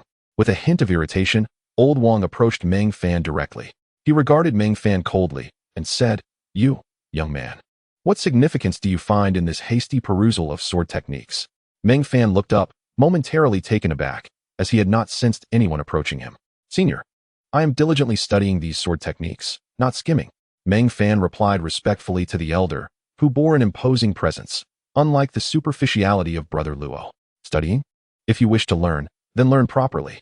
How can you expect to absorb anything with such a frantic glance? Have you remembered a single character? Do you understand that your master invested considerable effort to secure this opportunity for you at the Sutra Repository? Wasting time with such half-heartedness is a disgrace to his good intentions." Upon hearing the elder's vehement words, Meng Fan realized this was indeed the Old Wang Elder Lin had mentioned. "Old Wang, please do not be angry," Meng Fan said with a wry smile. "Angry? Why should I be angry? You are not my disciple." Old Wang replied dismissively. Meng Fan chuckled, understanding the source of Old Wang's frustration. If there were to be blame, it could only be directed at his own excellence. "Old Wang, do you believe that I am not earnestly studying these sword techniques, and am thus wasting time? If that is the case, why not test me? The techniques on this side of the shelf are those I have just reviewed. You may choose any one at random." "Huh, still stubborn, are we?" Old Wang randomly selected a sword technique, the Golden Yuan sword technique. "I ask you, what is this Golden Yuan sword technique?" A moment later, Old Wang stared at Meng Fan, dumbfounded, as if gazing at a marvel. He had presented over a dozen techniques for Meng Fan to evaluate. Yet Meng Fan managed to recall specifics about each one. What was most astonishing was that as they discussed these techniques, their conversation grew increasingly profound. It was as if Meng Fan had not merely glanced at the techniques, but had truly integrated their essence. This was simply inconceivable. Yet, if it had only been one technique, Old Wang could attribute it to mere coincidence, perhaps suggesting that Meng Fan had previously practiced it. But the fact that this phenomenon occurred with over 10 techniques left no room for doubt. It could only mean this lad was a true prodigy, a genuine anomaly. No wonder Elder Lin had been so proud when mentioning this disciple. If Old Wang had such a disciple, he too would be puffing his chest with pride. Alas, he was a step too late. At that moment, Old Wang pondered whether there might be a way to snatch Meng Fan away as his own disciple. After a lengthy deliberation, he ultimately abandoned the idea, for he knew he could not best Elder Lin. Had he been capable, he would have shamelessly made the attempt. "The Sutra Repository is closing. You may return now," Old Wang suddenly announced to Meng Fan. Meng Fan looked at Old Wang in astonishment. "Old Wang, Master said I could study here for 10 days and nights, so I can stay overnight, right? 10 days and nights without rest? How could one possibly maintain focus under such conditions? From today onward, you may come to the Sutra Repository as you wish, without the constraint of 10 days and nights. Even if you choose to stay for a month, I shall not chase you away. Please, go back and rest. Only after a good rest can one approach reading with a fuller state of mind." Wang Lao's words left Meng Fan somewhat bewildered. He had initially believed that spending 10 days and nights in the Sutra Pavilion was a great fortune. Yet, unexpectedly, this transformed into unrestricted access to the Sutra Pavilion. Would the doors of the Sutra Pavilion now be wide open for him? Meng Fan stared in astonishment at Wang Lao, pondering whether this old man was truly so capricious. However, he couldn't help but feel elated. Realizing the gravity of the situation, Meng Fan hurriedly expressed his gratitude to Wang Lao with an excited and exuberant demeanor. "Thank you so much, Wang Lao." A moment later, as Wang Lao observed Meng Fan's departing figure, he let out a soft sigh. Why hadn't he met this prodigious talent sooner? It was frustrating to see Lin Bianyun take the lead. Although Meng Fan was not his disciple, Wang Lao had developed a genuine admiration for exceptional talent. The Sutra Pavilion should indeed be completely open to someone like Meng Fan, destined to become a pillar of the Shu Mountain Sword Sect. If such a talent were to languish due to lack of access to the sutras, it would indeed be the greatest joke for the Shu Mountain Sword Sect. Chapter 52. First Style, Sword comes, returning to his room in the Sword Pavilion. Meng Fan lay on the bed, feeling an odd sense of unreality. Lately, he had been overly favored by the goddess of fortune. Whether this was a blessing or a curse remained uncertain. He had once heard the saying, "A person's good fortune in life is limited. If one exhausts their good luck too early, only misfortune remains." Meng Fan shook his head, casting aside these chaotic thoughts. He then sat cross-legged and began to cultivate. Regardless of good or ill fortune, effort was essential. At present, Meng Fan found himself quite occupied with his cultivation. He was focusing on 3 methods simultaneously: the Lingfeng Xiangong, the Pure Yang Thunder Scripture, and the Shihuang Visualization Method. He could not afford to neglect any of them. After reaching the true martial realm, the previously stored Qi-gathering pills and spirit essence had lost much of their efficacy. These elixirs were primarily for the Qi-gathering realm. While they could still be used in the true martial realm, their effects were minimal. Fortunately, Meng Fan had a substantial reserve of sword essence within him, originating from the Jinyao sword, which was of exceptional quality. This resource was sufficient for him to swiftly advance to the 3rd or 4th level of the true martial realm. As for what lay beyond that, he would address it later. Reflecting on the sword essence, Meng Fan regretted not having encountered the Fushi sword. Had he been able to seize the sword essence from the Fushi sword, he would have. No, that was a dangerous thought. The intentions surrounding the Fushi sword were not to be trifled with. However, within the Shu Mountain Sword Sect, there were still numerous other exceptional swords, many of which resided in the Sword Pavilion. A smile spread across Meng Fan's face. The Sword Pavilion was his domain. Now that he could freely access the 2nd floor, the swords there would surely be within his reach, and Elder Lin would not prevent him from engaging with them. In truth, he did not lack sword essence. Moreover, there were still the 3rd, 4th, and 5th floors above. With aspirations for a bright future, Meng Fan spent a sleepless night, diligently cultivating. The next day at dawn, he habitually arrived at the 2nd floor of the Sword Pavilion to pay his respects to Elder Lin. "I thought you would be engrossed in the Sutra Pavilion for 10 days and nights. I didn't expect you to return last night," Elder Lin remarked to Meng Fan. In fact, Elder Lin had been surprised to sense Meng Fan's return, as he had anticipated that Meng Fan would continue studying in the Sutra Pavilion rather than come back to rest. However, out of respect for his master's reputation, he refrained from inquiring further. Now that Meng Fan had approached him, he naturally seized the opportunity to voice his curiosity. With a smile, Meng Fan replied, "Master, I have good news to share." "What good news?" Elder Lin's brows furrowed. Meng Fan proceeded to return Elder Lin's hidden card. Elder Lin's frown deepened. "Wang Lao has granted me unrestricted access to the Sutra Pavilion. There will be no more 10-day or night limitations, as long as I wish. The doors of the Sutra Pavilion will always be open for me." Upon hearing Meng Fan's words, Elder Lin's brows knitted together into a frown. To offer unsolicited kindness is either treachery or theft. I cannot believe that old Wang is so benevolent. Nevertheless, he thought, one should seize a chance when it presents itself, and he would not hinder Meng Fan. In that case, immerse yourself in the Sutra Pavilion and focus on your studies. You need not concern yourself with anything else. Elder Lin instructed Meng Fan. He could roughly deduce Wang Lao's intentions, but he would not allow any interference. In the days that followed, Meng Fan spent his days in the Sutra Pavilion, studying, and returned to the Sword Pavilion at night to cultivate. After half a month, Meng Fan successfully broke through to the 2nd level of the true martial realm. Under normal circumstances, such rapid advancement would be impossible. This was entirely due to the abundant sword essence within him. As for Elder Lin, he had grown accustomed to Meng Fan's extraordinary feats. Having witnessed various displays of brilliance from Meng Fan, a mere half-month's progress to a minor realm hardly surprised him at all. At this moment, Meng Fan had been immersed in the Sutra Pavilion for half a month, having perused at least 1,000 sword technique manuals. He had also explored the visualization methods to some extent, managing to refine his understanding of the Shihuang visualization method.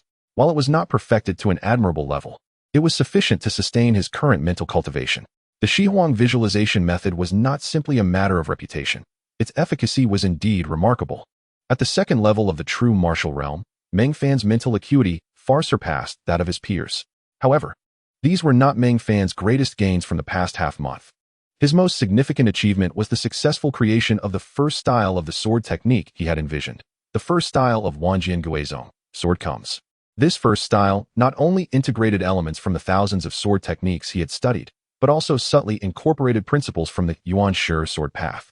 Meng Fan felt an immense sense of pride in having created this sword move. Not to mention, even Elder Lin's favored thunder sword technique paled in comparison to sword comes. Most importantly, this sword was a product of Meng Fan's own ingenuity. Years later, This event would be recorded in the annals of the Shu Mountain Sword Sect's history. Regrettably, no one had yet witnessed the splendor of sword comms. Meng Fan remained neither arrogant nor complacent. He continued to study quietly in the Sword Pavilion. After all, in his vision, Wanjian Guizong was far more complex than a single sword move. Unbeknownst to him, Meng Fan had been studying in the Sword Pavilion for over 20 days. One day, he encountered a familiar face, his childhood friend, Li Shuero, with whom he had once shared a close bond, emerging from the same mountain village. Meng Fan, brother, what are you doing here? Li Shuero exclaimed joyfully upon spotting him in the Sword Pavilion, having come to search for books. Meng Fan turned, smiling at Li Shuero. Shuero, it's been a long time. The last time he had seen Li Shuero was over 2 months ago during the sect's grand competition, though she had not noticed him then. In contrast, Li Shuero had not seen Meng Fan for 3 months. She rushed towards him, her excitement palpable as she said, Brother Meng Fan, I went to your dormitory to find you, but you were nowhere to be found. I have also heard that you were eliminated from the assessment of the disciple apprentices and left the Shu Mountain Sword Sect, which saddened me for quite some time. She genuinely believed that Meng Fan had departed from the Shu Mountain Sword Sect, so when she saw him in the Scripture Pavilion, she was exceedingly excited and thrilled. Meng Fan smiled and said, I have not left the Shu Mountain Sword Sect. I am currently serving as a sword keeper in the Sword Pavilion. Meanwhile, Meng Fan noticed a young man not far behind Li Shuero, staring at him with a gloomy expression, Qian Luqi, the son of Elder Qian. It must be noted that his entry into the Sword Pavilion was due to this individual. However, this fellow had not acted with good intentions at that time. Chapter 53. Speak and Depart. Meng Fan was aware of Qian Luqi's pursuit of Li Shuero. Initially, he had not paid it much mind, believing that Li Shuero had the freedom to choose whom she liked. Whether she liked Qian Luqi was entirely her own affair. But now, the situation had changed. Qian Luqi had previously sought to harm him, and Meng Fan was not one to repay kindness with malice. Sooner or later, he would settle accounts with Qian Luqi. Meng Fan, brother, have you truly reached the true martial realm? Li Shuero gazed at him in disbelief, her expression one of astonishment. How long has it been? It has only been a little over 3 months, and he has directly crossed over the barriers of both the Qi training and true martial realms? It was worth noting that the last time they met, Meng Fan had yet to even reach the Qi training realm. Previously, Li Shuero had utilized her own resources to assist Meng Fan in his cultivation. Yet, Meng Fan's innate talent had proved to be exceedingly poor, preventing him from breaking through to the Qi training realm and cultivating even a wisp of true Qi within him. Over time, Li Shuero had lost hope in his progress. Yet, after just a few months apart, he had remarkably attained the true martial realm, and moreover, the second layer of the true martial realm, a truly astonishing feat. This left Li Shuero utterly shocked. A senior in the Sword Pavilion has taken great care of me and accepted me as a direct disciple, Meng Fan explained casually, intending to attribute his achievements to Elder Lin, for otherwise, explaining it all would be overly complicated. That's wonderful, Li Shuero exclaimed with immense excitement. Seeing Meng Fan become a practitioner of the second layer of the true martial realm genuinely brought her joy. Although they had not seen each other for a while, the bond they had formed growing up together was not so easily broken. Meng Fan regarded her as a sister, and she, in turn, saw him as a brother. However, upon arriving at the Shu Mountain Sword Sect, she was compelled to focus on her own cultivation due to various pressures and could not cling to Meng Fan every day. During the times when she could not find him, she even cried secretly a few times at night. Now, seeing Meng Fan suddenly appear, and with such an elevation in cultivation, she was truly elated. Meng Fan, brother, you said you were serving as a sword keeper in the Sword Pavilion? Li Shuero inquired once more. Indeed, Meng Fan nodded. Then I shall often visit you at the Sword Pavilion. This time, you must not disappear, Li Shuero declared earnestly. Meng Fan smiled and ruffled her hair, saying, Rest assured, I will remain in the Sword Pavilion and will not leave. Not far away, Qian Luqi watched in fury as Meng Fan ruffled Li Shuero's hair, nearly exploding with rage. Who in the Shu Mountain Sword Sect was unaware of his pursuit of Li Shuero? This fellow was openly provoking him by affectionately touching her hair. In truth, Qian Luqi was overthinking it.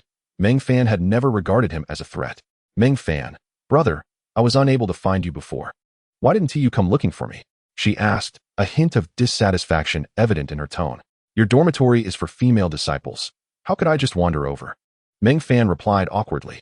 To be honest, even though he knew he had a sister in the Shu Mountain Sword Sect after his transmigration, he felt no emotional connection to her, either psychologically or physically.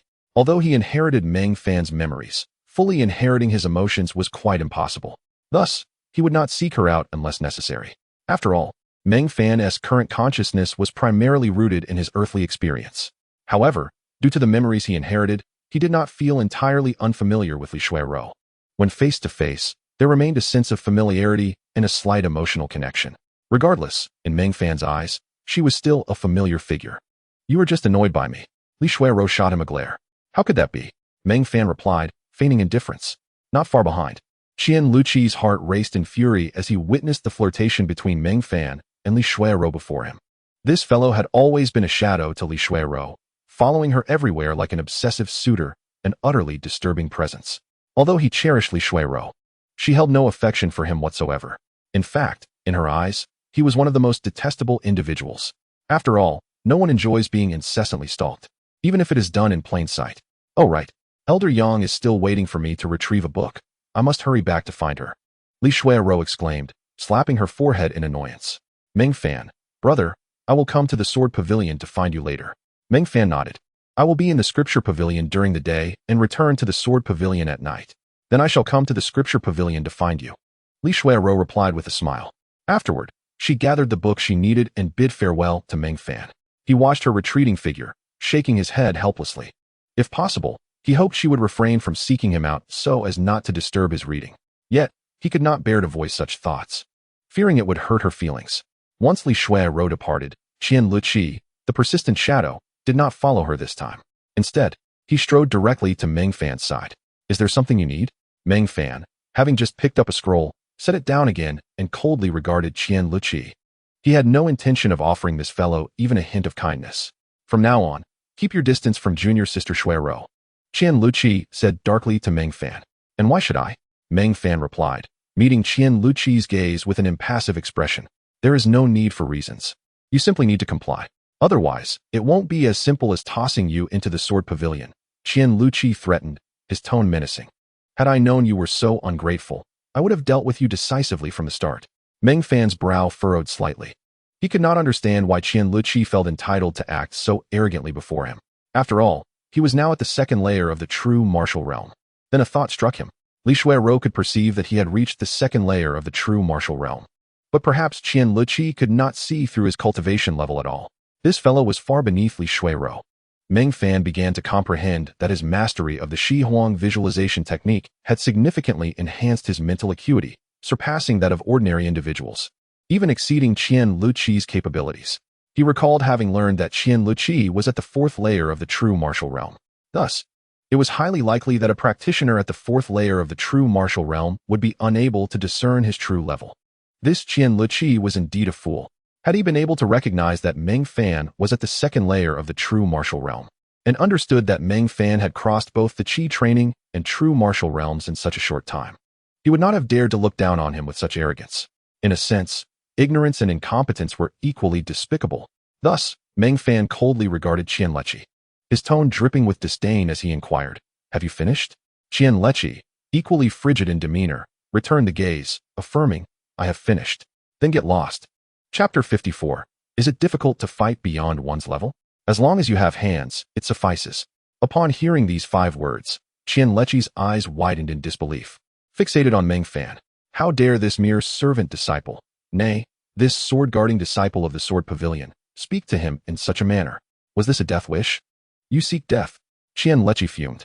He had indeed underestimated Meng Fan's cultivation, still perceiving him as an untrained servant disciple, not yet having reached the Qi refinement stage. How could such a worthless disciple dare to provoke him? To command him to leave? Was this not a blatant invitation to death?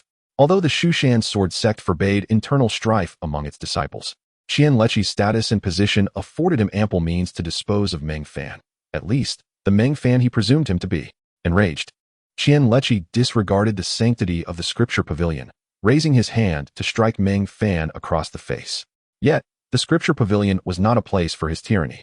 To dare to use violence within the hallowed halls of the Scripture Pavilion was sheer folly. In the next moment, before Qian Luqi's hand could reach Meng Fan, he was propelled 10 meters into the air, landing outside the entrance of the pavilion. The assailant was a man unknown to Meng Fan, seemingly tasked with overseeing the first floor of the Scripture Pavilion. A middle-aged individual, Meng Fan had previously noted his quiet demeanor. He rarely engaged in conversation and was referred to as Senior Brother Jin. Senior Brother Jin's standing within the Scripture Pavilion was comparable to that of Senior Brother Luo in the Sword Pavilion. Disciples like Qian Lechi were hardly worthy of attracting the direct intervention of Wang Lao. Just as one would expect Senior Brother Luo to handle disturbances in the Sword Pavilion, Wang Lao would not easily be roused unless faced with a formidable opponent. After casting Qian Lechi out of the pavilion, Senior Brother Jin glanced at Meng Fan but uttered not a word, returning to his post. Observing Senior Brother Jin's position, Meng Fan felt a flicker of realization. Senior Brother Jin stood approximately 10 meters from him, while just moments ago, Qian Lechi had been a mere meter away. The speed with which Senior Brother Jin arrived to intervene and effortlessly expel Qian Lechi was truly astonishing. Undoubtedly, this Senior Brother Jin surpassed Senior Brother Luo in strength, and Senior Brother Luo was at the 8th level of true martial realm. Meng Fan couldn't help but scrutinize Senior Brother Jin a moment longer. He suspected that this Senior Brother Jin might be a cultivator of the heavenly origin realm. Shaking his head, he dismissed such errant thoughts from his mind. The realm of Senior Brother Jin was of no concern to him. Moreover, even if Senior Brother Jin had not intervened, Meng Fan was confident in his ability to handle Qian Lechi himself. For Meng Fan in his current state, battling above his level was truly no challenge. Was it difficult for a second-level true martial cultivator to contend with a fourth level? As long as one had hands, it sufficed. Meng Fan resumed his perusal of various sword scriptures. Although he had already devised the first stance of the 10,000 swords returning to one, titled Sword Comes, he felt it was still imperfect. Not that the entire 10,000 swords returning to one was lacking, but rather that the Sword Comes stance needed refinement. There was no rush for the subsequent sword techniques of the 10,000 swords returning to one.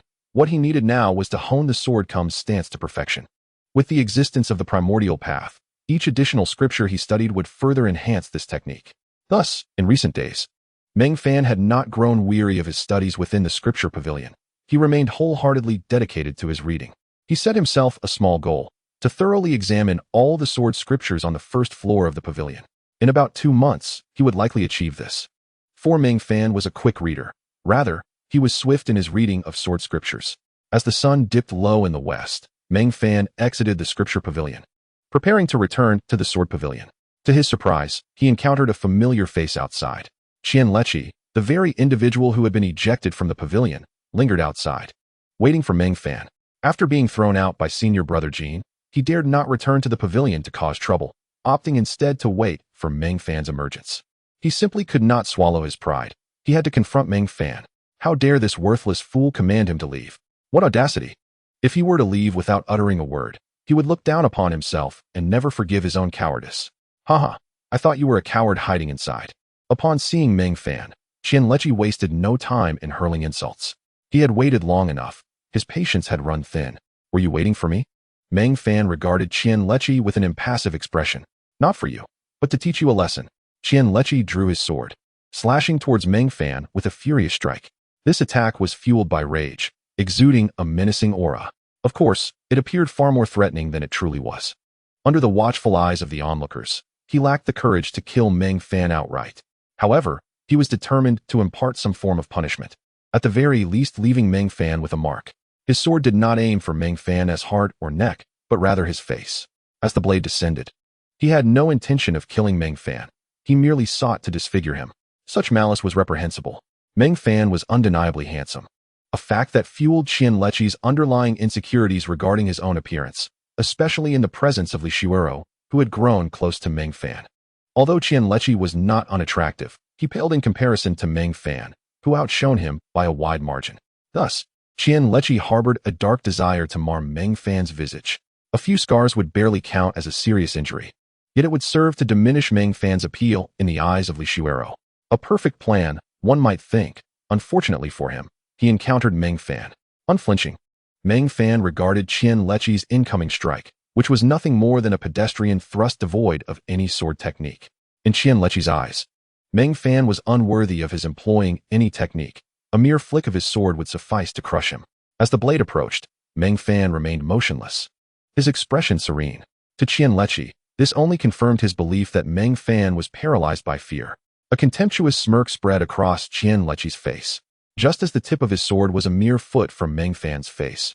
Poised to mar his features, the seemingly frozen Meng Fan slowly extended 2 fingers, bringing them together as if they were a sword. Qianleqi, he thought, you do not merit the use of the Hongqi sword against you. With a swift flick of his fingers, he executed sword comes. At that moment, Qianleqi felt a mysterious force erupting from his own sword, surging towards the hand that gripped it. His expression shifted dramatically as he involuntarily loosened his grip on the hilt. The sword slipped from his grasp. In the next instant, Qianleqi's sword was in Meng Fan's possession. The flash of the blade was swift. Whoosh! A line of crimson appeared across Qianleqi's face. Whoosh! Another stroke of the sword. 2 lines of blood, one on each side of his face, strikingly symmetrical. Chapter 55. You are quite the trickster. Meng Fan possessed an exceptionally keen eye for swords. He immediately discerned that the blade wielded by Qianleqi was aimed directly at his face. This scoundrel dared to threaten his appearance. Naturally, Meng Fan was incensed. Although he did not depend on his looks for a living, he still held his visage in high regard. In his previous life, Meng Fan was of rather unremarkable appearance, truly plain and ordinary. Consequently, he had suffered numerous indignities due to his lack of attractiveness. Upon traversing into this realm, he found himself endowed with a remarkably handsome countenance, a fact he had relished and perhaps even taken a modicum of pride in. Now, with someone attempting to mar his looks, his fury knew no bounds. In retaliation, Meng Fan employed the technique, sword comes, snatching Qianleqi's sword and using it to etch 2 lines across Qianleqi's own face. Possessing a slight obsession with symmetry, Meng Fan ensured that after damaging one side of Qianleqi's visage, he rectified the other side as well. Qianleqi clutched his face, emitting heart-wrenching cries of agony. The pain was twofold, a torment of the flesh and a suffering of the spirit. He was acutely aware that his appearance had been irrevocably altered, further exacerbating the already unimpressive features he possessed. This anguish even caused him to overlook the shock he should have felt regarding Meng Fan's prowess. Useless. Meng Fan disdainfully tossed Qianleqi's sword to the ground, uttering those 2 contemptuous words. He then turned his back on Qianleqi, departing without a backward glance. Were it not for the public setting of the scripture pavilion, Meng Fan could not guarantee he would not have gone so far as to end Qianleqi's life. Once, Meng Fan could scarcely have imagined harboring thoughts of murder. After all, he had already tasted blood. During his time in the Tianqin mountain range, he had slain many creatures. His hands stained crimson. Moreover, it was undeniable that as his strength grew, so too did his diminishing reverence for life. Previously, had someone sought to take his life, Meng Fan would have merely contemplated reporting the matter to his sect, hoping for their intervention. But now, should someone wish him harm, Meng Fan would choose to strike first. Self-reliance was far superior to dependency on others. This shift in mentality was inevitable, and Meng Fan did not view it as a negative transformation. His apprehension toward Qianleqi had dissipated. In terms of both strength and background, Meng Fan felt no fear. Although Qianleqi was the son of Elder Qian, Meng Fan was also a direct disciple of Elder Lin. The stature of Elder Lin surpassed that of Elder Qian. Upon returning to the Sword Pavilion, Meng Fan ascended to the 2nd floor and sought out Elder Lin, recounting the incident. Well done. In the Shu Mountain Sword Sect, aside from the sect master and the Grand Elder, who dares to bully my disciple Lin Bianyun? Since Qianleqi is no match for you, feel free to handle him as you see fit. As for that old scoundrel Qian Gui, should he dare to confront you personally, I shall teach him a lesson myself. My good disciple, we generally do not initiate bullying, but if someone dares to bully us, we shall crush them without mercy. From Elder Lin's words, Meng Fan discerned a palpable disdain for Elder Qian, confirming his suspicions and allowing him to relax. Thank you, master. Meng Fan bowed respectfully to Elder Lin. Elder Lin waved his hand dismissively, saying, You are my disciple. There is no need for thanks. However, I do have a question for you. What is it? Meng Fan inquired, puzzled. I previously thought you and Lu Yadu were a couple, but now another girl, Li Yadu, has appeared. What are your intentions? While it is said that a man may have multiple wives and concubines, can you truly manage such affairs? Hearing Elder Lin's words, Meng Fan could not help but smile wryly. He replied, Master, you are overthinking it. Senior sister Lu is my friend, and Li Shuejiao is my sister. Elder Lin sighed, shaking his head as he remarked, You, my boy, are even more ambitious than I imagined. You have not wasted your handsome visage. Meng Fan was left bewildered, struggling to comprehend the meaning behind Elder Lin's words. Even as he descended the stairs, he pondered what it meant to be greedy. Was it not the case that he desired none of them? Elder Lin gazed at Meng Fan's retreating figure, a bittersweet smile gracing his lips. Friends are friends. Sisters are sisters. Elder sisters are elder sisters. Lovers are lovers. Wives are wives. Treasures are treasures. And babies are babies. This lad, with such an attitude, seems to indulge in more romantic escapades than I did in my youth. Ah, youth is truly a wondrous thing. Returning to his room on the first floor of the Sword Pavilion, Meng Fan resumed his training. His routine was unyielding, reading by day and cultivating by night. Recently, he had ceased polishing his long sword, as the accumulated essence of the demon-slaying sword within him was still ample, yet to be fully expended. When that essence was finally depleted, he would resume the task of sword maintenance. The following day, Meng Fan visited the scripture pavilion once more to continue his study of the sword texts. Around midday, he encountered Li Xuejiao again. "Meng Fan Gage, I've come," Li Xuejiao exclaimed, beaming as she approached him, radiating joy. Meng Fan felt a twinge of exasperation, wondering what her purpose was for visiting. "Aren't you busy today?" he inquired with a polite smile, subtly implying that she seemed quite idle. "Not particularly. I've already completed the task assigned to me by Elder Yang ahead of schedule," she replied. This was the second time Li Xuejiao had mentioned Elder Yang, who appeared to hold a position akin to that of a mentor to her, albeit without the formal title of master and disciple. Meng Fan glanced behind Li Xuejiao, noting the absence of Qian Lechi. That fellow was surely too intimidated to enter the scripture pavilion. However, it was uncertain whether he lingered outside. Given that he had just been disfigured, his emotional resilience likely had limits, and he probably sought refuge in darkness, wallowing in despair and sorrow for a time. After this period elapsed, he would likely devise a scheme to seek revenge. Tasks assigned by the elders should be taken seriously. "What is your current cultivation level?" Meng Fan asked Li Xuejiao. Curiosity piqued as he found himself unable to discern her realm. "I am currently at the 8th level of the true martial realm.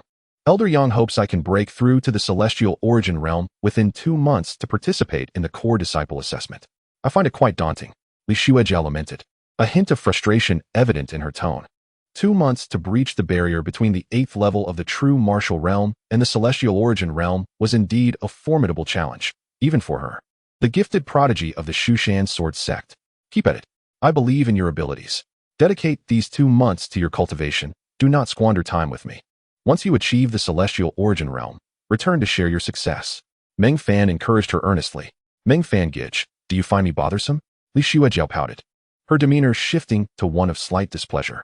Upon hearing Li Xuejiao's words, Meng Fan was immediately taken aback and vehemently denied it. "How could that be? I firmly believe you can accomplish it. After all, you are the pride of Xingmu village. Such a trivial matter cannot possibly hinder you. Sister Xuejiao, we are both orphans, without any support, which means we must strive even harder than others." Meng Fan began to steer the conversation away, subtly encouraging Li Xuejiao. Although she was talented, she had a tendency to be easily influenced, a fact that Meng Fan remembered all too well. As expected, after hearing his words, Li Xuejiao nodded in agreement and said, "Brother Meng Fan, you are absolutely right. We must exert ourselves far more than others. No wonder you've achieved the 2nd level of true martial in such a short time. I will learn from you and surely reach the heavenly origin realm within 2 months. During these 2 months, I shall devote myself to rigorous training, and after that, I will come to share the good news with you." Meng Fan nodded in response, his face brimming with encouragement as he said to Li Xuejiao, "Keep it up. You can definitely do it." After Li Xuejiao departed, Meng Fan resumed his study of the sword manual. This was splendid. For the next 2 months, he would not be disturbed. He could immerse himself in the ocean of books and revel in the wisdom contained within. The following day, however, another girl appeared before Meng Fan. "Meng Fan, I went to the sword pavilion to find you, but Brother Luo told me you were in the scripture pavilion. What is going on? Have you switched your focus, moving from the sword pavilion to the scripture pavilion?" It was Lu Yanping, back from her journey. Meng Fan sighed as he closed the sword manual and addressed Lu Yanping. "Sister Lu, what brings you back?" "What? You sound like you didn't want me to return," Lu Yanping replied with a discontented glare. Meng Fan quickly shook his head. "Not at all. You must have misheard me. It's not just that I didn't want you back. I truly wished you wouldn't return." Presently, Meng Fan was engrossed in his studies and training, feeling that their frequent interruptions were quite bothersome. It wasn't merely a matter of time disturbance. It was the abrupt interruption during his immersion in books that disrupted his train of thought and affected his mindset. "Why can't I see through your cultivation? Have you been crippled?" Lu Yanping looked at Meng Fan with curiosity and astonishment. Previously, she could easily discern Meng Fan's cultivation level, but now she found it imperceptible, leading her to believe that Meng Fan had been rendered incapable. "Who was it that harmed you? I shall avenge you," Lu Yanping declared fiercely. Having received numerous favors from Meng Fan, she had already considered him a friend, although she often gifted him spirit stones. They were not a universal solution to repay every kindness. Out of both sentiment and reason, she felt compelled to seek vengeance for Meng Fan. Meng Fan gazed at Lu Yinping, somewhat speechless. He had anticipated that she would be utterly astonished upon witnessing his meteoric rise in cultivation. However, the manner of her astonishment was indeed unexpected. Yet, he quickly grasped Lu Yinping's perspective. Though it seemed absurd, it appeared somewhat reasonable as well. He could only helplessly explain. I have not been crippled. My cultivation is intact, but you simply cannot perceive it. Cannot perceive it? What does that mean? Lu Yinping was bewildered, entirely unaware that Meng Fan had surpassed her. In response, Meng Fan consciously released his aura of the second level of true martial. The next moment, Lu Yinping's eyes widened in shock. You've reached the true martial realm? How is that possible? The last time we met, you were merely at the third level of chi refinement. How long has it been? Just over 2 months. Not 2 years. Second level of true martial. Meng Fan casually remarked to Lu Yinping. Second level of true martial? At that moment, Lu Yinping was also at the second level of true martial. After her extensive training, she had successfully advanced from the first level to the second. Yet, how could Meng Fan also be at the second level of true martial? When she was at the first level of true martial, Meng Fan was at the second level of chi refinement. Now, as she reached the second level of true martial, Meng Fan had done the same. This was utterly preposterous. Are you joking? Lu Yinping stared at Meng Fan, dumbfounded. Meng Fan rolled his eyes. He had already released his aura of the second level of true martial, yet Lu Yinping still harbored doubts. In truth, Lu Yinping wasn't merely skeptical. She was struggling to accept the reality. She could indeed sense Meng Fan's aura of true martial, but it felt incongruous. Who could possibly ascend from the second level of chi refinement to the second level of true martial in just 2 to 3 months? It was inconceivable. Yet, this impossible feat was unfolding right before her eyes, compelling her to accept it. After a considerable time, Lu Yinping gradually regained her composure, coming to terms with this new reality. Fortunately, she already knew Meng Fan was extraordinary, having guided her, then at the 9th level of chi refinement, during her first level of chi refinement. Thus, witnessing such miraculous developments in someone so prodigious was not entirely beyond her comprehension. A hint of helplessness appeared on Meng Fan's face as he looked at Lu Yinping. Sister Lu, when did you return? Is there something you wish to discuss? Lu Yinping rolled her eyes. Am I not allowed to seek you out if there is nothing pressing? However, she indeed had a purpose for visiting Meng Fan. I have something to tell you. During my training outside, I encountered. Lu Yinping rambled on, speaking fervently for a long while. Meng Fan could only listen patiently. During her time away, Lu Yinping had engaged in various battles against monsters. However, the term battling monsters was somewhat inflated. She had indeed defeated some beasts, but the strongest among them was weaker than a purple thunder pig. In truth, these beasts were rather rudimentary, more akin to feral animals than true monsters. On one occasion, while subduing a beast, Lu Yinping's prize was snatched away. After injuring the creature, she was about to deliver the final blow when a disciple from the Wuji Sword Sect intervened, claiming the beast as his trophy. Naturally, this infuriated Lu Yinping. Though she was affluent and did not regard the beast highly, she felt compelled to confront the other disciple. Yet, as the exchange escalated, it became increasingly hostile, transforming a minor issue into a source of great anger for Lu Yinping. In a fit of rage, she drew her sword and engaged the disciple from the Wuji Sword Sect. Unfortunately, she was no match for him and suffered a humiliating defeat. The humiliation was compounded by the derisive remarks directed at her, even mocking the entire Shu Mountain Sword Sect. This incident left a psychological scar from her training experience. Throughout her life, Lu Yinping had never endured such humiliation. Hence, upon returning to the Shu Mountain Sword Sect, she sought out Meng Fan, hoping he would teach her sword techniques to elevate her skills and enable her to seek revenge on that individual. Meng Fan patiently listened to Lu Yinping's grievances for a considerable time before she concluded her tale of woe. After hearing her story, he felt that Lu Yinping, much like Li Shuero, had an abundance of free time. Is it truly necessary to concern oneself with such trivial matters? Sister Lu, during your excursions for experience, various incidents are bound to occur. What you described is merely a form of tempering. I believe you need not burden yourself with this matter. Transforming sorrow and indignation into motivation is indeed commendable. Just as Meng Fan was preparing to persuade Lu Shuero in the same manner, Lu Yinping interjected, raising a finger. As long as you can instruct me to enhance my swordsmanship to defeat that scoundrel, I shall reward you with 100 spirit stones. Meng Fan was momentarily rendered speechless, silently closing his mouth. Who could withstand such an offer? In truth, Meng Fan, at this juncture, wished solely to immerse himself in the sword scripture, refining his own techniques without distraction. Yet, there was no escaping the allure of Lu Yinping's generous offer. 100 spirit stones right off the bat. Regardless of anyone else's ability to resist, Meng Fan could not. This was the undeniable influence of wealth. How about this? You take me to confront that fellow, and I'll assist you in giving him a good thrashing. It would save us both time, Meng Fan suggested to Lu Yinping. She shook her head resolutely. No. I must deal with him myself. Otherwise, where would the satisfaction of revenge lie? At Lu Yinping's insistence, Meng Fan could only manage a helpless smile. Do you know what sword technique the disciple of the Wujizong practices? And what is his strength? How great is the disparity between you two? Meng Fan inquired. To effectively guide Lu Yinping, he first needed to understand her adversary.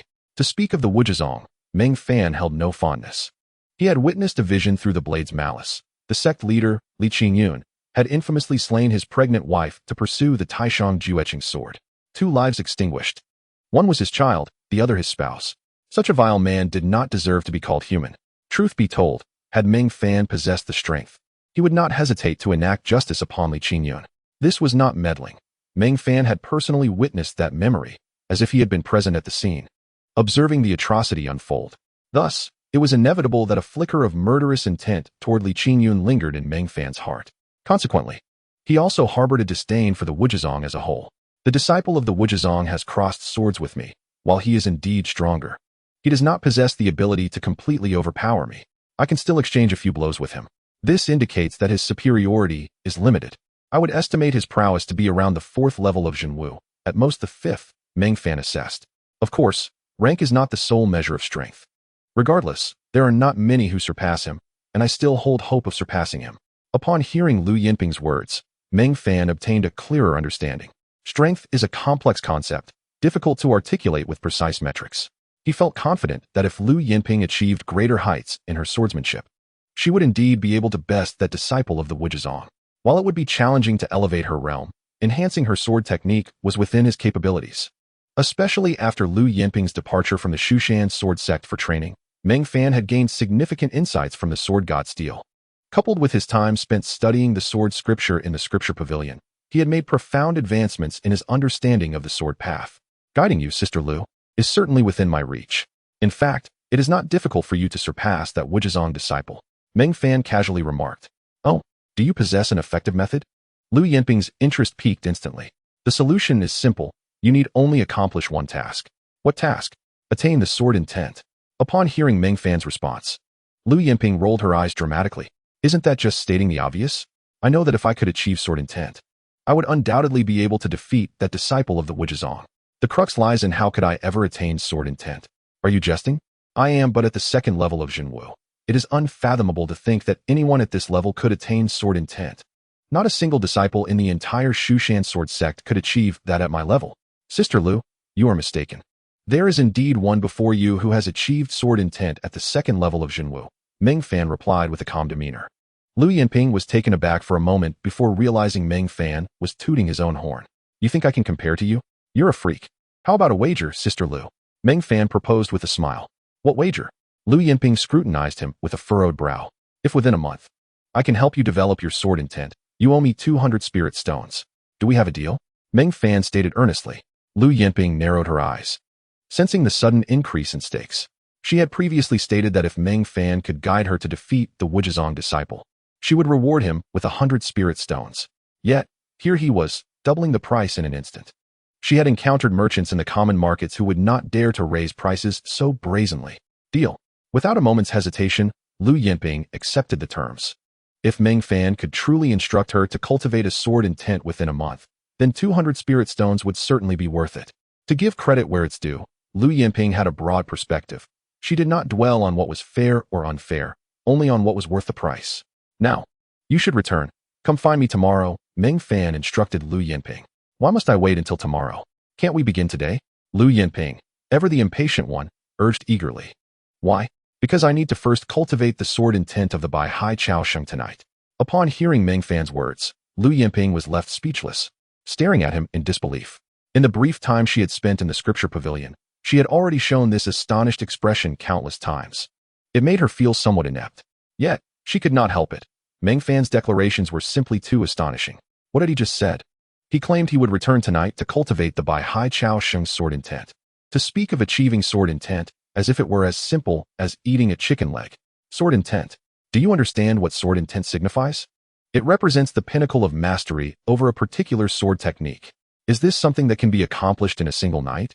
Lu Yinping stared at Meng Fan in utter disbelief, thinking, can you not act like a normal person?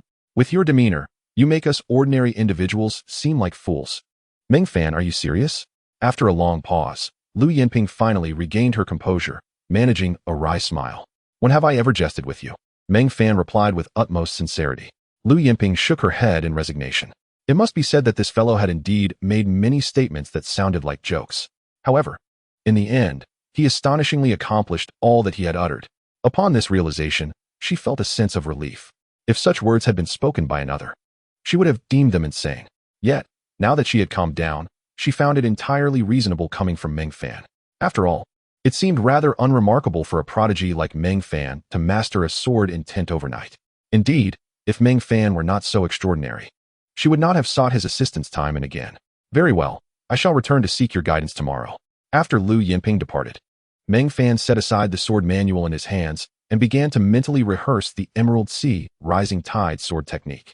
In truth, Meng Fan had encountered this technique quite early on. It was the very sword art he had first cultivated to achieve sword rhythm while mentoring Lu Yinping.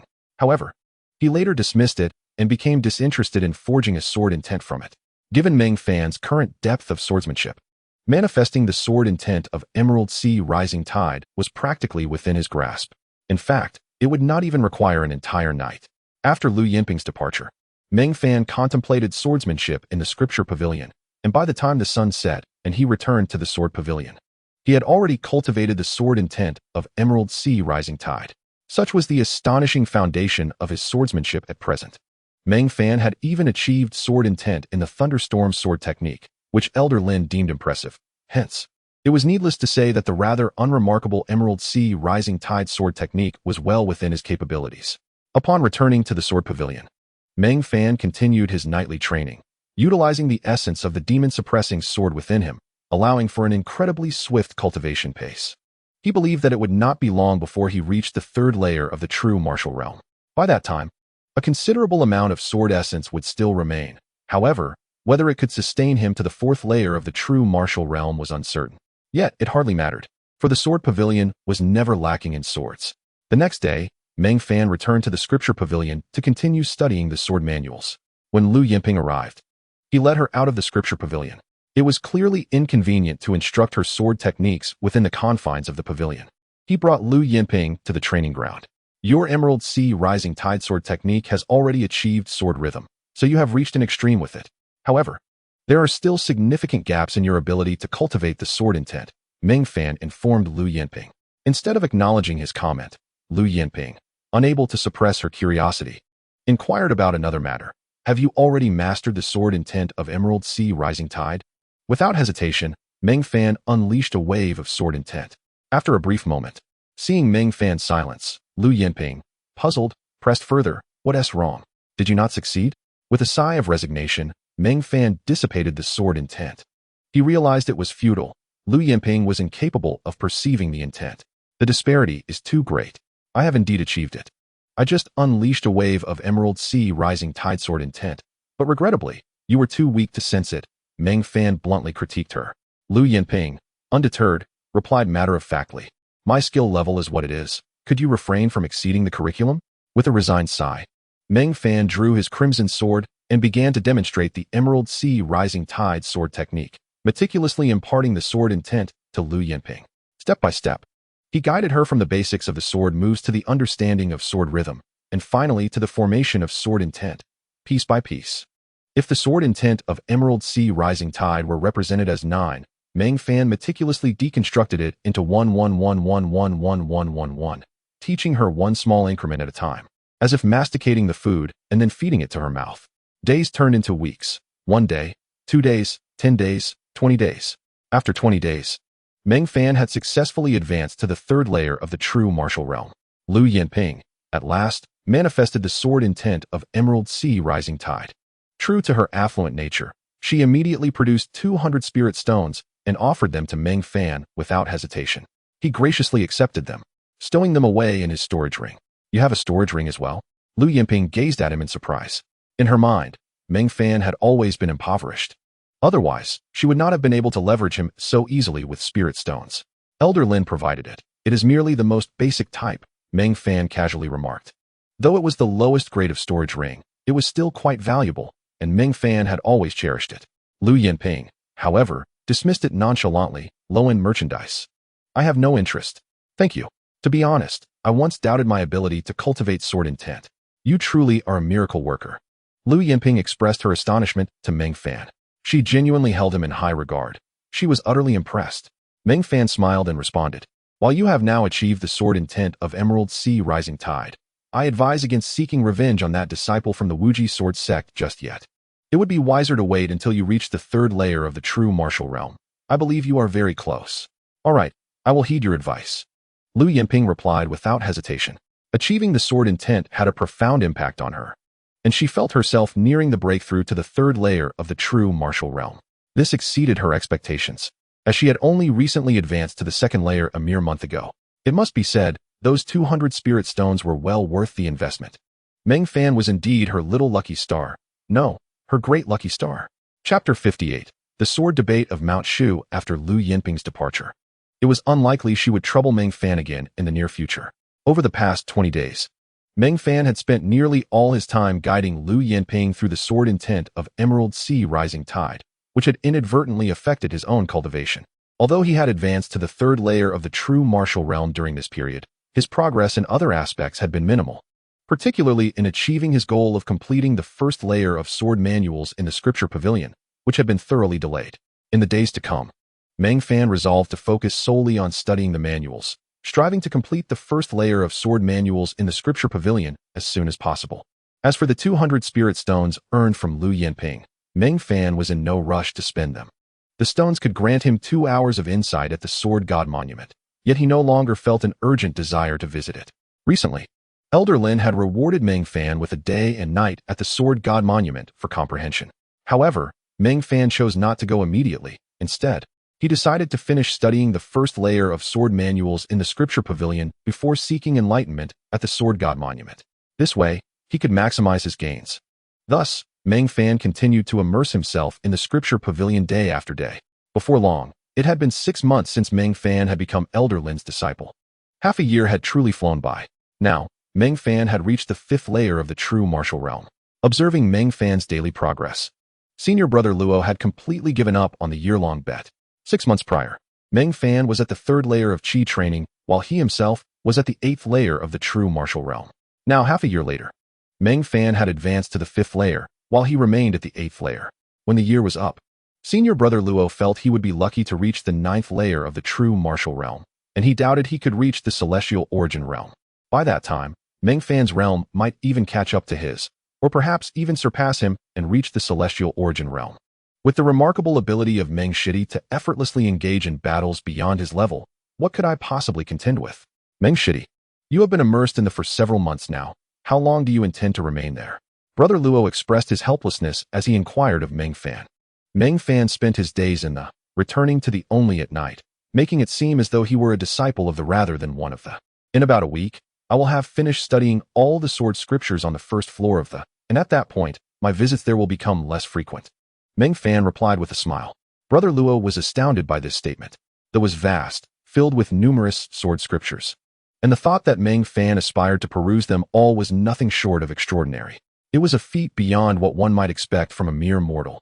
To have such as you, I could boast about it for the rest of my life. Brother Luo exclaimed in awe. Please, don't praise me too highly. Meng Fan responded with a wry smile. One day, upon arriving at the, Meng Fan noticed an unusual scarcity of people. Brother Jean, why is there no one in the today?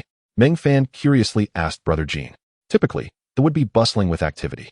Brother Jean, initially a man of few words, opened up to Meng Fan as their acquaintance deepened, revealing that he was merely somewhat socially anxious and preferred not to engage with unfamiliar faces. Today is the day of the Shushan Sword Conference. Everyone has gone to witness the spectacle, Brother Jean explained. The Shushan Sword Conference? Meng Fan raised an eyebrow. He had heard of it, but had never experienced it firsthand. The Shushan Sword Conference occurs every 3 years, and 3 years ago, He had just entered the Shu Mountain Sword Sect as a mere servant disciple, overwhelmed with chores and certainly lacking the qualifications to observe such events. The Shu Mountain Sword Conference is not merely an internal contest among the Shu Mountain Sword Sect, but rather a competition among the Kunlun Sword Sect, the Sword Sect, and the Shu Mountain Sword Sect. Whichever sect prevails will host the next conference. For instance, if Kunlun wins this time, the next conference will be known as the Kunlun Sword Conference. The last tri-sect competition was won by the Shu Mountain Sword Sect. I wonder how this one will unfold. Meng Fan mused. This time, it is highly unlikely that our Shu Mountain Sword Sect will emerge victorious, Brother Jean remarked. Why? Meng Fan looked at Brother Jean in surprise, unable to comprehend why he would diminish their own prestige. In the last competition, we had Kuang Tianyu representing us, but this time, without him. And with Jiang Buiyue from the Kunlun Sword Sect rising to prominence, our younger generation stands little chance, Brother Jean lamented. From Brother Jin's tone, it was evident that he had high hopes for the Kunlun Sword Sect to claim victory. However, Kuang Tianyu, 3 years ago, when Meng Fan first entered the Shu Mountain Sword Sect, he had heard of Kuang Tianyu's illustrious reputation, as he was the brightest star of the sect at that time. Yet, not long after, Kuang Tianyu seemed to vanish, as if he had fallen from grace. Kuang Shixiao? I heard that he met with an unfortunate incident during his training and tragically fell, which is truly regrettable, Meng Fan expressed. Oh, he did not perish. He is living quite comfortably, Brother Jean retorted, his tone revealing a peculiar sentiment that intrigued Meng Fan. Brother Jean, Kuang Shixiao is alive? Why has he not returned to the Shu Mountain Sword Sect? Meng Fan queried, sensing a rich undercurrent of gossip in the air. Because he is quite content where he is. Brother Jean replied with a hint of mockery. The term fits perfectly here, considering the Shu Mountain Sword Sect's heritage. At that moment, the tone of Brother Jean hinted at even juicier gossip. Brother Jean, might you enlighten me further? Meng Fan asked with growing curiosity. Kuang Tianyu fell in love with a female disciple from the Fengyun demon sect, utterly captivated and infatuated, to the extent that he followed her back to the sect. The pride of our Shu Mountain Sword Sect has been reduced to a disgraceful state, Brother Jean declared, his face twisted with disdain and fury. Meng Fan, observing Brother Jin's reaction, speculated that he and Kuang Tianyu must have shared a close friendship. If not, why would he still harbor such resentment after all these years? He is unworthy of her. Brother Jean scoffed. Meng Fan chose to remain silent. Further inquiries might be seen as intrusive. Brother Jean, shall we go witness the Shu Mountain Sword Conference together? He suggested, attempting to shift the topic. I prefer solitude in crowded spaces. You may go alone, Brother Jean replied nonchalantly. As expected, Brother Jean remained steadfast in his social anxiety. Meng Fan promptly abandoned the idea of inviting him and set off alone toward the Shu Mountain Sword Conference. This gathering, as usual, consisted solely of core disciples from the 3 sects, excluding outer and inner disciples as well as elders and deacons. It seemed that Sister Shuoro had recently advanced to core disciple status. He wondered if she would participate in this conference. Meng Fan mused as he made his way to the summit of Shu Mountain. Previously, Li Shuoro had confidently proclaimed her intention to break through to the Tianyuan realm within 2 months, and she had indeed succeeded, attaining the status of core disciple. He was uncertain whether new core disciples were required to participate in this conference. Yet even if Li Shuoro did not compete, Meng Fan was determined not to miss the opportunity to witness the swordplay of the core disciples from the Shu Mountain Sword Sect, Kunlun Sword Sect, and Sword Sect.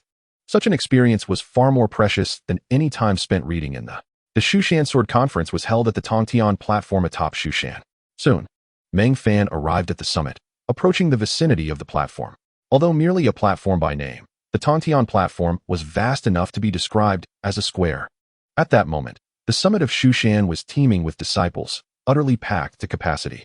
Meng Fan managed to squeeze into a position near the Tongtian platform, eager to observe the sword techniques of the competitors.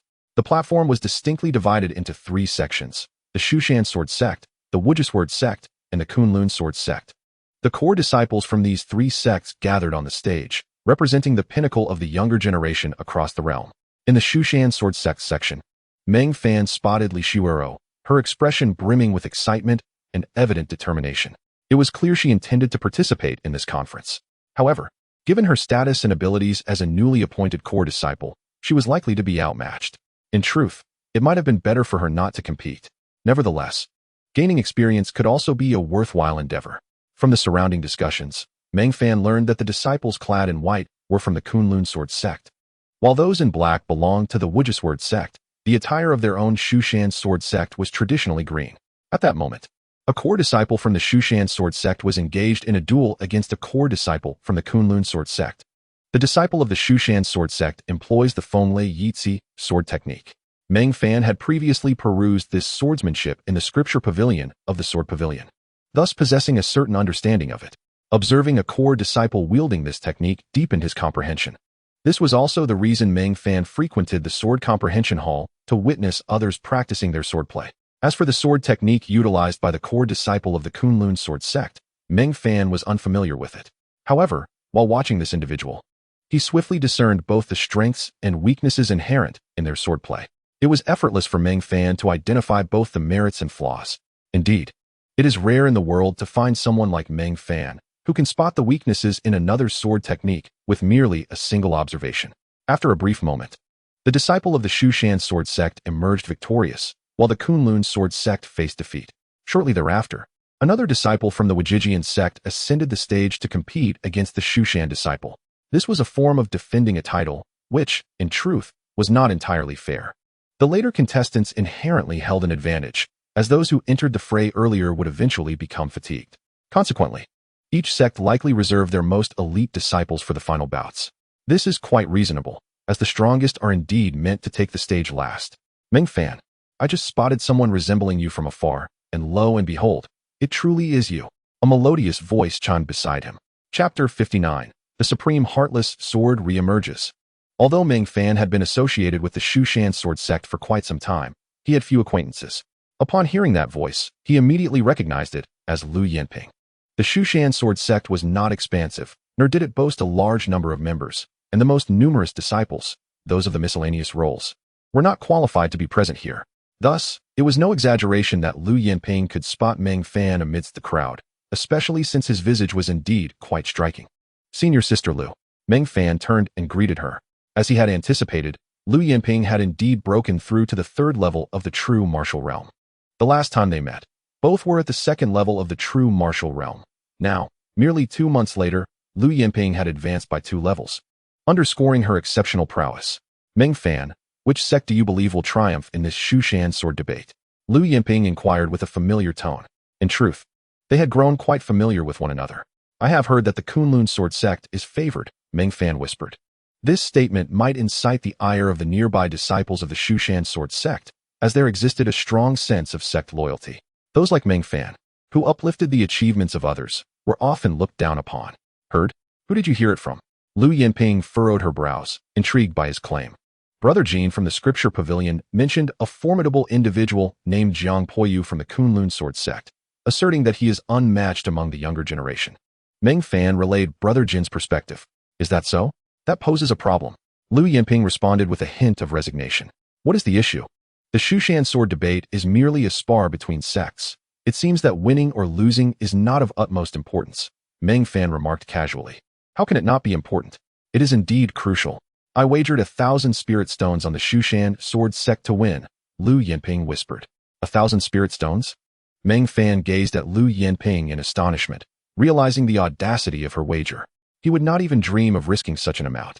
In fact, he did not possess 1,000 spirit stones to wager. It was beyond the realm of mere reluctance. Do not fret too much. Brother Jean was just speaking offhandedly. He spends all his time in the Scripture Pavilion and rarely ventures out to train, so his information may not be entirely accurate, Meng Fan consoled her. Lu Yanping smiled. Are you trying to comfort me? What do I have to worry about? It's just 1,000 spirit stones. I can afford to lose. Meng Fan fell silent, realizing he had been overly sentimental. The perspective of a wealthy individual was something he could not comprehend. By the way, now that you have reached the third level of the true Qi realm, have you sought out that disciple from the Wajijian sect for revenge? Meng Fan inquired, glancing toward the area occupied by the Wajijian sect on the platform, recalling Lu Yanping's earlier predicament. Lu Yanping's expression soured, and she awkwardly replied, I just broke through to the third level of the true Qi realm a few days ago and was planning to confront that fellow soon. Thankfully, I have not yet done so. Otherwise, I would have only humiliated myself. What do you mean? Meng Fan looked at Lu Yanping in surprise.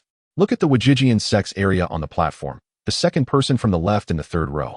Lu Yanping pointed out a disciple clad in black from the Wajijian sect. Is that him? The one you seek revenge against? Meng Fan asked jokingly. To his astonishment, Lu Yinping nodded. You hit the nail on the head. That is indeed him. Meng Fan raised an eyebrow. Noting that all those on the stage were core disciples of the three sects, all at the Tianyuan realm. Did you not say he was only slightly stronger than you? Are you certain that someone at the Tianyuan realm is only slightly stronger? He must have been concealing his strength. How could I have known?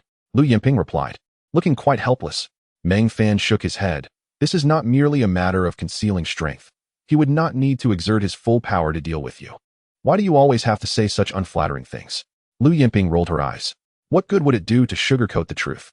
It won't add to my stature, Meng Fan shrugged nonchalantly. It may not add to your stature, but it can certainly add to your spirit stones. If you simply say, Sister, I was wrong, I will give you a spirit stone, Lu Yinping shot him a glare. Sister, I was wrong, Meng Fan said without hesitation. A mosquito's leg, no matter how small, is still meat. Uttering sister and admitting fault will not cost me a thing. Such a good boy. Lu Yinping immediately produced a spirit stone and handed it to Meng Fan.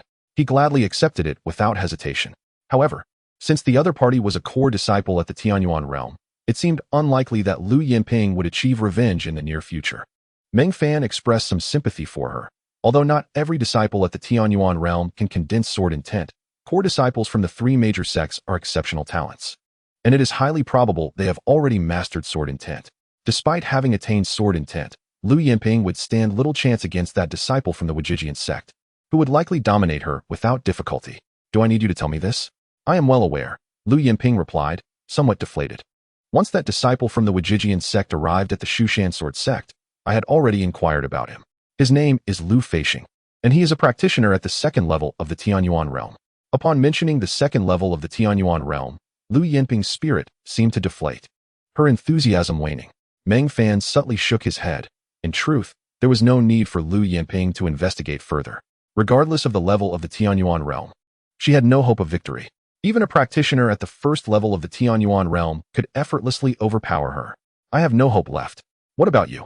You, being so exceptionally talented, do you think you can defeat him? Lu Yinping suddenly asked Meng Fan.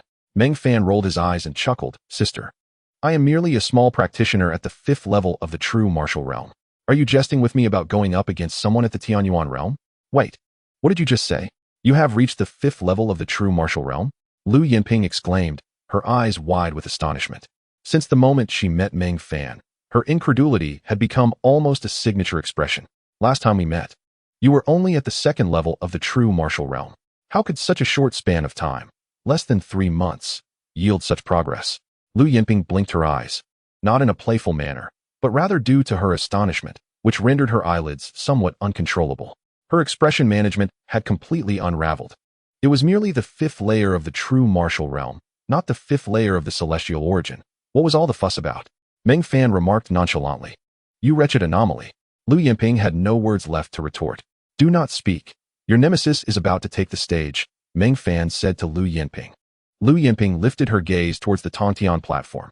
The core disciple of the Wajijian sect, named Lu Feishing, had already entered the arena.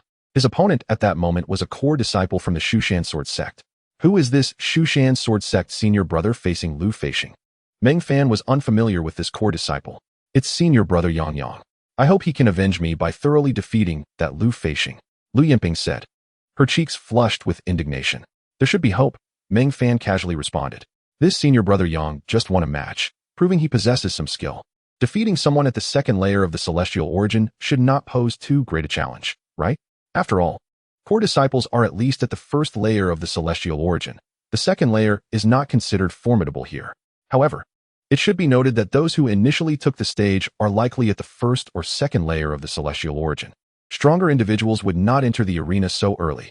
This is an unspoken rule, as it is necessary to provide lower-ranked disciples with opportunities for honing their skills. If a disciple at the fifth layer of the celestial origin rushed in, even if victorious, it would diminish their prestige. What layer is this senior brother Yang at? Meng Fan inquired of Lu Yinping. Lu Yinping and her companion were far more informed than he was. Senior brother Yang just became a core disciple a few months ago, so he is likely at most at the second layer of the celestial origin, or perhaps even at the first layer, Lu Yinping replied helplessly. Then the prospects seemed dim. Meng Fan decisively amended his statement. Having observed senior brother Yang's swordsmanship earlier, Meng Fan noted that while Yang had won his match, his swordsmanship was not particularly profound. He may have devoted more energy to cultivation. Such individuals, while they may cultivate rapidly, are not necessarily powerful among their peers. However, the strength or weakness of Lu Feixing remains uncertain. Perhaps he is even weaker. After Lu Feixing took the stage, he immediately engaged in combat with Yang. Meng Fan. Pay close attention to Lu Feixing's swordsmanship. Seek out its flaws.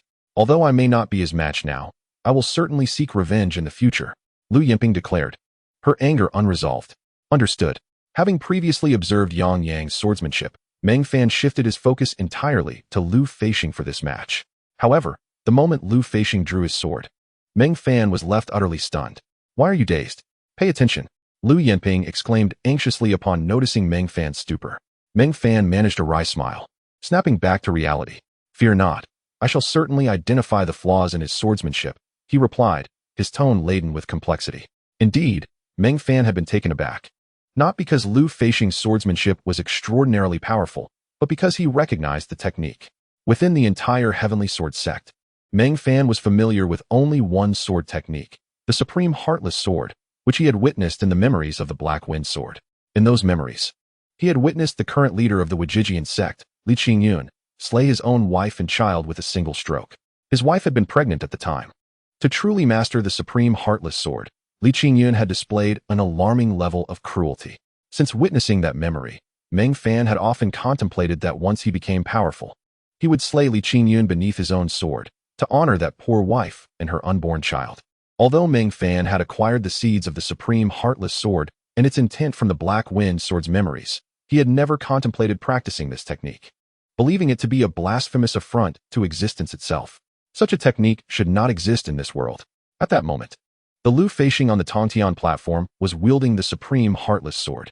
However, his execution was superficial, lacking true essence. He was far from having genuinely mastered the Supreme Heartless Sword. To achieve mastery, one must truly sever emotional ties and renounce all affection. This was a daunting task, reserved only for those who could bring themselves to slay their most cherished and significant loved ones.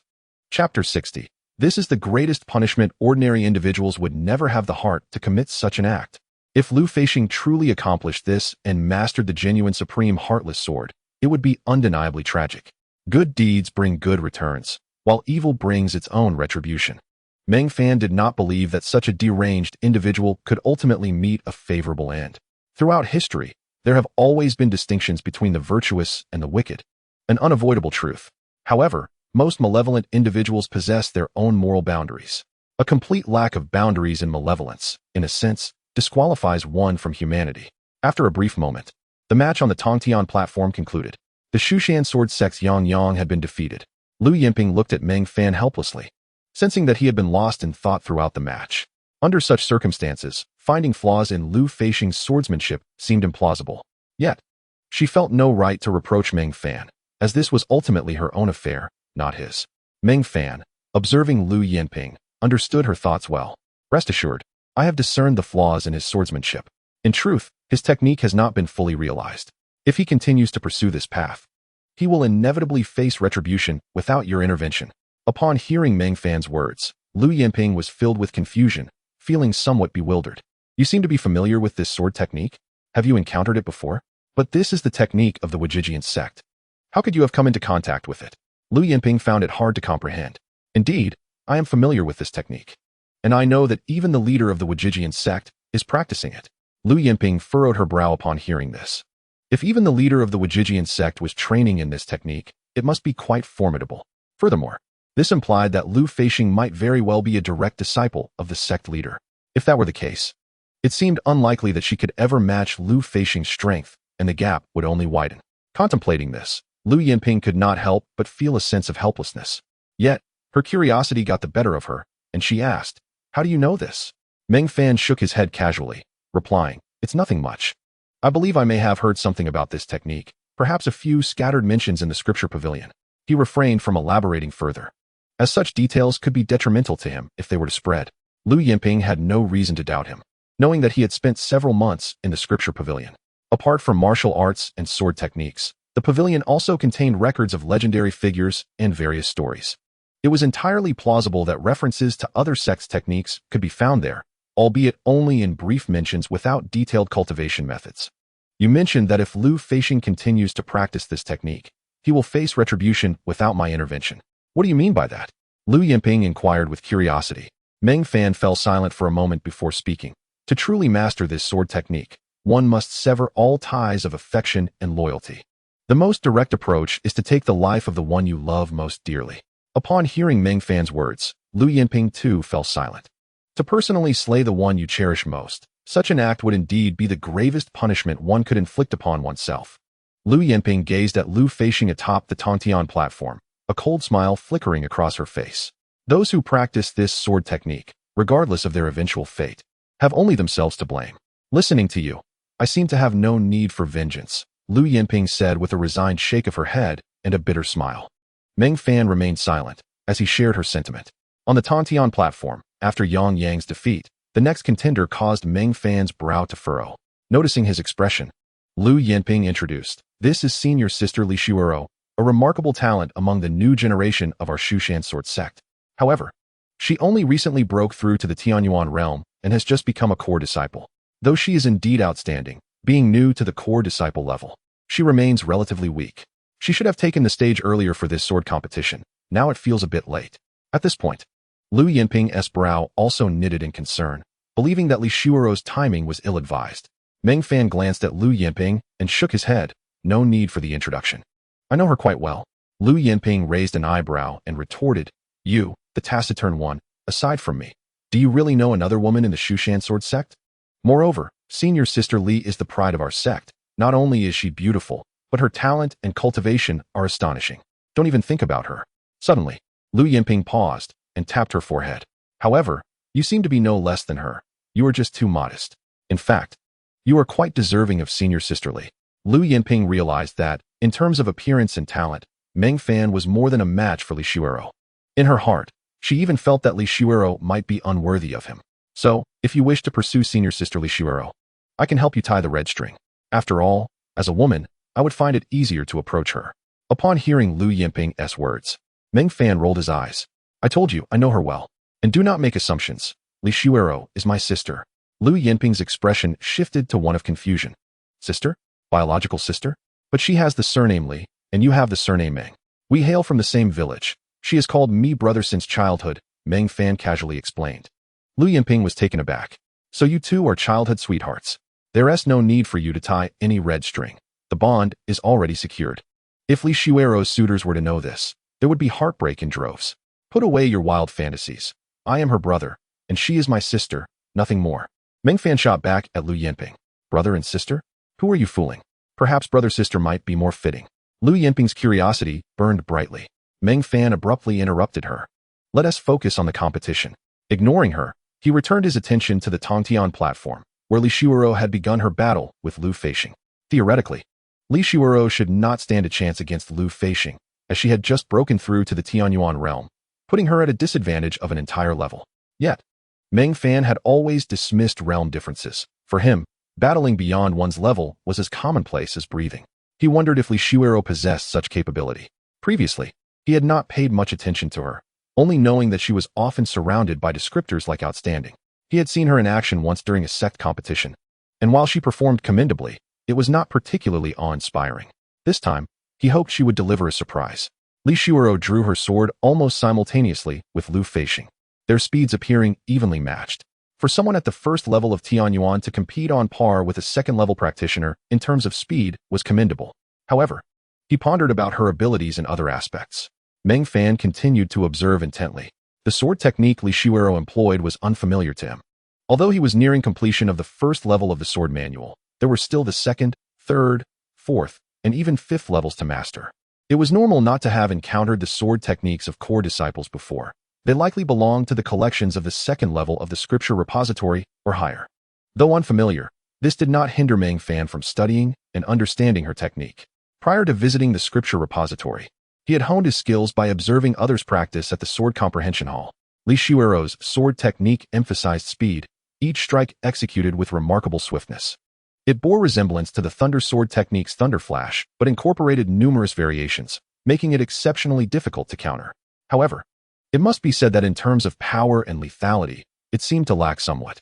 One could only hope for a powerful strike akin to the Thunder Explosion. Otherwise, Relying solely on speed and variations would make victory elusive. Just as Meng Fan contemplated this, he witnessed Li Shuoro unleash a blinding radiance with her sword, knocking Lu Feixing off the stage. Li Shuoro wins. Meng Fan gasped lightly, astonished. In that moment, Li Shuoro's true energy had surged tremendously, almost doubling in intensity.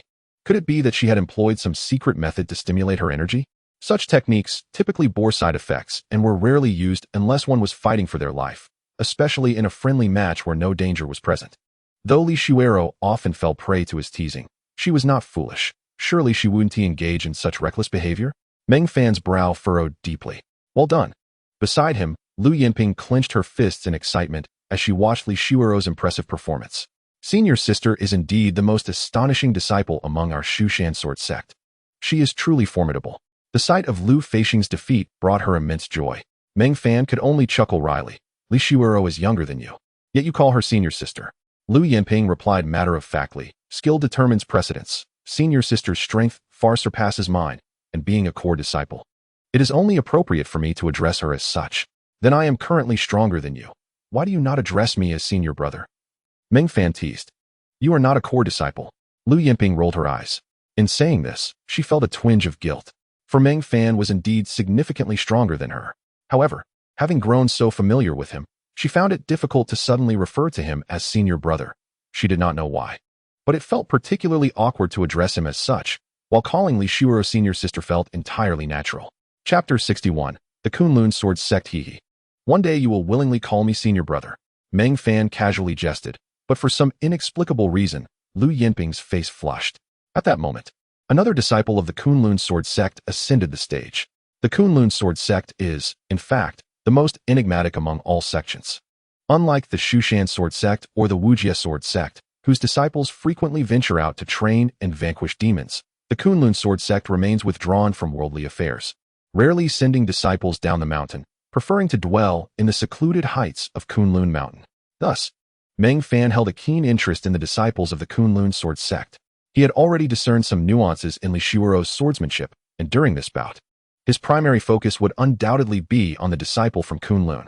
Moments later, Li Shuoro was defeated.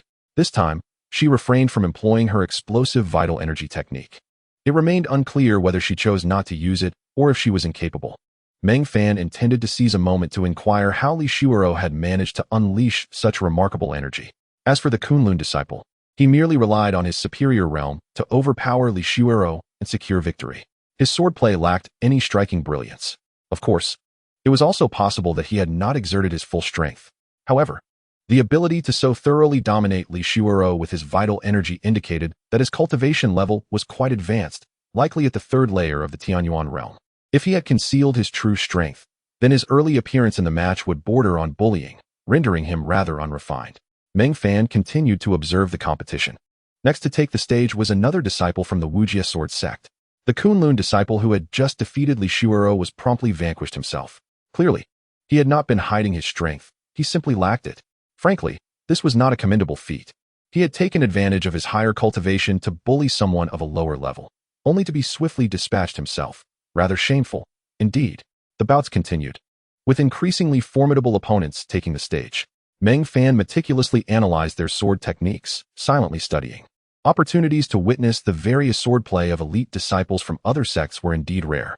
After a series of about 10 matches, those now ascending the stage were likely the CR de la CR of their respective sections. At the level of the Tianyuan realm, they were undoubtedly formidable. Brother Nye is on stage. Lu Yinping suddenly exclaimed, her voice ringing out, as she enthusiastically patted Meng Fan's arm. Meng Fan rolled his eyes. Naturally, he recognized the name Brother Nye. When Yifeng had pursued Lu Yinping at the Wujin Hall, she had mentioned her affection for Brother Nye and had asked Yifeng to keep his distance to avoid any misunderstandings. Meng Fan had heard Lu Yinping mention Brother Nye on numerous occasions. She was a quintessential infatuated admirer, but alas, Brother Nye seemed completely oblivious, treating her as if she were invisible, a classic case of unrequited love. In fact, based on Meng Fan's observations, Lu Yinping's feelings for Brother Nye resembled the fervent admiration of fans for their idols, seemingly familiar, yet entirely unrelated. What is Brother Nye's full name? Meng Fan asked Lu Yinping. He had frequently heard the name, but was unaware of Brother Nye's actual name. You don't even know Brother Nye's name? How ignorant can you be? Lu Yinping regarded Meng Fan with disdain. Meng Fan shot her a bland look. She quickly lowered her head, speaking softly. Brother Nie's name is Nie Bing, with Bing meaning divine weapon. I see. Xiao Bing as in little soldier, Meng Fan nodded. Not Xiao Bing, it's Shin Bing. Lu Yinping corrected him. Meng Fan chose not to engage further. Nevertheless, Nie Bing was indeed formidable. Upon taking the stage, he dispatched his opponent with a single strike. In that instant, he unleashed two types of sword intent simultaneously, demonstrating considerable skill. Surrounding spectators murmured their admiration. However, from Meng Fan's perspective, this was merely basic technique, as he had managed to release two types of sword intent while still in the chi refinement realm. Brother Nie is truly extraordinary, Lu Yinping exclaimed, her excitement palpable. Meng Fan smiled, not bothering to dispute her claim. Truthfully, Nie Bing was indeed impressive. Mastering and simultaneously employing two sword intents at the Tianyuan level demonstrated his proficiency. If that wasn't considered strong, then the Shu Mountain Sword Sect would hardly boast many powerful members. Given that not everyone is as prodigious as Meng Fan, one must not set the bar too high. After 3 matches, Nie Bing was ultimately defeated. Each contender evaluates their own strength before stepping onto the stage, only choosing to fight if they believe themselves superior. Thus, defending a title is quite challenging unless one is exceedingly powerful. Yet, therein lies a paradox. Those who are excessively strong typically do not ascend the stage so early. Having endured 3 matches, Nie Bing's performance was already quite remarkable. That Kunlun fellow was too much. Had he not resorted to a sneak attack, Brother Nie would never have lost. Lu Yinping fumed. Meng Fan shook his head. In such competitions, notions of sneak attacks are non-existent.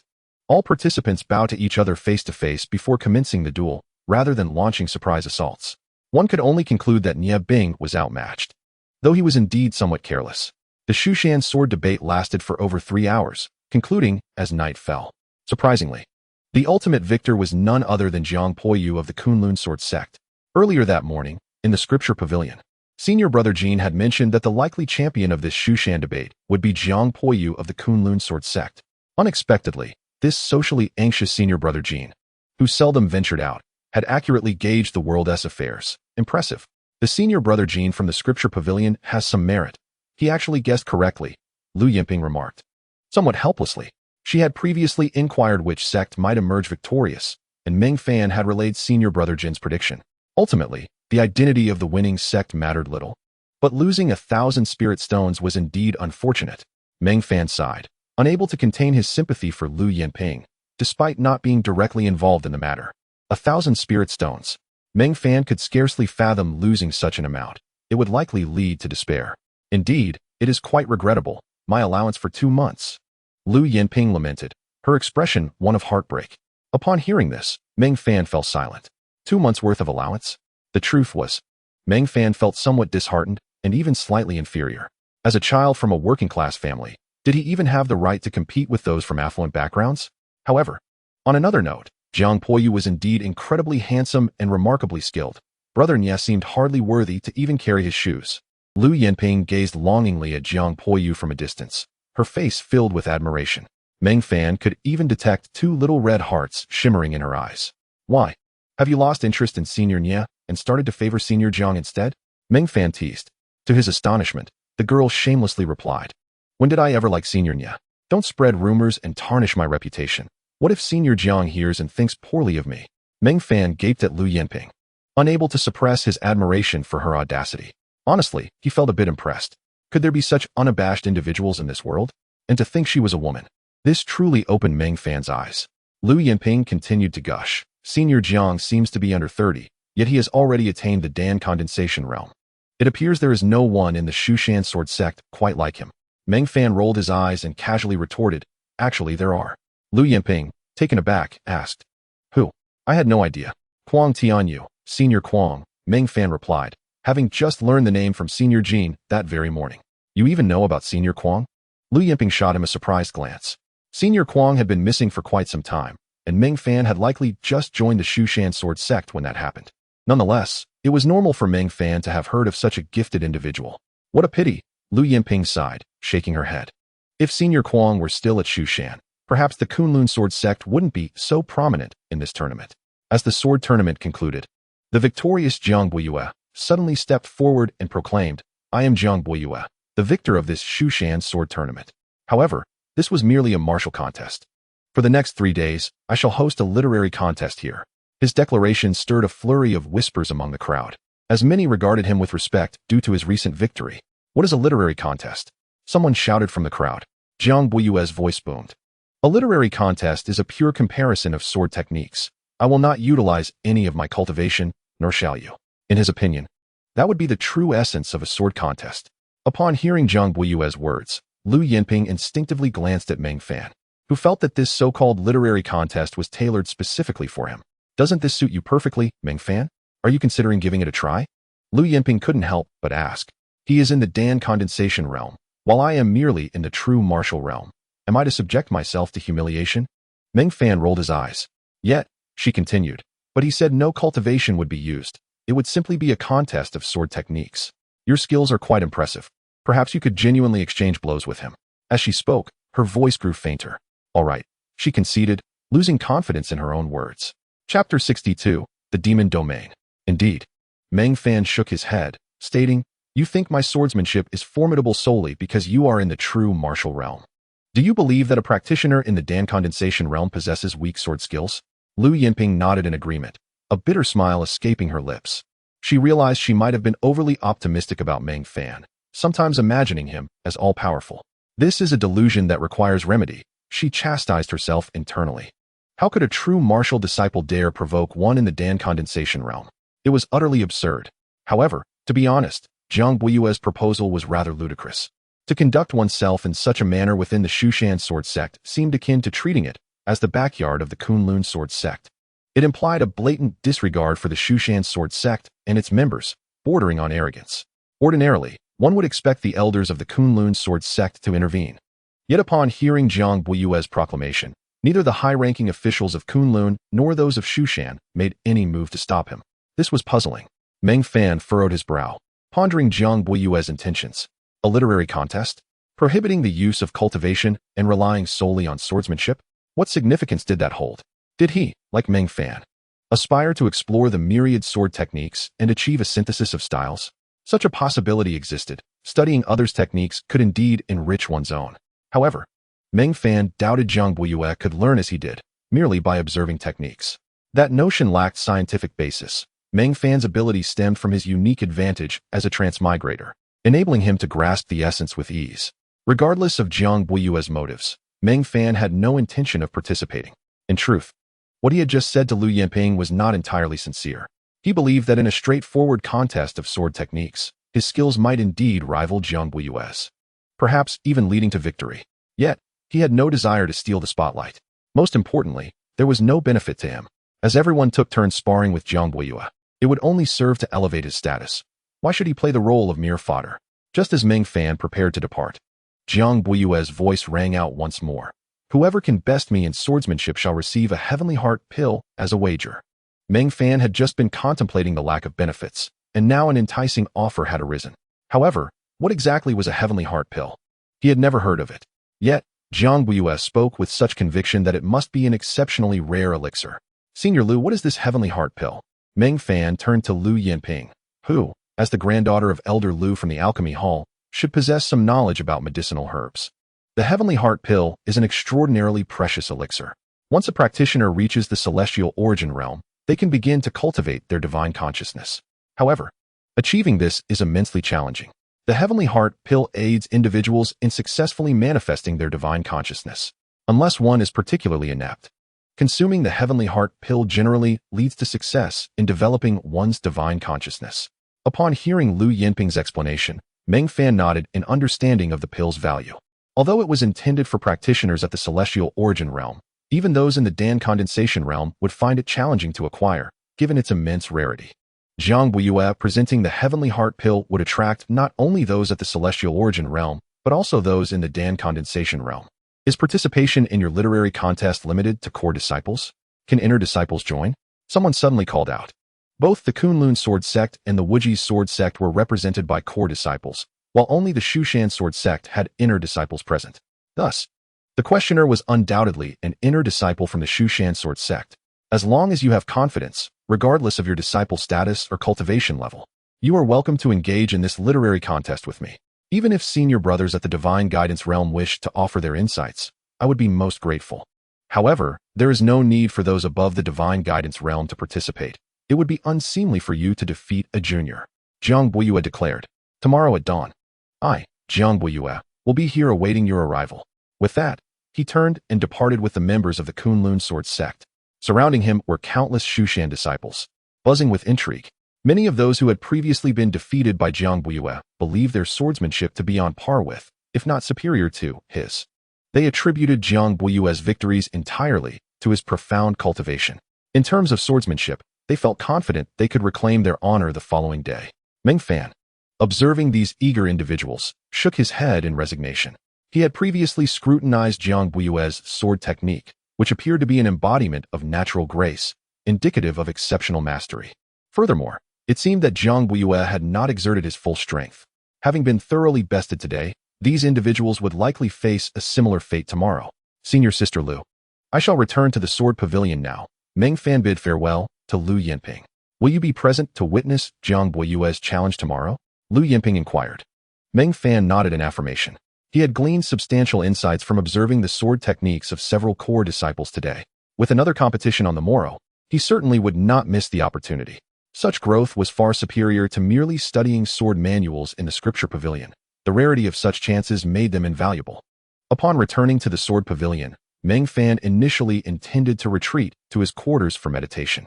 However, after some contemplation, he ascended to the second floor and sought out Elder Lin. Did you watch the sword discussion today? Elder Lin greeted Meng Fan with a smile. Did you, Master? Meng Fan asked, surprised, as he had assumed Elder Lin would not take an interest in the younger generation. Indeed, I did. I happened to see you standing amidst the crowd, Elder Lin replied with a chuckle.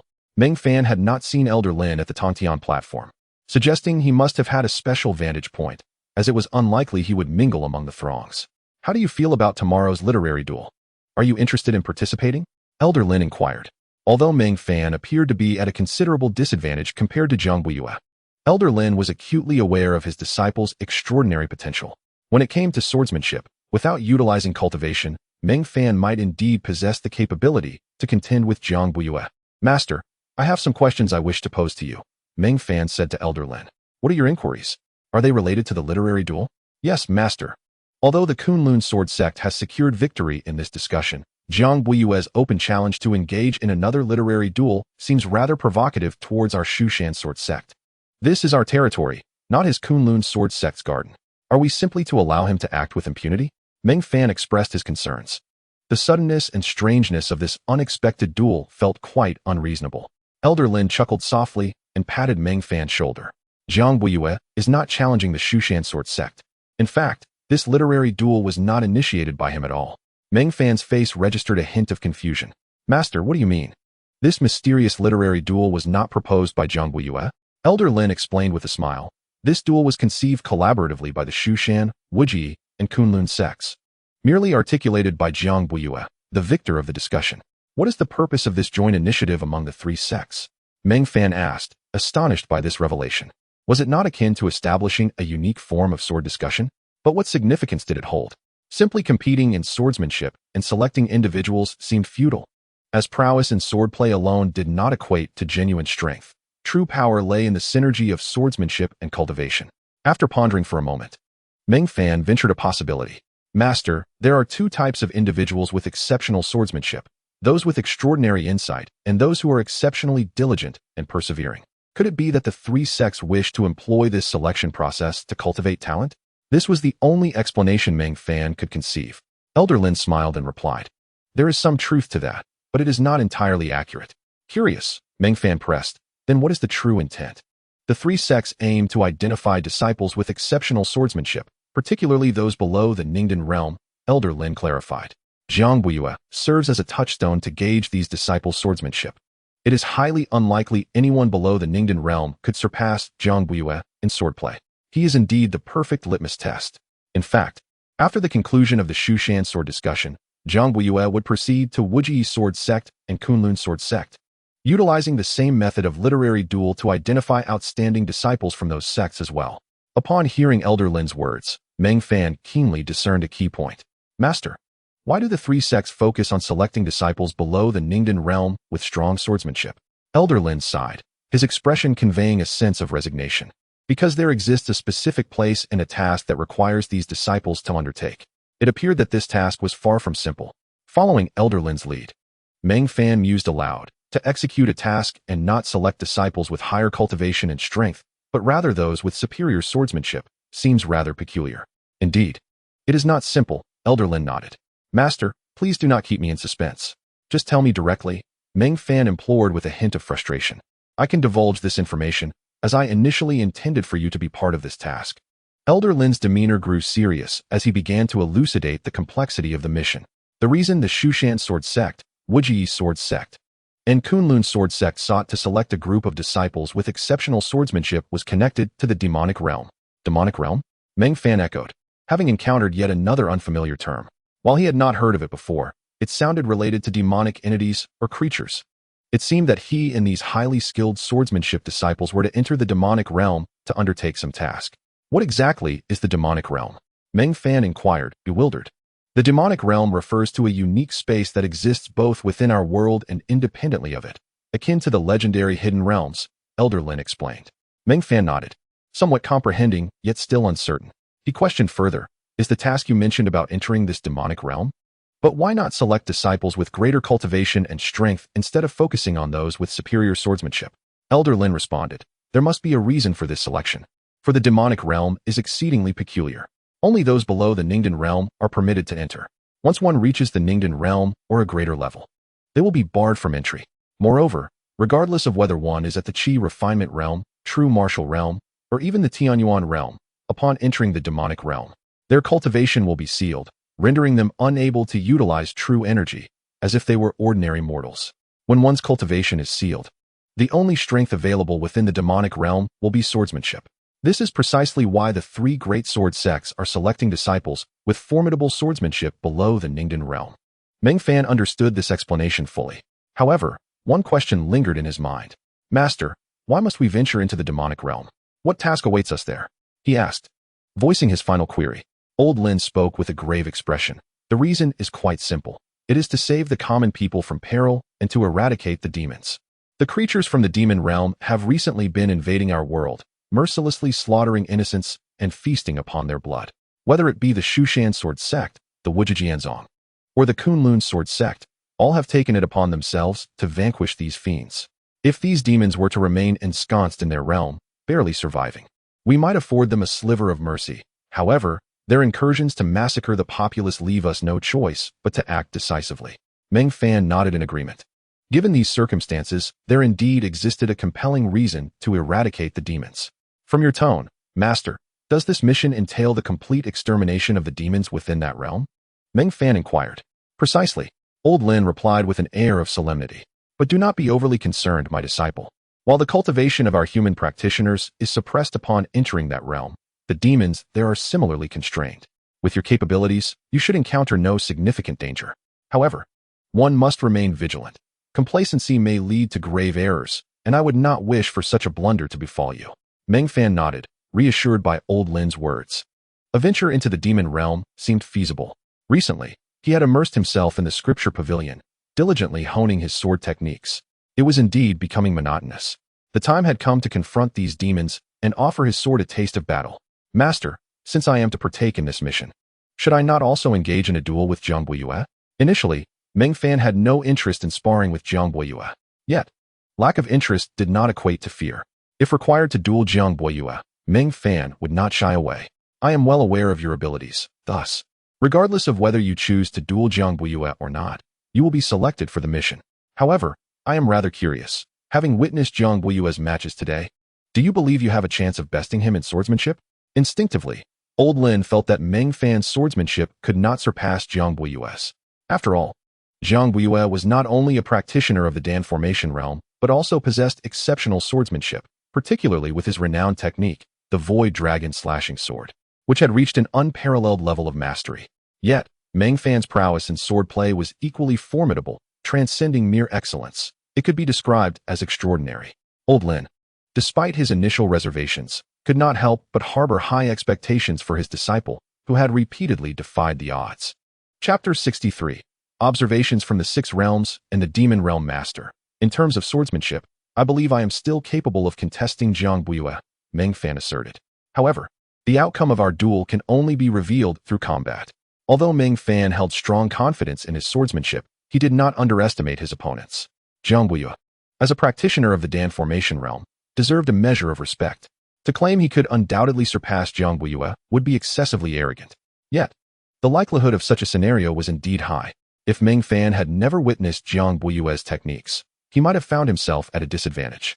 However, having observed several of Jiang Buiyue's matches at the Celestial Platform, Meng Fan possessed an intimate understanding of his swordplay. Despite Jiang Buiyue's near-flawless technique, Meng Fan, having formulated a strategy, could always devise a means to counter his moves. After all, the talent of sword path to divinity was not to be taken lightly. You seem rather dismissive of Jiang Buiyue, Old Lin chuckled. He did not perceive his disciple's confidence as arrogance. Rather, he regarded it as a positive trait. A true man should possess the audacity to stand tall among others. It is not that I underestimate Jiang Buiyue. Rather, I have faith in my own swordsmanship. Meng Fan replied earnestly. In such circumstances, most would merely refer to swordplay, yet Meng Fan spoke of the sword path. Very well. Whether or not you choose to duel Jiang Buiyue, your place on the mission is assured. As for your participation in the duel, that decision rests solely with you. If you wish to participate, do so. If not, then that is your prerogative. Old Lin refrained from dictating Meng Fan's choice regarding the duel, allowing him the freedom to decide. After all, while the duel may boast a grand stage, the rewards were modest, merely a heart of heaven pill. If Meng Fan desired one, Old Lin could easily procure it for him. Returning to his chamber on the first floor of the Sword Pavilion, Meng Fan commenced his training. He had long since exhausted the essence of the sword obtained from the demon-suppressing sword. He began to polish his long sword anew, seeking to regain the sword's essence. Now, with a fifth-tier cultivation of Zhenwu and the Shi Huang visualization method at his disposal, Meng Fan faced the spiritual sword without trepidation. Not to mention, his combat prowess had likely surpassed that of Brother Luo. Old Lin had tasked Meng Fan with defeating Brother Luo within a year, promising him 10 days and nights of enlightenment at the sword god Steel as a reward. Yet, with only half a year elapsed, Meng Fan felt that he could accomplish this task now. Nevertheless, out of respect for Brother Luo, he decided to wait until the year was complete before issuing his challenge. Furthermore, Meng Fan already held a reward of 1 day and night of enlightenment at the sword god Steel in his grasp, rendering him less urgent in his desire for enlightenment. Later that night, upon depleting the essence of the sword within him, Meng Fan ceased his training. At present, his cultivation gains relied entirely on the essence of the sword. Once depleted, his progress would slow to a crawl, akin to the pace of an ordinary spiritual route. Thus, when the essence of the sword ran out, Meng Fan would stop training, as it would be a waste of time. Master, have you exhausted the essence of the sword within you? The voice of Hong Qi echoed in Meng Fan's mind. Indeed, huh? You truly know me well. Hong Qi had been by Meng Fan's side, constantly observing his every move. Her understanding of him was unparalleled, to the extent that she could anticipate his needs even before he voiced them. The cessation of training at this hour usually indicated the depletion of the sword's essence, a scenario that occurred 90% of the time. Then, Master, do you plan to rest for a while, or will you seek to absorb more essence of the sword? Hong Qi inquired. To meditate and cultivate is, in essence, a form of rest. There is no need for further repose. I shall seek out a couple of swords to absorb some essence, Meng Fan replied casually. Hong Qi's intervention was not merely for the sake of presence. Rather, Meng Fan now required her assistance in selecting swords. Whereas he had previously avoided spiritual swords, he was now actively seeking them. Nonetheless, even in his current state, Meng Fan could not easily distinguish between spiritual and mundane swords. Thus, he needed Hong Qi's guidance. Hong Qi's ethereal form materialized, pointing to a sword and saying, Master, this is a spiritual sword you have not yet encountered. Meng Fan nodded and approached to grasp the spirit sword named Biming. The moment he made contact with the blade, a surge of sword energy rushed toward him. His expression remained unchanged. He had long grown accustomed to such encounters, and now, even the sword energy felt oddly familiar, almost comforting. While others recoiled in terror at the mere mention of it, for Meng Fan, it was akin to a nourishing tonic. As his sword path transcended, he began to refine the sword energy within him. Concurrently, a memory surfaced in his mind. This was a memory he had encountered countless times before. Each time he absorbed sword energy, he could view the memories contained within, a routine as mundane as daily meals. However, this particular memory affected him profoundly. It depicted a young girl, silently practicing swordsmanship amidst a dense forest. The girl, around 7 or 8 years old, possessed delicate features that should have been adorned with a smile. Yet, her countenance was icy, radiating a dissonant aura of coldness. It was hard to fathom how such a young child could exude such a demeanor. Soon, Meng Fan comprehended the source of her chilling presence. She was being raised in a base of an assassin organization, trained from a tender age to become a killer. Given such a life and experience, it was no wonder she wore no smile. Meng Fan's expression shifted not due to the girl's plight. He had witnessed too many sorrowful memories to be phased, but rather because of the environment depicted in the memory. This was not the Tianyuan Great World. The sky here was devoid of the blazing red sun. Instead, it was shrouded in a purplish-black hue, casting a somber gloom unlike the brightness of the Tianyuan realm. What realm could this possibly be? Meng Fan pondered, furrowing his brow.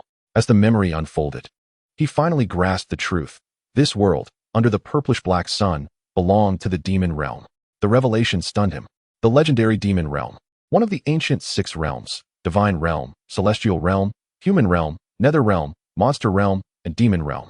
The Tianyuan Great World was a part of the human realm, which encompassed 3,000 vast worlds, making it the most expansive of the 6 realms. Yet, despite its size, the human realm lacked strength. Filled with countless mortals devoid of combat prowess, he marveled at his unexpected glimpse into the demon realm through such a means. In that memory, the little girl matured into a formidable assassin, codenamed Biming. The inhabitants of the demon realm were inherently brutal, with a propensity for violence and bloodshed. Assassins like Biming were even more cold-blooded, having taken countless lives. Until one fateful day, she crossed paths with a young man clad in white. Meng Fan was taken aback. He recognized immediately that this young man was not of the demon race, but rather a human named Zhang Baiyuan. Zhang Baiyuan. Meng Fan's brow furrowed. The name seemed vaguely familiar, yet he could not place it. Perhaps it was merely a figment of his imagination? The narrative took a dramatic turn as Biming fell in love with Zhang Baiyuan, a human struggling to survive in the perilous demon realm. He was like a rat scurrying through the shadows, fearful of revealing his identity, fully aware that exposure would lead to certain death. Accidentally trapped in the demon realm, he sought a passage back to the human realm. Years later, he finally discovered the route to the human realm and persuaded Biming to accompany him. He explained that as long as the demon race refrained from causing chaos and lived discreetly, they could find a semblance of existence. Conversely, a human in the demon realm faced near certain demise. Unfortunately, the passage was heavily guarded by demon soldiers, making Zhang Baiyuan's attempt to return akin to climbing a mountain. Ultimately, it was Biming who intervened, diverting the demon soldiers' attention, granting Zhang Baiyuan the opportunity to escape to the human realm. But Biming's fate remained uncertain. The Biming sword followed Zhang Baiyuan into the human realm, fortuitously landing in the Sword Pavilion of the Shu Mountain Sword Sect. To be fair, Zhang Baiyuan lacked a certain manliness. While Biming bravely drew the demon soldiers away, he did not turn back to assist her, seizing the chance to enter the passage and return to safety. Had he pursued Biming, he would have squandered the opportunity she had sacrificed herself to create. In a battlefield scenario, when a comrade creates a chance for survival, one ought to strive to live, honoring their sacrifice. Yet, Zhang Baiyuan and Biming were not mere comrades. They were lovers.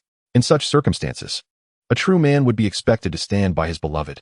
Nevertheless, Meng Fan did not scorn Zhang Baiyuan in such a dire situation.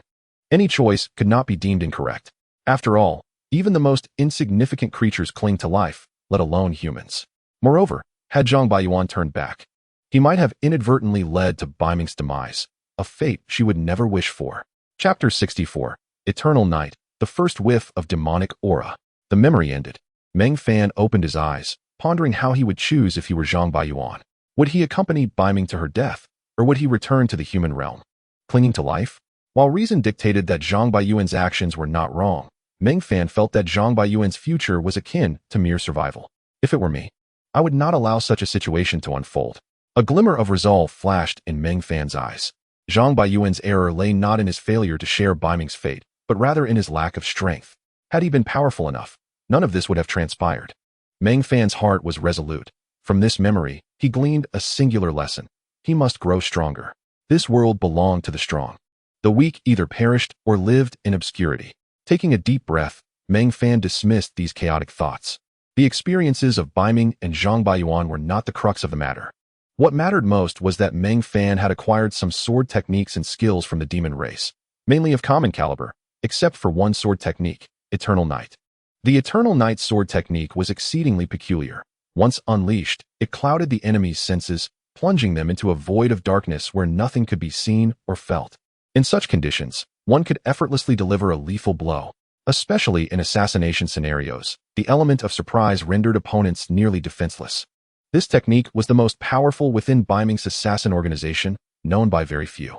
Baiming was exceptional indeed to have been granted this technique. This sword technique is undeniably formidable. Meng Fan murmured to himself. With Meng Fan's extensive knowledge of the countless sword techniques housed within the Sword Pavilion, he regarded the technique of Eternal Night as exceptionally formidable. It seamlessly integrated the art of assassination into the swordsmanship, boasting an impressively high ceiling that could easily lead one to the realm of Sword Soul. As Meng Fan drew the North Underworld sword, a surge of sword essence flowed into his body. The moment this essence entered him, his expression shifted dramatically. This was not good. He hastily returned the North Underworld sword to its stand, then promptly settled into a cross-legged position to begin regulating his breath. The ethereal figure of Hong Qi emerged from the Hong Qi sword, her face etched with concern as she addressed Meng Fan. "Master, what troubles you?" She could distinctly sense that something was amiss with Meng Fan's current state, which was evidently a result of absorbing the sword essence of the North Underworld sword. Yet, Meng Fan had previously absorbed sword essence without issue for so long. What was different this time? Meng Fan did not respond to Hong Qi's inquiry, focusing all his energy on confronting the sword essence within him. The essence from the North Underworld sword was unlike any he had absorbed before. Upon entering his body, it transformed into a ferocious and chaotic force, imbued with an intense desire for destruction. All previous sword essences, including that of the demon-suppressing sword, had posed no anomalies. Yet, the essence from the North Underworld sword was problematic. Meng Fan was perplexed, his brow furrowed tightly. He sought to expel this sword essence from his body, but found himself powerless to do so. Under normal circumstances, once absorbed, sword essence would reside obediently within the Dantian, waiting to be utilized for cultivation. Throughout this ordeal, Meng Fan had never encountered a method to expel it from within himself. This situation incited a sense of urgency within him. If the sword essence continued to rampage inside him, it could wreak havoc on his body, with no means to force it out. He was left with no choice but to refine it. Refining and absorbing it to enhance his prowess was a process he was familiar with. However, this time, neither the spirit wind profound art nor the pure yang thunder refinement technique could refine the sword essence. A sense of panic began to swell within Meng Fan. He had absorbed sword essence for half a year without issue, so what was happening today? What was so special about the North Underworld sword? The greatest peculiarity was that the North Underworld sword originated from the demon realm. It was a true weapon of the demons, not belonging to the human realm. Meng Fan's intuition hinted at the reason behind his predicament. It seemed his own constitution was incompatible. The sword essence from the North Underworld sword could only be absorbed and refined by those of demonic lineage. Yet, it had already entered his body, and he could not expel it. What was he to do? Meng Fan felt a genuine sense of dread. At this moment, seeking help was futile. The nature of sword essence was profoundly mysterious, imperceptible to others. Even a powerful figure like Elder Lin had never sensed sword essence. Only he, possessing the sword Tao enlightenment, could detect its presence. Hong Qi, being a sword herself, could sense it too. Suddenly, an idea struck Meng Fan. The Eternal Night sword technique was a sword art native to the North Underworld, belonging to the demon realm. However, he realized that what he needed was not a sword technique, but rather a cultivation method. In the memories imparted by the North Underworld sword, he had encountered some demonic cultivation techniques, but techniques were not the same as sword arts. His sword Tao enlightenment could not be applied to them so easily. Eventually, Meng Fan recalled the most elementary cultivation method he had first encountered during his childhood in the North Underworld, the simplest and most fundamental technique. This method was designed for beginners, and thus, he retained some memory of it. It was called the basic Qi cultivation method. Yes, that was its name. Much like the Shushan's Qi induction technique, it could only be used to cultivate the first strand of true Qi within the body. Once successfully cultivated, the Qi induction technique would become obsolete, necessitating a transition to another cultivation method. He decided to give it a try. The sword essence within him was causing him considerable distress, and having thought of a solution, he resolved to practice the demonic basic Qi cultivation method without hesitation. Sword essence inherently accelerated cultivation, so Meng Fan found that practicing this demonic method still yielded enhanced effects. After an hour, he successfully refined and absorbed the strand of sword essence. Concurrently, a new attribute of true qi emerged within him, alongside the existing wind and thunder attributes. Perhaps it was inappropriate to label it with a specific attribute, as Meng Fan himself could not identify its nature. Ultimately, he chose to refer to it simply as demonic qi. However, the basic qi cultivation method's function was limited to manifesting the first strand of demonic qi. It could not forcibly cultivate it further. If Meng Fan wished to enhance the demonic qi within him, he would need to seek out a comprehensive demonic cultivation method. Of course, he could opt to dissipate this strand of demonic qi or allow his thunder attribute true qi to consume it. After all, the presence of demonic qi within his body was not necessarily a boon. Moreover, if others discovered he was cultivating demonic qi, it could bring about misfortune. Master, how do you fare? Hong Qi's ethereal figure appeared before Meng Fan, her expression filled with concern. Rest assured, I am well, Meng Fan replied, offering her a reassuring smile. With that, he lost interest in continuing to polish the long sword. As dawn approached, he returned to his room for a brief rest.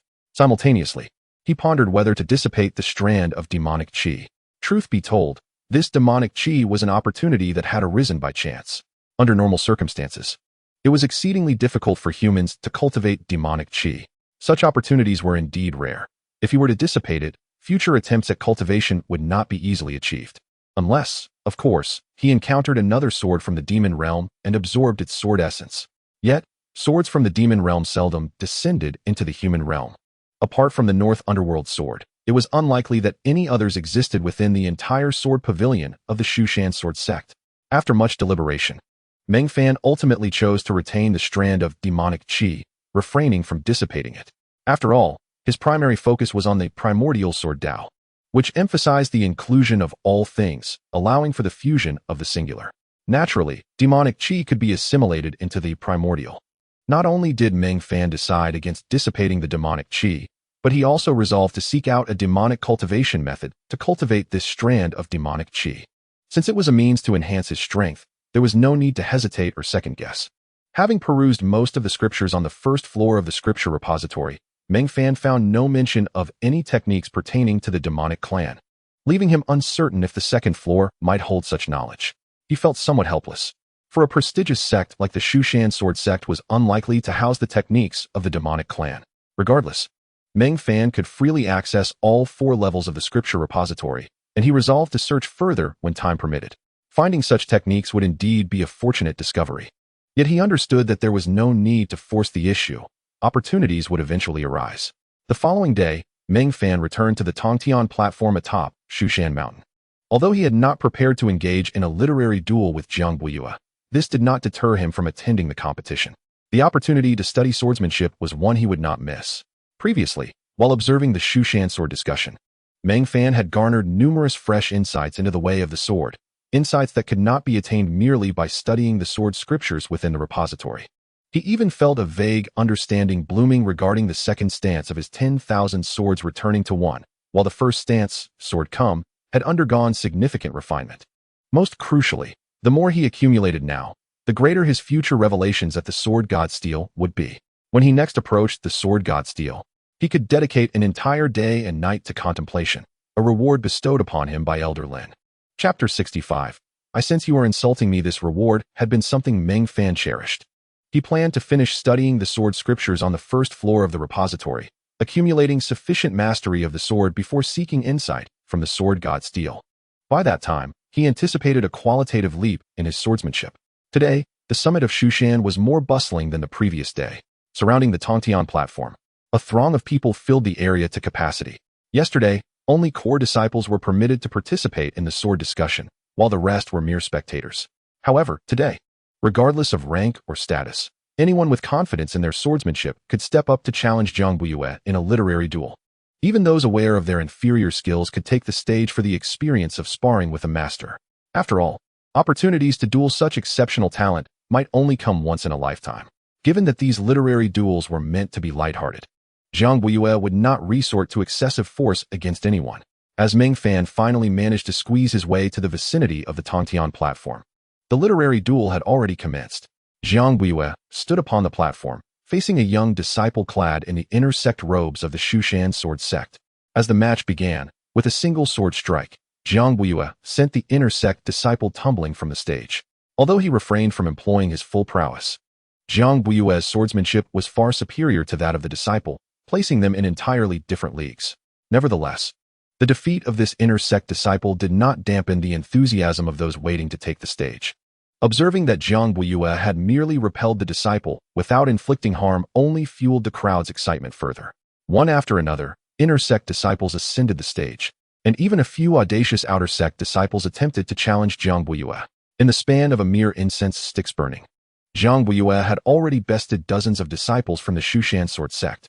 At this juncture, an elder of the sect could no longer stand idly by. He stepped forward and addressed the disciples, stating that any who wished to challenge Jiang Buyue must first contend with Cheng Feiyu. Cheng Feiyu had ranked first among the inner sect disciples in the previous assessment and was likely to be promoted to core disciple before the next evaluation. This young man was effectively the gatekeeper for the core disciples. Seeing the inner and outer sect disciples recklessly challenging Jiang Buyue, the Shu Mountain Sword Sect felt their dignity at stake. It was indeed a wise decision to have Cheng Feiyu act as a gatekeeper, if he could not handle the challengers. They were certainly unqualified to confront Jiang Buyue. On the Tongtian platform, Jiang Buyue bowed in gratitude to the elder who had spoken. As he found himself quite weary of dealing with novices, he was open to sparring with others, but such encounters needed to involve some genuine exchange. Merely dispatching opponents with ease brought him no satisfaction. After all, at his level, few enjoyed the thrill of battling mere dummies. With Cheng Feiyu's appearance as the gatekeeper, Jiang Buyue indeed felt a sense of relief. Those who dared to challenge him were now at least core disciples of the Shu Mountain Sword Sect. However, without question, even as core disciples stepped up to the platform, none could best Jiang Buyue. In fact, not a single challenger managed to last even 10 exchanges against him. Meng Fan observed the competition silently. From his vantage point, the absence of cultivation in these duels allowed him to gain deeper insights into various sword forms. Meng Fan, why are you here so early? It seems my future husband truly possesses great charm. Lu Yinping had unknowingly squeezed her way to Meng Fan's side. The future husband she referred to was, of course, Jiang Buyue of the Kunlun Sword Sect. As for her previous infatuation with Senior Niebing, he had long since been forgotten, perhaps cast aside into obscurity. Does your future husband even know you? Meng Fan said bluntly. Well, since I already referred to him as my future husband, he naturally does not know me. Lu Yinping shot back, glaring at Meng Fan. I believe you should describe him as your husband in your next life. That would be more fitting, he teased. You've become increasingly sharp-tongued. Lu Yinping huffed, glaring at Meng Fan. Yet, she took no offense, fully aware that her aspirations were far-fetched. She merely wished to vent her frustrations, having no real desire to pursue Jiang Buyue. Wait, why is Cheng Feiyu up on the Tongtian platform? It seems he has also set up a competition? Lu Yinping queried, surprised as she had just arrived and was unaware of the situation. Meng Fan casually explained, then added with a smile, why not give it a try? With your sword skills, you stand a chance at defeating Cheng Feiyu. After that, you could get close to Jiang Buyue. With your grace, after a duel, he might just fall head over heels for you. Lu Yinping shot him a fierce look. I feel you are insulting me. Senior Lu, you should be more confident. Meng Fan replied. Well, I doubt you would dare. She retorted. I mean, you should be confident. Just remove the I feel part. Lu Yinping paused, momentarily confused by his words. Remove I feel? After a few seconds, she finally grasped his intent and exclaimed, You brat, are you courting death? Meng Fan shrugged nonchalantly. Seems like you can't defeat me. Lu Yinping's chest heaved with anger. Ah, you're infuriating. Once she calmed down, she shifted the topic. Meng Fan, do you think any disciples from the Shu Mountain Sword Sect could surpass Jiang Buyue in swordsmanship? There are indeed some, Meng Fan replied without hesitation. Who? Lu Yinping looked at Meng Fan with a hint of surprise. She believed that within the entire Shu Mountain Sword Sect, be it the inner disciples or the core members, no one could surpass Jiang Buyue in swordsmanship, except perhaps the elders who might stand a chance. In fact, she felt that even the ordinary elders might not be Jiang Buyue's match. When it came to strength, the elders should be able to overpower Jiang Buyue. But strictly in terms of swordsmanship, it was indeed a close contest. The sword-guarding disciples of the Sword Pavilion can also be considered disciples, Meng Fan casually remarked. Lu Yinping immediately rolled her eyes, comprehending that Meng Fan was indulging in self-aggrandizement. Nevertheless, she had to admit that in terms of swordsmanship, Meng Fan held some promise. After all, she had never encountered anyone in the Shu Mountain Sword Sect who exhibited such prodigious talent in swordplay as Meng Fan. Particularly because he had guided her personally on multiple occasions, she found herself somewhat entrusting her faith in him. In fact, among the entire Shu Mountain Sword Sect, It seemed that only Lu Yanping and Elder Lin had such inexplicable confidence in Meng Fan. Any rational individual would not entertain such an absurd notion. However, even if you could defeat Jiang Boyue, I don't think you should take the stage, Lu Yanping suddenly whispered to Meng Fan. Meng Fan was taken aback and glanced at Lu Yanping, expecting her to encourage him to compete. Why? Even if you possess the celestial origin realm, defeating Jiang Boyue would be acceptable to others. But you are merely at the true martial realm. Should you manage to defeat Jiang Boyue, it would be an exaggeration of your capabilities. Currently, on Shushan, there were not only members of the Shushan Sword Sect, but also individuals from the Wuzhizong and Kunlun Sword Sect. If you performed exceptionally well, it would inevitably invite jealousy and even lead to threats against your life. After all, the saying heaven envies the talented may be debatable, but it is certainly normal for people to envy the gifted. Lu Yanping cautiously articulated her concerns in a hushed tone, audible only to Meng Fan. To be honest, Meng Fan was somewhat astonished. This girl, who typically acted carefree and somewhat foolishly, was now earnest, which surprised him. Indeed, there are no truly foolish individuals in this world. Only those who choose to act foolishly. Rest assured, I have my own considerations, Meng Fan replied with a smile. This was also the reason he refrained from participating in this literary contest. After all, it is wise to harbor no malicious intent, but to remain vigilant against others' intentions. Ultimately, his current cultivation was still too low, and he needed to maintain a sufficient level of caution. Prudence could be considered an essential trait possessed by many who traverse realms. After all, a person accustomed to peaceful times, suddenly thrust into a perilous world of cultivation, would instinctively be cautious. Hey, someone has defeated senior brother Cheng Feiyu. Lu Yanping suddenly exclaimed. Meng Fan raised his head and glanced toward Cheng Feiyu's area, as he had previously been focused on Jiang Boyue. Who is it? Meng Fan inquired of Lu Yanping. The individual who had triumphed over Cheng Feiyu turned out to be an inner disciple of the Shushan Sword Sect, clad in the striking attire of an inner disciple. It's junior brother Hiying. Lu Yanping frowned, incredulous. Meng Fan was also surprised, for Lu Yanping referred to him as a junior brother rather than a senior brother. This indicated that Hiying had become an inner disciple even later than Lu Yanping. Most importantly, Meng Fan clearly observed that Hiying was only at the first layer of the true martial realm, significantly weaker than Lu Yanping. In contrast, Cheng Feiyu was a practitioner at the 9th layer of the true martial realm. There was a substantial gap of 8 minor realms between them. Although the competition was based on swordsmanship and not cultivation level, Hiying's victory over Cheng Feiyu undoubtedly marked him as an exceptionally talented individual. His prowess in swordsmanship was nothing short of remarkable. What a genius. It's a pity I didn't pay attention to his swordsmanship earlier, Meng Fan sighed, feeling somewhat regretful. Chapter 66. Astonishing Talent. Great Destruction Sword Art. Just moments ago, Meng Fan's attention had been fixated on Jiang Boyue, who was engaged in a swordsmanship contest as well. To be honest, he had instinctively looked down on the duel involving Cheng Feiyu, which was a natural response. Yet, it appeared that there were indeed extraordinary talents among the external and internal disciples. Meng Fan recognized that his own exceptional abilities were largely attributable to the external aid of the sword path transcendence. In contrast, Hiying seemed to be a genuine genius, one with an extraordinary comprehension. Of course, like Meng Fan, Hiying likely had his own shortcomings, namely that his spiritual root was not of a high caliber, which hindered his cultivation speed. While Meng Fan could leverage the essence of the sword to enhance his cultivation rate, Hiying lacked such a means. As a result, he remained at the first layer of the true martial realm. Nevertheless, he had showcased his insight, and it was likely that the sect would prioritize nurturing him, potentially leading to a promising future. Even if he ultimately fell to Jiang Boyue, his victory over Cheng Feiyu would suffice to demonstrate his excellence, and the sect would not overlook such a talent. Thus, this literary contest proved to be quite necessary. Sometimes, the advantages of comprehension can rival those of spiritual roots. Meng Fan mused aloud. Only Lu Yanping heard his words, and she wholeheartedly agreed. After all, she had witnessed firsthand how an individual with inferior spiritual roots could rise step by step, catching up to and surpassing her in a remarkably short period. Having faced numerous setbacks against Meng Fan, Lu Yanping even began to believe that the significance of spiritual roots paled in comparison to comprehension. Of course, this was undoubtedly a form of bias. Lu Yanping's perspective was limited, and given that her own spiritual root was merely of average quality, she had yet to experience the exhilaration brought about by superior spiritual roots. The advantages of high-grade and exceptional spiritual roots were not something that average roots could compare to. Meng Fan's focus shifted back to Hiying.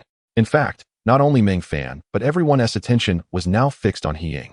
He was the first to defeat Cheng Feiyu, emerging as a standout among the inner disciples. Most importantly, he was only at the first layer of the true martial realm. At this moment, the lower the cultivation level, the more it underscored his genius. The elders of the Shu Mountain Sword Sect looked on with satisfaction as He Ying approached Jiang Guiyue, challenging him.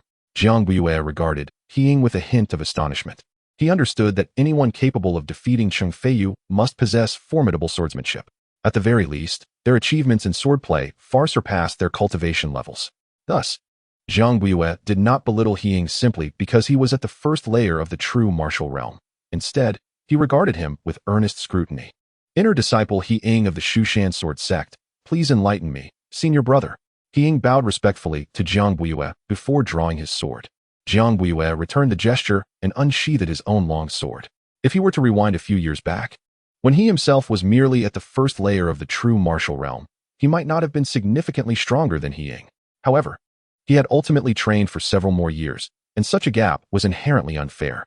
In the end, while Jiang Guiyue respected He Ying, deep down, he still did not consider He Ying his match. This was only human nature. Respect existed, but the innate pride remained indelible. He Ying's long sword emitted a resonant sound as it sliced through the air, resembling a flash of lightning that struck swiftly towards Jiang Puyu. A flicker of surprise crossed Jiang Puyu's gaze, and his expression grew more serious. This He Ying's speed is astonishing, exclaimed Lu Yinping, taken aback. Meng Fan nodded, equally astonished by He Ying's strike. Not only was He Ying's swordsmanship formidable, but his physique also seemed exceptional, suggesting he had cultivated a physical enhancement technique with considerable mastery. Otherwise, relying solely on swordsmanship, he could not have achieved such rapidity. Typically, as one's cultivation advances, the physical body undergoes refinement and enhancement. However, such improvements are limited. In contrast, practicing a body training technique yields different results. If successful, a body at the first level of true martial realm could rival that of a first-level celestial origin realm, or even surpass it. Of course, in theory, there isn't a significant perceptible difference between the physical bodies of these two realms. After all, a cultivator's battles primarily hinge on their vital energy and cultivation level, with physical strength merely serving as a supplementary advantage. Only specialized body cultivators, who have ascended to an exceptionally high level, can genuinely rely on their physical prowess in combat. This explains why the Shu Mountain Sword Sect selects disciples based on their swordsmanship rather than their physical strength for expeditions into the demon realm. Within the entire Shu Mountain Sword Sect, it is rare to find a disciple who has made notable achievements in body training. Take Meng Fan, for instance. Despite Elder Lin providing him with a technique called Supreme Dominance Body, its cultivation is exceedingly slow. The technique comprises 9 levels, and Meng Fan remains at the first. Furthermore, this technique is not particularly powerful in the realm of body training. The Shu Mountain Sword Sect is primarily a sword cultivation sect, not a body cultivation one, which inherently limits their advancements in physical strength. Achieving even modest success in body training is a remarkable feat, exemplified by He Ying at this moment. It seems He Ying is employing the Great Annihilation sword technique, Lu Yinping remarked, surprised. Unlike Meng Fan, who had extensively studied various sword techniques, her recognition stemmed solely from the fame of this particular style. Indeed, it is the Great Annihilation sword technique. Meng Fan confirmed. He had encountered this technique in the first floor of the scripture repository. It is a powerful sword technique. Yet not many disciples practice it due to a significant flaw that also serves as its strength, its overwhelming lethality. While formidable, the technique's excessive lethality can lead practitioners to become consumed by its murderous intent. Those lacking unwavering determination may suffer backlash upon their first attempt at cultivation. There exists a substantial difference between those with strong will and those with unwavering resolve. Consequently, many disciples who tried to cultivate this technique abandoned it after experiencing the torment of backlash. The excruciating headache was unbearable for them. Clearly, however, He Ying has persevered. This inner sect disciple is truly remarkable, possessing not only exceptional insight but also a talent for body training, and most importantly, an indomitable will. Meng Fan mused quietly. One can foresee that He Ying will undoubtedly secure a significant position in the future of the Shu Mountain Sword Sect. This is inevitable. For if Meng Fan can discern such potential, the sect will surely recognize it as well. Thus, He Ying will undoubtedly receive focused training moving forward. Lu Yinping, though in agreement, playfully remarked, even so, I believe this He Ying is still inferior to you, Meng Fan. Meng Fan chuckled, non-committal in his response. This is indisputable. After all, he is, indeed, a prodigy. On the Tontian platform, He Ying and Jiang Poyu clashed, their swords dancing in a flurry of light and energy. Although neither employed their full cultivation or vital energy, sword chi erupted with each strike. Mastering a sword technique to its pinnacle, reaching the level of sword intent, allows one to wield sword chi through sheer skill. Even Lu Yinping could achieve this. 1 sword, 2 swords, 3 swords. In the 4th exchange, He Ying unleashed his sword intent, evoking gasps of astonishment from the spectators. An inner sect disciple at the first level of true martial realm had actually manifested sword intent. Such talent is truly extraordinary. Exclamations of admiration echoed throughout the crowd. Hearing these praises, Lu Yinping beamed with pride. When she was at the 2nd level of true martial realm, under Meng Fan's guidance, she had already attained the emerging tide of the Azure Sea sword intent. Though it was slightly inferior to He Ying's by such a standard, she too could be considered a prodigy. As He Ying displayed his sword intent, Jiang Poyu similarly manifested his own. As a peak genius at the condensing core realm, it was only natural for him to have cultivated sword intent. After 5 exchanges, He Ying's sword slipped from his grasp, leading to his defeat. This marked the first time anyone had lasted 5 exchanges against Jiang Poyu. Even disciples of the celestial origin realm had never withstood such a barrage. This He Ying is quite impressive, breaking records. Lu Yinping exclaimed, her eyes wide with astonishment. Similar discussions arose, with everyone expressing their admiration. Meng Fan turned to Lu Yinping and noted, while He Ying is indeed exceptional, Jiang Poyu was likely holding back. He might have wanted to assess He Ying's capabilities without exerting his full strength. In fact, had Jiang Poyu unleashed his full power, He Ying might not have survived even a single exchange. Lu Yinping was taken aback by Meng Fan's words, glancing incredulously at Jiang Poyu on the platform. Is this guy truly a demon king? He is genuinely formidable. She did not doubt Meng Fan's words, as she was well aware of his expertise in swordsmanship. If what you say is true, it seems that no disciple of the Shu Mountain Sword Sect could possibly match him. I wonder if the elders will be unable to resist stepping in. Lu Yinping mused with a hint of anticipation. They will undoubtedly intervene, Meng Fan replied. This Jiang Poyu is indeed too powerful, having surpassed the realm of disciples and reached the status of an elder. Thus, it is certain that an elder from the Shu Mountain Sword Sect will be eager to engage him. Lu Yinping turned to Meng Fan, a hint of skepticism in her expression. With Jiang Poyu being so formidable, are you truly his match? Meng Fan smiled, remaining noncommittal. Previously, when he claimed he was evenly matched with Jiang Poyu, it had been a modest assertion. Had he not comprehended the profound insights that the sword god Steel, even with his extraordinary talent, he might not have been able to contend with Jiang Poyu. Yet, having grasped the primordial sword path, Meng Fan had transcended the realm of ordinary cultivators. Moreover, he had been closely observing Jiang Poyu's sword techniques over the past couple of days. Although Jiang Poyu had not exerted his full strength, Meng Fan had nonetheless thoroughly analyzed his swordplay. Should Meng Fan take the stage now, he would be capable of utterly overwhelming Jiang Poyu. Chapter 67. Sharpening your blade before the battle. However, Meng Fan harbored reservations in his heart and hesitated to step forward. In truth, if He Ying were to defeat Jiang Poyu, it would not bode well. With the Kunlun Sword Sect and the Wuji Sword Sect watching closely, the news would inevitably leak. In such a scenario, enemies of the Shu Mountain Sword Sect would likely seek to harm He Ying, going to great lengths to eliminate him. The straightforward arrow is easily dodged. Yet the hidden dagger is much harder to guard against. Even if He Ying remains concealed within the Shu Mountain Sword Sect, who can ascertain whether there are spies from other sects lurking within? Fortunately, this fellow lost. Although his performance was impressive, it did not reach the level of a prodigy, thus failing to attract undue attention. Had Meng Fan ascended the stage and triumphed over Jiang Poyu, the situation would have been markedly different. He would likely have been thrust into the limelight. Is it worth inciting such significant consequences merely to seek a fleeting moment of glory? Certainly not. Of course, these could merely be Meng Fan's musings, and such events may never transpire. However, it is prudent to exercise caution, for the likelihood of this imagination becoming reality is not negligible. Silently amassing wealth is truly the most suitable path for Meng Fan. He need not showcase his exceptional talents, nor does he require the sect to invest considerable resources in his cultivation. With Elder Lin's support at the Sword Pavilion, he is already well positioned for success. Moreover, he possesses the sword god Steel. By the way, Sister Lu, have you truly considered stepping onto the stage to test your swordsmanship? Meng Fan inquired of Lu Yinping. If I go up, I certainly cannot win. Why should I bother? Lu Yinping displayed a keen self-awareness. Meng Fan pondered briefly and decided to share the information he had gathered from Elder Lin with Lu Yinping. His friends within the Shu Mountain Sword Sect were few, and Lu Yinping could be counted among them. Thus, he had no qualms about sharing such news. The demon domain? Only those below the Dan condensation stage can enter? Once inside, one's cultivation will be sealed? Such an intriguing place. Lu Yinping's interest was piqued. Meng Fan sighed. That is not the crux of the matter.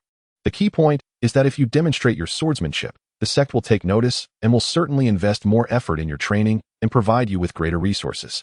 As for the demon domain, whether you choose to go is entirely up to you, as that place is likely quite perilous. However, since the three major sword sects have previously sent people to explore that domain, their decision indicates that the dangers must be manageable. My grandfather is unaware of this. I never imagined you would one day possess information even more astute than mine. Lu Yinping had always played the role of an all-knowing guide for Meng Fan, frequently introducing him to various matters. It was unexpected for their roles to reverse today. Just yesterday, I informed you that Jiang Buiyue of the Kunlun Sword Sect might emerge victorious, Meng Fan asserted, a hint of defiance in his voice. That was revealed to you by senior brother Jean from the Scripture Pavilion. Lu Yinping retorted with a smirk. Meng Fan rolled his eyes, disinterested in engaging in a pointless debate. Then, he noticed Lu Yinping making her way toward the Tontian platform. Wait, Meng Fan exclaimed, seizing her arm. What's the rush? Wasn't it you who suggested I go up and try my swordsmanship? Lu Yinping replied. No need to hurry. Let me sharpen your skills before you go. Meng Fan then began to instruct Lu Yinping, pointing out the vulnerabilities and shortcomings within Cheng Feiyu's sword techniques. After a brief moment, Lu Yinping confidently ascended the Tontian platform and stood before Cheng Feiyu. As an inner sect disciple, it was not unusual for her to challenge Cheng Feiyu, as core disciples could directly contest Jiang Buiyue. Those who challenged Cheng Feiyu were predominantly inner sect disciples, with a few outer sect disciples as well. As expected, the outer sect disciples were promptly defeated in a single move, with no miracles to be found. Lu Yinping's ascent did not garner much attention, as she was merely at the second level of the true martial realm and unlikely to be a match for Cheng Feiyu. Talents like He Ying were rare. It was improbable for two to emerge at once. Upon Lu Yinping's arrival on stage, Cheng Feiyu regarded her with a calm gaze, displaying no emotion. To him, Lu Yinping seemed like another contender destined to be defeated in a single strike. However, when Lu Yinping unsheathed her sword and thrust it toward him, his expression shifted. Sword Qi, the sword Qi of the Bai High Tide. It is exceedingly rare for a practitioner at the second level of the true martial realm to cultivate a sword technique to such an extent that it manifests sword intent and generates sword Qi. Many at the 5th or 6th levels of the true martial realm cannot achieve this. Thus, this alone drew Cheng Feiyu's attention. Cheng Feiyu retaliated with a sword strike of his own, releasing a similar arc of sword Qi. Neither utilized their cultivation or true energy, and as their sword Qi clashed, it instantly captivated the attention of many onlookers. Numerous spectators exchanged incredulous glances at Lu Yinping, many of whom recognized her. The young lady, known as the #1 wealthy heiress among the inner sect disciples, had unexpectedly demonstrated impressive swordsmanship. Fortunately, with He Ying's prior performance in mind, the astonishment was somewhat tempered. Many things are only truly remembered the first time they occur. Subsequent occurrences tend to be met with familiarity. Such is the nature of martial prowess. The sword Qi sword, merely marking the beginning. When Lu Yinping unleashed her second strike, the audience was left utterly speechless. The shock was not unlike that caused by He Ying's display. For Lu Yinping's second strike revealed her sword intent. A practitioner at the second level of the true martial realm, having achieved sword intent, this had not occurred since a stick of incense burned away earlier, and even then, it was at the first level of the true martial realm. Nevertheless, this development captivated the audience's attention. At that moment, the ongoing contest featuring Jiang Buiyue faded into the background, as all eyes were fixed upon Lu Yinping. No one could split their focus. They could only dedicate their attention to this sword duel. With the advantage of Meng Fan's timely advice, Lu Yinping discerned the flaws in Cheng Feiyu's sword techniques, and, in merely 5 exchanges, emerged victorious over him. She thus became the second inner sect disciple, following He Ying, to qualify for a challenge against Jiang Buiyue. This outcome took many by surprise. Several elders of the Shu Mountain Sword Sect looked on in astonishment at Lu Yinping, particularly one elder who enjoyed a good rapport with Lu Qingyuan from the Alchemy Hall, who nodded in satisfaction. Who would have thought that although old Lu himself faltered in swordsmanship and immersed himself in alchemy, he would raise such an exceptionally skilled granddaughter? Truly, the new generation surpasses the old. After her victory over Cheng Feiyu, Lu Yinping approached Jiang Buiyue and bowed respectfully, though she often referred to him as her future husband. Standing before Jiang Buiyue made her exceedingly nervous. This anxiety stemmed not from infatuation, but from the pressure of his formidable strength. Merely standing opposite Jiang Buiyue, she felt an intangible weight bearing down on her. Let us not delay any further. Strike when you are ready, Jiang Buiyue instructed Lu Yinping. Taking a deep breath, she unsheathed her sword and launched a decisive strike toward him. Since he permitted her to initiate, she would not be modest. She understood her disadvantage all too well. If she were to feign politeness and allow him to attack first, it would be sheer folly. Recognizing that she was unlikely to match Jiang Buiyue's prowess, she unleashed her strongest strike, the by-high-tide sword intent. Yet, in the next instant, Lu Yinping's sword slipped from her grasp, resulting in a complete rout. Jiang Buiyue effortlessly drew and sheathed his sword, his movements fluid and seamless. He remained stationary throughout, coldly observing Lu Yinping. With resignation, Lu Yinping retrieved her sword and descended from the Tontian platform. She felt neither disappointment nor frustration, for she had never anticipated victory in the first place. As for the possibility of defeat in a single move, she had considered this possibility. It was quite normal. Lu Yinping returned to Meng Fan's side, maintaining a relatively calm demeanor, undeterred by the setback. Meng Fan chuckled. Your future husband seems rather ruthless. Lu Yinping merely pouted, ignoring Meng Fan's jest. This fellow, who showed mercy against He Ying, was mercilessly ruthless towards a woman like her. TSK, truly a man. Meng Fan clicked his tongue. Who said women were inferior to men? Why should he show mercy? Lu Yinping shot Meng Fan a fierce glance. Let me give you a piece of advice, Meng Fan suddenly stated, inexplicably. What advice? Lu Yinping looked at him in surprise. Do not genuinely allow Jiang Buiyue to become your future husband. Otherwise, you will suffer greatly later on. I was just joking. Besides, how could he possibly be interested in me? Yet, what do you mean by that sudden remark? Meng Fan leaned closer to Lu Yinping's ear and whispered, when Jiang Buiyue drew his sword against you, there was a glimmer of excitement in his eyes. And then, Lu Yinping looked at Meng Fan quizzically, not comprehending his words. When I observed him engaging other female disciples, a similar peculiar excitement was evident in his gaze. What exactly are you trying to convey? Do you not understand? This fellow becomes particularly excited when striking women, indicating that he enjoys it. Any woman who marries him will undoubtedly face domestic violence. Unless, of course, his wife is stronger than him and can turn the tables. Is that true? Lu Yinping regarded Meng Fan with profound skepticism, feeling as if he were envious and slandering others. Believe it or not, it matters not to me, Meng Fan shrugged nonchalantly. In his previous life as a lawyer, he had encountered numerous domestic violence cases. Many men who favored such behavior shared similarities in demeanor and gaze with Jiang Buiyue. Meng Fan considered Lu Yinping a friend, hence his unsolicited warning. Well, regardless of whether what you say is true or false, it has no bearing on me. I was merely jesting before and would never genuinely entangle myself with him, Lu Yinping replied indifferently. However, this did indeed cause her to temper her words, refraining from casually referring to any future husband. After all, she was unequivocally no match for Jiang Buiyue. She certainly did not possess any masochistic tendencies. No other inner disciples of the Shu Mountain Sword Sect had taken to the stage. From beginning to end, only Lu Yinping and He Ying had managed to defeat Qing Feiyu. As for the core disciples, none could match Jiang Buiyue. Whether it was yesterday's raw strength or today's sheer swordsmanship, Jiang Buiyue remained unrivaled. Chapter 68. I too am a condensed Dan. Kill with intent. Neither the Wuji Sword Sect nor the Kunlun Sword Sect sent their disciples to the stage. Following this bout, Jiang Buiyue would proceed to the Wuji Sword Sect and Kunlun Sword Sect to continue his literary contests. Today's literary contest was specially arranged for the Shu Mountain Sword Sect.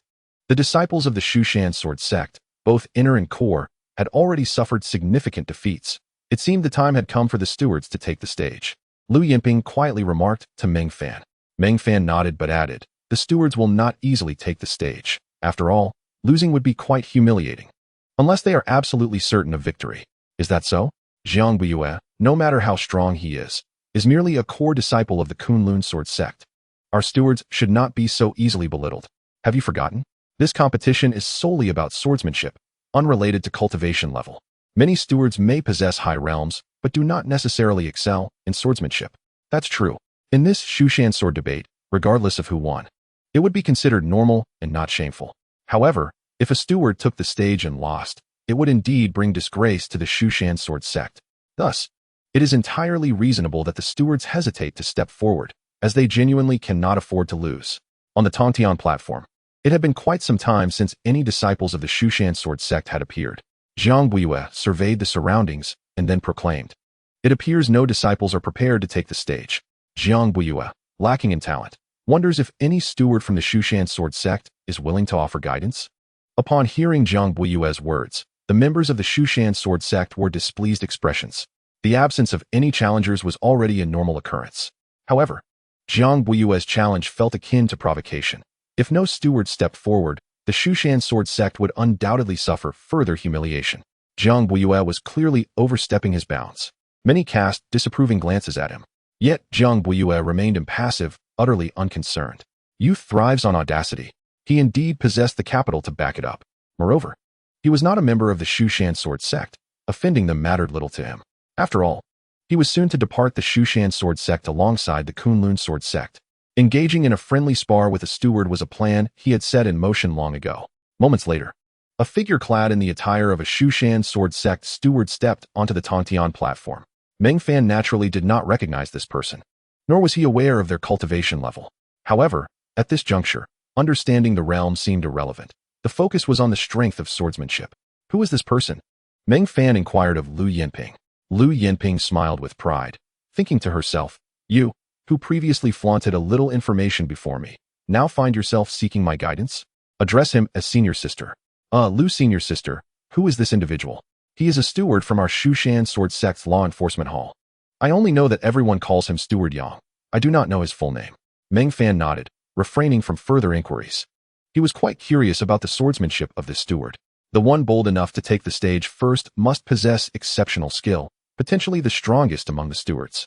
After all, to be frank, the Shushan Sword Sect truly could not afford to lose. If they did, it would be a massive embarrassment. This could even lead to a situation where they could not hold their heads high before the Wuji Sword Sect and Kunlun Sword Sect. Thus, Steward Yang must undoubtedly be formidable. Jiang Buiyue of the Kunlun Sword Sect, please enlighten me, senior brother. Jiang Buiyue bowed respectfully to Steward Yang, though he appeared courteous. There was a fervent fire in his eyes. If he could defeat a steward of the Shushan Sword Sect, he would undoubtedly achieve renown and become the man who brought humiliation to the esteemed Shushan Sword Sect. Shushan Sword Sect, Yang Yifang. Steward Yang, known as Yang Yifang, likewise returned the bow to Jiang Buiyue. Senior brother, please. Jiang Buiyue gestured to Yang Yifang. Yang Yifang remained expressionless, standing still, clearly not intending to make the first move. Jiang Buiyue, not one to hesitate, despite the recent bouts inflating his ego, was not so arrogant as to disregard the disciples of the Shushan Sword Sect. Thus, he took the initiative to strike. With a swift motion, he unsheathed his long sword, releasing a dazzling arc of sword light, akin to rays of sunlight piercing through a dusty room, creating a breathtaking spectacle. What emerged was not only the long sword, but also an overwhelming sword momentum. It was not merely sword intent, it was sword momentum. In facing the steward of the Shushan Sword Sect, Jiang Buiyue dared not be arrogant. He unleashed his full sword momentum, honed to perfection. This maneuver would surpass many of his senior brothers at the advanced condensed Dan level. In the realm of the condensation Dan, where few can attain such mastery, Jiang Buiyue has indeed emerged as an exceptionally rare talent among sword cultivators. Having swiftly mastered the sword intent, it is evident that such an individual is destined to become a prominent figure within the Kunlun Sword Sect. However, in the face of such extraordinary prowess from Jiang Buiyue, Yang Yifang stood resolutely, motionless, his figure as straight as a pine tree. As Jiang Buiyue launched a strike, Yang Yifang's gaze remained impassive. He slowly extended two fingers, forming them into a sword gesture, and pointed towards Jiang Buiyue from afar. In the next heartbeat, Jiang Buiyue's advancing form abruptly halted, his entire body trembling. Not only did he cease his forward motion, but his steps began to retreat. Following this, his hand trembled, causing the long sword to slip from his grip, and he was sent flying backwards, landing supine on the ground. A complete defeat, an utter humiliation. The crowd surrounding the Tongtian platform erupted in astonishment. Did this Steward Yang truly employ his cultivation? Otherwise, how could he exhibit such terrifying strength? Jiang Buiyue had already astonished everyone with his display of sword intent, something he had never previously exhibited. Yet, this formidable Jiang Buiyue, even while wielding sword intent, was sent flying with a mere gesture. This was utterly absurd and preposterous. If Yang Yifang had not utilized his cultivation and true energy, how could such a scene have transpired? But if he had indeed triumphed through his cultivation, it would be a disgrace, bringing shame upon the Shu Mountain Sword Sect. Meng Fan, can you comprehend this? What is happening? I can't help but feel that Steward Yang has employed his cultivation. Lu Yinping questioned Meng Fan incredulously. She found herself utterly baffled by the scene and sought Meng Fan's insight. Yang Yifang certainly did not employ his cultivation. Otherwise, it would be a tremendous embarrassment for the Shu Mountain Sword Sect, Meng Fan asserted with conviction. But if he did not utilize his cultivation, how could he? With just 2 fingers, send Zhang Buiyue flying? Lu Yinping expressed her bewilderment. This was not merely a simple defeat. With a mere point of his finger, he halted Zhang Buiyue's advance, causing the sword to slip from his grasp and sending him flying. Such a spectacle, without the aid of true energy, was clearly illogical. Because of the sword soul, Meng Fan uttered 4 words. Sword soul? Lu Yinping's eyes widened in realization. For a sword cultivator, achieving sword intent is already an arduous endeavor, and mastering sword momentum is even more challenging. As for the sword soul, it is a realm beyond the reach of ordinary individuals, attainable only by the most exceptional sword prodigies. This is a true rarity indeed. Lu Yinping's face was filled with envy. The concept of the sword soul felt like an unreachable dream for her, something she dared not even contemplate. In fact, she had never even imagined achieving sword momentum. The sword soul, she mused, was likely beyond her grasp in this lifetime. By the way, Meng Fan, have you attained sword momentum? Lu Yinping suddenly inquired. No. Meng Fan shook his head. Then how can you claim you could defeat Zhang Buiyue? He has mastered sword momentum while you have not. What do you intend to rely on? Lu Yinping seized the opportunity to mock Meng Fan. Such chances to ridicule Meng Fan were exceedingly rare, and she intended to make the most of it. Meng Fan smiled, offering no explanation. Though he had not achieved sword momentum, it did not imply that he could not contend with Zhang Buiyue, who had. Most importantly, the reason Meng Fan had not attained sword momentum was that he had been restraining himself, or perhaps suppressing his own potential. In truth, techniques such as the Beihai Tide Sword, the Mountain Cleaving Sword technique, and even the Thunderclap Sword technique were all within Meng Fan's grasp to easily master sword momentum. Given his accumulated prowess in swordsmanship, these were trivial matters. However, the first sword momentum he aspired to achieve was the sword come. This first form of the myriad swords returning to their origin, sword come, was a creation of Meng Fan himself, synthesizing the strengths of various schools and encapsulating the essence of countless sword techniques. To Meng Fan, only the sword momentum of sword come was worthy of the term sword momentum. Yet, his current foundation was insufficient. After all, the depth of swordsmanship required for the myriad swords returning to their origin was substantial. However, when the next opportunity arose for Meng Fan to comprehend at the sword god steel, he would undoubtedly grasp the sword momentum of sword come. Once he successfully attained the sword come, sword momentum, the sword momentum of techniques like Beihai Tide Sword, Mountain Cleaving Sword, and Thunderclap Sword would naturally follow, easily accessible to him. On the Tongtian platform, Zhang Buiyue rose to his feet, his expression grave as he regarded Yang Yifang. While others doubted whether Yang Yifang had utilized his cultivation, Zhang Buiyue understood that Yang Yifang had not. This was the pure power of swordsmanship. Meng Fan could perceive the sword soul, and Zhang Buiyue had realized it too. Thus, he did not feel unjustly defeated. For he had long aspired to achieve the sword soul, but had yet to find the path. The foundation required to cultivate the sword soul was still beyond his reach.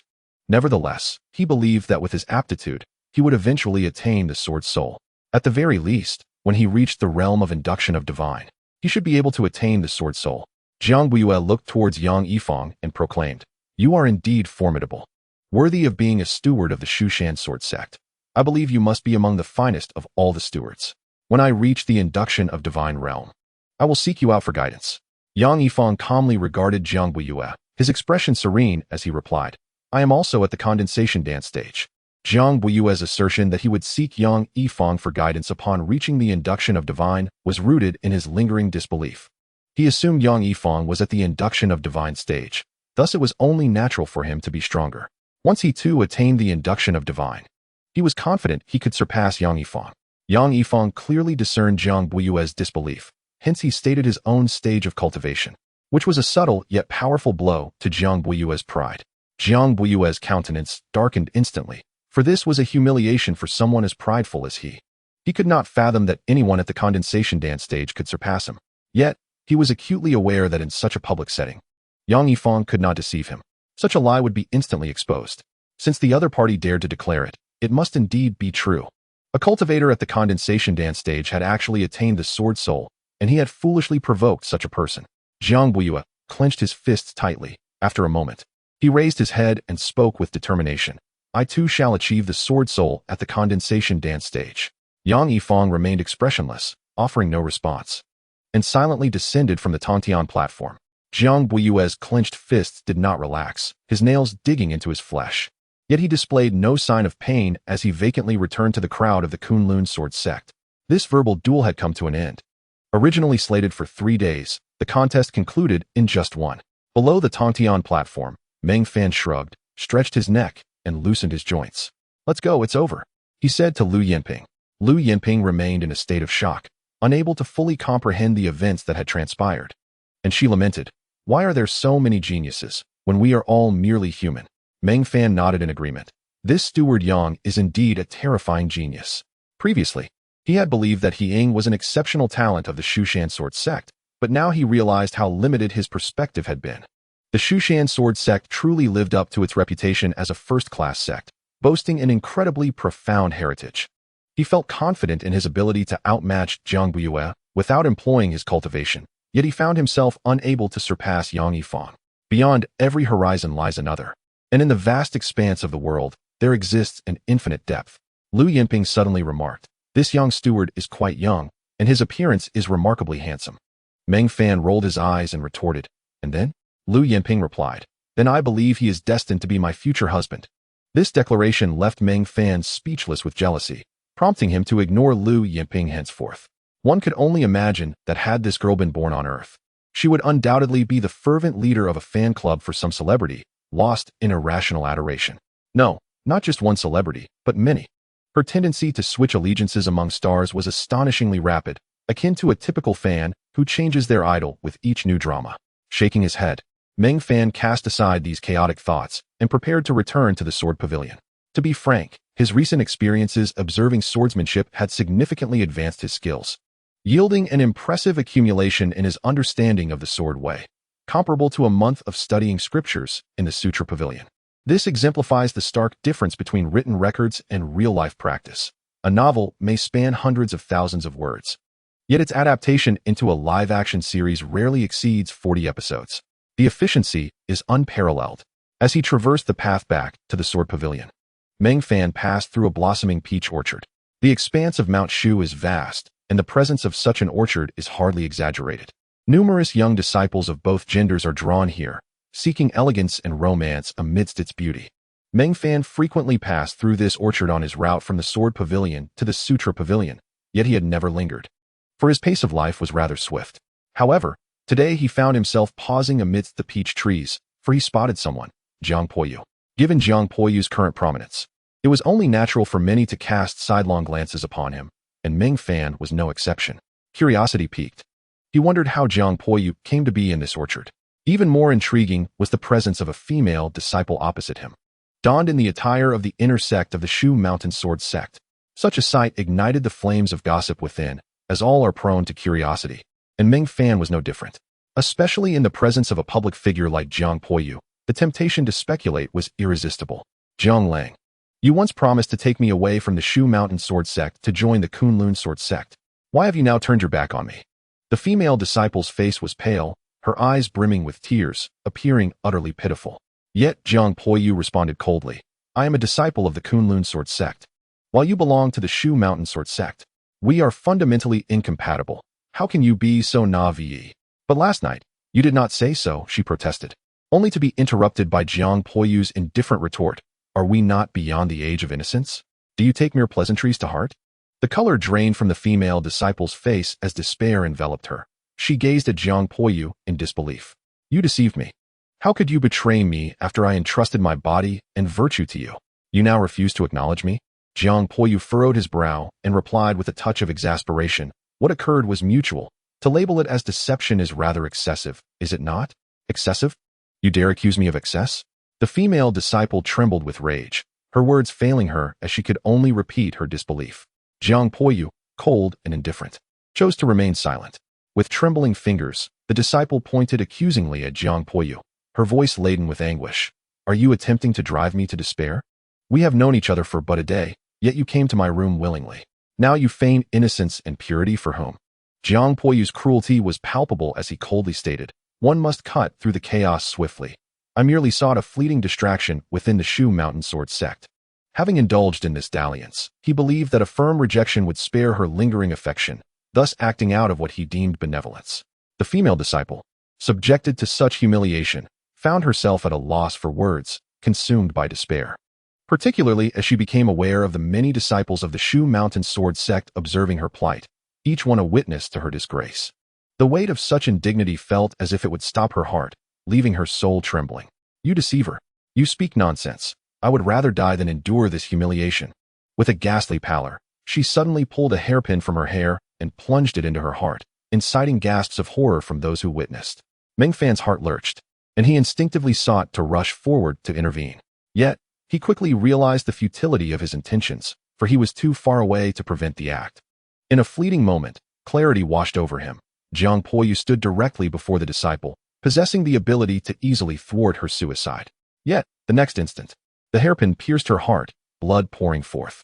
The disciple collapsed, her chest blooming with a tragic crimson flower, resembling a blood-red spider lily. Meng Fan's brow furrowed as he cast an icy glare at Jiang Poyu, his eyes filled with contempt. Jiang Poyu had the power to save her, yet he stood by, an indifferent observer, which only confirmed Meng Fan's suspicions that Jiang Poyu was indeed a villain, exhibiting a clear penchant for cruelty as he reveled in the thrill of wielding power over women.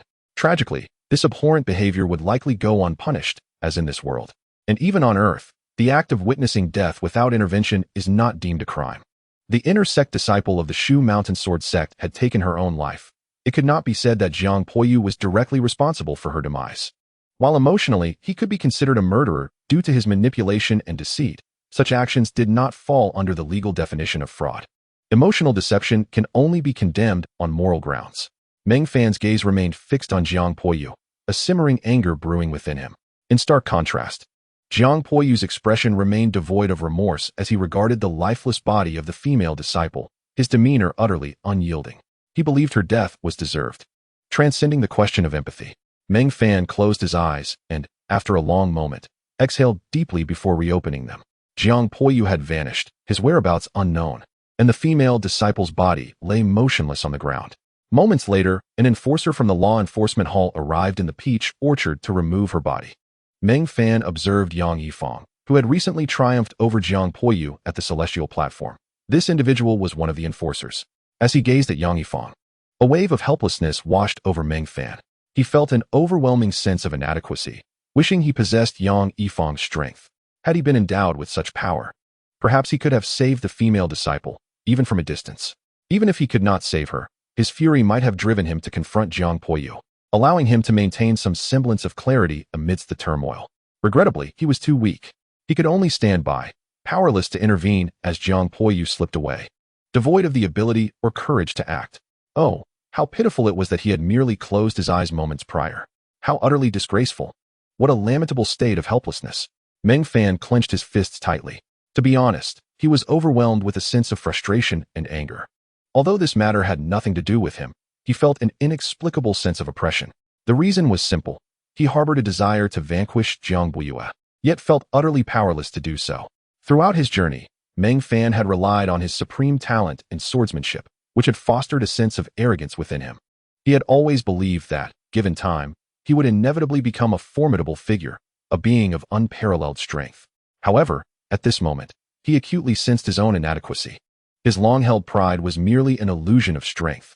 In reality, he was still quite weak. The power he possessed in the present, the cultivation he had achieved, was the only genuine strength. The imagined prowess and anticipated future were nothing but a farce. Without mentioning anything else, had Jiang Poyu chosen to strike him just moments ago, he might have already met his demise. Chapter 70. Insights from the Sword God Steel. One day and night, although Jiang Poyu had no reason to attack him, the hypothetical scenario he conjured had no merit. Yet, what if he, in a fit of impulsiveness, provoked Jiang Poyu? Meng Fan's mind swirled with complex thoughts, all stemming from the stark contrast between Jiang Poyu's formidable presence and his own weakness. After some time, Meng Fan composed himself, left the peach grove, and returned to the Sword Pavilion. At this moment, his mindset had shifted dramatically. Since arriving at the Shu Mountain Sword Sect, He had never felt such an urgent desire to grow stronger. Or perhaps it was the first time he truly sensed the helplessness of the weak. Previously, Meng Fan had sailed through life effortlessly, looking down upon others from his lofty perch, unaware that he himself stood on shaky ground. At dawn the following day, Meng Fan ascended to the second floor of the Sword Pavilion. "Master, I wish to seek insight from the sword god Steel," he spoke directly to Elder Lin. Some time ago, Elder Lin had granted Meng Fan the opportunity to meditate at the sword god Steel for a day and a night, an opportunity he had yet to seize. "You mentioned you would finish reading the sword manuals on the first floor of the Sword Pavilion before seeking the sword god Steel. Have you completed all the manuals on the first floor?" Elder Lin asked, exasperated. Meng Fan hesitated for a moment before admitting, "I still have a few left to read." Elder Lin frowned and inquired, "How many more days do you need to finish?" "About 5 days, and I should be done," Meng Fan replied. "Why the sudden change of heart? Can't you wait 5 days to seek insight from the sword god Steel?" Upon hearing Elder Lin's question, Meng Fan fell silent. After a brief pause, he recounted what he had witnessed in the peach grove the previous day. Elder Lin listened intently, then remained silent for a moment before addressing Meng Fan. "Do you believe you are not strong enough, hence your eagerness to grow stronger? If you were truly strong, you could have saved that female disciple yesterday or taught Jiang Buiyue a lesson to vent your frustrations." Meng Fan nodded. Although his desire extended beyond merely reprimanding Jiang Buiyue to wanting to eliminate him entirely, he felt it unnecessary to emphasize this point at that moment, as it would only make him appear foolish. "Your thoughts are not misguided. If you possess strength, you could indeed have saved that female disciple, taught Jiang Buiyue a lesson, or even killed him. However, your current actions are misguided. Your heart is in turmoil. While aspiring to grow stronger is commendable, you should not allow it to disrupt your plans. Such recklessness will only lead you down a path of decline, making you weaker rather than stronger." Elder Lin began to guide Meng Fan, understanding his sentiments, for he too had experienced youth and temper. However, understanding did not equate to support. As a teacher, he was not merely responsible for imparting knowledge of cultivation, but also for correcting his disciples when they erred. The master's teachings are valid. The disciple acknowledges his faults, Meng Fan said, lowering his head. Indeed, his heart had become unsettled, and he had grown somewhat impatient, which was not a virtue. While there was little difference between seeking insight from the sword god Steel now, or after finishing the first floor's manuals in 5 days, such a mindset was detrimental. Continue studying the sword manuals in the library. If you finish reading the first floor in 5 days, I will take you to the sword god hall to gain insight from the sword god Steel, Elder Lin instructed. "Yes, master," Meng Fan replied obediently. He turned to head towards the library but paused to ask Elder Lin, "Master, when does the mission to the demon domain begin?" Elder Lin replied, "Not for at least a month. There is no rush. Both the Kunlun Sword Sect and the Sword Sect need time to engage in this literary duel." He added, "In the demon domain, your cultivation will be sealed, so you need not be overly concerned about increasing your strength. Enhancing your swordsmanship is far more important." "I understand," Meng Fan responded. After leaving the Sword Pavilion, he returned to the library to continue studying the sword manuals. Elder Lin's advice had allowed him to gain profound insights into his own issues. While Meng Fan was engrossed in his studies, members of the Sword Sect and Kunlun Sword Sect departed from the Shu Mountain Sword Sect. As Meng Fan had anticipated, the death of the inner sect female disciple had little impact on Jiang Buiyue, who left the Shu Mountain Sword Sect brazenly. The members of the Kunlun Sword Sect stated they would impose severe punishment on Jiang Buiyue upon their return, but it was evident that these were mere platitudes, empty words. The female disciple had died in vain. There were even whispers suggesting that the female disciple had brought this fate upon herself, chasing after unattainable aspirations, and thus deserved her demise. Tragically, among those gossiping were not only members of the Sword Sect and Kunlun Sword Sect, but even individuals from the Shu Mountain Sword Sect. Some feigned sorrow, claiming the female disciple had a fragile psyche and that her suicide for another was undeserving, consequently tarnishing the sect's reputation. In every corner, one can find those who relish in idle chatter. Meng Fan quietly perused the scriptures in the library. The deceased were gone. He could not allow the fate of that female disciple to disrupt his life, especially as he hardly knew her. 5 days later, he finally finished reading all the sword manuals on the first floor of the library. He sought out Elder Lin to share this news. Elder Lin personally led Meng Fan to the Sword God Hall, where he negotiated with an elderly figure clad in gray, handing over a cloth bag. The gray-clad elder accepted the bag without a word and nodded in acknowledgement to Elder Lin. Upon returning to Meng Fan's side, Elder Lin declared, "All right, you may now seek insight from the sword god Steel for 1 day and 1 night." Meng Fan looked at Elder Lin with a hint of surprise, inquiring, Master, what did you give him? The bag seemed small and did not resemble spirit stones. Elder Lin shot Meng Fan a glare and replied, "What business is it of yours? Time is already ticking. Hurry and enter to gain insight." Meng Fan had only asked out of curiosity, but he did not dwell on it. He promptly made his way toward the sword god stele. At that moment, a figure was already meditating before the stele. Meng Fan paid him no mind, for the sword god stele was vast enough to accommodate 10 individuals meditating simultaneously. He sought a position and then sat cross-legged, placing his hands upon the sword god stele, subsequently closing his eyes. Elder Lin did not hasten to depart, but instead observed Meng Fan's comprehension with great attentiveness. Meng Fan placed immense significance on the sword god stele, claiming that it offered profound insights and remarkable gains. This piqued Elder Lin's curiosity, for he had once contemplated the sword god stele himself, although he had gleaned some insights. They were far from the exaggerated claims made by Meng Fan. Thus, he could not resist the urge to witness the scene of Meng Fan's enlightenment. As time passed, half an hour turned into an hour, and yet Meng Fan remained motionless before the stele, his hands still pressed against it. There was nothing to behold. Elder Lin let out a wry smile.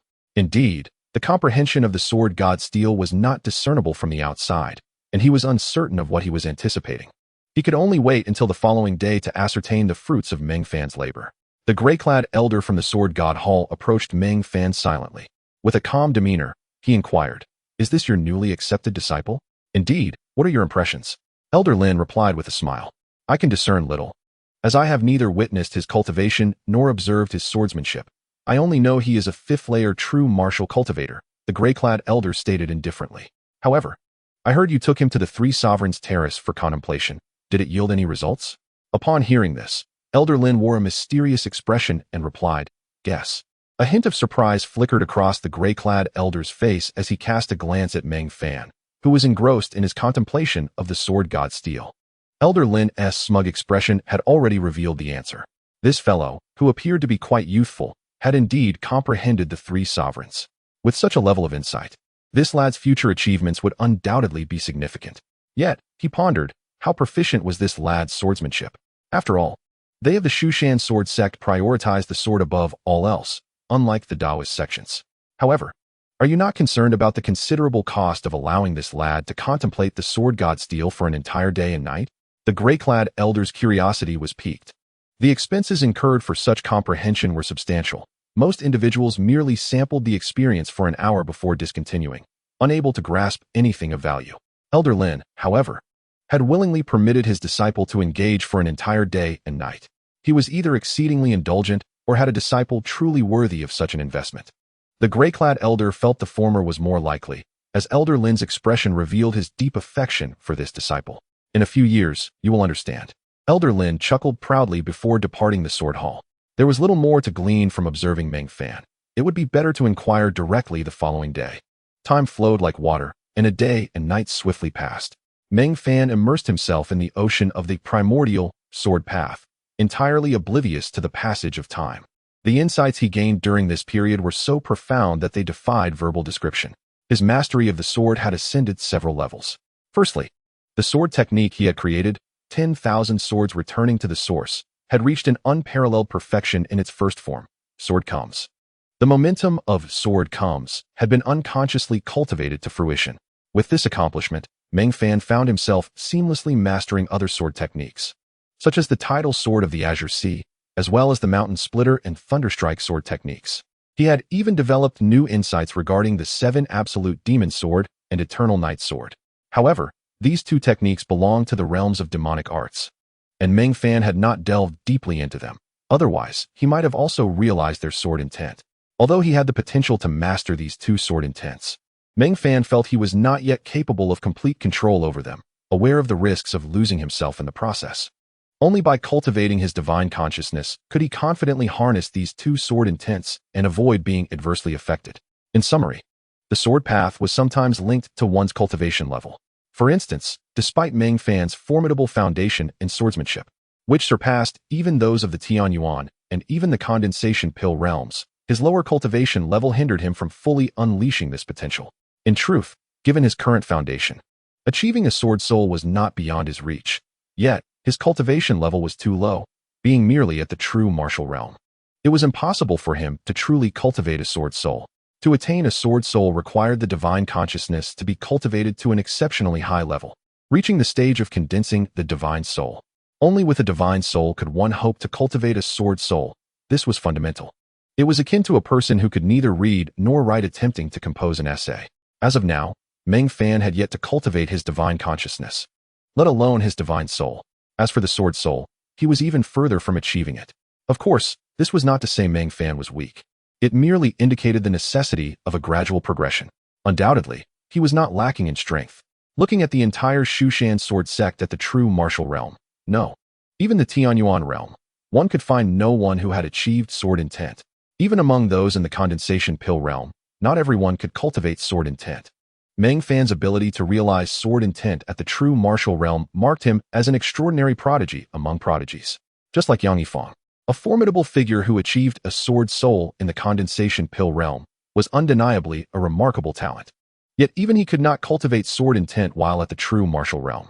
Undoubtedly, at this moment, Meng Fan, despite being merely at the 5th layer of the true martial realm, was truly invincible within it. This was not limited to the Shu Mountain Sword Sect. Across the entire realm, Meng Fan was undoubtedly the epitome of invincibility, even among those in the Tianyuan realm. Unless they possessed exceptional swordsmanship, the average cultivators would not stand a chance against Meng Fan. Awaken, time is up. A hand gently patted Meng Fan's shoulder. Meng Fan opened his eyes and glanced at the gray-clad elder beside him.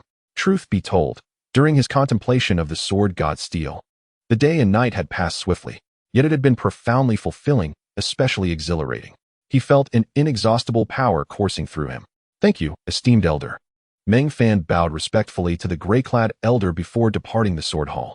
The gray-clad elder, however, remained gazing at Meng Fan's retreating figure, somewhat bewildered.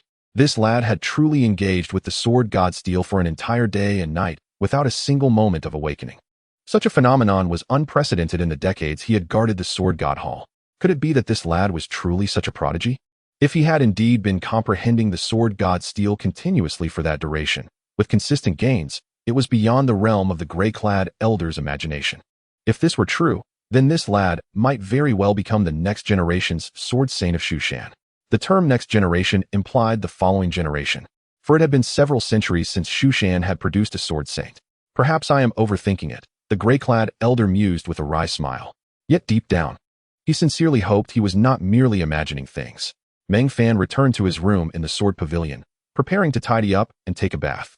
At that moment, Elder Lin appeared at his door. Within the confines of the Sword Pavilion, Elder Lin seldom visited the first floor, preferring instead to remain on the second, while Meng Fan would ascend to the upper levels. However, this time, the elderly man could no longer restrain his curiosity and made his way to Meng Fan's room on the first floor. It was unavoidable. He was eager to discern the state of Meng Fan after a day and night of contemplating the sword god steel. To his dismay, upon returning, Meng Fan did not report to his master, but rather intended to take a bath. Impatient, Elder Lin descended on his own accord. Master.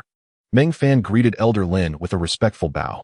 How did you find your experience after a day and night with the sword god steel? Elder Lin inquired casually, though he was deeply interested. It was quite wonderful, Meng Fan replied. Quite wonderful? Elder Lin's brow furrowed. Such a description seemed overly simplistic.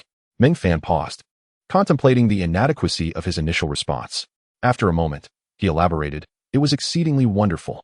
He felt that merely stating it was good could not adequately capture his gains. Exceedingly wonderful was far more fitting. Elder Lin inhaled deeply. What distinguishes exceedingly wonderful from quite wonderful? He asked, exasperated. I'm not merely inquiring if you felt well. I seek specifics on your gains. He had invested considerable effort to ensure Meng Fan could contemplate the sword god steel for a day and night.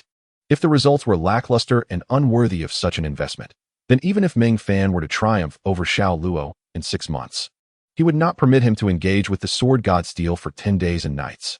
Meng Fan grasped Elder Lin's intentions. Without hesitation, he drew the Hongqi sword and struck down towards Elder Lin. This was not an act of rebellion, but rather a demonstration of his swordsmanship, for he was well aware that his blade could not harm Elder Lin in the slightest. Elder Lin maintained a calm demeanor, fully understanding that his disciple was merely displaying his sword technique. He observed Meng Fan's movements intently, curious to see what surprises might arise from his insights after a day and night of contemplation at the sword god steel. In the next moment, his expression shifted. Tranquility gave way to astonishment. He extended 2 fingers and effortlessly pinched the Hongqi sword. Given his cultivation level, it was entirely normal for him to stop Meng Fan's sword. Yet, what he perceived from that strike was astonishing. He saw the sword intent of Thunderclap, not mere sword intent, but the very momentum of the sword.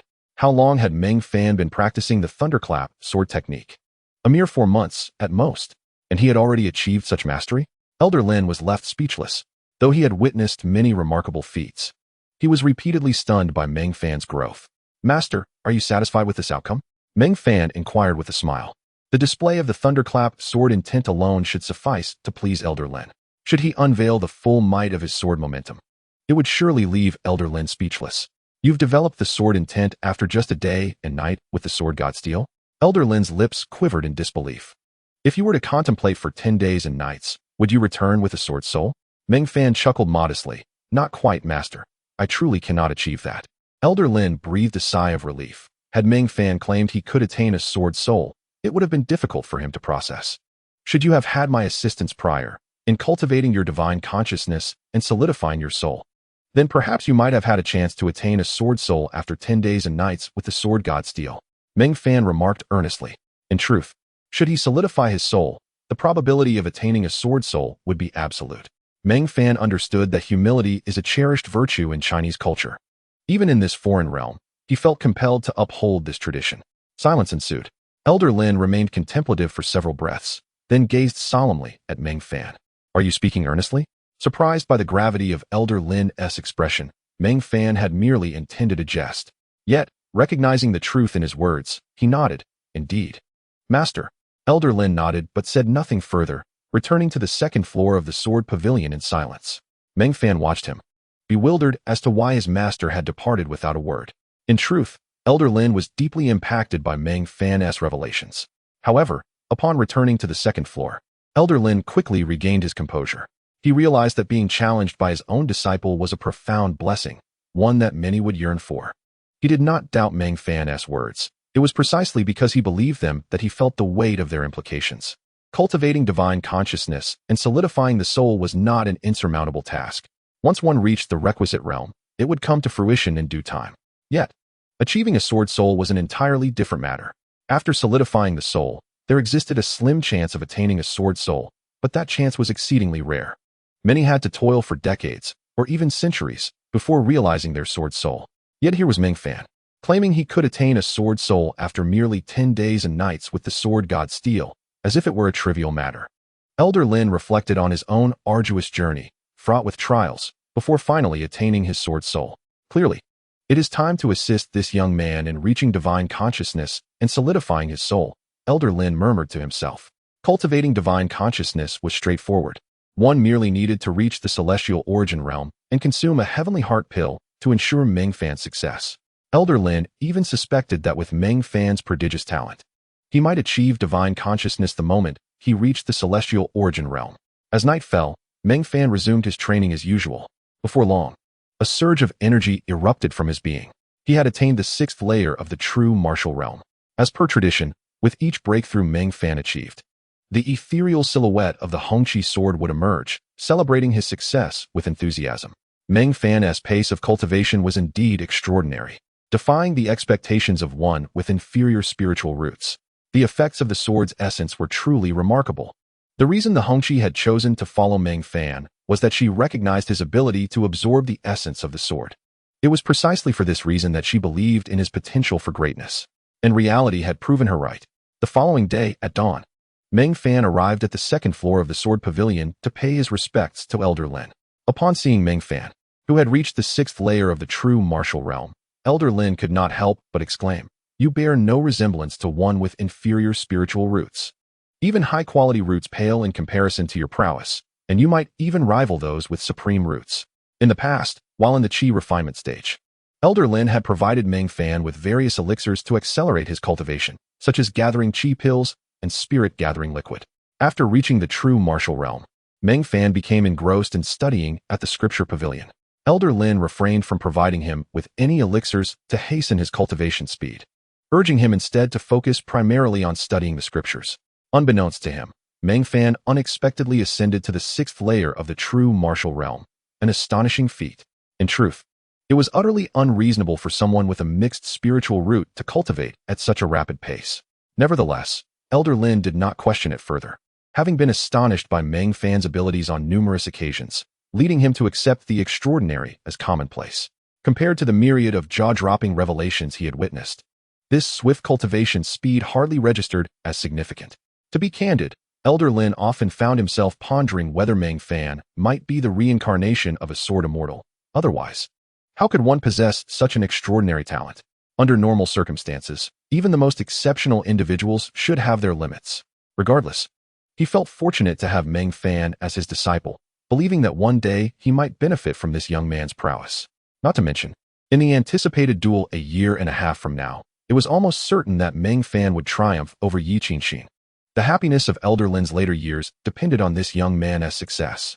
Approximately a month later, the day would arrive for the three sects to jointly enter the monster domain, and Elder Lin informed Meng Fan that he had already submitted his name for participation in the task.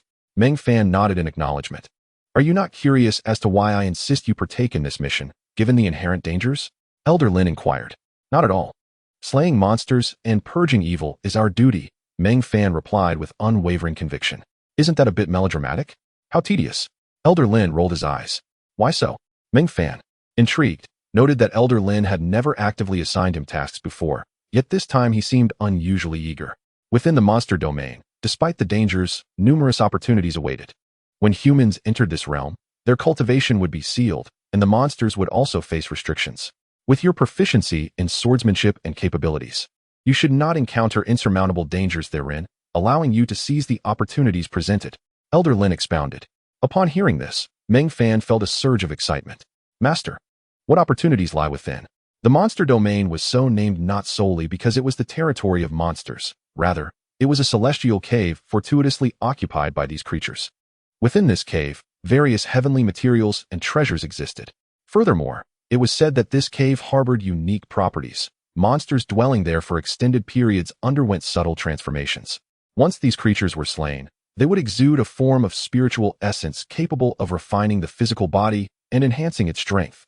By slaying more monsters and combining this with the extreme dominance true body technique I imparted to you, your physical form can achieve remarkable enhancement.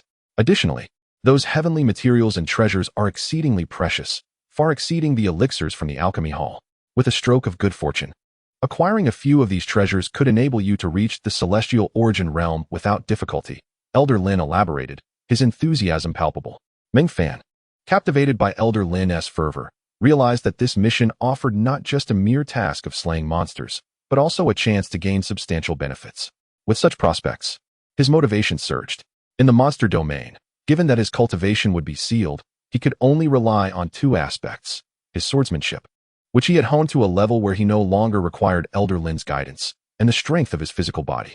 A sufficiently strong physique would serve as a great asset in the monster domain, allowing him to navigate its dangers with ease. However, since the Shu Mountain Sword Sect specialized in sword cultivation, they lacked expertise in body refinement. The extreme dominance true body technique he had been taught was already considered an excellent body refinement method within the sect.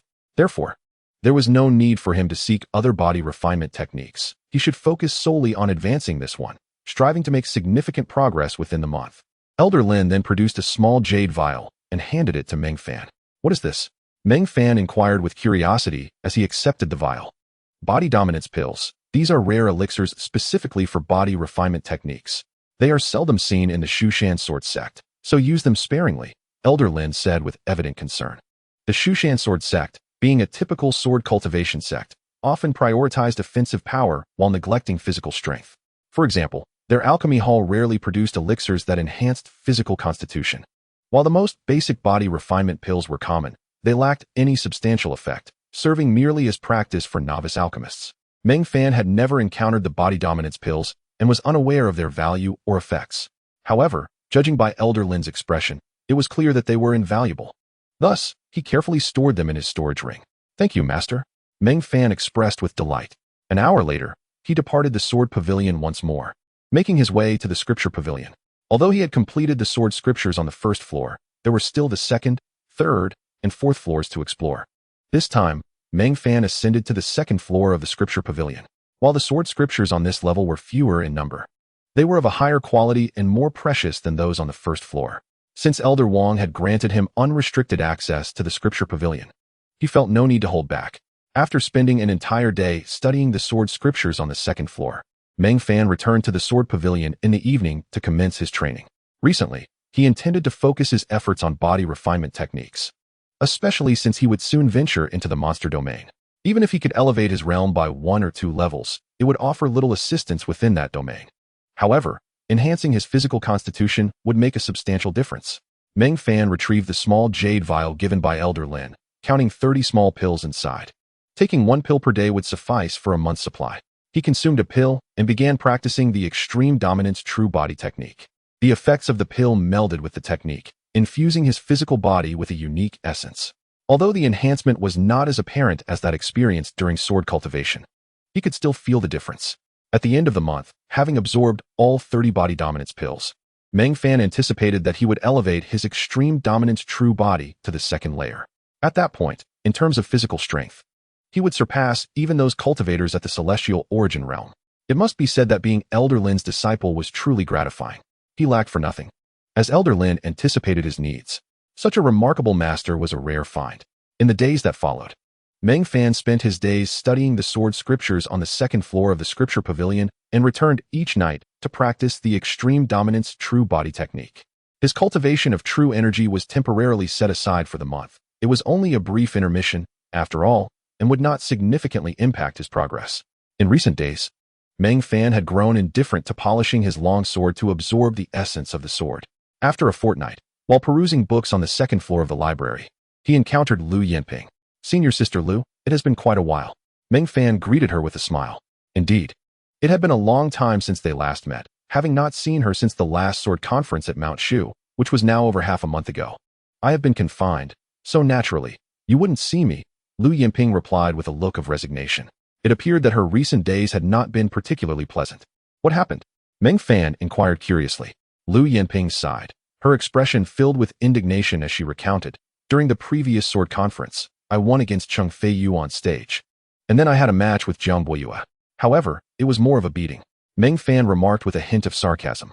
"That is irrelevant." Lu Yinping shot him a glare before continuing. "What matters is that I showcased my exceptional swordsmanship during that competition, and then trouble ensued." "What kind of trouble?" Meng Fan sensed something amiss, but was uncertain. Those who exhibited formidable swordsmanship in the contest were typically selected for missions to the demon realm, and Lu Yinping was surely among them. She had previously mentioned that her family opposed her going out, even hindering her participation in external training from her sect. The journey to the demon realm was far more perilous than mere training, and it seemed her family wished to shield her from danger. "Indeed, you were right. Those who performed well in the literary contest are to be chosen for the demon realm mission. My grandfather forbade me from going, locking me away until I promised to participate in that mission, after which he lifted my confinement. It is utterly excessive." Meng Fan chuckled lightly.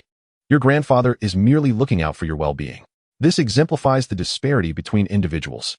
Elder Lin actively encouraged Meng Fan to train and enhance his abilities, while Lu Yinping's grandfather sought to keep her sheltered like a flower in a greenhouse. It is not a matter of right or wrong, but rather differing perspectives. Is it acceptable to confine me in the name of my own good? That is sheer disrespect. Lu Yinping exclaimed angrily. Meng Fan found himself in agreement. Confining someone at whim was indeed excessive and rather feudalistic. However, considering they resided in a society of cultivation, far more severe than feudal times, he felt less perturbed. In truth, it matters little. If you are curious about anything, I can enlighten you upon my return, Meng Fan stated with a grin. Lu Yinping looked at him in bewilderment, confused by his words. What do you mean by when you return? Her expression shifted dramatically, incredulously staring at him. Are you also participating in that demon realm mission? But you didn't showcase your swordsmanship on the heavenly platform during the contest. Meng Fan shrugged helplessly. Elder Lin signed me up and submitted my name. I envy you. Lu Yinping gazed at Meng Fan with palpable admiration. What is there to envy? It is indeed dangerous. And I cannot guarantee my own safe return, Meng Fan said humbly. Oh please, I know you too well. If you cannot return unscathed, then our sect, alongside the Wuji Sword Sect and Kunlun Sword Sect, would be utterly annihilated. Lu Yinping was perhaps the person, aside from Elder Lin, who understood Meng Fan's prowess best, as he was essentially her mentor. A mischievous glint appeared in Lu Yinping's eyes. What scheme are you concocting? Meng Fan asked, sensing her ulterior motive. I had initially deceived my grandfather into thinking I would not go to the demon realm. I had even contemplated sneaking away. Now that you are going, I feel at ease. Lu Yinping laughed. Meng Fan frowned at the thought. He couldn't bear the idea of being blamed by Elder Lu for abducting his granddaughter if she went missing. Hold on, what are you planning? I am not interested. And do not speak of it further, Meng Fan asserted decisively, cutting off Lu Yinping's impending words. Lu Yinping rolled her eyes, regardless. Once we are in the demon realm, you must protect me. Knowing Meng Fan would be part of the mission, Lu Yinping was now resolute in her decision. I cannot comprehend what you are saying, Meng Fan replied, ignoring her. Lu Yinping ceased to dwell on the topic. She had made up her mind to sneak out of the Shu Mountain Sword Sect ahead of time and then join the main group. She simply could not miss out on such an intriguing place as the demon realm. By the way, I have heard that Jiang Buiyue is a scoundrel. The day after the literary contest, he caused the death of one of our female disciples from the Shu Mountain Sword Sect, Lu Yinping suddenly asked. Meng Fan nodded, affirming. It can indeed be said that he is responsible. I was confined the day of the contest and only learned of this yesterday. I never imagined Jiang Buiyue, who appeared so respectable, could be such a wretched character. Were you not the one who suggested he was your future husband? I admit I was blind. Lu Yinping retorted. Now, what exactly did you come to see me for? Although Lu Yinping had visited him several times, each time she had a serious matter to discuss. Not merely to reminisce. Oh, I want to exchange my spirit sword. Isn't the Sword Pavilion under your jurisdiction? Lu Yinping stated matter-of-factly. What do you mean by the Sword Pavilion being under my control? I do not possess such authority. Even if you seek my help, exchanging swords requires 10 spirit stones. I cannot grant you any favors. Meng Fan replied. Spirit stones? Are you looking down on me? Lu Yinping erupted in fury, feeling her status as the richest young lady in the inner sect was insulted. 10 spirit stones? I wouldn't even bother picking them up if they fell into the water. That evening, after leaving the library, Meng Fan accompanied Lu Yinping to the Sword Pavilion. In truth, she had made the right choice in seeking him out, under normal circumstances. As a mere disciple at the 3rd level of true martial realm, attempting to subdue a spirit sword could result in a backlash. Much like the case of Du Ming, who sought a spirit sword but would have perished had Elder Lin not intervened. Lu Yinping's strength was likely comparable to Du Ming's, if not slightly stronger, yet still insufficient to handle a fierce spirit sword. Fortunately, fate smiled upon her, as she had encountered Meng Fan. Upon returning to the Sword Pavilion, Meng Fan casually selected a spirit sword and tossed it to Lu Yinping. Huan Yu sword. This sword had previously been handled by Meng Fan, who had refined and absorbed its sword essence, rendering it relatively safe. Even if Lu Yinping could not tame this sword, she would likely not suffer any harm. Had it been earlier, he would have insisted on 100 spirit stones from Lu Yinping. However, now it feels too familiar, making it somewhat difficult to proceed. Lu Yinping took the illusory rain sword, and as soon as the sword touched her hand, she felt a unique aura surge towards her. An immense sense of intimidation enveloped her entirely. This pressure made her tremble uncontrollably, yet she gritted her teeth and persevered. After a moment, with a fierce expression, she drew the illusory rain sword and began to practice her sword dance. Out. Meng Fan struck Lu Yinping on the shoulder, sending her flying out of the Sword Pavilion and landing outside its grand doors. In this situation, Lu Yinping was already faintly losing her sanity. Had she been allowed to practice within the Sword Pavilion, she might have overturned the entire first floor. That would have been a mess for her to clean up later. Hence, Meng Fan acted without hesitation, propelling Lu Yinping outside. Lu Yinping, without time to settle scores with Meng Fan, gripped the illusory rain sword and commenced her practice of the by high tide sword technique. From sword moves to the rhythm of the sword, and finally to the essence of the sword. Gradually, Lu Yinping's expression calmed, and the illusory rain sword also settled. She had succeeded. The sword no longer resisted her. Haha, I did it. I have a spirit sword now. Lu Yinping laughed heartily, attracting curious glances from passing disciples. She felt no embarrassment, continuing to laugh unabashedly, filled with excitement and exhilaration. My grandfather said I wasn't worthy of a spirit sword and that I could never obtain one. Just wait until I go back and slap his face with this sword. Haha, this girl was clearly becoming a bit too proud. If her grandfather were to hear such words, he would undoubtedly confine her for at least a month. All right, enough boasting. If it weren't for the gentlest and most obedient spirit sword, do you think you could have succeeded? Meng Fan, unable to tolerate Lu Yinping's arrogance, shot back. You're talking nonsense. Which sword is gentle? Why don't you admit you're a swordsman? Lu Yinping glared at Meng Fan. Oh, if you don't believe me, go try switching swords again. Not a chance. I'm out of energy. Before Meng Fan could say more, Lu Yinping produced 100 spirit stones for him. No need to change.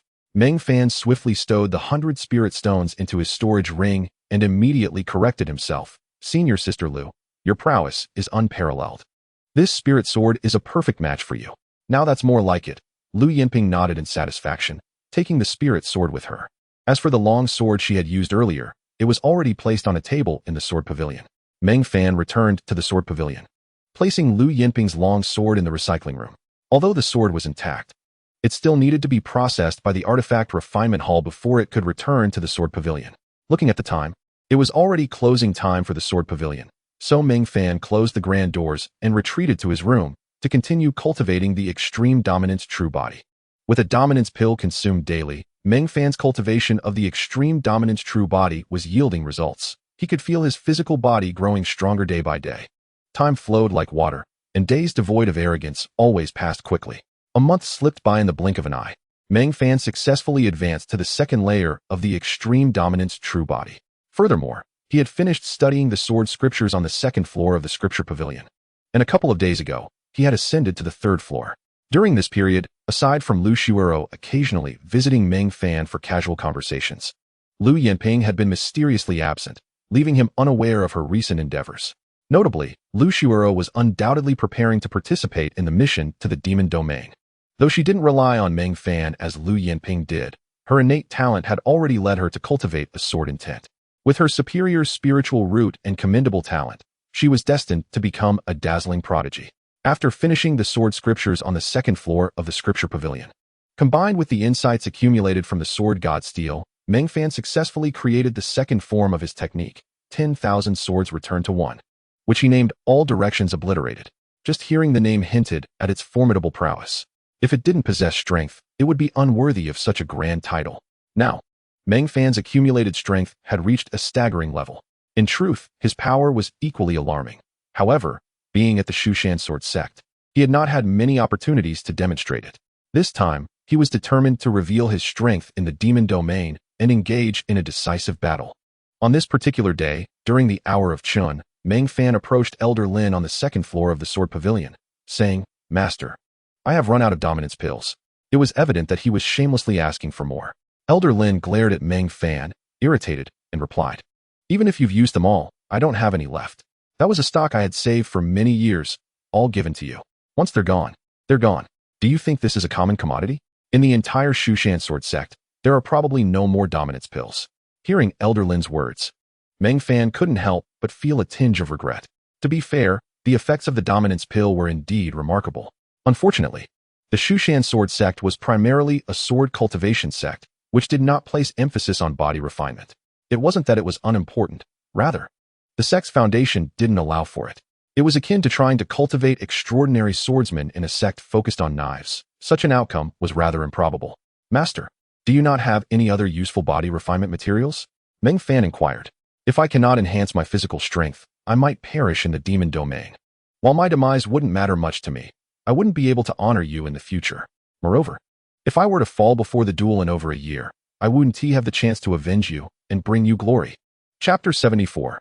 Treasures of the Buddhist Sect. Upon hearing Meng Fan's words, Elder Lin looked at him with helplessness. This boy was so audaciously shameless. He wondered who had taught him such behavior. It was often said that the crying child gets the milk, and it seemed to hold true. If only that rascal Luo had half of Meng Fan's shamelessness, he wouldn't be in such a dire situation now. Thinking of this, Elder Lin suddenly felt a sense of debt towards Luo. He then retrieved a new small jade bottle and handed it to Meng Fan. "Master, what is this?" Meng Fan asked excitedly as he accepted the jade bottle. There was no doubt that after begging Elder Lin for so long, this item must be something valuable. Elder Lin sighed, exasperated. "You brat, you're depleting my resources. This is diamond liquid, a potent elixir used by disciples of the Buddhist sect for body refinement. It's highly effective. Originally, I intended to reward you with it once you reached a certain level in your cultivation. But with your shamelessness, it's truly rare." Meng Fan's eyes lit up at the mention of the elixir. The body refinement elixir used by Buddhist disciples? This is indeed a treasure. It is well known that within the Buddhist sect, there are many who have achieved mastery in body refinement. The various golden-skinned arhats are indomitable in their physical forms, causing many body refinement sects to tremble before them. Elder Lin, with such treasures, had been keeping them hidden. Meng Fan promptly stored the diamond liquid in his storage ring, fearing Elder Lin might change his mind. Upon witnessing Meng Fan's actions, Elder Lin rolled his eyes and cautioned, "Remember, take a drop every 3 days. Using more would be wasteful and may burden your body." "Understood, Master," Meng Fan replied with a smile. "You truly possess an extraordinary wit. Should this continue, by the time you reach the heavenly origin realm, even your master may be at a loss for how to reward you." This remark was made by Elder Lin for the second time, indicating that he was genuinely feeling a bit financially strained. Meng Fan quickly reassured, "Master, do not worry. In the future, I shall honor you. Your words are sweet, yet when it comes to offering gifts, your tongue seems less pliable." Elder Lin replied with a bittersweet smile. "By the way, Master, has the mission to the demon realm been finalized? When does it commence?" Meng Fan inquired. "Tentatively, it is set for 8 days from now. Unless unforeseen circumstances arise, we shall gather everyone and proceed to the demon realm then," Elder Lin stated. "Isn't it said that the Wujian Sword Sect and the Kunlun Sword Sect will also venture into the demon realm? The entrance lies in the Ghost Month Valley, where the 3 sects will assemble," he continued. Understanding this, Meng Fan made his way to the 3rd floor of the scripture vault to study the sword canon. Given his pace, he would soon complete it, and the 4th floor contained even fewer texts, allowing for swifter progress. As for the 5th floor, it remained inaccessible to him, so he dismissed it from consideration. However, it seemed unlikely that he would finish studying the 3rd floor before heading to the demon realm, Meng Fan mused. During this period spent in the scripture vault, he had also been attentive to the presence of demonic techniques among the texts. After all, a trace of demonic energy resided within him, awaiting growth. Unfortunately, he found no books related to demonic techniques on the first 2 floors, and having perused half of the 3rd floor, he encountered the same lack. He wondered whether the remainder of the 3rd floor or the entirety of the 4th held any demonic techniques. If they did not, acquiring such techniques would indeed prove challenging. For a grand sect such as the Shu Mountain Sword Sect to lack such techniques meant that smaller sects would stand little chance of possessing them. Nevertheless, Meng Fan maintained a positive mindset, not overly fixating on the issue.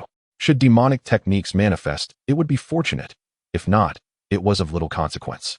His cultivation of a trace of demonic energy was merely a serendipitous occurrence. As night fell, Meng Fan returned to the Sword Pavilion to continue refining the extreme domineering body. With Elder Lin's provided diamond liquid, he discerned a marked improvement in his training, far surpassing that of the dominant body pill. Indeed, the finest treasures often reveal themselves later in the journey. He pondered what other exceptional items Elder Lin might produce once this diamond liquid was exhausted. Perhaps nothing at all.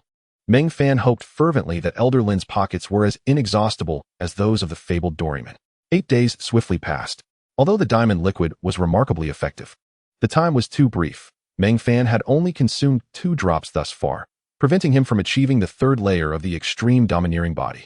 Given a month, he might have had a real chance. Nevertheless, he remained confident in his capabilities. Within the demon realm, he anticipated being able to move with great assurance. After all, as Lu Yinping aptly remarked, if Meng Fan could not emerge alive from the demon realm, it was likely that all would meet their demise. This, clearly, was not a feasible outcome. On this day, Meng Fan prepared to assemble at the Heavenly Sword Square to join the main group heading to the Ghost Month Valley. To his surprise, Elder Lin emerged from the Sword Pavilion as well. "Master, why are you also here?" Meng Fan exclaimed. Elder Lin replied with a smile. "Because I am one of the elders leading this expedition." Meng Fan was momentarily taken aback, as this revelation had never been shared with him. A warm current surged within him, deeply moved, for Elder Lin seldom left the Sword Pavilion, let alone the Shu Mountain Sword Sect. His role as a leading elder was undoubtedly due to Meng Fan himself. "I cannot guarantee your safety within the demon realm. That rests solely upon you. However, I assure you that your journey there and back will be entirely safe," Elder Lin stated in a calm tone. Meng Fan's teeth clenched slightly, struggling to find words, but could not articulate his feelings. He was not one to indulge in sentimentality, yet at this moment, he felt overwhelmed. The unconditional kindness of another is always palpable. "Thank you, Master," he finally managed to say, his voice trembling slightly. "Confounded sentimentality. Let us depart. What need is there for such formality?" He stepped ahead toward the Heavenly Sword Square, with Meng Fan following closely behind. At the Heavenly Sword Square, Meng Fan spotted a familiar face. Only one, in fact. "Li Shuero," he called. "Brother Meng Fan, you've arrived. I've been waiting for you for ages," she exclaimed, rushing to him with a smile. Having previously conversed with him at the scripture vault, she was aware that Meng Fan would participate in this mission to the demon realm. Although she felt some concern, she recognized it as ultimately pointless. Thus, She resolved to protect Meng Fan within the demon realm. In their childhood, after their village was destroyed, they had relied on each other. Meng Fan had always been her protector, and now, it was her turn to safeguard him. The thought thrilled her. Brother Meng Fan. Who is this? Upon reaching him, Li Shuero noticed Elder Lin standing nearby. This is Elder Lin from the scripture vault, whom I mentioned earlier, my master. Meng Fan introduced. Li Shuero promptly bowed deeply to Elder Lin, sincerity etched on her face. Thank you, Elder Lin, for accepting Brother Meng Fan as your disciple. She vividly recalled Meng Fan's struggles as a servant disciple, feeling lost and despondent. She had once attempted to assist him in cultivating, but to no avail. Not even the first trace of true energy could she help him manifest.